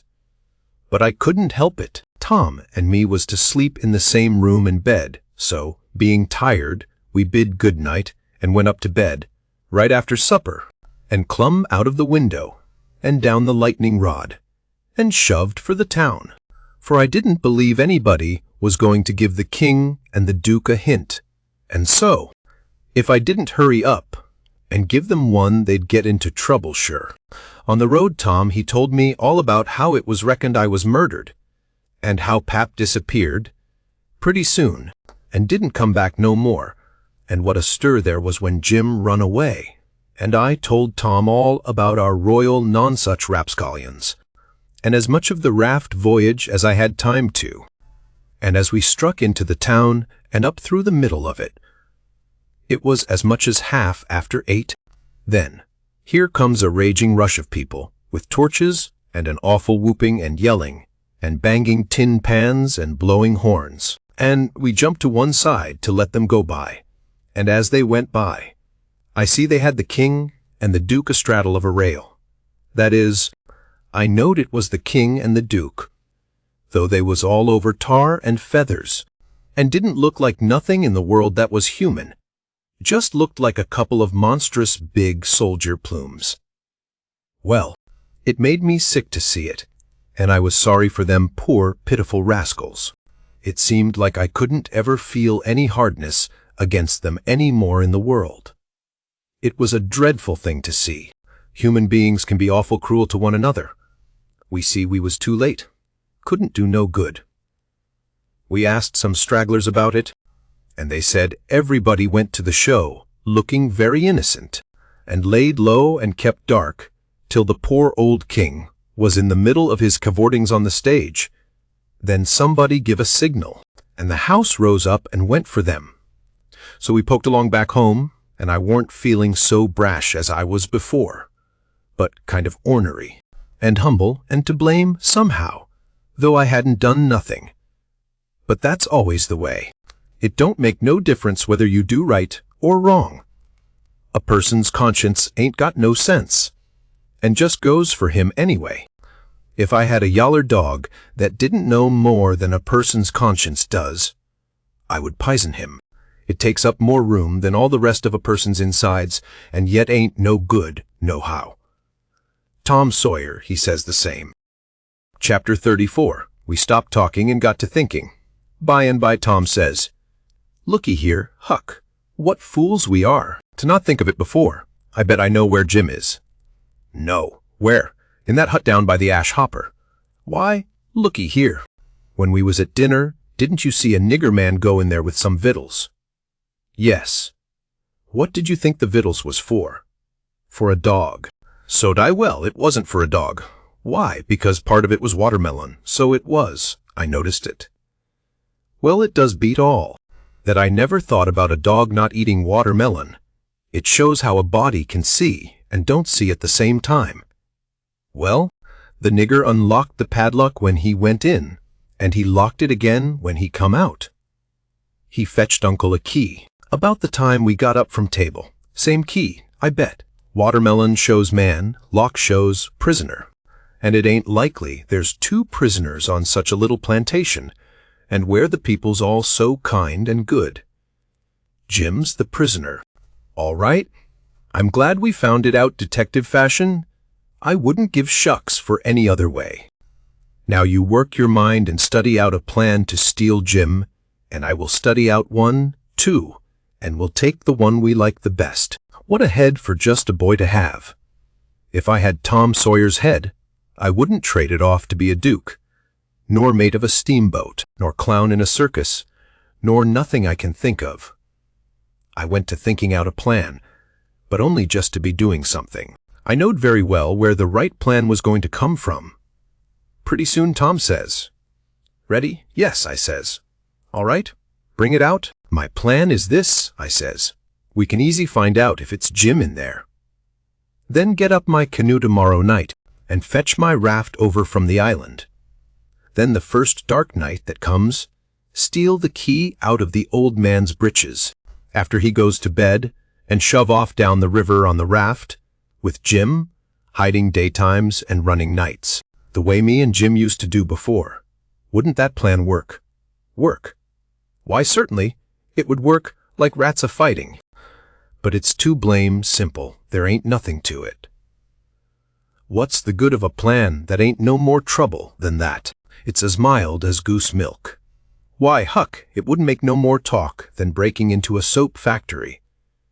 I never said nothing, because I warn't expecting nothing different. But I knowed mighty well that whenever he got his plan ready, it wouldn't have none of them objections to it. And it didn't. He told me what it was, and I see in a minute it was worth 15 of mine, for style, and would make Jim just as free a man as mine would, and maybe get us all killed besides. So I was satisfied, and said we would waltz in on it. I needn't tell what it was here, because I knowed it wouldn't stay the way it was. I knowed he would be changing it around, every which way, as we went along, and having in new bullinesses wherever he got a chance. And that is what he done. Well, one thing was dead sure, and that was that Tom Sawyer was in earnest and was actually going to help steal that nigger out of slavery. That was the thing that was too many for me.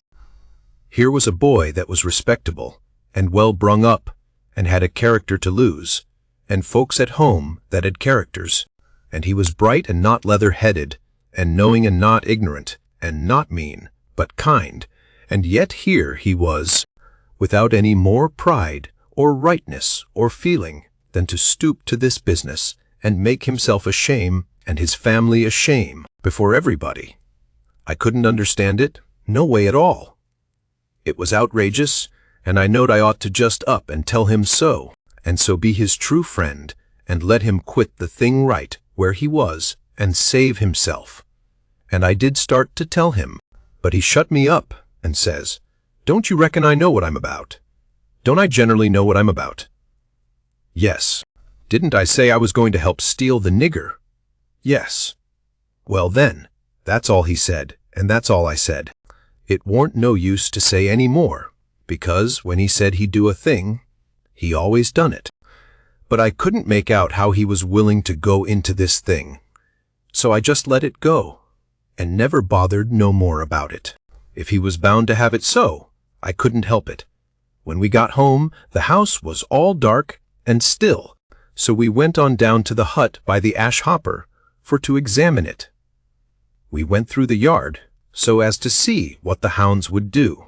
They knowed us, and didn't make no more noise than country dogs is always doing when anything comes by in the night.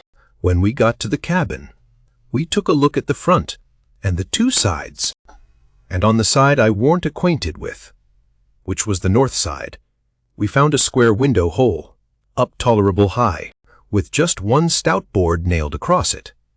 I says, "Here's the ticket. This hole's big enough for Jim to get through if we wrench off the board." Tom says, "It's as simple as tit-tat-toe, 3 in a row, and as easy as playing hooky. I should hope we can find a way that's a little more complicated than that, Huck Finn. Well then, I says, how'll it do to saw him out? The way I done before I was murdered, that time. That's more like, he says. It's real mysterious and troublesome and good, he says. But I bet we can find a way that's twice as long. There ain't no hurry, let's keep on looking around. Betwixt the hut and the fence, on the backside, was a lean-to that joined the hut at the eaves and was made out of plank. It was as long as the hut, but narrow, only about 6 foot wide. The door to it was at the south end and was padlocked. Tom he went to the soap kettle and searched around and fetched back the iron thing they lift the lid with.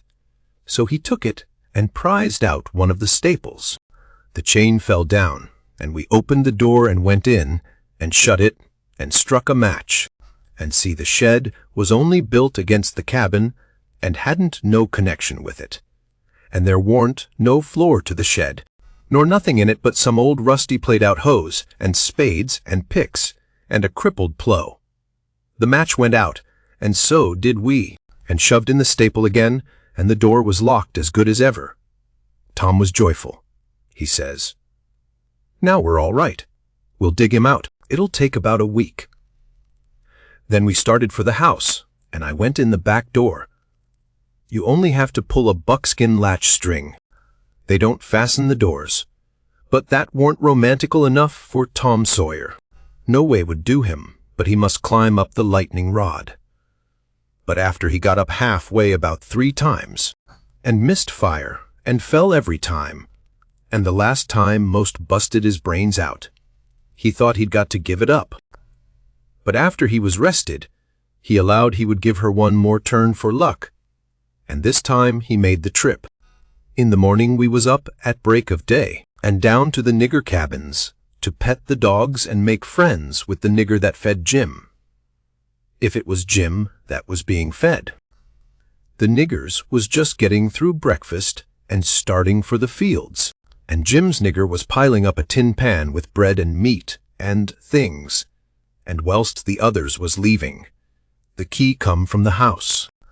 This nigger had a good-natured, chuckle-headed face, and his wool was all tied up in little bunches with thread. That was to keep witches off. He said the witches was pestering him awful these nights and making him see all kinds of strange things and hear all kinds of strange words and noises, and he didn't believe he was ever witched so long before in his life. He got so worked up and got to running on so about his troubles, he forgot all about what he'd been a-going to do. So Tom says, what's the victuals for? Going to feed the dogs. The nigger kind of smiled around gradually over his face, like when you heave a brickbat in a mud puddle, and he says, yes, Mars Sid a dog. Cursed dog, too. Does you want to go and look at him? Yes. I hunched Tom and whispers, you going? Right here in the daybreak. That warn't the plan. No, it warn't. But it's the plan now. So, drat him, we went along, but I didn't like it much. When we got in, we couldn't hardly see anything. It was so dark, but Jim was there sure enough and could see us, and he sings out, why, Huck! In good Lanane. Dat Mr. Tom. I just knowed how it would be. I just expected it. I didn't know nothing to do, and if I had, I couldn't have done it, because that nigger busted in and says, why, de gracious sakes, do he know you gen'lemen? We could see pretty well now. Tom, he looked at the nigger, steady and kind of wondering, and says, does who know us? Why, dish your runaway nigger. I don't reckon he does, but what put that into your head? What put it dar? Didn't he just this minute sing out like he knowed you? Tom says, in a puzzled-up kind of way, well, that's mighty curious. Who sung out? When did he sing out? What did he sing out? And turns to me, perfectly calm, and says, did you hear anybody sing out? Of course there warn't nothing to be said but the one thing, so I says, no, I ain't heard nobody say nothing. Then he turns to Jim and looks him over like he never see him before, and says, did you sing out?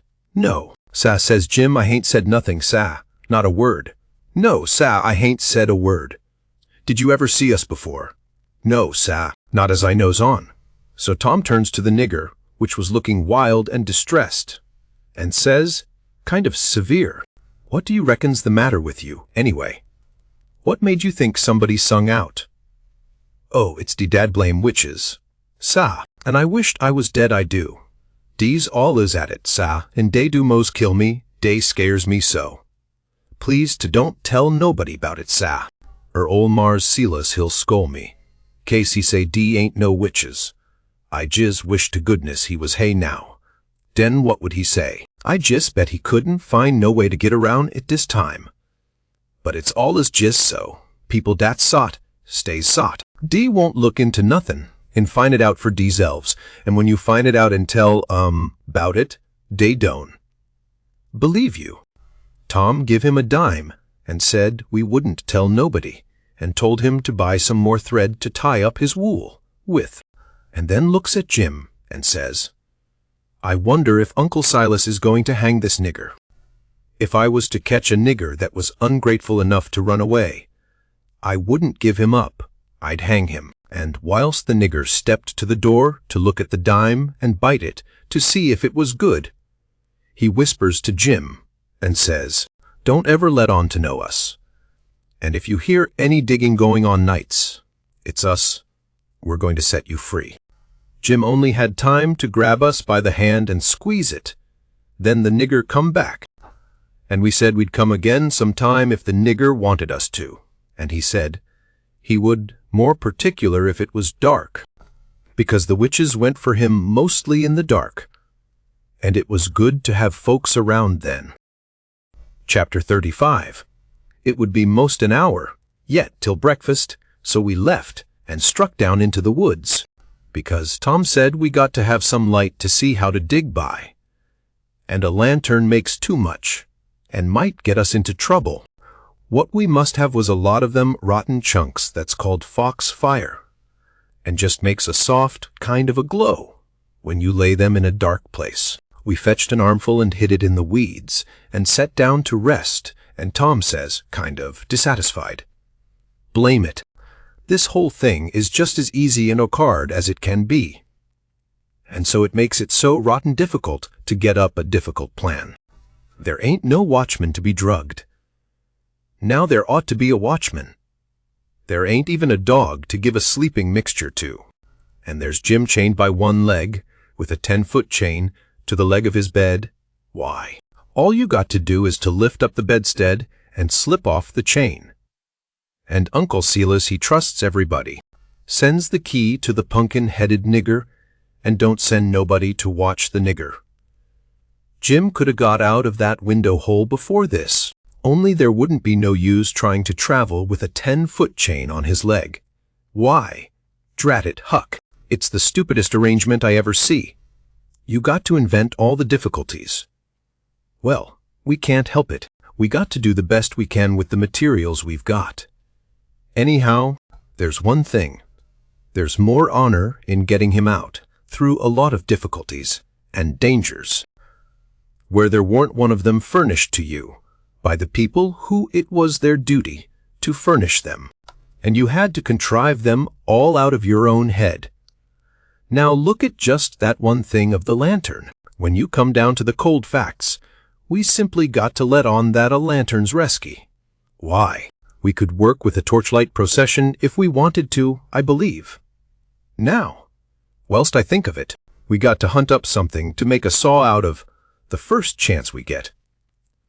What do we want of a saw? What do we want of it? Hain't we got to saw the leg of Jim's bed off, so as to get the chain loose? Why, you just said a body could lift up the bedstead and slip the chain off. Well, if that ain't just like you, Huck Finn, you can get up the infant schooliest ways of going at a thing. Why, hain't you ever read any books at all? Baron Trenck, nor Casanova, nor Benvenuto Cellini, nor Henry IV, nor none of them heroes. Who ever heard of getting a prisoner loose in such an old matey way as that? No, the way all the best authorities does, is to saw the bed leg in two, and leave it just so, and swallow the sawdust, so it can't be found. and put some dirt and grease around the sawed place so the very keenest senescal can't see no sign of its being sawed, and thinks the bed leg is perfectly sound. Then, the night you're ready, fetch the leg a kick, down she goes. Slip off your chain, and there you are. Nothing to do but hitch your rope ladder to the battlements, shin down it, break your leg in the moat, because a rope ladder is 19 foot too short, you know. And there's your horses and your trusty vassals, and they scoop you up and fling you across a saddle, and away you go to your native Languedos, or Navarre, or wherever it is. It's gaudy. Huck, I wish there was a moat to this cabin. If we get time, the night of the escape, we'll dig one. I says, what do we want of a moat, when we're going to snake him out from under the cabin? But he never heard me. He had forgot me, and everything else. He had his chin in his hand, thinking. Pretty soon, he sighs and shakes his head, then sighs again and says, no, it wouldn't do. There ain't necessity enough for it. For what? I says. Why, to saw Jim's leg off, he says. Good land. I says, why? There ain't no necessity for it.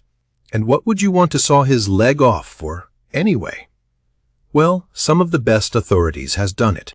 They couldn't get the chain off, so they just cut their hand off and shoved, and a leg would be better still. But we got to let that go. There ain't necessity enough in this case, and besides, Jim's a nigger and wouldn't understand the reasons for it, and how it's the custom in Europe, so we'll let it go. But there's one thing.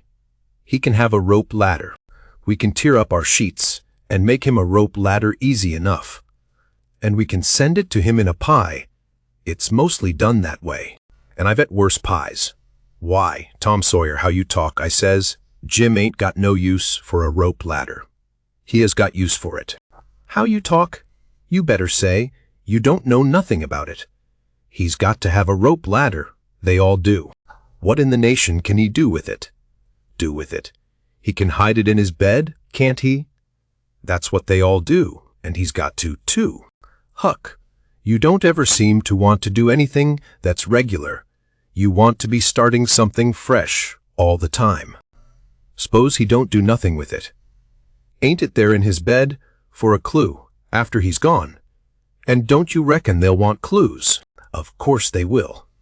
And you wouldn't leave them any. That would be a pretty howdy-do, wouldn't it? I never heard of such a thing. Well, I says, if it's in the regulations and he's got to have it, all right.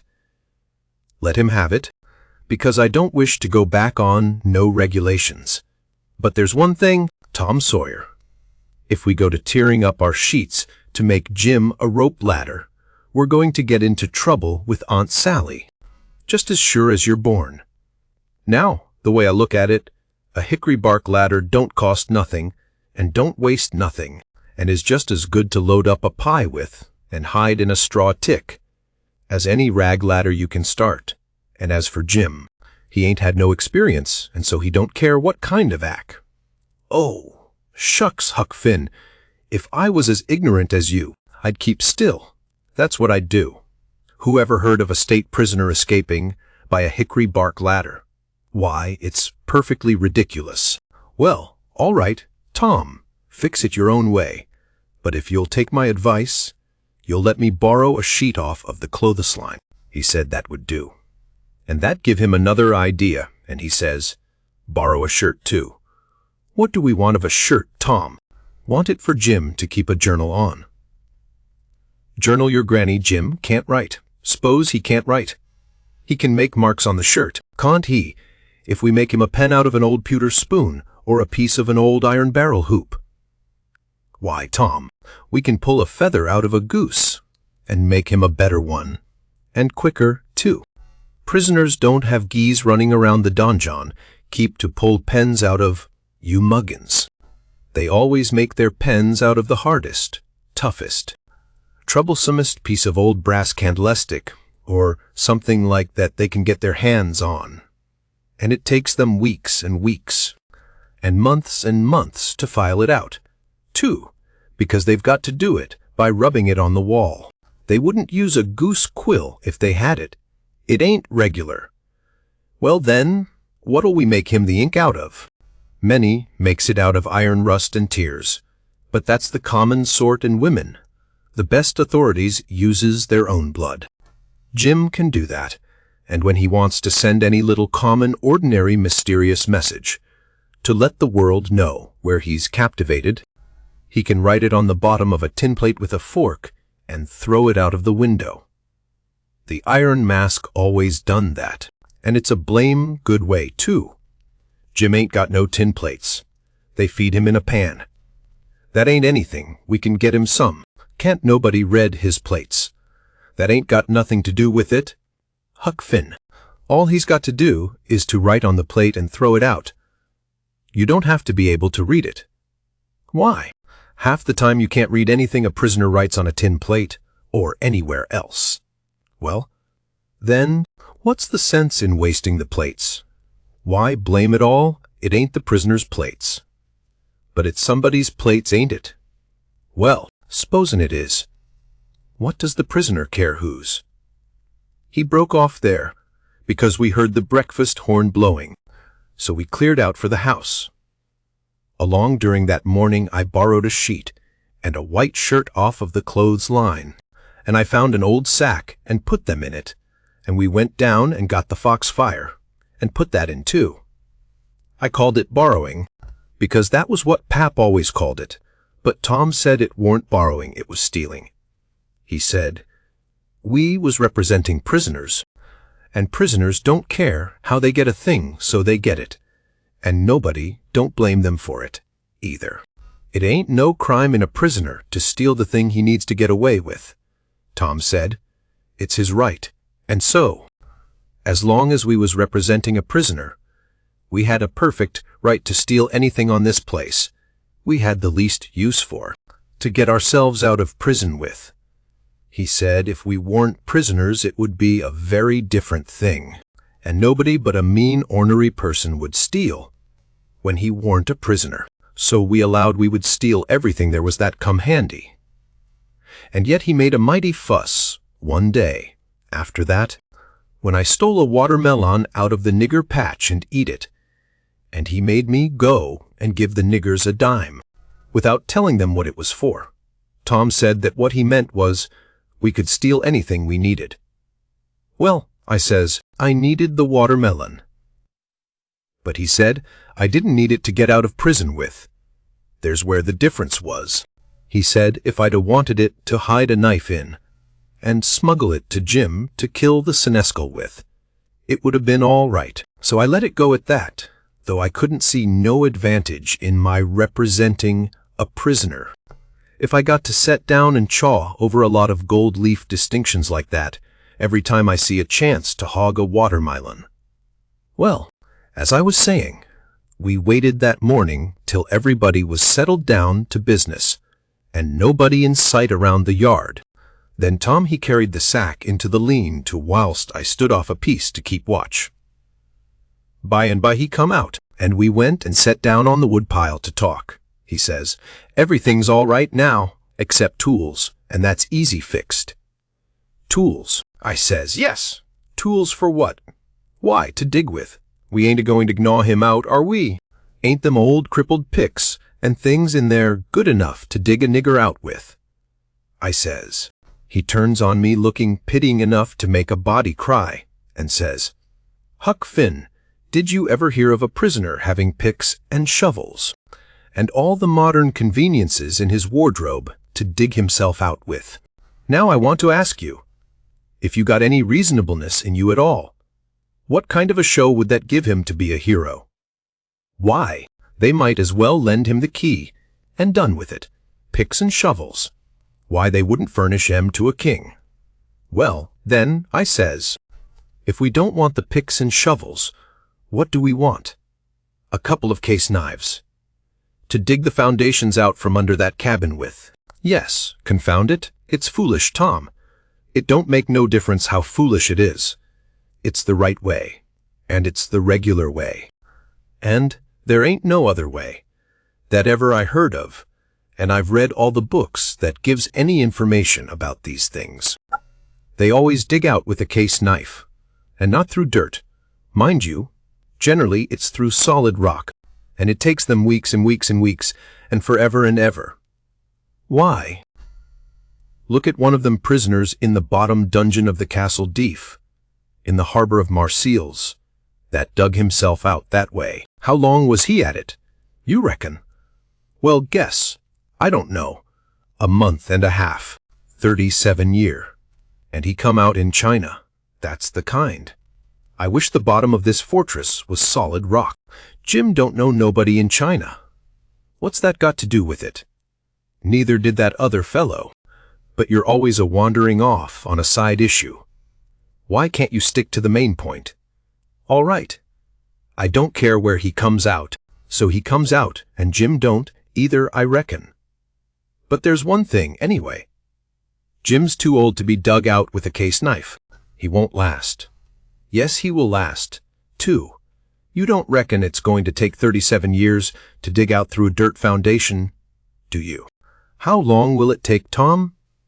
Well, we can't risk being as long as we ought to, because it mayn't take very long for Uncle Silas to hear from down there by New Orleans. He'll hear Jim ain't from there. Then his next move will be to advertise Jim or something like that. So we can't risk being as long digging him out as we ought to. By rights, I reckon we ought to be a couple of years, but we can't. Things being so uncertain, what I recommend is this, that we really dig right in as quick as we can, and after that, we can let on to ourselves that we was at it 37 years. Then we can snatch him out and rush him away the first time there's an alarm. Yes, I reckon that'll be the best way. Now, there's sense in that, I says. Letting on don't cost nothing. Letting on ain't no trouble. And if it's any object, I don't mind letting on we was at it 150 year. It wouldn't strain me none, after I got my hand in. So I'll mosey along now and smouch a couple of case knives. Smouch 3, he says, we want one to make a saw out of. Tom, if it ain't unregular and irreligious to suggest it, I says, there's an old rusty saw blade around yonder sticking under the weatherboarding behind the smokehouse. He looked kind of wary and discouraged like, and says, it ain't no use to try to learn you nothing. Huck, run along and smouch the knives, 3 of them. So I done it. Chapter 36. As soon as we reckoned everybody was asleep, that night, we went down the lightning rod and shut ourselves up in the lean-to and got out our pile of foxfire and went to work. We cleared everything out of the way, about 4 or 5 foot along the middle of the bottom log. Tom said he was right behind Jim's bed now, and we'd dig in under it. And when we got through there, couldn't nobody in the cabin ever know there was any hole there, because Jim's counterpin hung down most to the ground, and you'd have to raise it up and look under to see the hole. So we dug and dug, with the case knives, till most midnight, and then we was dog-tired, and our hands was blistered, and yet you couldn't see we'd done anything, hardly. At last I says, this ain't no 37-year job. This is a 38-year job, Tom Sawyer. He never said nothing. But he sighed, and pretty soon he stopped digging, and then for a good little while I knowed he was thinking. Then he says, it ain't no use, Huck, it ain't a-going to work. If we was prisoners it would, because then we'd have as many years as we wanted, and no hurry, and we wouldn't get but a few minutes to dig, every day, while they was changing watches, and so our hands wouldn't get blistered, and we could keep it up right along, year in and year out, and do it right, and the way it ought to be done. But we can't fool along. We got to rush. We ain't got no time to spare. If we was to put in another night this way, we'd have to knock off for a week to let our hands get well. Couldn't touch a case knife with them sooner. Well, then, what we going to do, Tom? I'll tell you. It ain't right, and it ain't moral, and I wouldn't like it to get out. But there ain't only just the one way. We got to dig him out with the picks, and let on its case knives. Now you're talking. I says, your head gets leveler and leveler all the time, Tom Sawyer, I says. Picks is the thing, moral or no moral. And as for me, I don't care shucks for the morality of it. Nohow. When I start in to steal a nigger, or a watermelon, or a Sunday school book, I ain't no ways particular how it's done, so it's done. What I want is my nigger, or what I want is my watermelon, or what I want is my Sunday school book. And if a pick's the handiest thing, that's the thing I'm a-going to dig that nigger, or that watermelon, or that Sunday school book out with. And I don't give a dead rat what the authorities thinks about it nuther. Well, he says, there's excuse for picks and letting on in a case like this. If it weren't so, I wouldn't approve of it, nor I wouldn't stand by and see the rules broke. Because right is right, and wrong is wrong, and a body ain't got no business doing wrong when he ain't ignorant and knows better. It might answer for you to dig Jim out with a pick, without any letting on, because you don't know no better. But it wouldn't for me, because I do know better. Gimme a case knife. He had his own by him, but I handed him mine. He flung it down and says, Jim a case knife. I didn't know just what to do. But then I thought. I scratched around amongst the old tools, and got a pickaxe and give it to him, and he took it and went to work and never said a word. He was always just that particular, full of principle. So then I got a shovel, and then we picked and shoveled, turnabout, and made the fur fly. We stuck to it about a half an hour, which was as long as we could stand up, but we had a good deal of a hole to show for it. When I got upstairs, I looked out at the window and see Tom doing his level best with the lightning rod. But he couldn't come it. His hands was so sore. At last he says, It ain't no use, it can't be done. What you reckon I better do? Can't you think up no way? Yes, I says, but I reckon it ain't regular. Come up the stairs and let on it's a lightning rod. So he done it. Next day Tom stole a pewter spoon and a brass candlestick in the house, for to make some pens for Jim out of, and 6 tallow candles. And I hung around the nigger cabins, and laid for a chance, and stole 3 tin plates. Tom said it wasn't enough, but I said nobody wouldn't ever see the plates that Jim throwed out, because they'd fall in the dog fennel and Jimson weeds under the window hole. Then we could tote them back, and he could use them over again. So Tom was satisfied. Then he says, Now, the thing to study out is how to get the things to Jim. Take them in through the hole, I says, when we get it done. He only just looked scornful, and said something about nobody ever heard of such an idiotic idea, and then he went to studying. By and by he said he had ciphered out 2 or 3 ways, but there warn't no need to decide on any of them yet. Said we'd got to post Jim first. That night we went down the lightning rod a little after 10, and took one of the candles along, and listened under the window hole, and heard Jim snoring, so we pitched it in, and it didn't wake him. Then we whirled in with the pick and shovel, and in about 2 hours and a half the job was done. We crept in under Jim's bed and into the cabin, and pawed around and found the candle and lit it, and stood over Jim a while, and found him looking hearty and healthy, and then we woke him up gentle and gradual. He was so glad to see us he most cried, and called us honey, and all the pet names he could think of, and was for having us hunt up a cold chisel to cut the chain off of his leg with, right away, and clearing out without losing any time.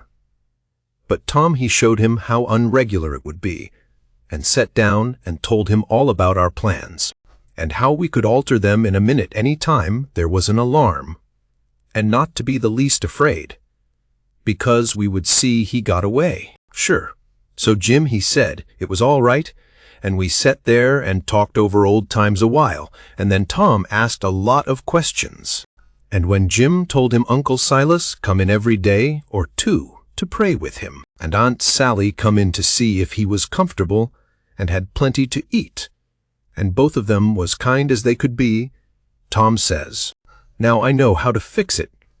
We'll send you some things by them. I said, Don't do nothing of the kind. It's one of the most jackass ideas I ever struck. But he never paid no attention to me. Went right on. It was his way when he'd got his plans set. So he told Jim how we'd have to smuggle in the rope ladder pie and other large things by Nat, the nigger that fed him. And he must be on the lookout and not be surprised and not let Nat see him open them. And we would put small things in Uncle's coat pockets. And he must steal them out. And we would tie things to Aunt's apron strings or put them in her apron pocket, if we got a chance, and told him what they would be and what they was for, and told him how to keep a journal on the shirt with his blood, and all that. He told him everything. Jim, he couldn't see no sense in the most of it, but he allowed we was white folks and knowed better than him, so he was satisfied, and said he would do it all just as Tom said. Jim had plenty corncob pipes and tobacco, so we had a right down good sociable time. Then we crawled out through the hole, and so home to bed, with hands that looked like they'd been chawed. Tom was in high spirits. He said it was the best fun he ever had in his life, and the most intellectual, and said if he only could see his way to it we would keep it up all the rest of our lives, and leave Jim to our children to get out, for he believed Jim would come to like it better and better the more he got used to it. He said that in that way it could be strung out to as much as 8 a year, and would be the best time on record. And he said it would make us all celebrated that had a hand in it. In the morning we went out to the wood pile and chopped up the brass candlestick into handy sizes, and Tom put them and the pewter spoon in his pocket. Then we went to the nigger cabins, and while I got Nat's notice off, Tom shoved a piece of candlestick into the middle of a corn pone that was in Jim's pan. And we went along with Nat to see how it would work, and it just worked noble. When Jim bit into it, it most mashed all his teeth out, and there weren't ever anything could have worked better. Tom said so himself. Jimmy never let on but what it was only just a piece of rock or something like that. That's always getting into bread, you know. But after that he never bit into nothing, but what he jabbed his fork into it in 3 or 4 places. First, and whilst we was a-standing there in the dimmish light, here comes a couple of the hounds bulging in from under Jim's bed, and they kept on piling until there was 11 of them, and there warn't hardly room in there to get your breath. By jings, we forgot to fasten that lean-to door. The nigger Nat, he only just hollered witches once, and keeled over onto the floor amongst the dogs, and begun to groan like he was dying. Tom jerked the door open and flung out a slab of Jim's meat, and the dogs went for it. And in 2 seconds he was out himself and back again and shut the door, and I knowed he'd fixed the other door too. Then he went to work on the nigger, coaxing him and petting him, and asking him if he'd been imagining he saw something again. He raised up and blinked his eyes around and says, "Mars Sid, you'll say I's a fool, but if I didn't believe I see most 1,000,000 dogs, or devils, or some I wished I may die right hay in dese tracks, I did most surely. Mars Sid, I felt saw, day was all over me. Dad fetch it. I jis wished I could get my hands on one er dem witches jis onct. Own jis, once. It's all I'd asked, but mosely I wish deed lem lone, I does." Tom says, "Well, I tell you what I think. What makes them come here just at this runaway nigger's breakfast time? It's because they're hungry. That's the reason. You make them a witch pie. That's the thing for you to do. But my lan, Mars Sid, how's I gwine to make 'em a witch pie? I don't know how to make it. I hain't ever hearn sich a thing befo. Well then, I'll have to make it myself. Will you do it, honey? Will you? I'll wush up de ground, on yo foot, I will. All right, I'll do it, seeing it's you. And you've been good to us and showed us the runaway nigger. But you got to be mighty careful. When we come around, you turn your back, and then whatever we've put in the pan, don't you let on you see it at all. And don't you look when Jim unloads the pan. Something might happen, I don't know what. And above all, don't you handle the witch things. Hanel Marsid. What is you a-talkin' bout? I wouldn't lay de weight or my finger on, not for $10,000 billion. I wouldn't. Chapter 37. That was all fixed. So then we went away and went to the rubbish pile in the backyard, where they keep the old boots, and rags, and pieces of bottles, and wore out tin things, and all such truck, and scratched around and found an old tin washpan, and stopped up the holes as well as we could, to bake the pie in, and took it down cellar, and stole it full of flour, and started for breakfast, and found a couple of shingle nails that Tom said would be handy for a prisoner to scrabble his name and sorrows on the dungeon walls with, and dropped one of them in Aunt Sally's apron pocket, which was hanging on a chair, and t'other we stuck in the band of Uncle Silas's hat, which was on the bureau, because we heard the children say their pa and ma was going to the runaway nigger's house this morning, and then went to breakfast, and Tom dropped the pewter spoon in Uncle Silas's coat pocket, and Aunt Sally wasn't come yet, so we had to wait a little while. And when she come she was hot, and red, and cross, and couldn't hardly wait for the blessing. And then she went to sluicing out coffee with one hand, and cracking the handiest child's head with her thimble with the other, and says, I've hunted high, and I've hunted low, and it does beat all. What has become of your other shirt? My heart fell down amongst my lungs and livers and things, and a hard piece of corn crust started down my throat after it, and got met on the road with a cough, and was shot across the table, and took one of the children in the eye, and curled him up like a fishing worm, and let a cry out of him the size of a war-whoop, and Tom he turned kinder blue around the gills. And it all amounted to a considerable state of things for about a quarter of a minute, or as much as that. And I would 'a' sold out for half price if there was a bidder. But after that we was all right again. It was the sudden surprise of it that knocked us so kind of cold. Uncle Silas, he says, it's most uncommon curious. I can't understand it. I know perfectly well I took it off, because you hain't got but one on. Just listen at the man. I know you took it off, and know it by a better way than your wool-gathering memory, too, because it was on the clothesline yesterday. I see it there myself. But it's gone. That's the long and the short of it. And you'll just have to change to a red flannel one, till I can get time to make a new one. And it'll be the third I've made in 2 years. It just keeps a body on the jump to keep you in shirts, and whatever you do manage to do with 'em all is more'n I can make out. A body'd think you would learn to take some sort of care of them at your time of life. I know it, Sally, and I do try all I can.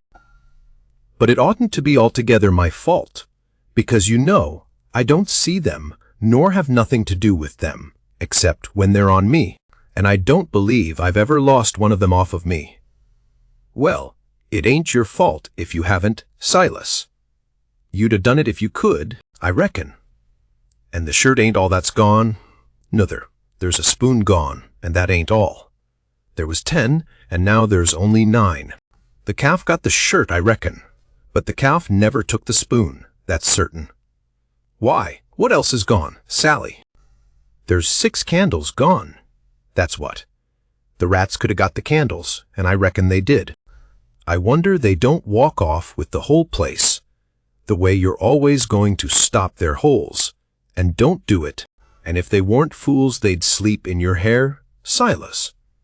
You'd never find it out, but you can't lay the spoon on the rats, and that I know. Well, Sally, I'm in fault, and I acknowledge it. I've been remiss, but I won't let tomorrow go by without stopping up them holes. Oh, I wouldn't hurry. Next year'll do. Matilda Angelina Araminta Phelps. What comes the thimble? And the child snatches her claws out of the sugar bowl without fooling around any. Just then, the nigger woman steps onto the passage and says, Missus, Day's a sheet gone, a sheet gone. Well, for the land's sake. I'll stop up them holes today, says Uncle Silas, looking sorrowful. Oh, do shet up. S'pose the rats took the sheet. Where's it gone? La clat to goodness I hain't no notion, Miss Sally. She was on de clothesline yistiddy, but she done gone, she ain't da no mo now. I reckon the world is coming to an end. I never see the beat of it in all my born days. A shirt, and a sheet, and a spoon, and 6 can. Missus, comes a young yaller wench, day's a brass candlestick missin'. Clear out from here, you hussy, or I'll take a skillet to ye. Well, she was just a biling. I begun to lay for a chance. I reckoned I would sneak out and go for the woods till the weather moderated. She kept a raging right along, running her insurrection all by herself, and everybody else mighty meek and quiet, and at last Uncle Silas, looking kind of foolish, fishes up that spoon out of his pocket. She stopped, with her mouth open and her hands up, and as for me, I wished I was in Jerusalem or somewheres. But not long, because she says, "It's just as I expected. So you had it in your pocket all the time, and like as not you've got the other things there too. How'd it get there?" "I really don't know, Sally," he says, kind of apologizing, or you know I would tell. "I was a-studying over my text in Acts 17, before breakfast, and I reckon I put it in there, not noticing, meaning to put my testament in, and it must be so, because my testament ain't in. But I'll go and see, and if the testament is where I had it, I'll know I didn't put it in, and that will show that I laid the testament down and took up the spoon, and... Oh, for the land's sake, give a body a rest. Go long now, the whole kit and biling of ye, and don't come nigh me again till I've got back my peace of mind." I'd a heard her, if she'd a said it to herself, let alone speaking it out, and I'd a got up and obeyed her, if I'd a been dead.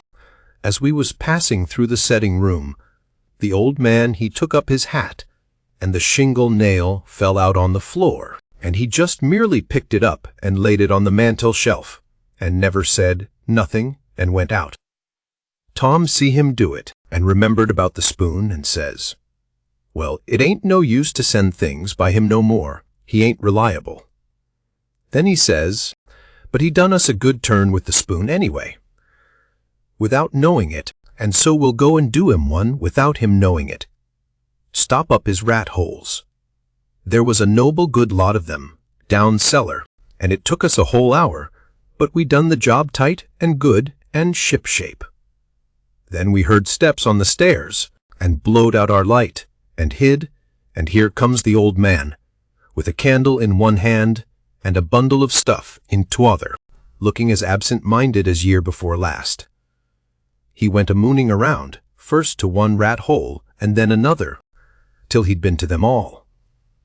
Then he stood about 5 minutes, picking tallow drip off his candle and thinking. Then he turns off slow and dreamy towards the stairs, saying, "Well, for the life of me I can't remember when I done it. I could show her now that I warn't to blame on account of the rats. But never mind, let it go.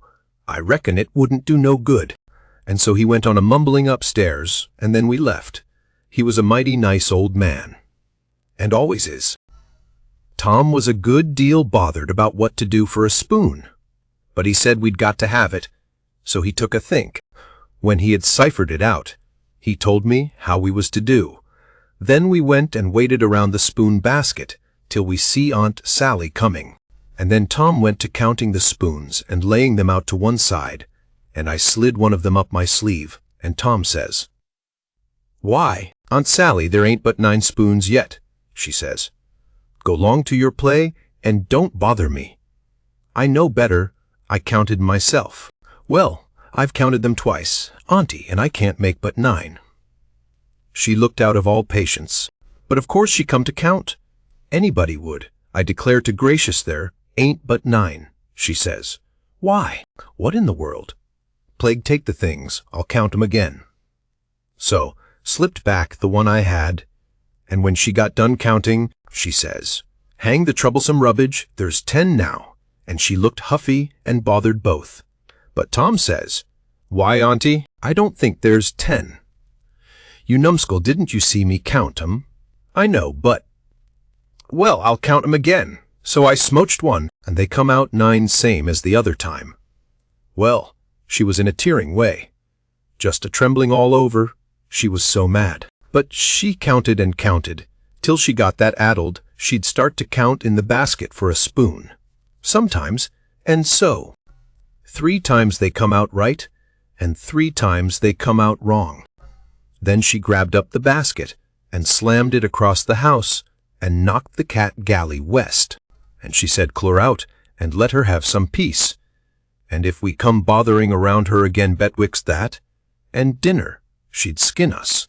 So we had the odd spoon, and dropped it in her apron pocket whilst she was a-giving us our sailing orders, and Jim got it all right, along with her shingle nail, before noon.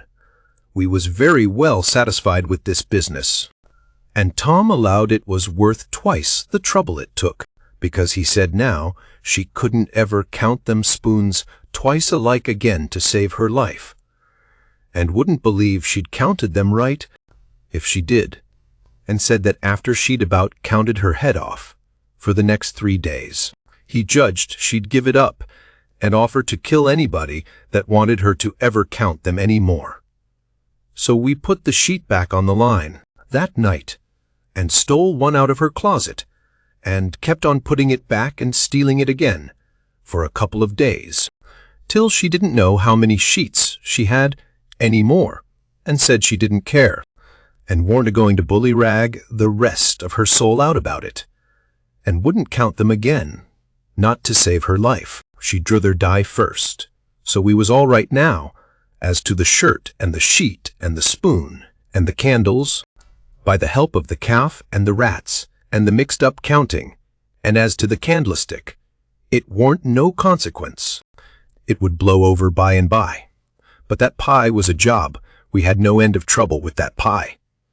We fixed it up away down in the woods, and cooked it there, and we got it done at last, and very satisfactory too, but not all in one day, and we had to use up 3 washpans full of flour before we got through, and we got burnt pretty much all over, in places, and eyes put out with the smoke, because, you see, we didn't want nothing but a crust, and we couldn't prop it up right, and she would always cave in. But of course we thought of the right way at last, which was to cook the latter, too, in the pie. So then we laid in with Jim the second night and tore up the sheet all in little strings, and twisted them together, and long before daylight we had a lovely rope that you could hung a person with.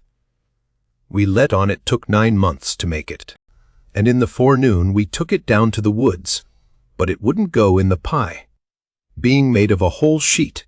That way, there was rope enough for 40 pies, if we'd wanted them, and plenty left over for soup, or sausage, or anything you choose. We could have had a whole dinner, but we didn't need it. All we needed was just enough for the pie, and so we throwed the rest away. We didn't cook none of the pies in the washpan, afraid the solder would melt, but Uncle Silas he had a noble brass warming pan which he thought considerable of, because it belonged to one of his ancestors, with a long wooden handle, that come over from England with William the Conqueror in the Mayflower, or one of them early ships, and was hid away up garret with a lot of other old pots, and things that was valuable, not on account of being any account, because they warn't, but on account of them being relics, you know, and we snaked her out, private, and took her down there, but she failed on the first pies, because we didn't know how, but she come up smiling on the last one. We took and lined her with dough, and set her in the coals, and loaded her up with rag rope, and put on a dough roof, and shut down the lid, and put hot embers on top, and stood off 5 foot, with the long handle, cool and comfortable, and in 15 minutes she turned out a pie that was a satisfaction to look at. But the person that ate it would want to fetch a couple of cags of toothpicks along, for if that rope ladder wouldn't cramp him down to business. I don't know nothing what I'm talking about, and lay him in enough stomach ache to last him till next time, too. Nat didn't look when we put the witch pie in Jim's pan, and we put the 3 tin plates in the bottom of the pan under the victuals. And so Jim got everything all right, and as soon as he was by himself he busted into the pie and hid the rope ladder inside of his straw tick, and scratched some marks on a tin plate and throwed it out of the window hole. Chapter 38. Making them pens was a distressed tough job, and so was the saw. And Jim allowed the inscription was going to be the toughest of all. That's the one which the prisoner has to scrabble on the wall. But we had to have it. Tom said we'd got to. There warn't no case of a state prisoner not scrabbling his inscription to leave behind, and his coat of arms. Look at Lady Jane Grey, he says. Look at Guilford Dudley. Look at old Northumberland. Why, Huck, s'pose it is considerable trouble. What you going to do? How you going to get around it? Jim's got to do his inscription and coat of arms. They all do, Jim says. Why, Mars Tom, I hain't got no coat o' arms. I hain't got nuffin but dish your old shirt, and you knows I got to keep de journal on dat. Oh, you don't understand, Jim. A coat of arms is very different. Well, I says, Jim's right anyway, when he says he hain't got no coat of arms, because he hain't. I reckon I knowed that, Tom says, but you bet he'll have one before he goes out of this, because he's going out right, and there ain't going to be no flaws in his record. So whilst me and Jim filed away at the pens on a brickbat apiece, Jim a-making his'n out of the brass, and I making mine out of the spoon, Tom set to work to think out the coat of arms. By he said he'd struck so many good ones, he didn't hardly know which to take.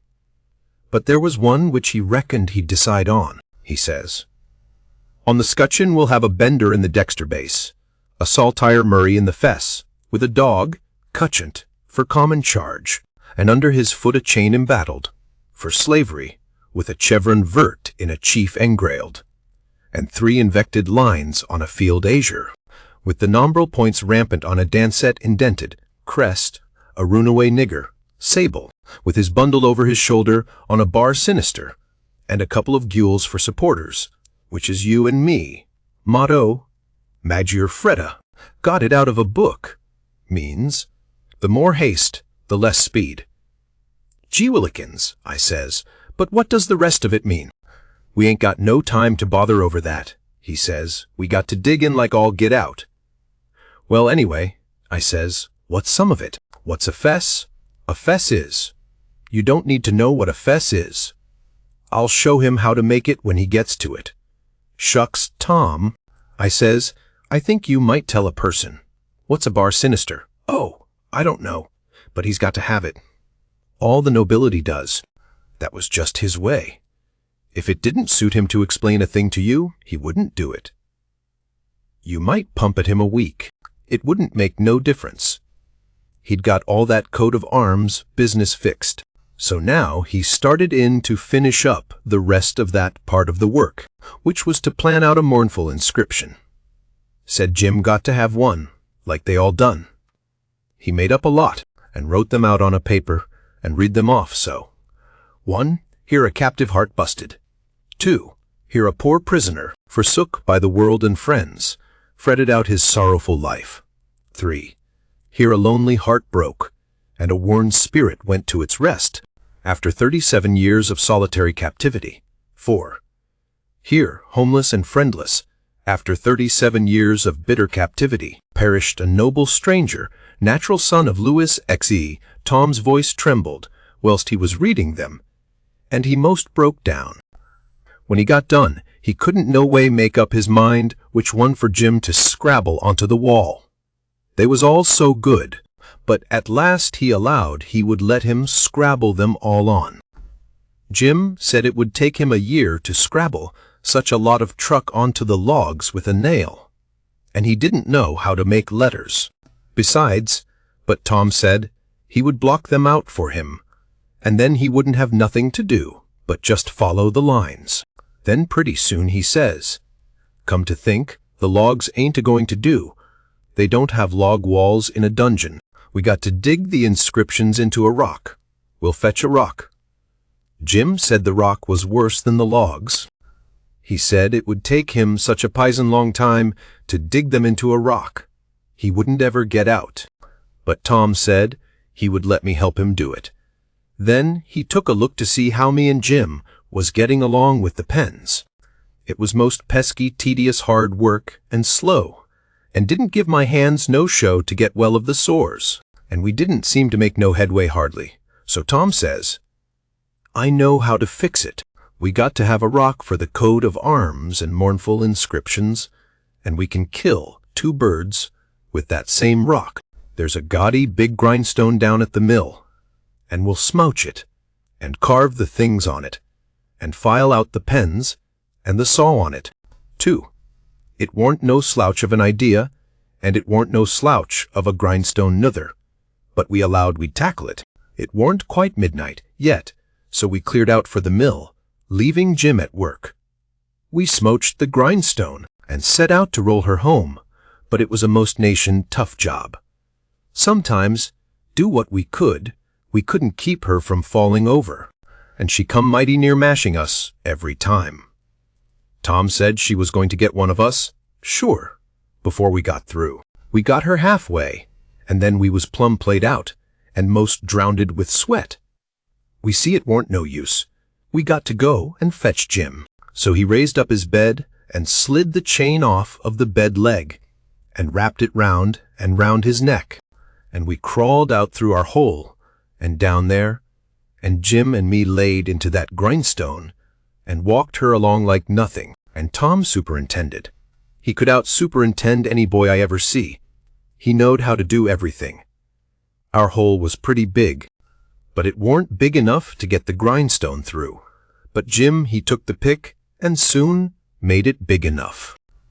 Then Tom marked out them things on it with the nail and set Jim to work on them, with the nail for a chisel and an iron bolt from the rubbage in the lean-to for a hammer, and told him to work till the rest of his candle quit on him, and then he could go to bed and hide the grindstone under his straw tick and sleep on it.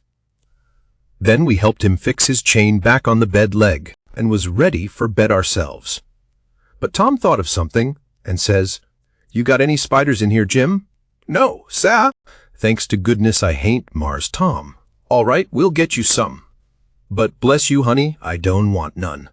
I's afeard I jis as soon have rattlesnakes around." Tom thought a minute or two and says, "It's a good idea, and I reckon it's been done. It must have been done. It stands to reason. Yes, it's a prime good idea.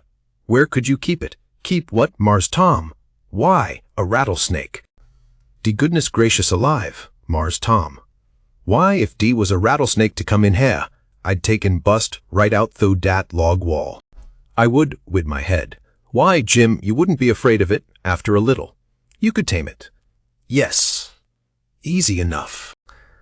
Every animal is grateful for kindness and petting, and they wouldn't think of hurting a person that pets them. Any book will tell you that. You try. That's all I ask. Just try for 2 or 3 days. Why, you can get him so, in a little while, that he'll love you and sleep with you and won't stay away from you a minute, and will let you wrap him round your neck and put his head in your mouth. Please, Mars Tom, don't talk so. I can't stand it. He'd let me shove his head in my mouth. For a favor, hent it? I lay he'd wait a powerful long time fo I asked him.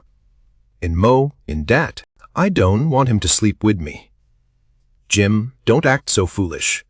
A prisoner's got to have some kind of a dumb pet, and if a rattlesnake hain't ever been tried, why, there's more glory to be gained in your being the first to ever try it than any other way you could ever think of to save your life.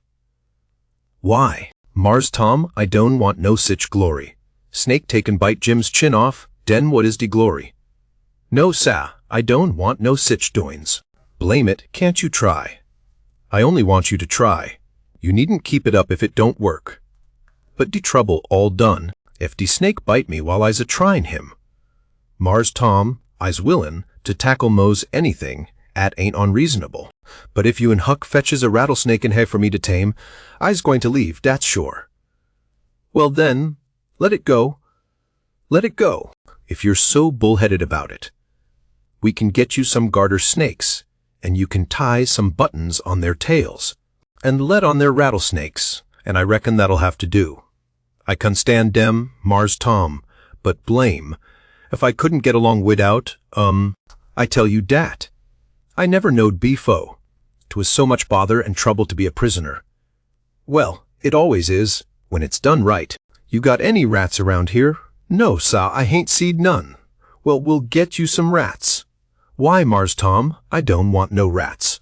Dese de dad blamedest critters to sturb a body, and rustle round over him, and bite his feet, when he's tryin' to sleep, I ever see.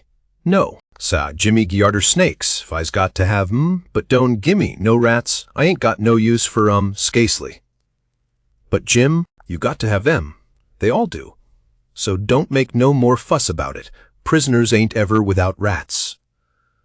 There ain't no instance of it, and they train them, and pet them, and learn them tricks, and they get to be as sociable as flies. But you got to play music to them. You got anything to play music on. I ain't got nothin' but a coast com and a piece o' paper, in a juice harp, but I reckon they wouldn't take no stock in a juice harp. Yes, they would. They don't care what kind of music 'tis. A juice harp's plenty good enough for a rat. All animals like music. In a prison, they dote on it. Specially painful music, and you can't get no other kind out of a Jew's harp. It always interests them. They come out to see what's the matter with you. Yes, you're all right. You're fixed very well. You want to set on your bed nights before you go to sleep, and early in the mornings, and play your Jew's harp, play The Last Link is Broken. That's the thing that'll scoop a rat, quicker'n anything else. And when you've played about 2 minutes, you'll see all the rats, and the snakes, and spiders, and things begin to feel worried about you, and come. And they'll just fairly swarm over you, and have a noble good time. Yes, they will. I reckon, Mars Tom, but what kinder time is Jim havin'? Blessed if I kin see de pint, but I'll do it if I got to. I reckon I better keep de animals satisfied, and not have no trouble in de house. Tom waited to think over, and see if there wasn't nothing else, and pretty soon he says, "Oh, there's one thing I forgot. Could you raise a flower here? Do you reckon? I don't know, but maybe I could, Mars Tom, but it's tullable dark and I ain't got no use for no flower, no how, and she'd be a powful sight o' trouble." Well, you try it, anyway. Some other prisoners has done it. One er dem big cat-tail-lookin' mullen stalks would grow in hay, Mars Tom, I reckon, but she wouldn't be wuth half de trouble she'd cost. Don't you believe it? We'll fetch you a little one, and you plant it in the corner, over there, and raise it. And don't call it mullen, call it pitula. That's its right name when it's in a prison. And you want to water it with your tears. Why? I got plenty spring water, Mars Tom. You don't want spring water, you want to water it with your tears. It's the way they always do. Why, Mars Tom, I lay I kin raise one er dem mullen stalks twist wid spring water, whiles another man's a startin' one wid tears. That ain't the idea. You got to do it with tears. She'll die on my hands, Mars Tom, she surely will, case I don't scasely ever cry. So Tom was stumped. But he studied it over, and then said Jim would have to worry along the best he could with an onion. He promised he would go to the nigger cabins and drop one, private, in Jim's coffee pot. In the morning, Jim said he would just soon have tobacco in his coffee, and found so much fault with it, and with the work and bother of raising the mullen, and Jews harping the rats, and petting and flattering up the snakes and spiders and things, on top of all the other work he had to do on pens, and inscriptions, and journals, and things, which made it more trouble, and worry, and responsibility to be a prisoner than anything he ever undertook. that Tom most lost all patience with him and said he was just loading down with more gaudier chances than a prisoner ever had in the world to make a name for himself. And yet he didn't know enough to appreciate them, and they was just about wasted on him. So Jim he was sorry, and said he wouldn't behave so no more, and then me and Tom shoved for bed. Chapter 39. In the morning we went up to the village and bought a wire rat trap and fetched it down, and unstopped the best rat hole, and in about an hour we had 15 of the bulliest kind of ones, and then we took it and put it in a safe place under Aunt Sally's bed. But while we was gone for spiders, little Thomas Franklin Benjamin Jefferson Alexander Phelps found it there, and opened the door of it to see if the rats would come out. And they did, and Aunt Sally she come in, and when we got back she was a-standing on top of the bed raising Cain, and the rats was doing what they could to keep off the dull times for her. So she took and dusted us both with the hickory, and we was as much as 2 hours catching another 15 or 16. Drat that meddlesome cub, and they warn't the likeliest, neuther, because the first haul was the pick of the flock. I never see a like liar lot of rats than what that first haul was. We got a splendid stock of sorted spiders and bugs and frogs and caterpillars and one thing or another, and we like to got a hornet's nest, but we didn't. The family was at home. We didn't give it right up, but stayed with them as long as we could, because we allowed we'd tire them out, or they'd got to tire us out, and they done it. Then we got alicampagne and rubbed on the places, and was pretty near all right again, but couldn't set down convenient. And so we went for the snakes, and grabbed a couple of dozen garters and house snakes, and put them in a bag, and put it in our room, and by that time it was supper time, and a rattling good honest day's work and hungry. Oh, no, I reckon not. And there warn't a blessed snake up there when we went back. We didn't half tie the sack, and they worked out, somehow, and left. But it didn't matter much, because they was still on the premises somewheres. So we judged we could get some of them again. No, there warn't no real scarcity of snakes about the house for a considerable spell. You'd see them dripping from the rafters and places, every now and then, and they generally landed in your plate, or down the back of your neck, and most of the time where you didn't want them. Well, they was handsome and striped, and there warn't no harm in a million of them, but that never made no difference to Aunt Sally. She despised snakes, be the breed what they might, and she couldn't stand them no way you could fix it. And every time one of them flopped down on her, it didn't make no difference what she was doing. She would just lay that work down and light out. I never see such a woman, and you could hear her whoop to Jericho. You couldn't get her to take a holt of one of them with the tongs. And if she turned over and found one in bed, she would scramble out and lift a haul that you would think the house was afire. She disturbed the old man so that he said he could most wish there hadn't ever been no snakes created. Why? After every last snake had been gone clear out of the house for as much as a week, Aunt Sally warn't over it yet. She warn't near over it. When she was setting thinking about something, you could touch her on the back of her neck with a feather, and she would jump right out of her stockings. It was very curious, but Tom said all women was just so. He said they was made that way, for some reason or other. We got a licking every time one of our snakes come in her way, and she allowed these lickings warn't nothing to what she would do if we ever loaded up the place again with them. I didn't mind the lickings, because they didn't amount to nothing, but I minded the trouble we had to lay in another lot. But we got them laid in, and all the other things, and you never see a cabin as blithesome as Jim's was when they'd all swarm out for music and go for him. Jim didn't like the spiders, and the spiders didn't like Jim, and so they'd lay for him and make it mighty warm for him. and he said that between the rats and the snakes and the grindstone, there warn't no room in bed for him, scasely, and when there was, a body couldn't sleep. It was so lively, and it was always lively, he said, because they never all slept at one time, but took turn about. So when the snakes was asleep, the rats was on deck, and when the rats turned in, the snakes come on watch. So he always had one gang under him, in his way, and t'other gang having a circus over him. And if he got up to hunt a new place, the spiders would take a chance at him as he crossed over. He said if he ever got out this time, he wouldn't ever be a prisoner again, not for a salary. Well, by the end of 3 weeks, everything was in pretty good shape. The shirt was sent in early, in a pie, and every time a rat bit Jim, he would get up and write a little in his journal whilst the ink was fresh.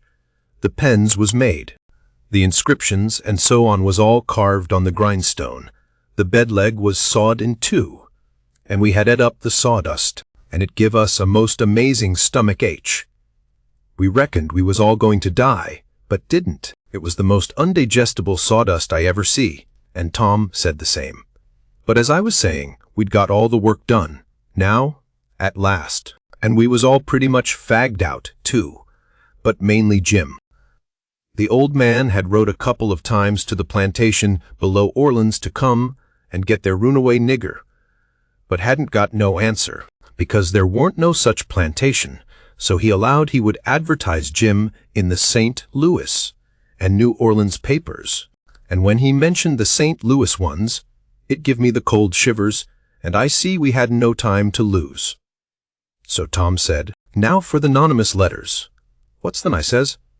"Warnings to the people that something is up.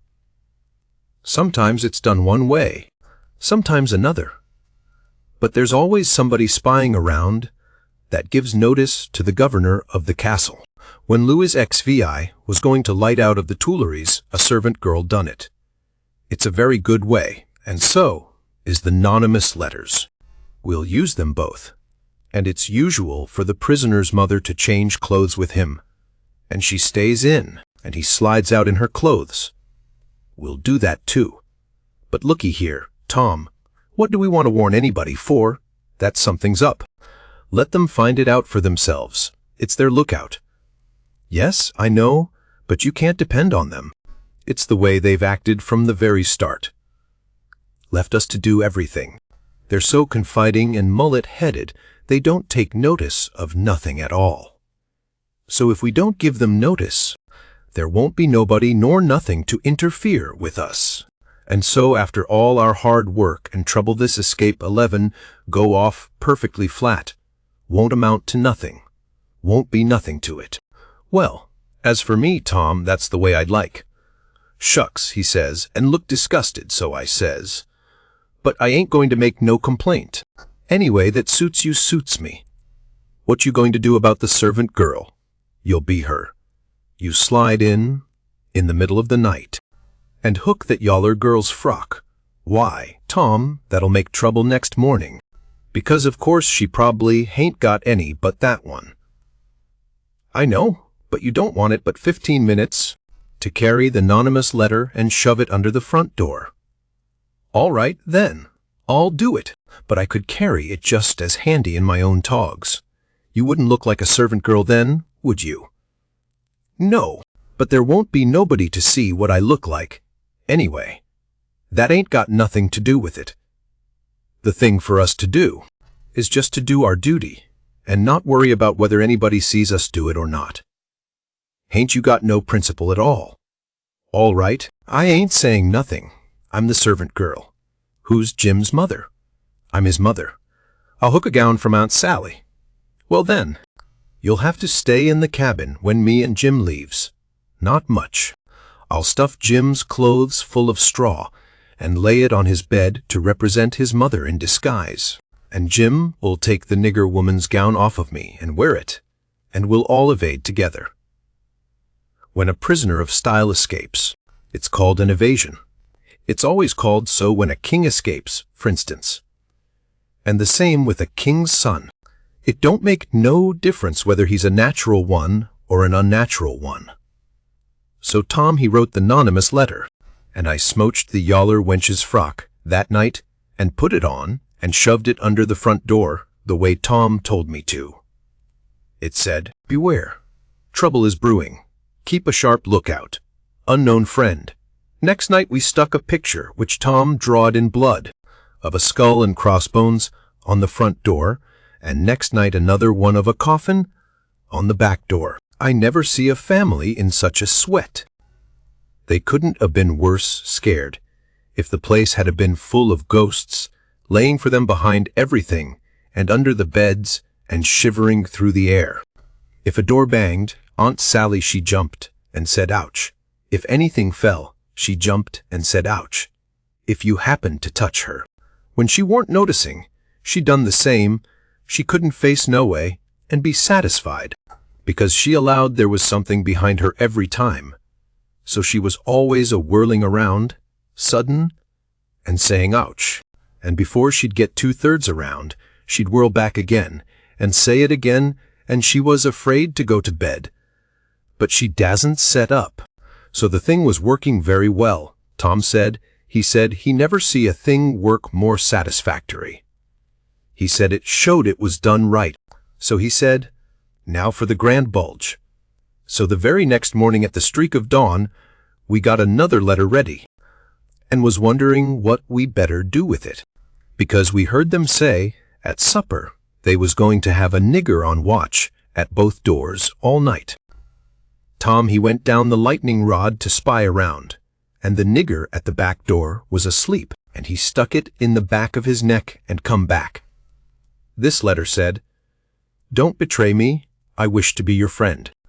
There is a disparate gang of cutthroats from over in the Indian territory going to steal your runaway nigger tonight, and they have been trying to scare you so as you will stay in the house and not bother them. I am one of the gang, but have got religion and wish to quit it and lead a honest life again, and will betray the hellish design. They will sneak down from northards, along the fence, at midnight exact, with a false key, and go in the nigger's cabin to get him. I am to be off a piece and blow a tin horn if I see any danger, but stead of that, I will be like a sheep soon as they get in, and not blow at all. Then whilst they are getting his chains loose, you slip there and lock them in, and can kill them at your leisure. Don't do anything hut, just the way I am telling you. If you do, they will suspicion something and raise whoop jamboree hoo. I do not wish any reward, but to know I have done the right thing. Unknown friend. Chapter 40. We was feeling pretty good after breakfast, and took my canoe and went over the river a-fishing, with a lunch, and had a good time, and took a look at the raft, and found her all right, and got home late to supper, and found them in such a sweat and worry they didn't know which end they was standing on, and made us go right off to bed the minute we was done supper, and wouldn't tell us what the trouble was, and never let on a word about the new letter, but didn't need to, because we knowed as much about it as anybody did. And as soon as we was half upstairs and her back was turned, we slid for the cellar cupboard and loaded up a good lunch, and took it up to our room and went to bed, and got up about 11:30, and Tom put on Aunt Sally's dress that he stole and was going to start with the lunch, but says, "Where's the butter?" I laid out a hunk of it, I says, on a piece of a corn pone. "Well, you left it laid out, then." "It ain't here." "We can get along without it," I says. "We can get along with it, too," he says. "Just you slide down cellar and fetch it, and then mosey right down the lightning rod and come along. I'll go and stuff the straw into Jim's clothes to represent his mother in disguise, and be ready to be like a sheep and shove soon as you get there." So out he went, and down cellar when the hunk of butter, big as a person's fist, was where I had left it. So I took up the slab of corn pone with it on, and blowed out my light, and started upstairs, very stealthy, and got up to the main floor all right. But here comes Aunt Sally with a candle, and I clapped the truck in my hat, and clapped my hat on my head, and the next second she see me, and she says, "You been down cellar?" "Yes'm." "What you been doing down there?" "Nothin', nothin', no'm." "Well then, what possessed you to go down there, this time of night?" "I don't know'm." "You don't know? Don't answer me that way, Tom. I want to know what you been doing down there." "I hain't been doing a single thing, Aunt Sally. I hope to gracious if I have." I reckon she'd let me go, now.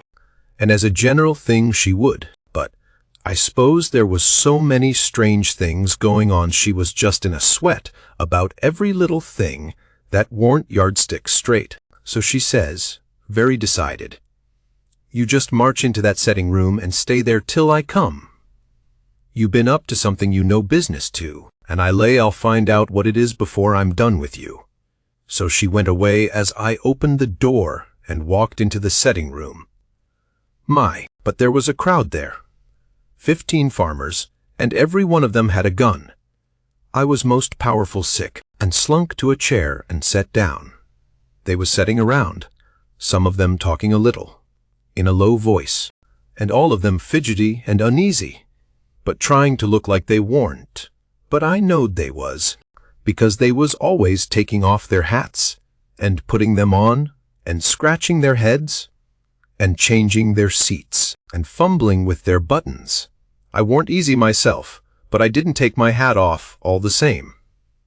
I did wish Aunt Sally would come, and get done with me, and lick me, if she wanted to, and let me get away, and tell Tom how we'd overdone this thing, and what a thundering hornet's nest we'd got ourselves into, so we could stop fooling around straight off, and clear out with Jim before these rips got out of patience and come for us. At last she come, and begun to ask me questions. But I couldn't answer them straight. I didn't know which end of me was up, because these men was in such a fidget now, that some was wanting to start right now and lay for them desperadoes, and saying it warn't but a few minutes to midnight, and others was trying to get them to hold on and wait for the sheep signal. And here was Auntie pegging away at the questions, and me a-shaking all over and ready to sink down in my tracks. I was that scared, and the place getting hotter and hotter, and the butter beginning to melt and run down my neck and behind my ears, and pretty soon, when one of them says, "I'm for going and getting in the cabin first, and right now, and catching them when they come," I most dropped, and a streak of butter come a-trickling down my forehead, and Aunt Sally she see it, and turns white as a sheet, and says, "For the land's sake, what is the matter with the child? He's got the brain fever as sure as you're born, and they're oozing out." And everybody runs to see, and she snatches off my hat, and out comes the bread, and what was left of the butter, and she grabbed me, and hugged me, and says, "Oh, what a turn you did give me, and how glad and grateful I am it ain't no worse, for luck's against us, and it never rains but it pours, and when I see that truck I thought we'd lost you, for I knowed by the color and all, it was just like your brains would be if." Dear, dear, wouldn't you tell me that was what you'd been down there for?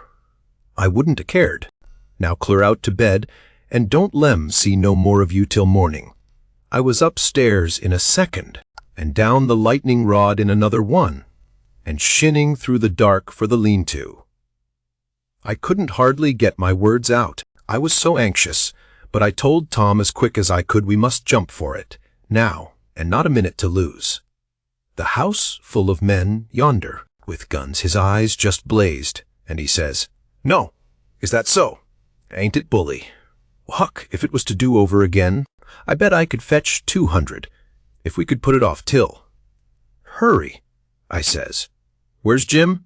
"Right at your elbow. If you reach out your arm, you can touch him. He's dressed, and everything's ready. Now we'll slide out and give the sheep signal." But then we heard the tramp of men coming to the door, and heard them begin to fumble with the padlock, and heard a man say, "I told you we'd be too soon. They haven't come. The door is locked. Here, I'll lock some of you into the cabin, and you lay for 'em in the dark and kill when they come, and the rest scatter around a piece, and listen if you can hear 'em coming. So in they come, but couldn't see us in the dark, and most trod on us whilst we was hustling to get under the bed. But we got under all right, and out through the hole, swift but soft, Jim first, me next, and Tom last, which was according to Tom's orders. Now we was in the lean-to, and heard trampings close by outside. So we crept to the door, and Tom stopped us there, and put his eye to the crack, but couldn't make out nothing, it was so dark, and whispered, and said he would listen for the steps to get further, and when he nudged us Jim must glide out first, and him last. So he set his ear to the crack and listened, and listened, and listened, and the steps a-scraping around, out there, all the time, and at last he nudged us, and we slid out, and stooped down, not breathing, and not making the least noise, and slipped stealthy towards the fence, in Injun file, and got to it, all right, and me and Jim over it. But Tom's britches catched fust on a splinter on the top rail, and then he hear the steps coming, so he had to pull loose, which snapped the splinter and made a noise, and as he dropped in our tracks and started, somebody sings out, "Who's that? Answer, or I'll shoot." But we didn't answer, we just unfurled our heels and shoved. Then there was a rush and a bang, bang, bang, and the bullets fairly whizzed around us. We heard them sing out, "Here they are. They've broke for the river. After 'em, boys, and turn loose the dogs." So here they come full tilt. We could hear them, because they wore boots, and yelled. But we didn't wear no boots, and didn't yell. We was in the path to the mill, and when they got pretty close onto us, we dodged into the bush and let them go by, and then dropped in behind them. They'd had all the dogs shut up, so they wouldn't scare off the robbers, but by this time somebody had let them loose. And here they come, making pow-wow enough for 1,000,000, but they was our dogs, so we stopped in our tracks till they catched up, and when they see it warn't nobody but us, and no excitement to offer them, they only just said howdy, and tore right ahead towards the shouting and clattering, and then we up steam again and whizzed along after them, till we was nearly to the mill, and then struck up through the bush to where my canoe was tied, and hopped in and pulled for dear life towards the middle of the river, but didn't make no more noise than we was obliged to. Then we struck out, easy and comfortable, for the island where my raft was, and we could hear them yelling and barking at each other all up and down the bank, till we was so far away the sounds got dim and died out. And when we stepped onto the raft, I says, "Now, old Jim, you're a free man again, and I bet you won't ever be a slave no more." And a mighty good job it was, too, Huck. It was planned beautiful, and it was done beautiful, and dey ain't nobody kin get up a plan dat's mo. Mixed up in splendid den what dat one was. We was all as glad as we could be. But Tom was the gladdest of all, because he had a bullet in the calf of his leg. When me and Jim heard that, we didn't feel so brash as what we did before. It was hurting him considerable, and bleeding, so we laid him in the wigwam and tore up one of the Duke's shirts for to bandage him. But he says, "Jim the rags, I can do it myself. Don't stop, now, don't fool around here," and the evasion booming along so handsome, man the sweeps and set her loose. Boys, we done it elegant. Deed we did. I wish we'd had the handling of Louis XVI. There wouldn't have been no son of St. Louis. Ascend to heaven. Wrote down in his biography, no, sir. We'd a whooped him over the border. That's what we'd a done with him, and done it just as slick as nothing at all, too. Man the sweeps, man the sweeps. But me and Jim was consulting and thinking, and after we'd thought a minute, I says, "Say it, Jim." So he says, "Well, den, dis is de way it looked to me, Huck. If it was him dat us been set free, and one er de boys was to get shot, would he say, 'Go on and save me, ne mind 'bout a doctor for to save dis one'? Is dat like Mars Tom Sawyer?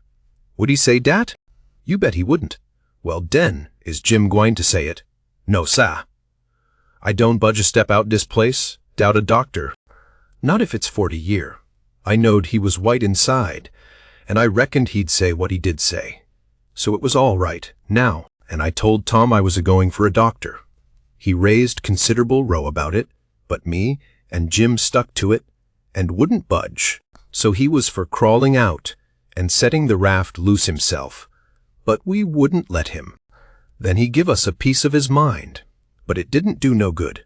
So when he see me getting the canoe ready, he says, "Well then, if you're bound to go, I'll tell you the way to do when you get to the village.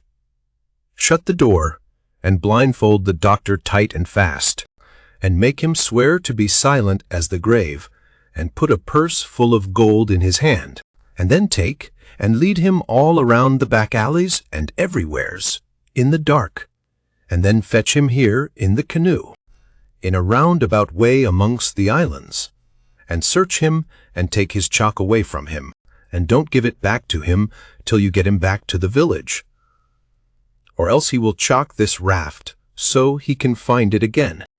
It's the way they all do." So I said I would, and Jim was to hide in the woods when he see the doctor coming, till he was gone again. Chapter 41. The doctor was an old man, a very nice, kind-looking old man, when I got him up. I told him me and my brother was over on Spanish Island hunting yesterday afternoon, and camped on a piece of a raft we found, and about midnight he must have kicked his gun in his dreams, for it went off and shot him in the leg, and we wanted him to go over there and fix it, and not say nothing about it, nor let anybody know, because we wanted to come home this evening and surprise the folks. "Who is your folks?" he says. "The Phelpses down yonder." "Oh," he says, and after a minute, he says, "How'd you say he got shot?" "He had a dream," I says, "and it shot him." "Singular dream," he says. So he lit up his lantern and got his saddle bags, and we started. But when he see the canoe, he didn't like the look of her. Said she was big enough for one, but didn't look pretty safe for two. I says, "Oh, you needn't be afeard. Sir, she carried the three of us, easy enough." "What three?" "Why, me and Sid, and the guns, that's what I mean." "Oh," he says. But he put his foot on the gunwale, and rocked her, and shook his head, and said he reckoned he'd look around for a bigger one, but they was all locked and chained. So he took my canoe, and said for me to wait till he come back, or I could hunt around further, or maybe I better go down home and get them ready for the surprise, if I wanted to. But I said I didn't, so I told him just how to find the raft, and then he started. I struck an idea pretty soon. I says to myself, "S'posen he can't fix that leg just in 3 shakes of a sheep's tail, as the saying is. S'posen it takes him 3 or 4 days. What are we going to do? Lay around there till he lets the cat out of the bag? No, sir, I know what I'll do. I'll wait, and when he comes back, if he says he's got to go any more, I'll get down there, too if I swim, and we'll take and tie him, and keep him, and shove out down the river. And when Tom's done with him, we'll give him what it's worth, or all we got, and then let him get shore." So then I crept into a lumber pile to get some sleep, and next time I waked up the sun was away up over my head. I shot out and went for the doctor's house, but they told me he'd gone away in the night, some time or other, and weren't back yet. Well, thinks I, that looks powerful bad for Tom, and I'll dig out for the island right off. So away I shoved, and turned the corner, and nearly rammed my head into Uncle Silas's stomach. He says, "Why, Tom, where you been all this time, you rascal?" "I hain't been nowheres," I says, "only just hunting for the runaway nigger, me and Sid." "Why, wherever did you go?" he says. "Your aunt's been mighty uneasy." "She needn't," I says, "because we was all right. We followed the men and the dogs, but they outrun us, and we lost them, but we thought we heard them on the water. So we got a canoe, and took out after them, and crossed over but couldn't find nothing of them. So we cruised along up shore, till we got kind of tired and beat out, and tied up the canoe and went to sleep, and never waked up till about an hour ago. Then we paddled over here to hear the news, and Sid's at the post office to see what he can hear, and I'm branching out to get something to eat for us. And then we're going home. So then we went to the post office to get Sid, but just as I suspicioned, he weren't there. So the old man, he got a letter out of the office, and we waited a while longer, but Sid didn't come.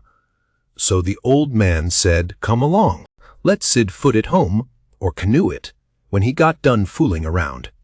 But we would ride. I couldn't get him to let me stay and wait for Sid, and he said there weren't no use in it, and I must come along and let Aunt Sally see we was all right. When we got home, Aunt Sally was that glad to see me she laughed and cried both, and hugged me, and give me one of them lickings of hern that don't amount to shucks, and said she'd serve Sid the same when he come. And the place was plumb full of farmers and farmers' wives to dinner, and such another clack a body never heard. Old Mrs. Hotchkiss was the worst. Her tongue was a-going all the time. She says, "Well, Sister Phelps, I've ransacked that air cabin over, and I believe the nigger was crazy." I says so to Sister Damrell, didn't I, Sister Damrell? Sigh, "He's crazy-s." Them's the very words I said. You all hearn me, he's crazy. Say, everything shows it. So look at that air grindstone. Sigh, want to tell me't any creetur's in his right mind's a-going to scrabble all them crazy things onto a grindstone. Sigh, here's sich a person busted his heart in here so pegged along for 37 year, and all that. Natural son o' Lewis somebody, in sich everlastin' rubbage, he's plumb crazy. Sigh, it's what I says in the fust place. It's what I says in the middle, and it's what I says last and all the time. The nigger's crazy's Nebuchadnezzar. Sigh, and look at that air ladder made out'n rags. Sister Hotchkiss, says old Mrs. Damrell. What in the name o' goodness could he ever want of? The very words I was a-sayin' no longer ago than this minute to Sister Utterback, and she'll tell you so herself. She, look at that air rag ladder, she. And yes, look at it. What could he a wanted of it? She, Sister Hotchkiss, she. But how in the nation they ever get that grindstone in there anyway? And who dug that air hole? And who? My very words, Spur Penrod. I was a-sayin', pass that air sasser o' molasses, won't ye? I was a-sayin' to Sister Dunlop, just this minute, how did they get that grindstone in there? Sigh, without help, mind you, 'thout help. Thar's where 'tis. Don't tell me. Sigh, there was help. Sigh, there was a-plenty help too. There's been a dozen a-helpin' that nigger, and I lay I'd skin every last nigger on this place, but I'd find out who done it. Sigh, and moreover, a dozen, says you. 40 couldn't a done everything that's been done. Look at them case knife saws and things, how tedious they've been made. Look at that bed leg sawed off with a week's work for 6 men. Look at that nigger made out'n straw on the bed, and look at. You may well say it, Burr Hightower. It's just as I was a-sayin' to Burr Phelps his own self. See, what do you think of it, Sister Hotchkiss? See, think o' what Burr Phelps. Sigh, think o' that bed leg sawed off that away, see. Think of it, sigh. I lay it never sawed itself off, psych. Somebody sawed it, sigh. That's my opinion, take it or leave it, it mayn't be no count, sigh. But sich as is, it's my opinion, sigh. And if anybody can start a better one, sigh, let him do it, that's all. I says to Sister Dunlap, Why, dog my cats? They must have been a house full of niggers in there every night for 4 weeks to a done all that work. Sister Phelps, look at that shirt.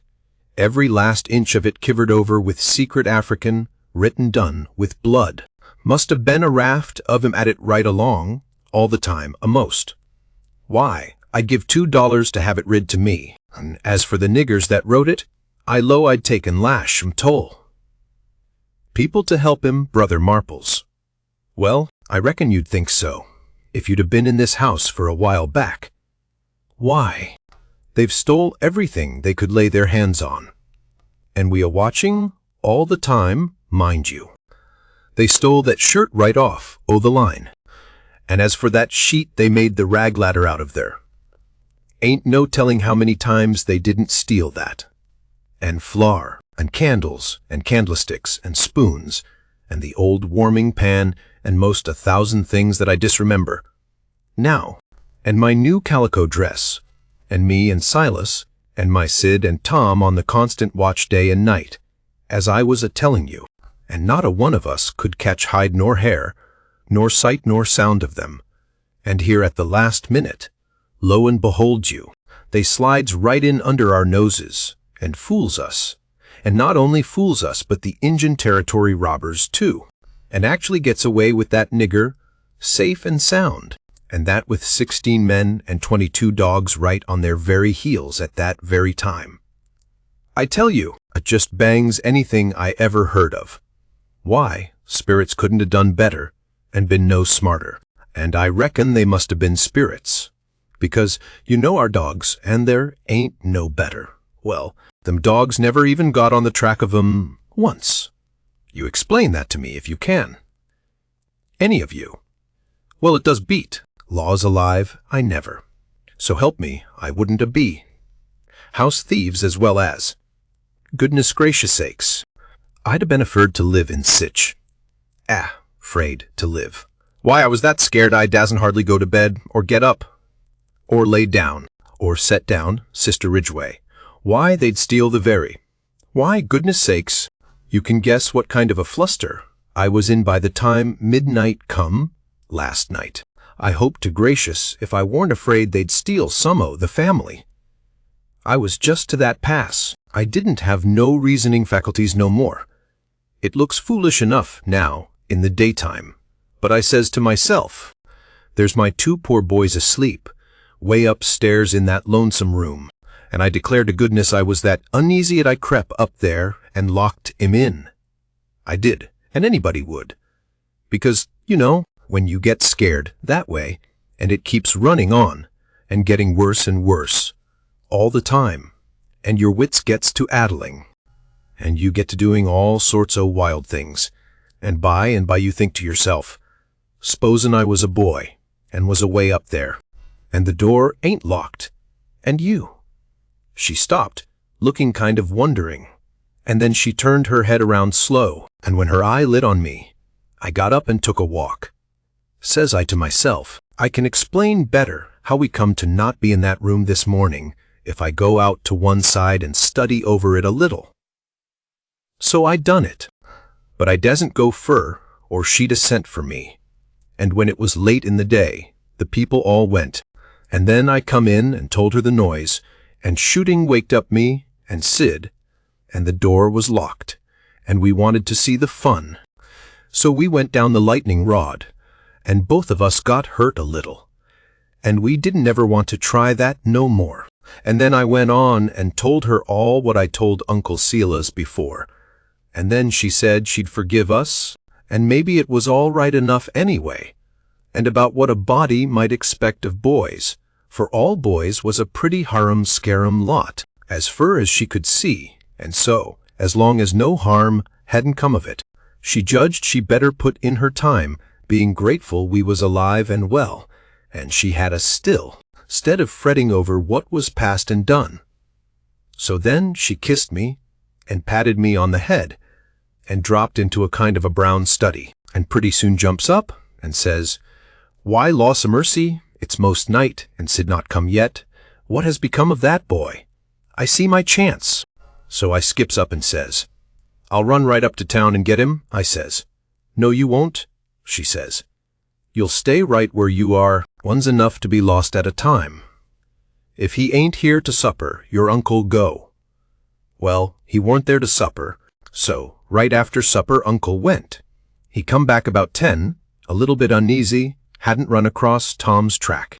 Aunt Sally was a good deal uneasy, but Uncle Silas he said there warn't no occasion to be. "Boys will be boys," he said, "and you'll see this one turn up in the morning, all sound and right." so she had to be satisfied. But she said she'd set up for him a while, anyway, and keep a light burning, so he could see it. And then when I went up to bed, she come up with me and fetched her candle and tucked me in, and mothered me so good I felt mean, and like I couldn't look her in the face, and she sat down on the bed and talked with me a long time, and said what a splendid boy Sid was, and didn't seem to want to ever stop talking about him, and kept asking me every now and then if I reckoned he could 'a' got lost, or hurt, or maybe drowned, and might be laying at this minute, somewheres, suffering or dead, and she not by him to help him. And so the tears would drip down, silent, and I would tell her that Sid was all right, and would be home in the morning, sure, and she would squeeze my hand, or maybe kiss me, and tell me to say it again, and keep on saying it, because it done her good, and she was in so much trouble. And when she was going away, she looked down in my eyes, so steady and gentle, and says, "The door ain't going to be locked, Tom, and there's the window and the rod, but you'll be good, won't go? For my sake." Laws knows I wanted to go bad enough to see about Tom, and was all intending to go. But after that, I wouldn't 'a' went, not for kingdoms. But she was on my mind, and Tom was on my mind, so I slept very restless.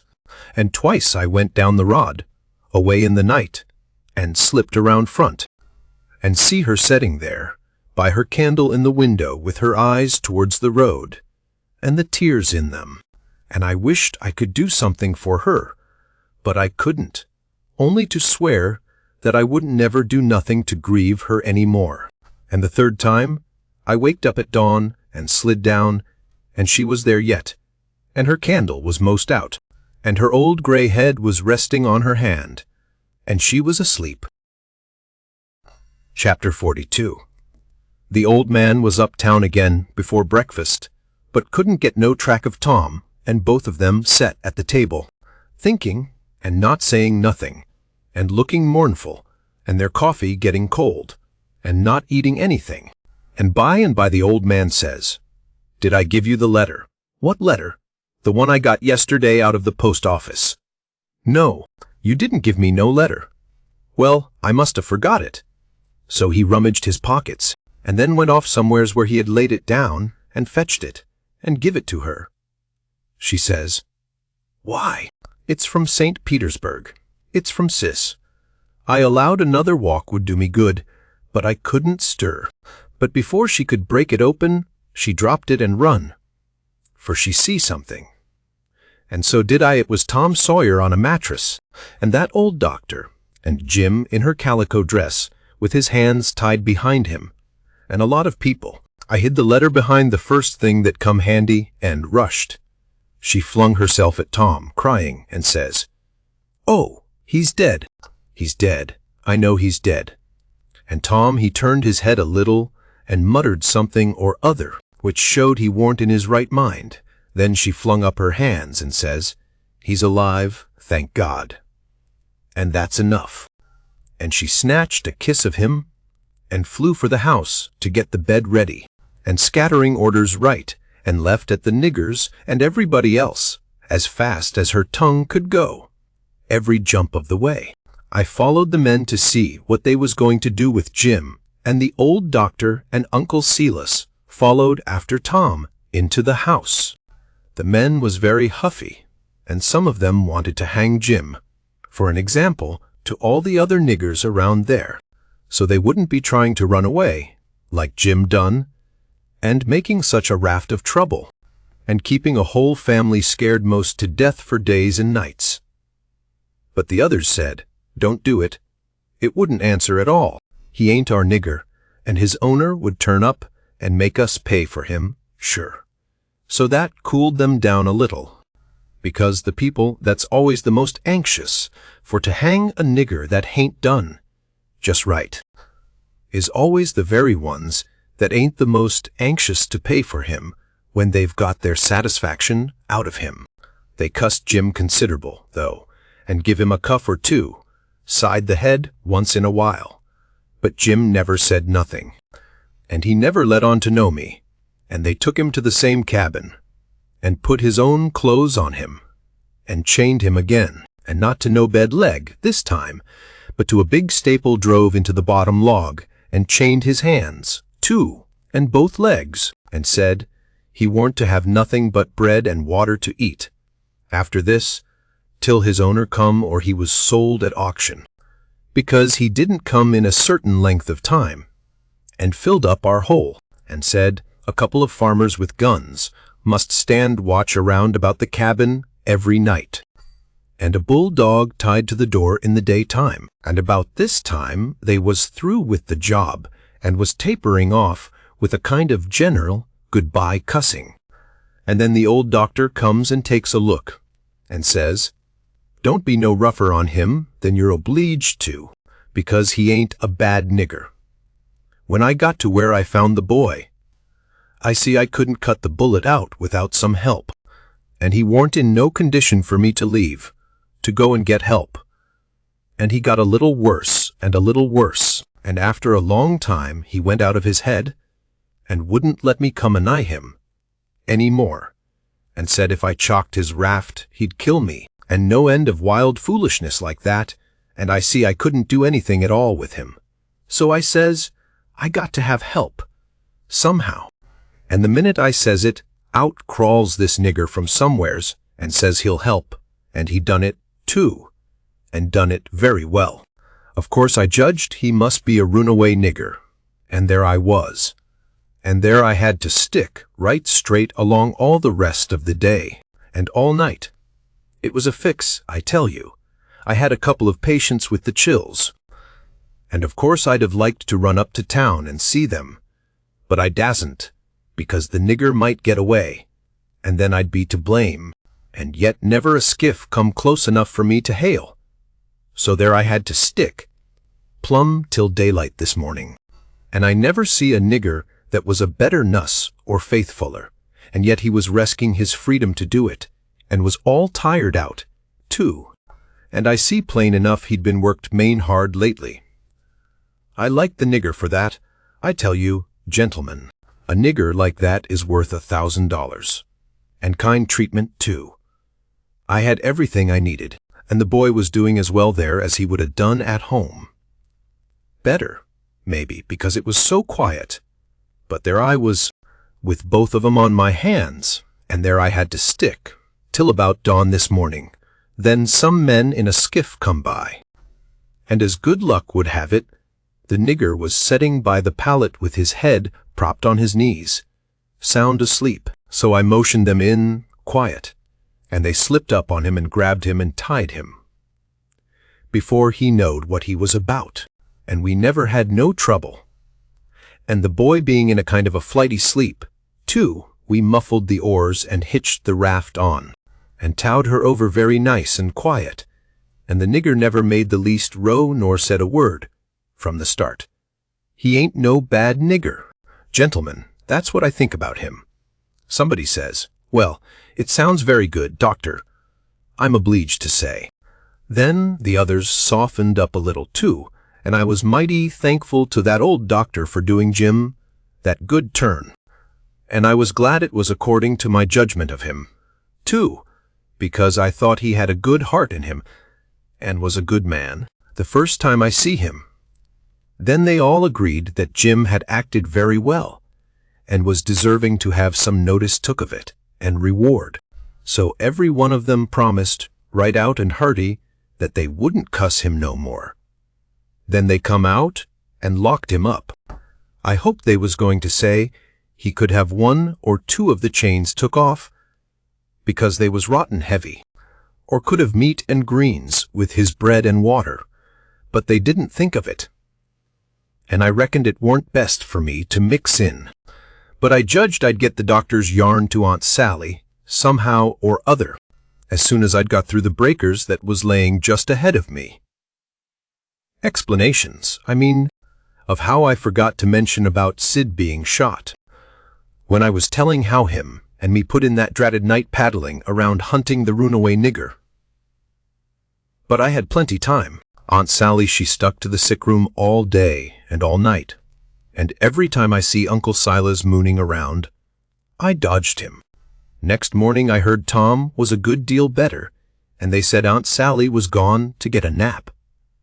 So I slips to the sick room, and if I found him awake, I reckoned we could put up a yarn for the family that would wash.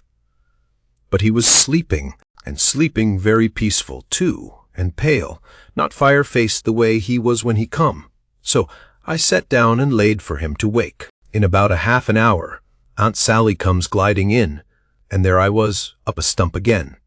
She motioned me to be still, and sat down by me, and begun to whisper, and said we could all be joyful now, because all the symptoms was first-rate.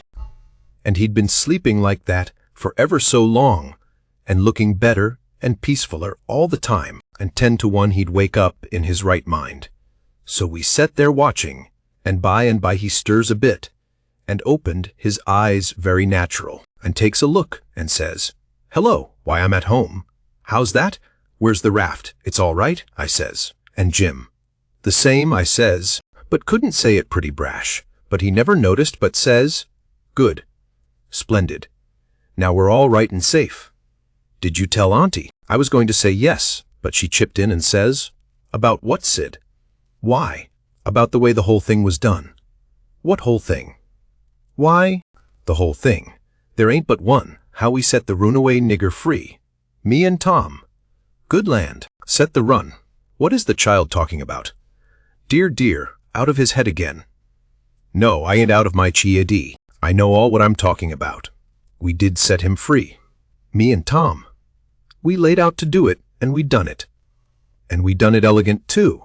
He'd got a start, and she never checked him up. Just set and stared, and let him clip along. And I see it warn't no use for me to put in. Why, Auntie, it cost us a power of work. Weeks of it. Hours and hours, every night, whilst you was all asleep. And we had to steal candles, and the sheet, and the shirt, and your dress, and spoons, and tin plates, and case knives, and the warming pan, and the grindstone, and flour, and just no end of things. And you can't think what work it was to make the saws, and pens and inscriptions, and one thing or another. And you can't think half the fun it was. And we had to make up the pictures of coffins, and things, and anonymous letters from the robbers, and get up and down the lightning rod, and dig the hole into the cabin, and make the rope ladder, and send it in cooked up in a pie, and send in spoons and things to work with in your apron pocket. Mercy sakes. And load up the cabin with rats and snakes and so on, for company for Jim. And then you kept Tom here so long with the butter in his hat that you come near spiling the whole business, because the men come before we was out of the cabin, and we had to rush, and they heard us and let drive at us. And I got my share, and we dodged out of the path and let them go by, and when the dogs come they weren't interested in us, but went for the most noise, and we got our canoe, and made for the raft, and was all safe, and Jim was a free man, and we done it all by ourselves, and wasn't it bully, Auntie? Well, I never heard the likes of it in all my born days. So it was you little rapscallions, that's been making all this trouble, and turned everybody's wits clean inside out, and scared us all most to death. I've as good a notion as ever I had in my life, to take it out o' you this very minute. To think, here I've been, night after night. You just get well once, you young scamp, and I lay I'll tan the old Harry out o' both o' ye. But Tom, he was so proud and joyful, he just couldn't hold in, and his tongue just went it. She a chipping in, and spitting fire all along, and both of them going it at once, like a cat convention, and she says, "Well, you get all the enjoyment you can out of it now, for mind I tell you if I catch you meddling with him again." "Meddling with who?" Tom says, dropping his smile and looking surprised. "With who?" "Why, the runaway nigger, of course. Who'd you reckon?" Tom looks at me very grave and says, "Tom, didn't you just tell me he was all right? Hasn't he got away?" "Him," says Aunt Sally, "the runaway nigger." "'Deed he hasn't. They've got him back, safe and sound, and he's in that cabin again, on bread and water, and loaded down with chains, till he's claimed or sold. Tom rose square up in bed, with his eye hot, and his nostrils opening and shutting like gills, and sings out to me, "They hain't no right to shut him up. Shove. And don't you lose a minute. Turn him loose. He ain't no slave. He's as free as any critter that walks this earth." What does the child mean? I mean every word I say, Aunt Sally. And if somebody don't go, I'll go. I've knowed him all his life, and so has Tom there. Old Miss Watson died 2 months ago, and she was ashamed she ever was going to sell him down the river, and said so. And she set him free in her will. Then what on earth did you want to set him free for, seeing he was already free? Well, that is a question, I must say, and just like women. Why, I wanted the adventure of it, and I'd a waded neck deep in blood too. Goodness alive, Aunt Polly, if she weren't standing right there, just inside the door, looking as sweet and contented as an angel half full of pie. I wish I may never.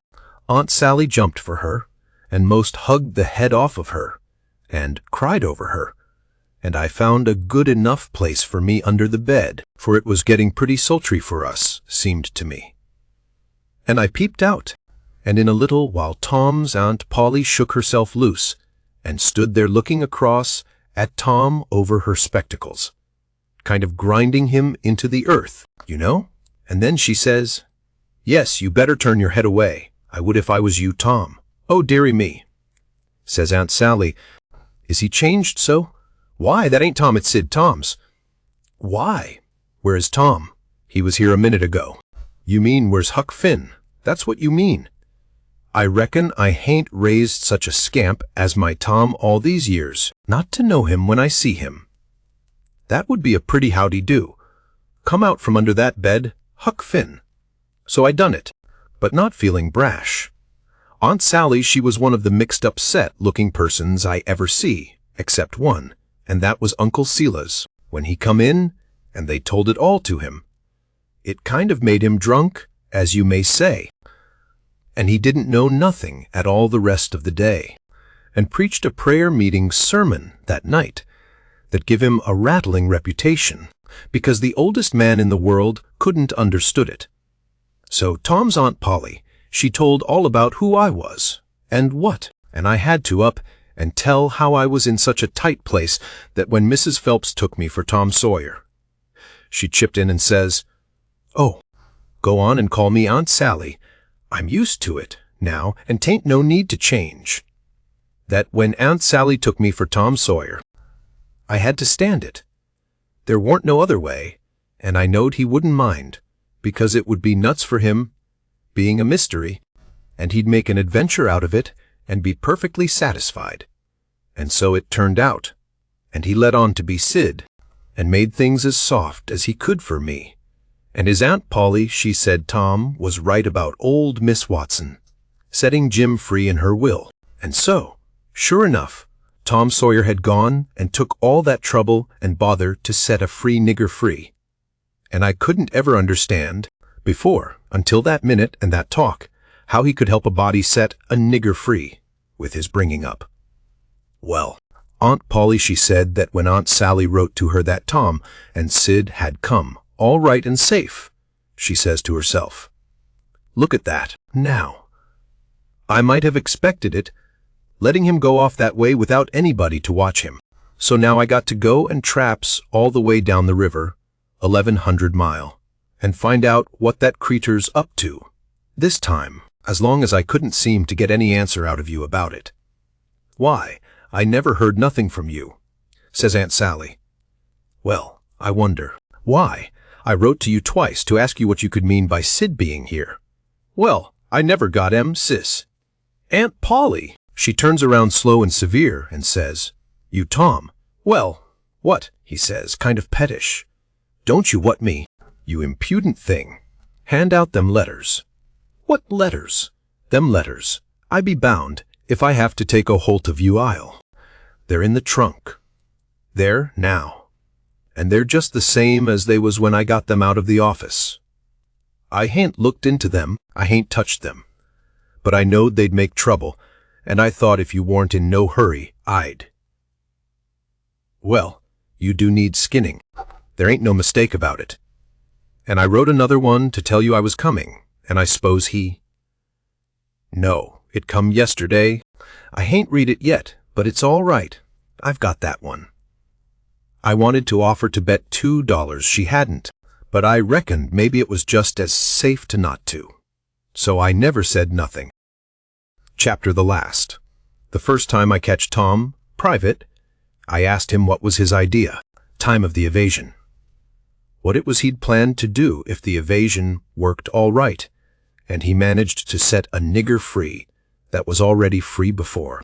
And he said, what he had planned in his head, from the start, if we got Jim out all safe, was for us to run him down the river, on the raft, and have adventures plumb to the mouth of the river, and then tell him about his being free, and take him back up home on a steamboat, in style, and pay him for his lost time, and write word ahead, and get out all the niggers around, and have them waltz him into town with a torch-light procession and a brass band, and then he would be a hero, and so would we.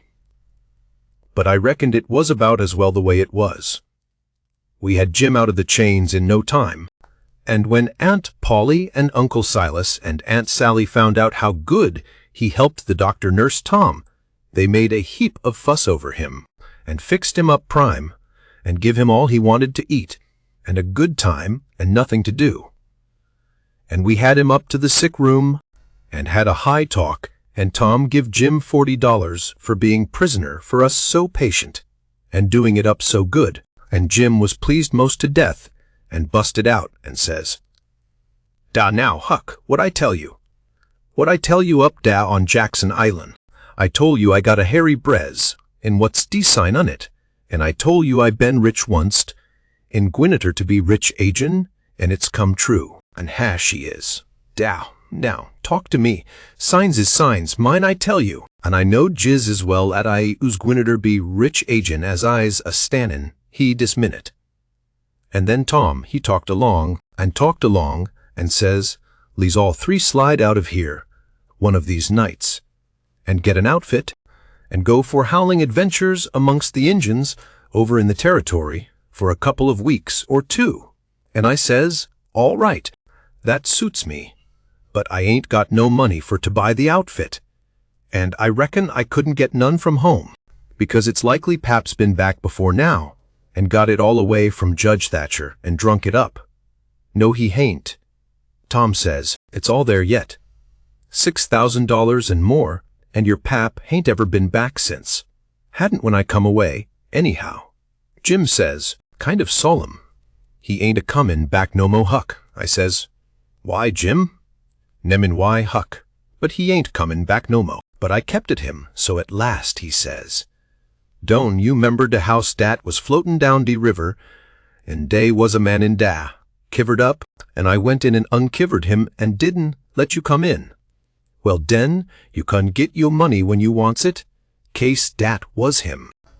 Tom's most well now, and got his bullet around his neck on a watch guard for a watch, and is always seeing what time it is, and so there ain't nothing more to write about. And I am rotten glad of it, because if I'd a-knowed what a trouble it was to make a book, I wouldn't a-tackled it, and ain't a-going to know more. But I reckon I got to light out for the territory ahead of the rest, because Aunt Sally she's going to adopt me and civilize me, and I can't stand it. I've been there before. The end. Yours truly, Huck Finn.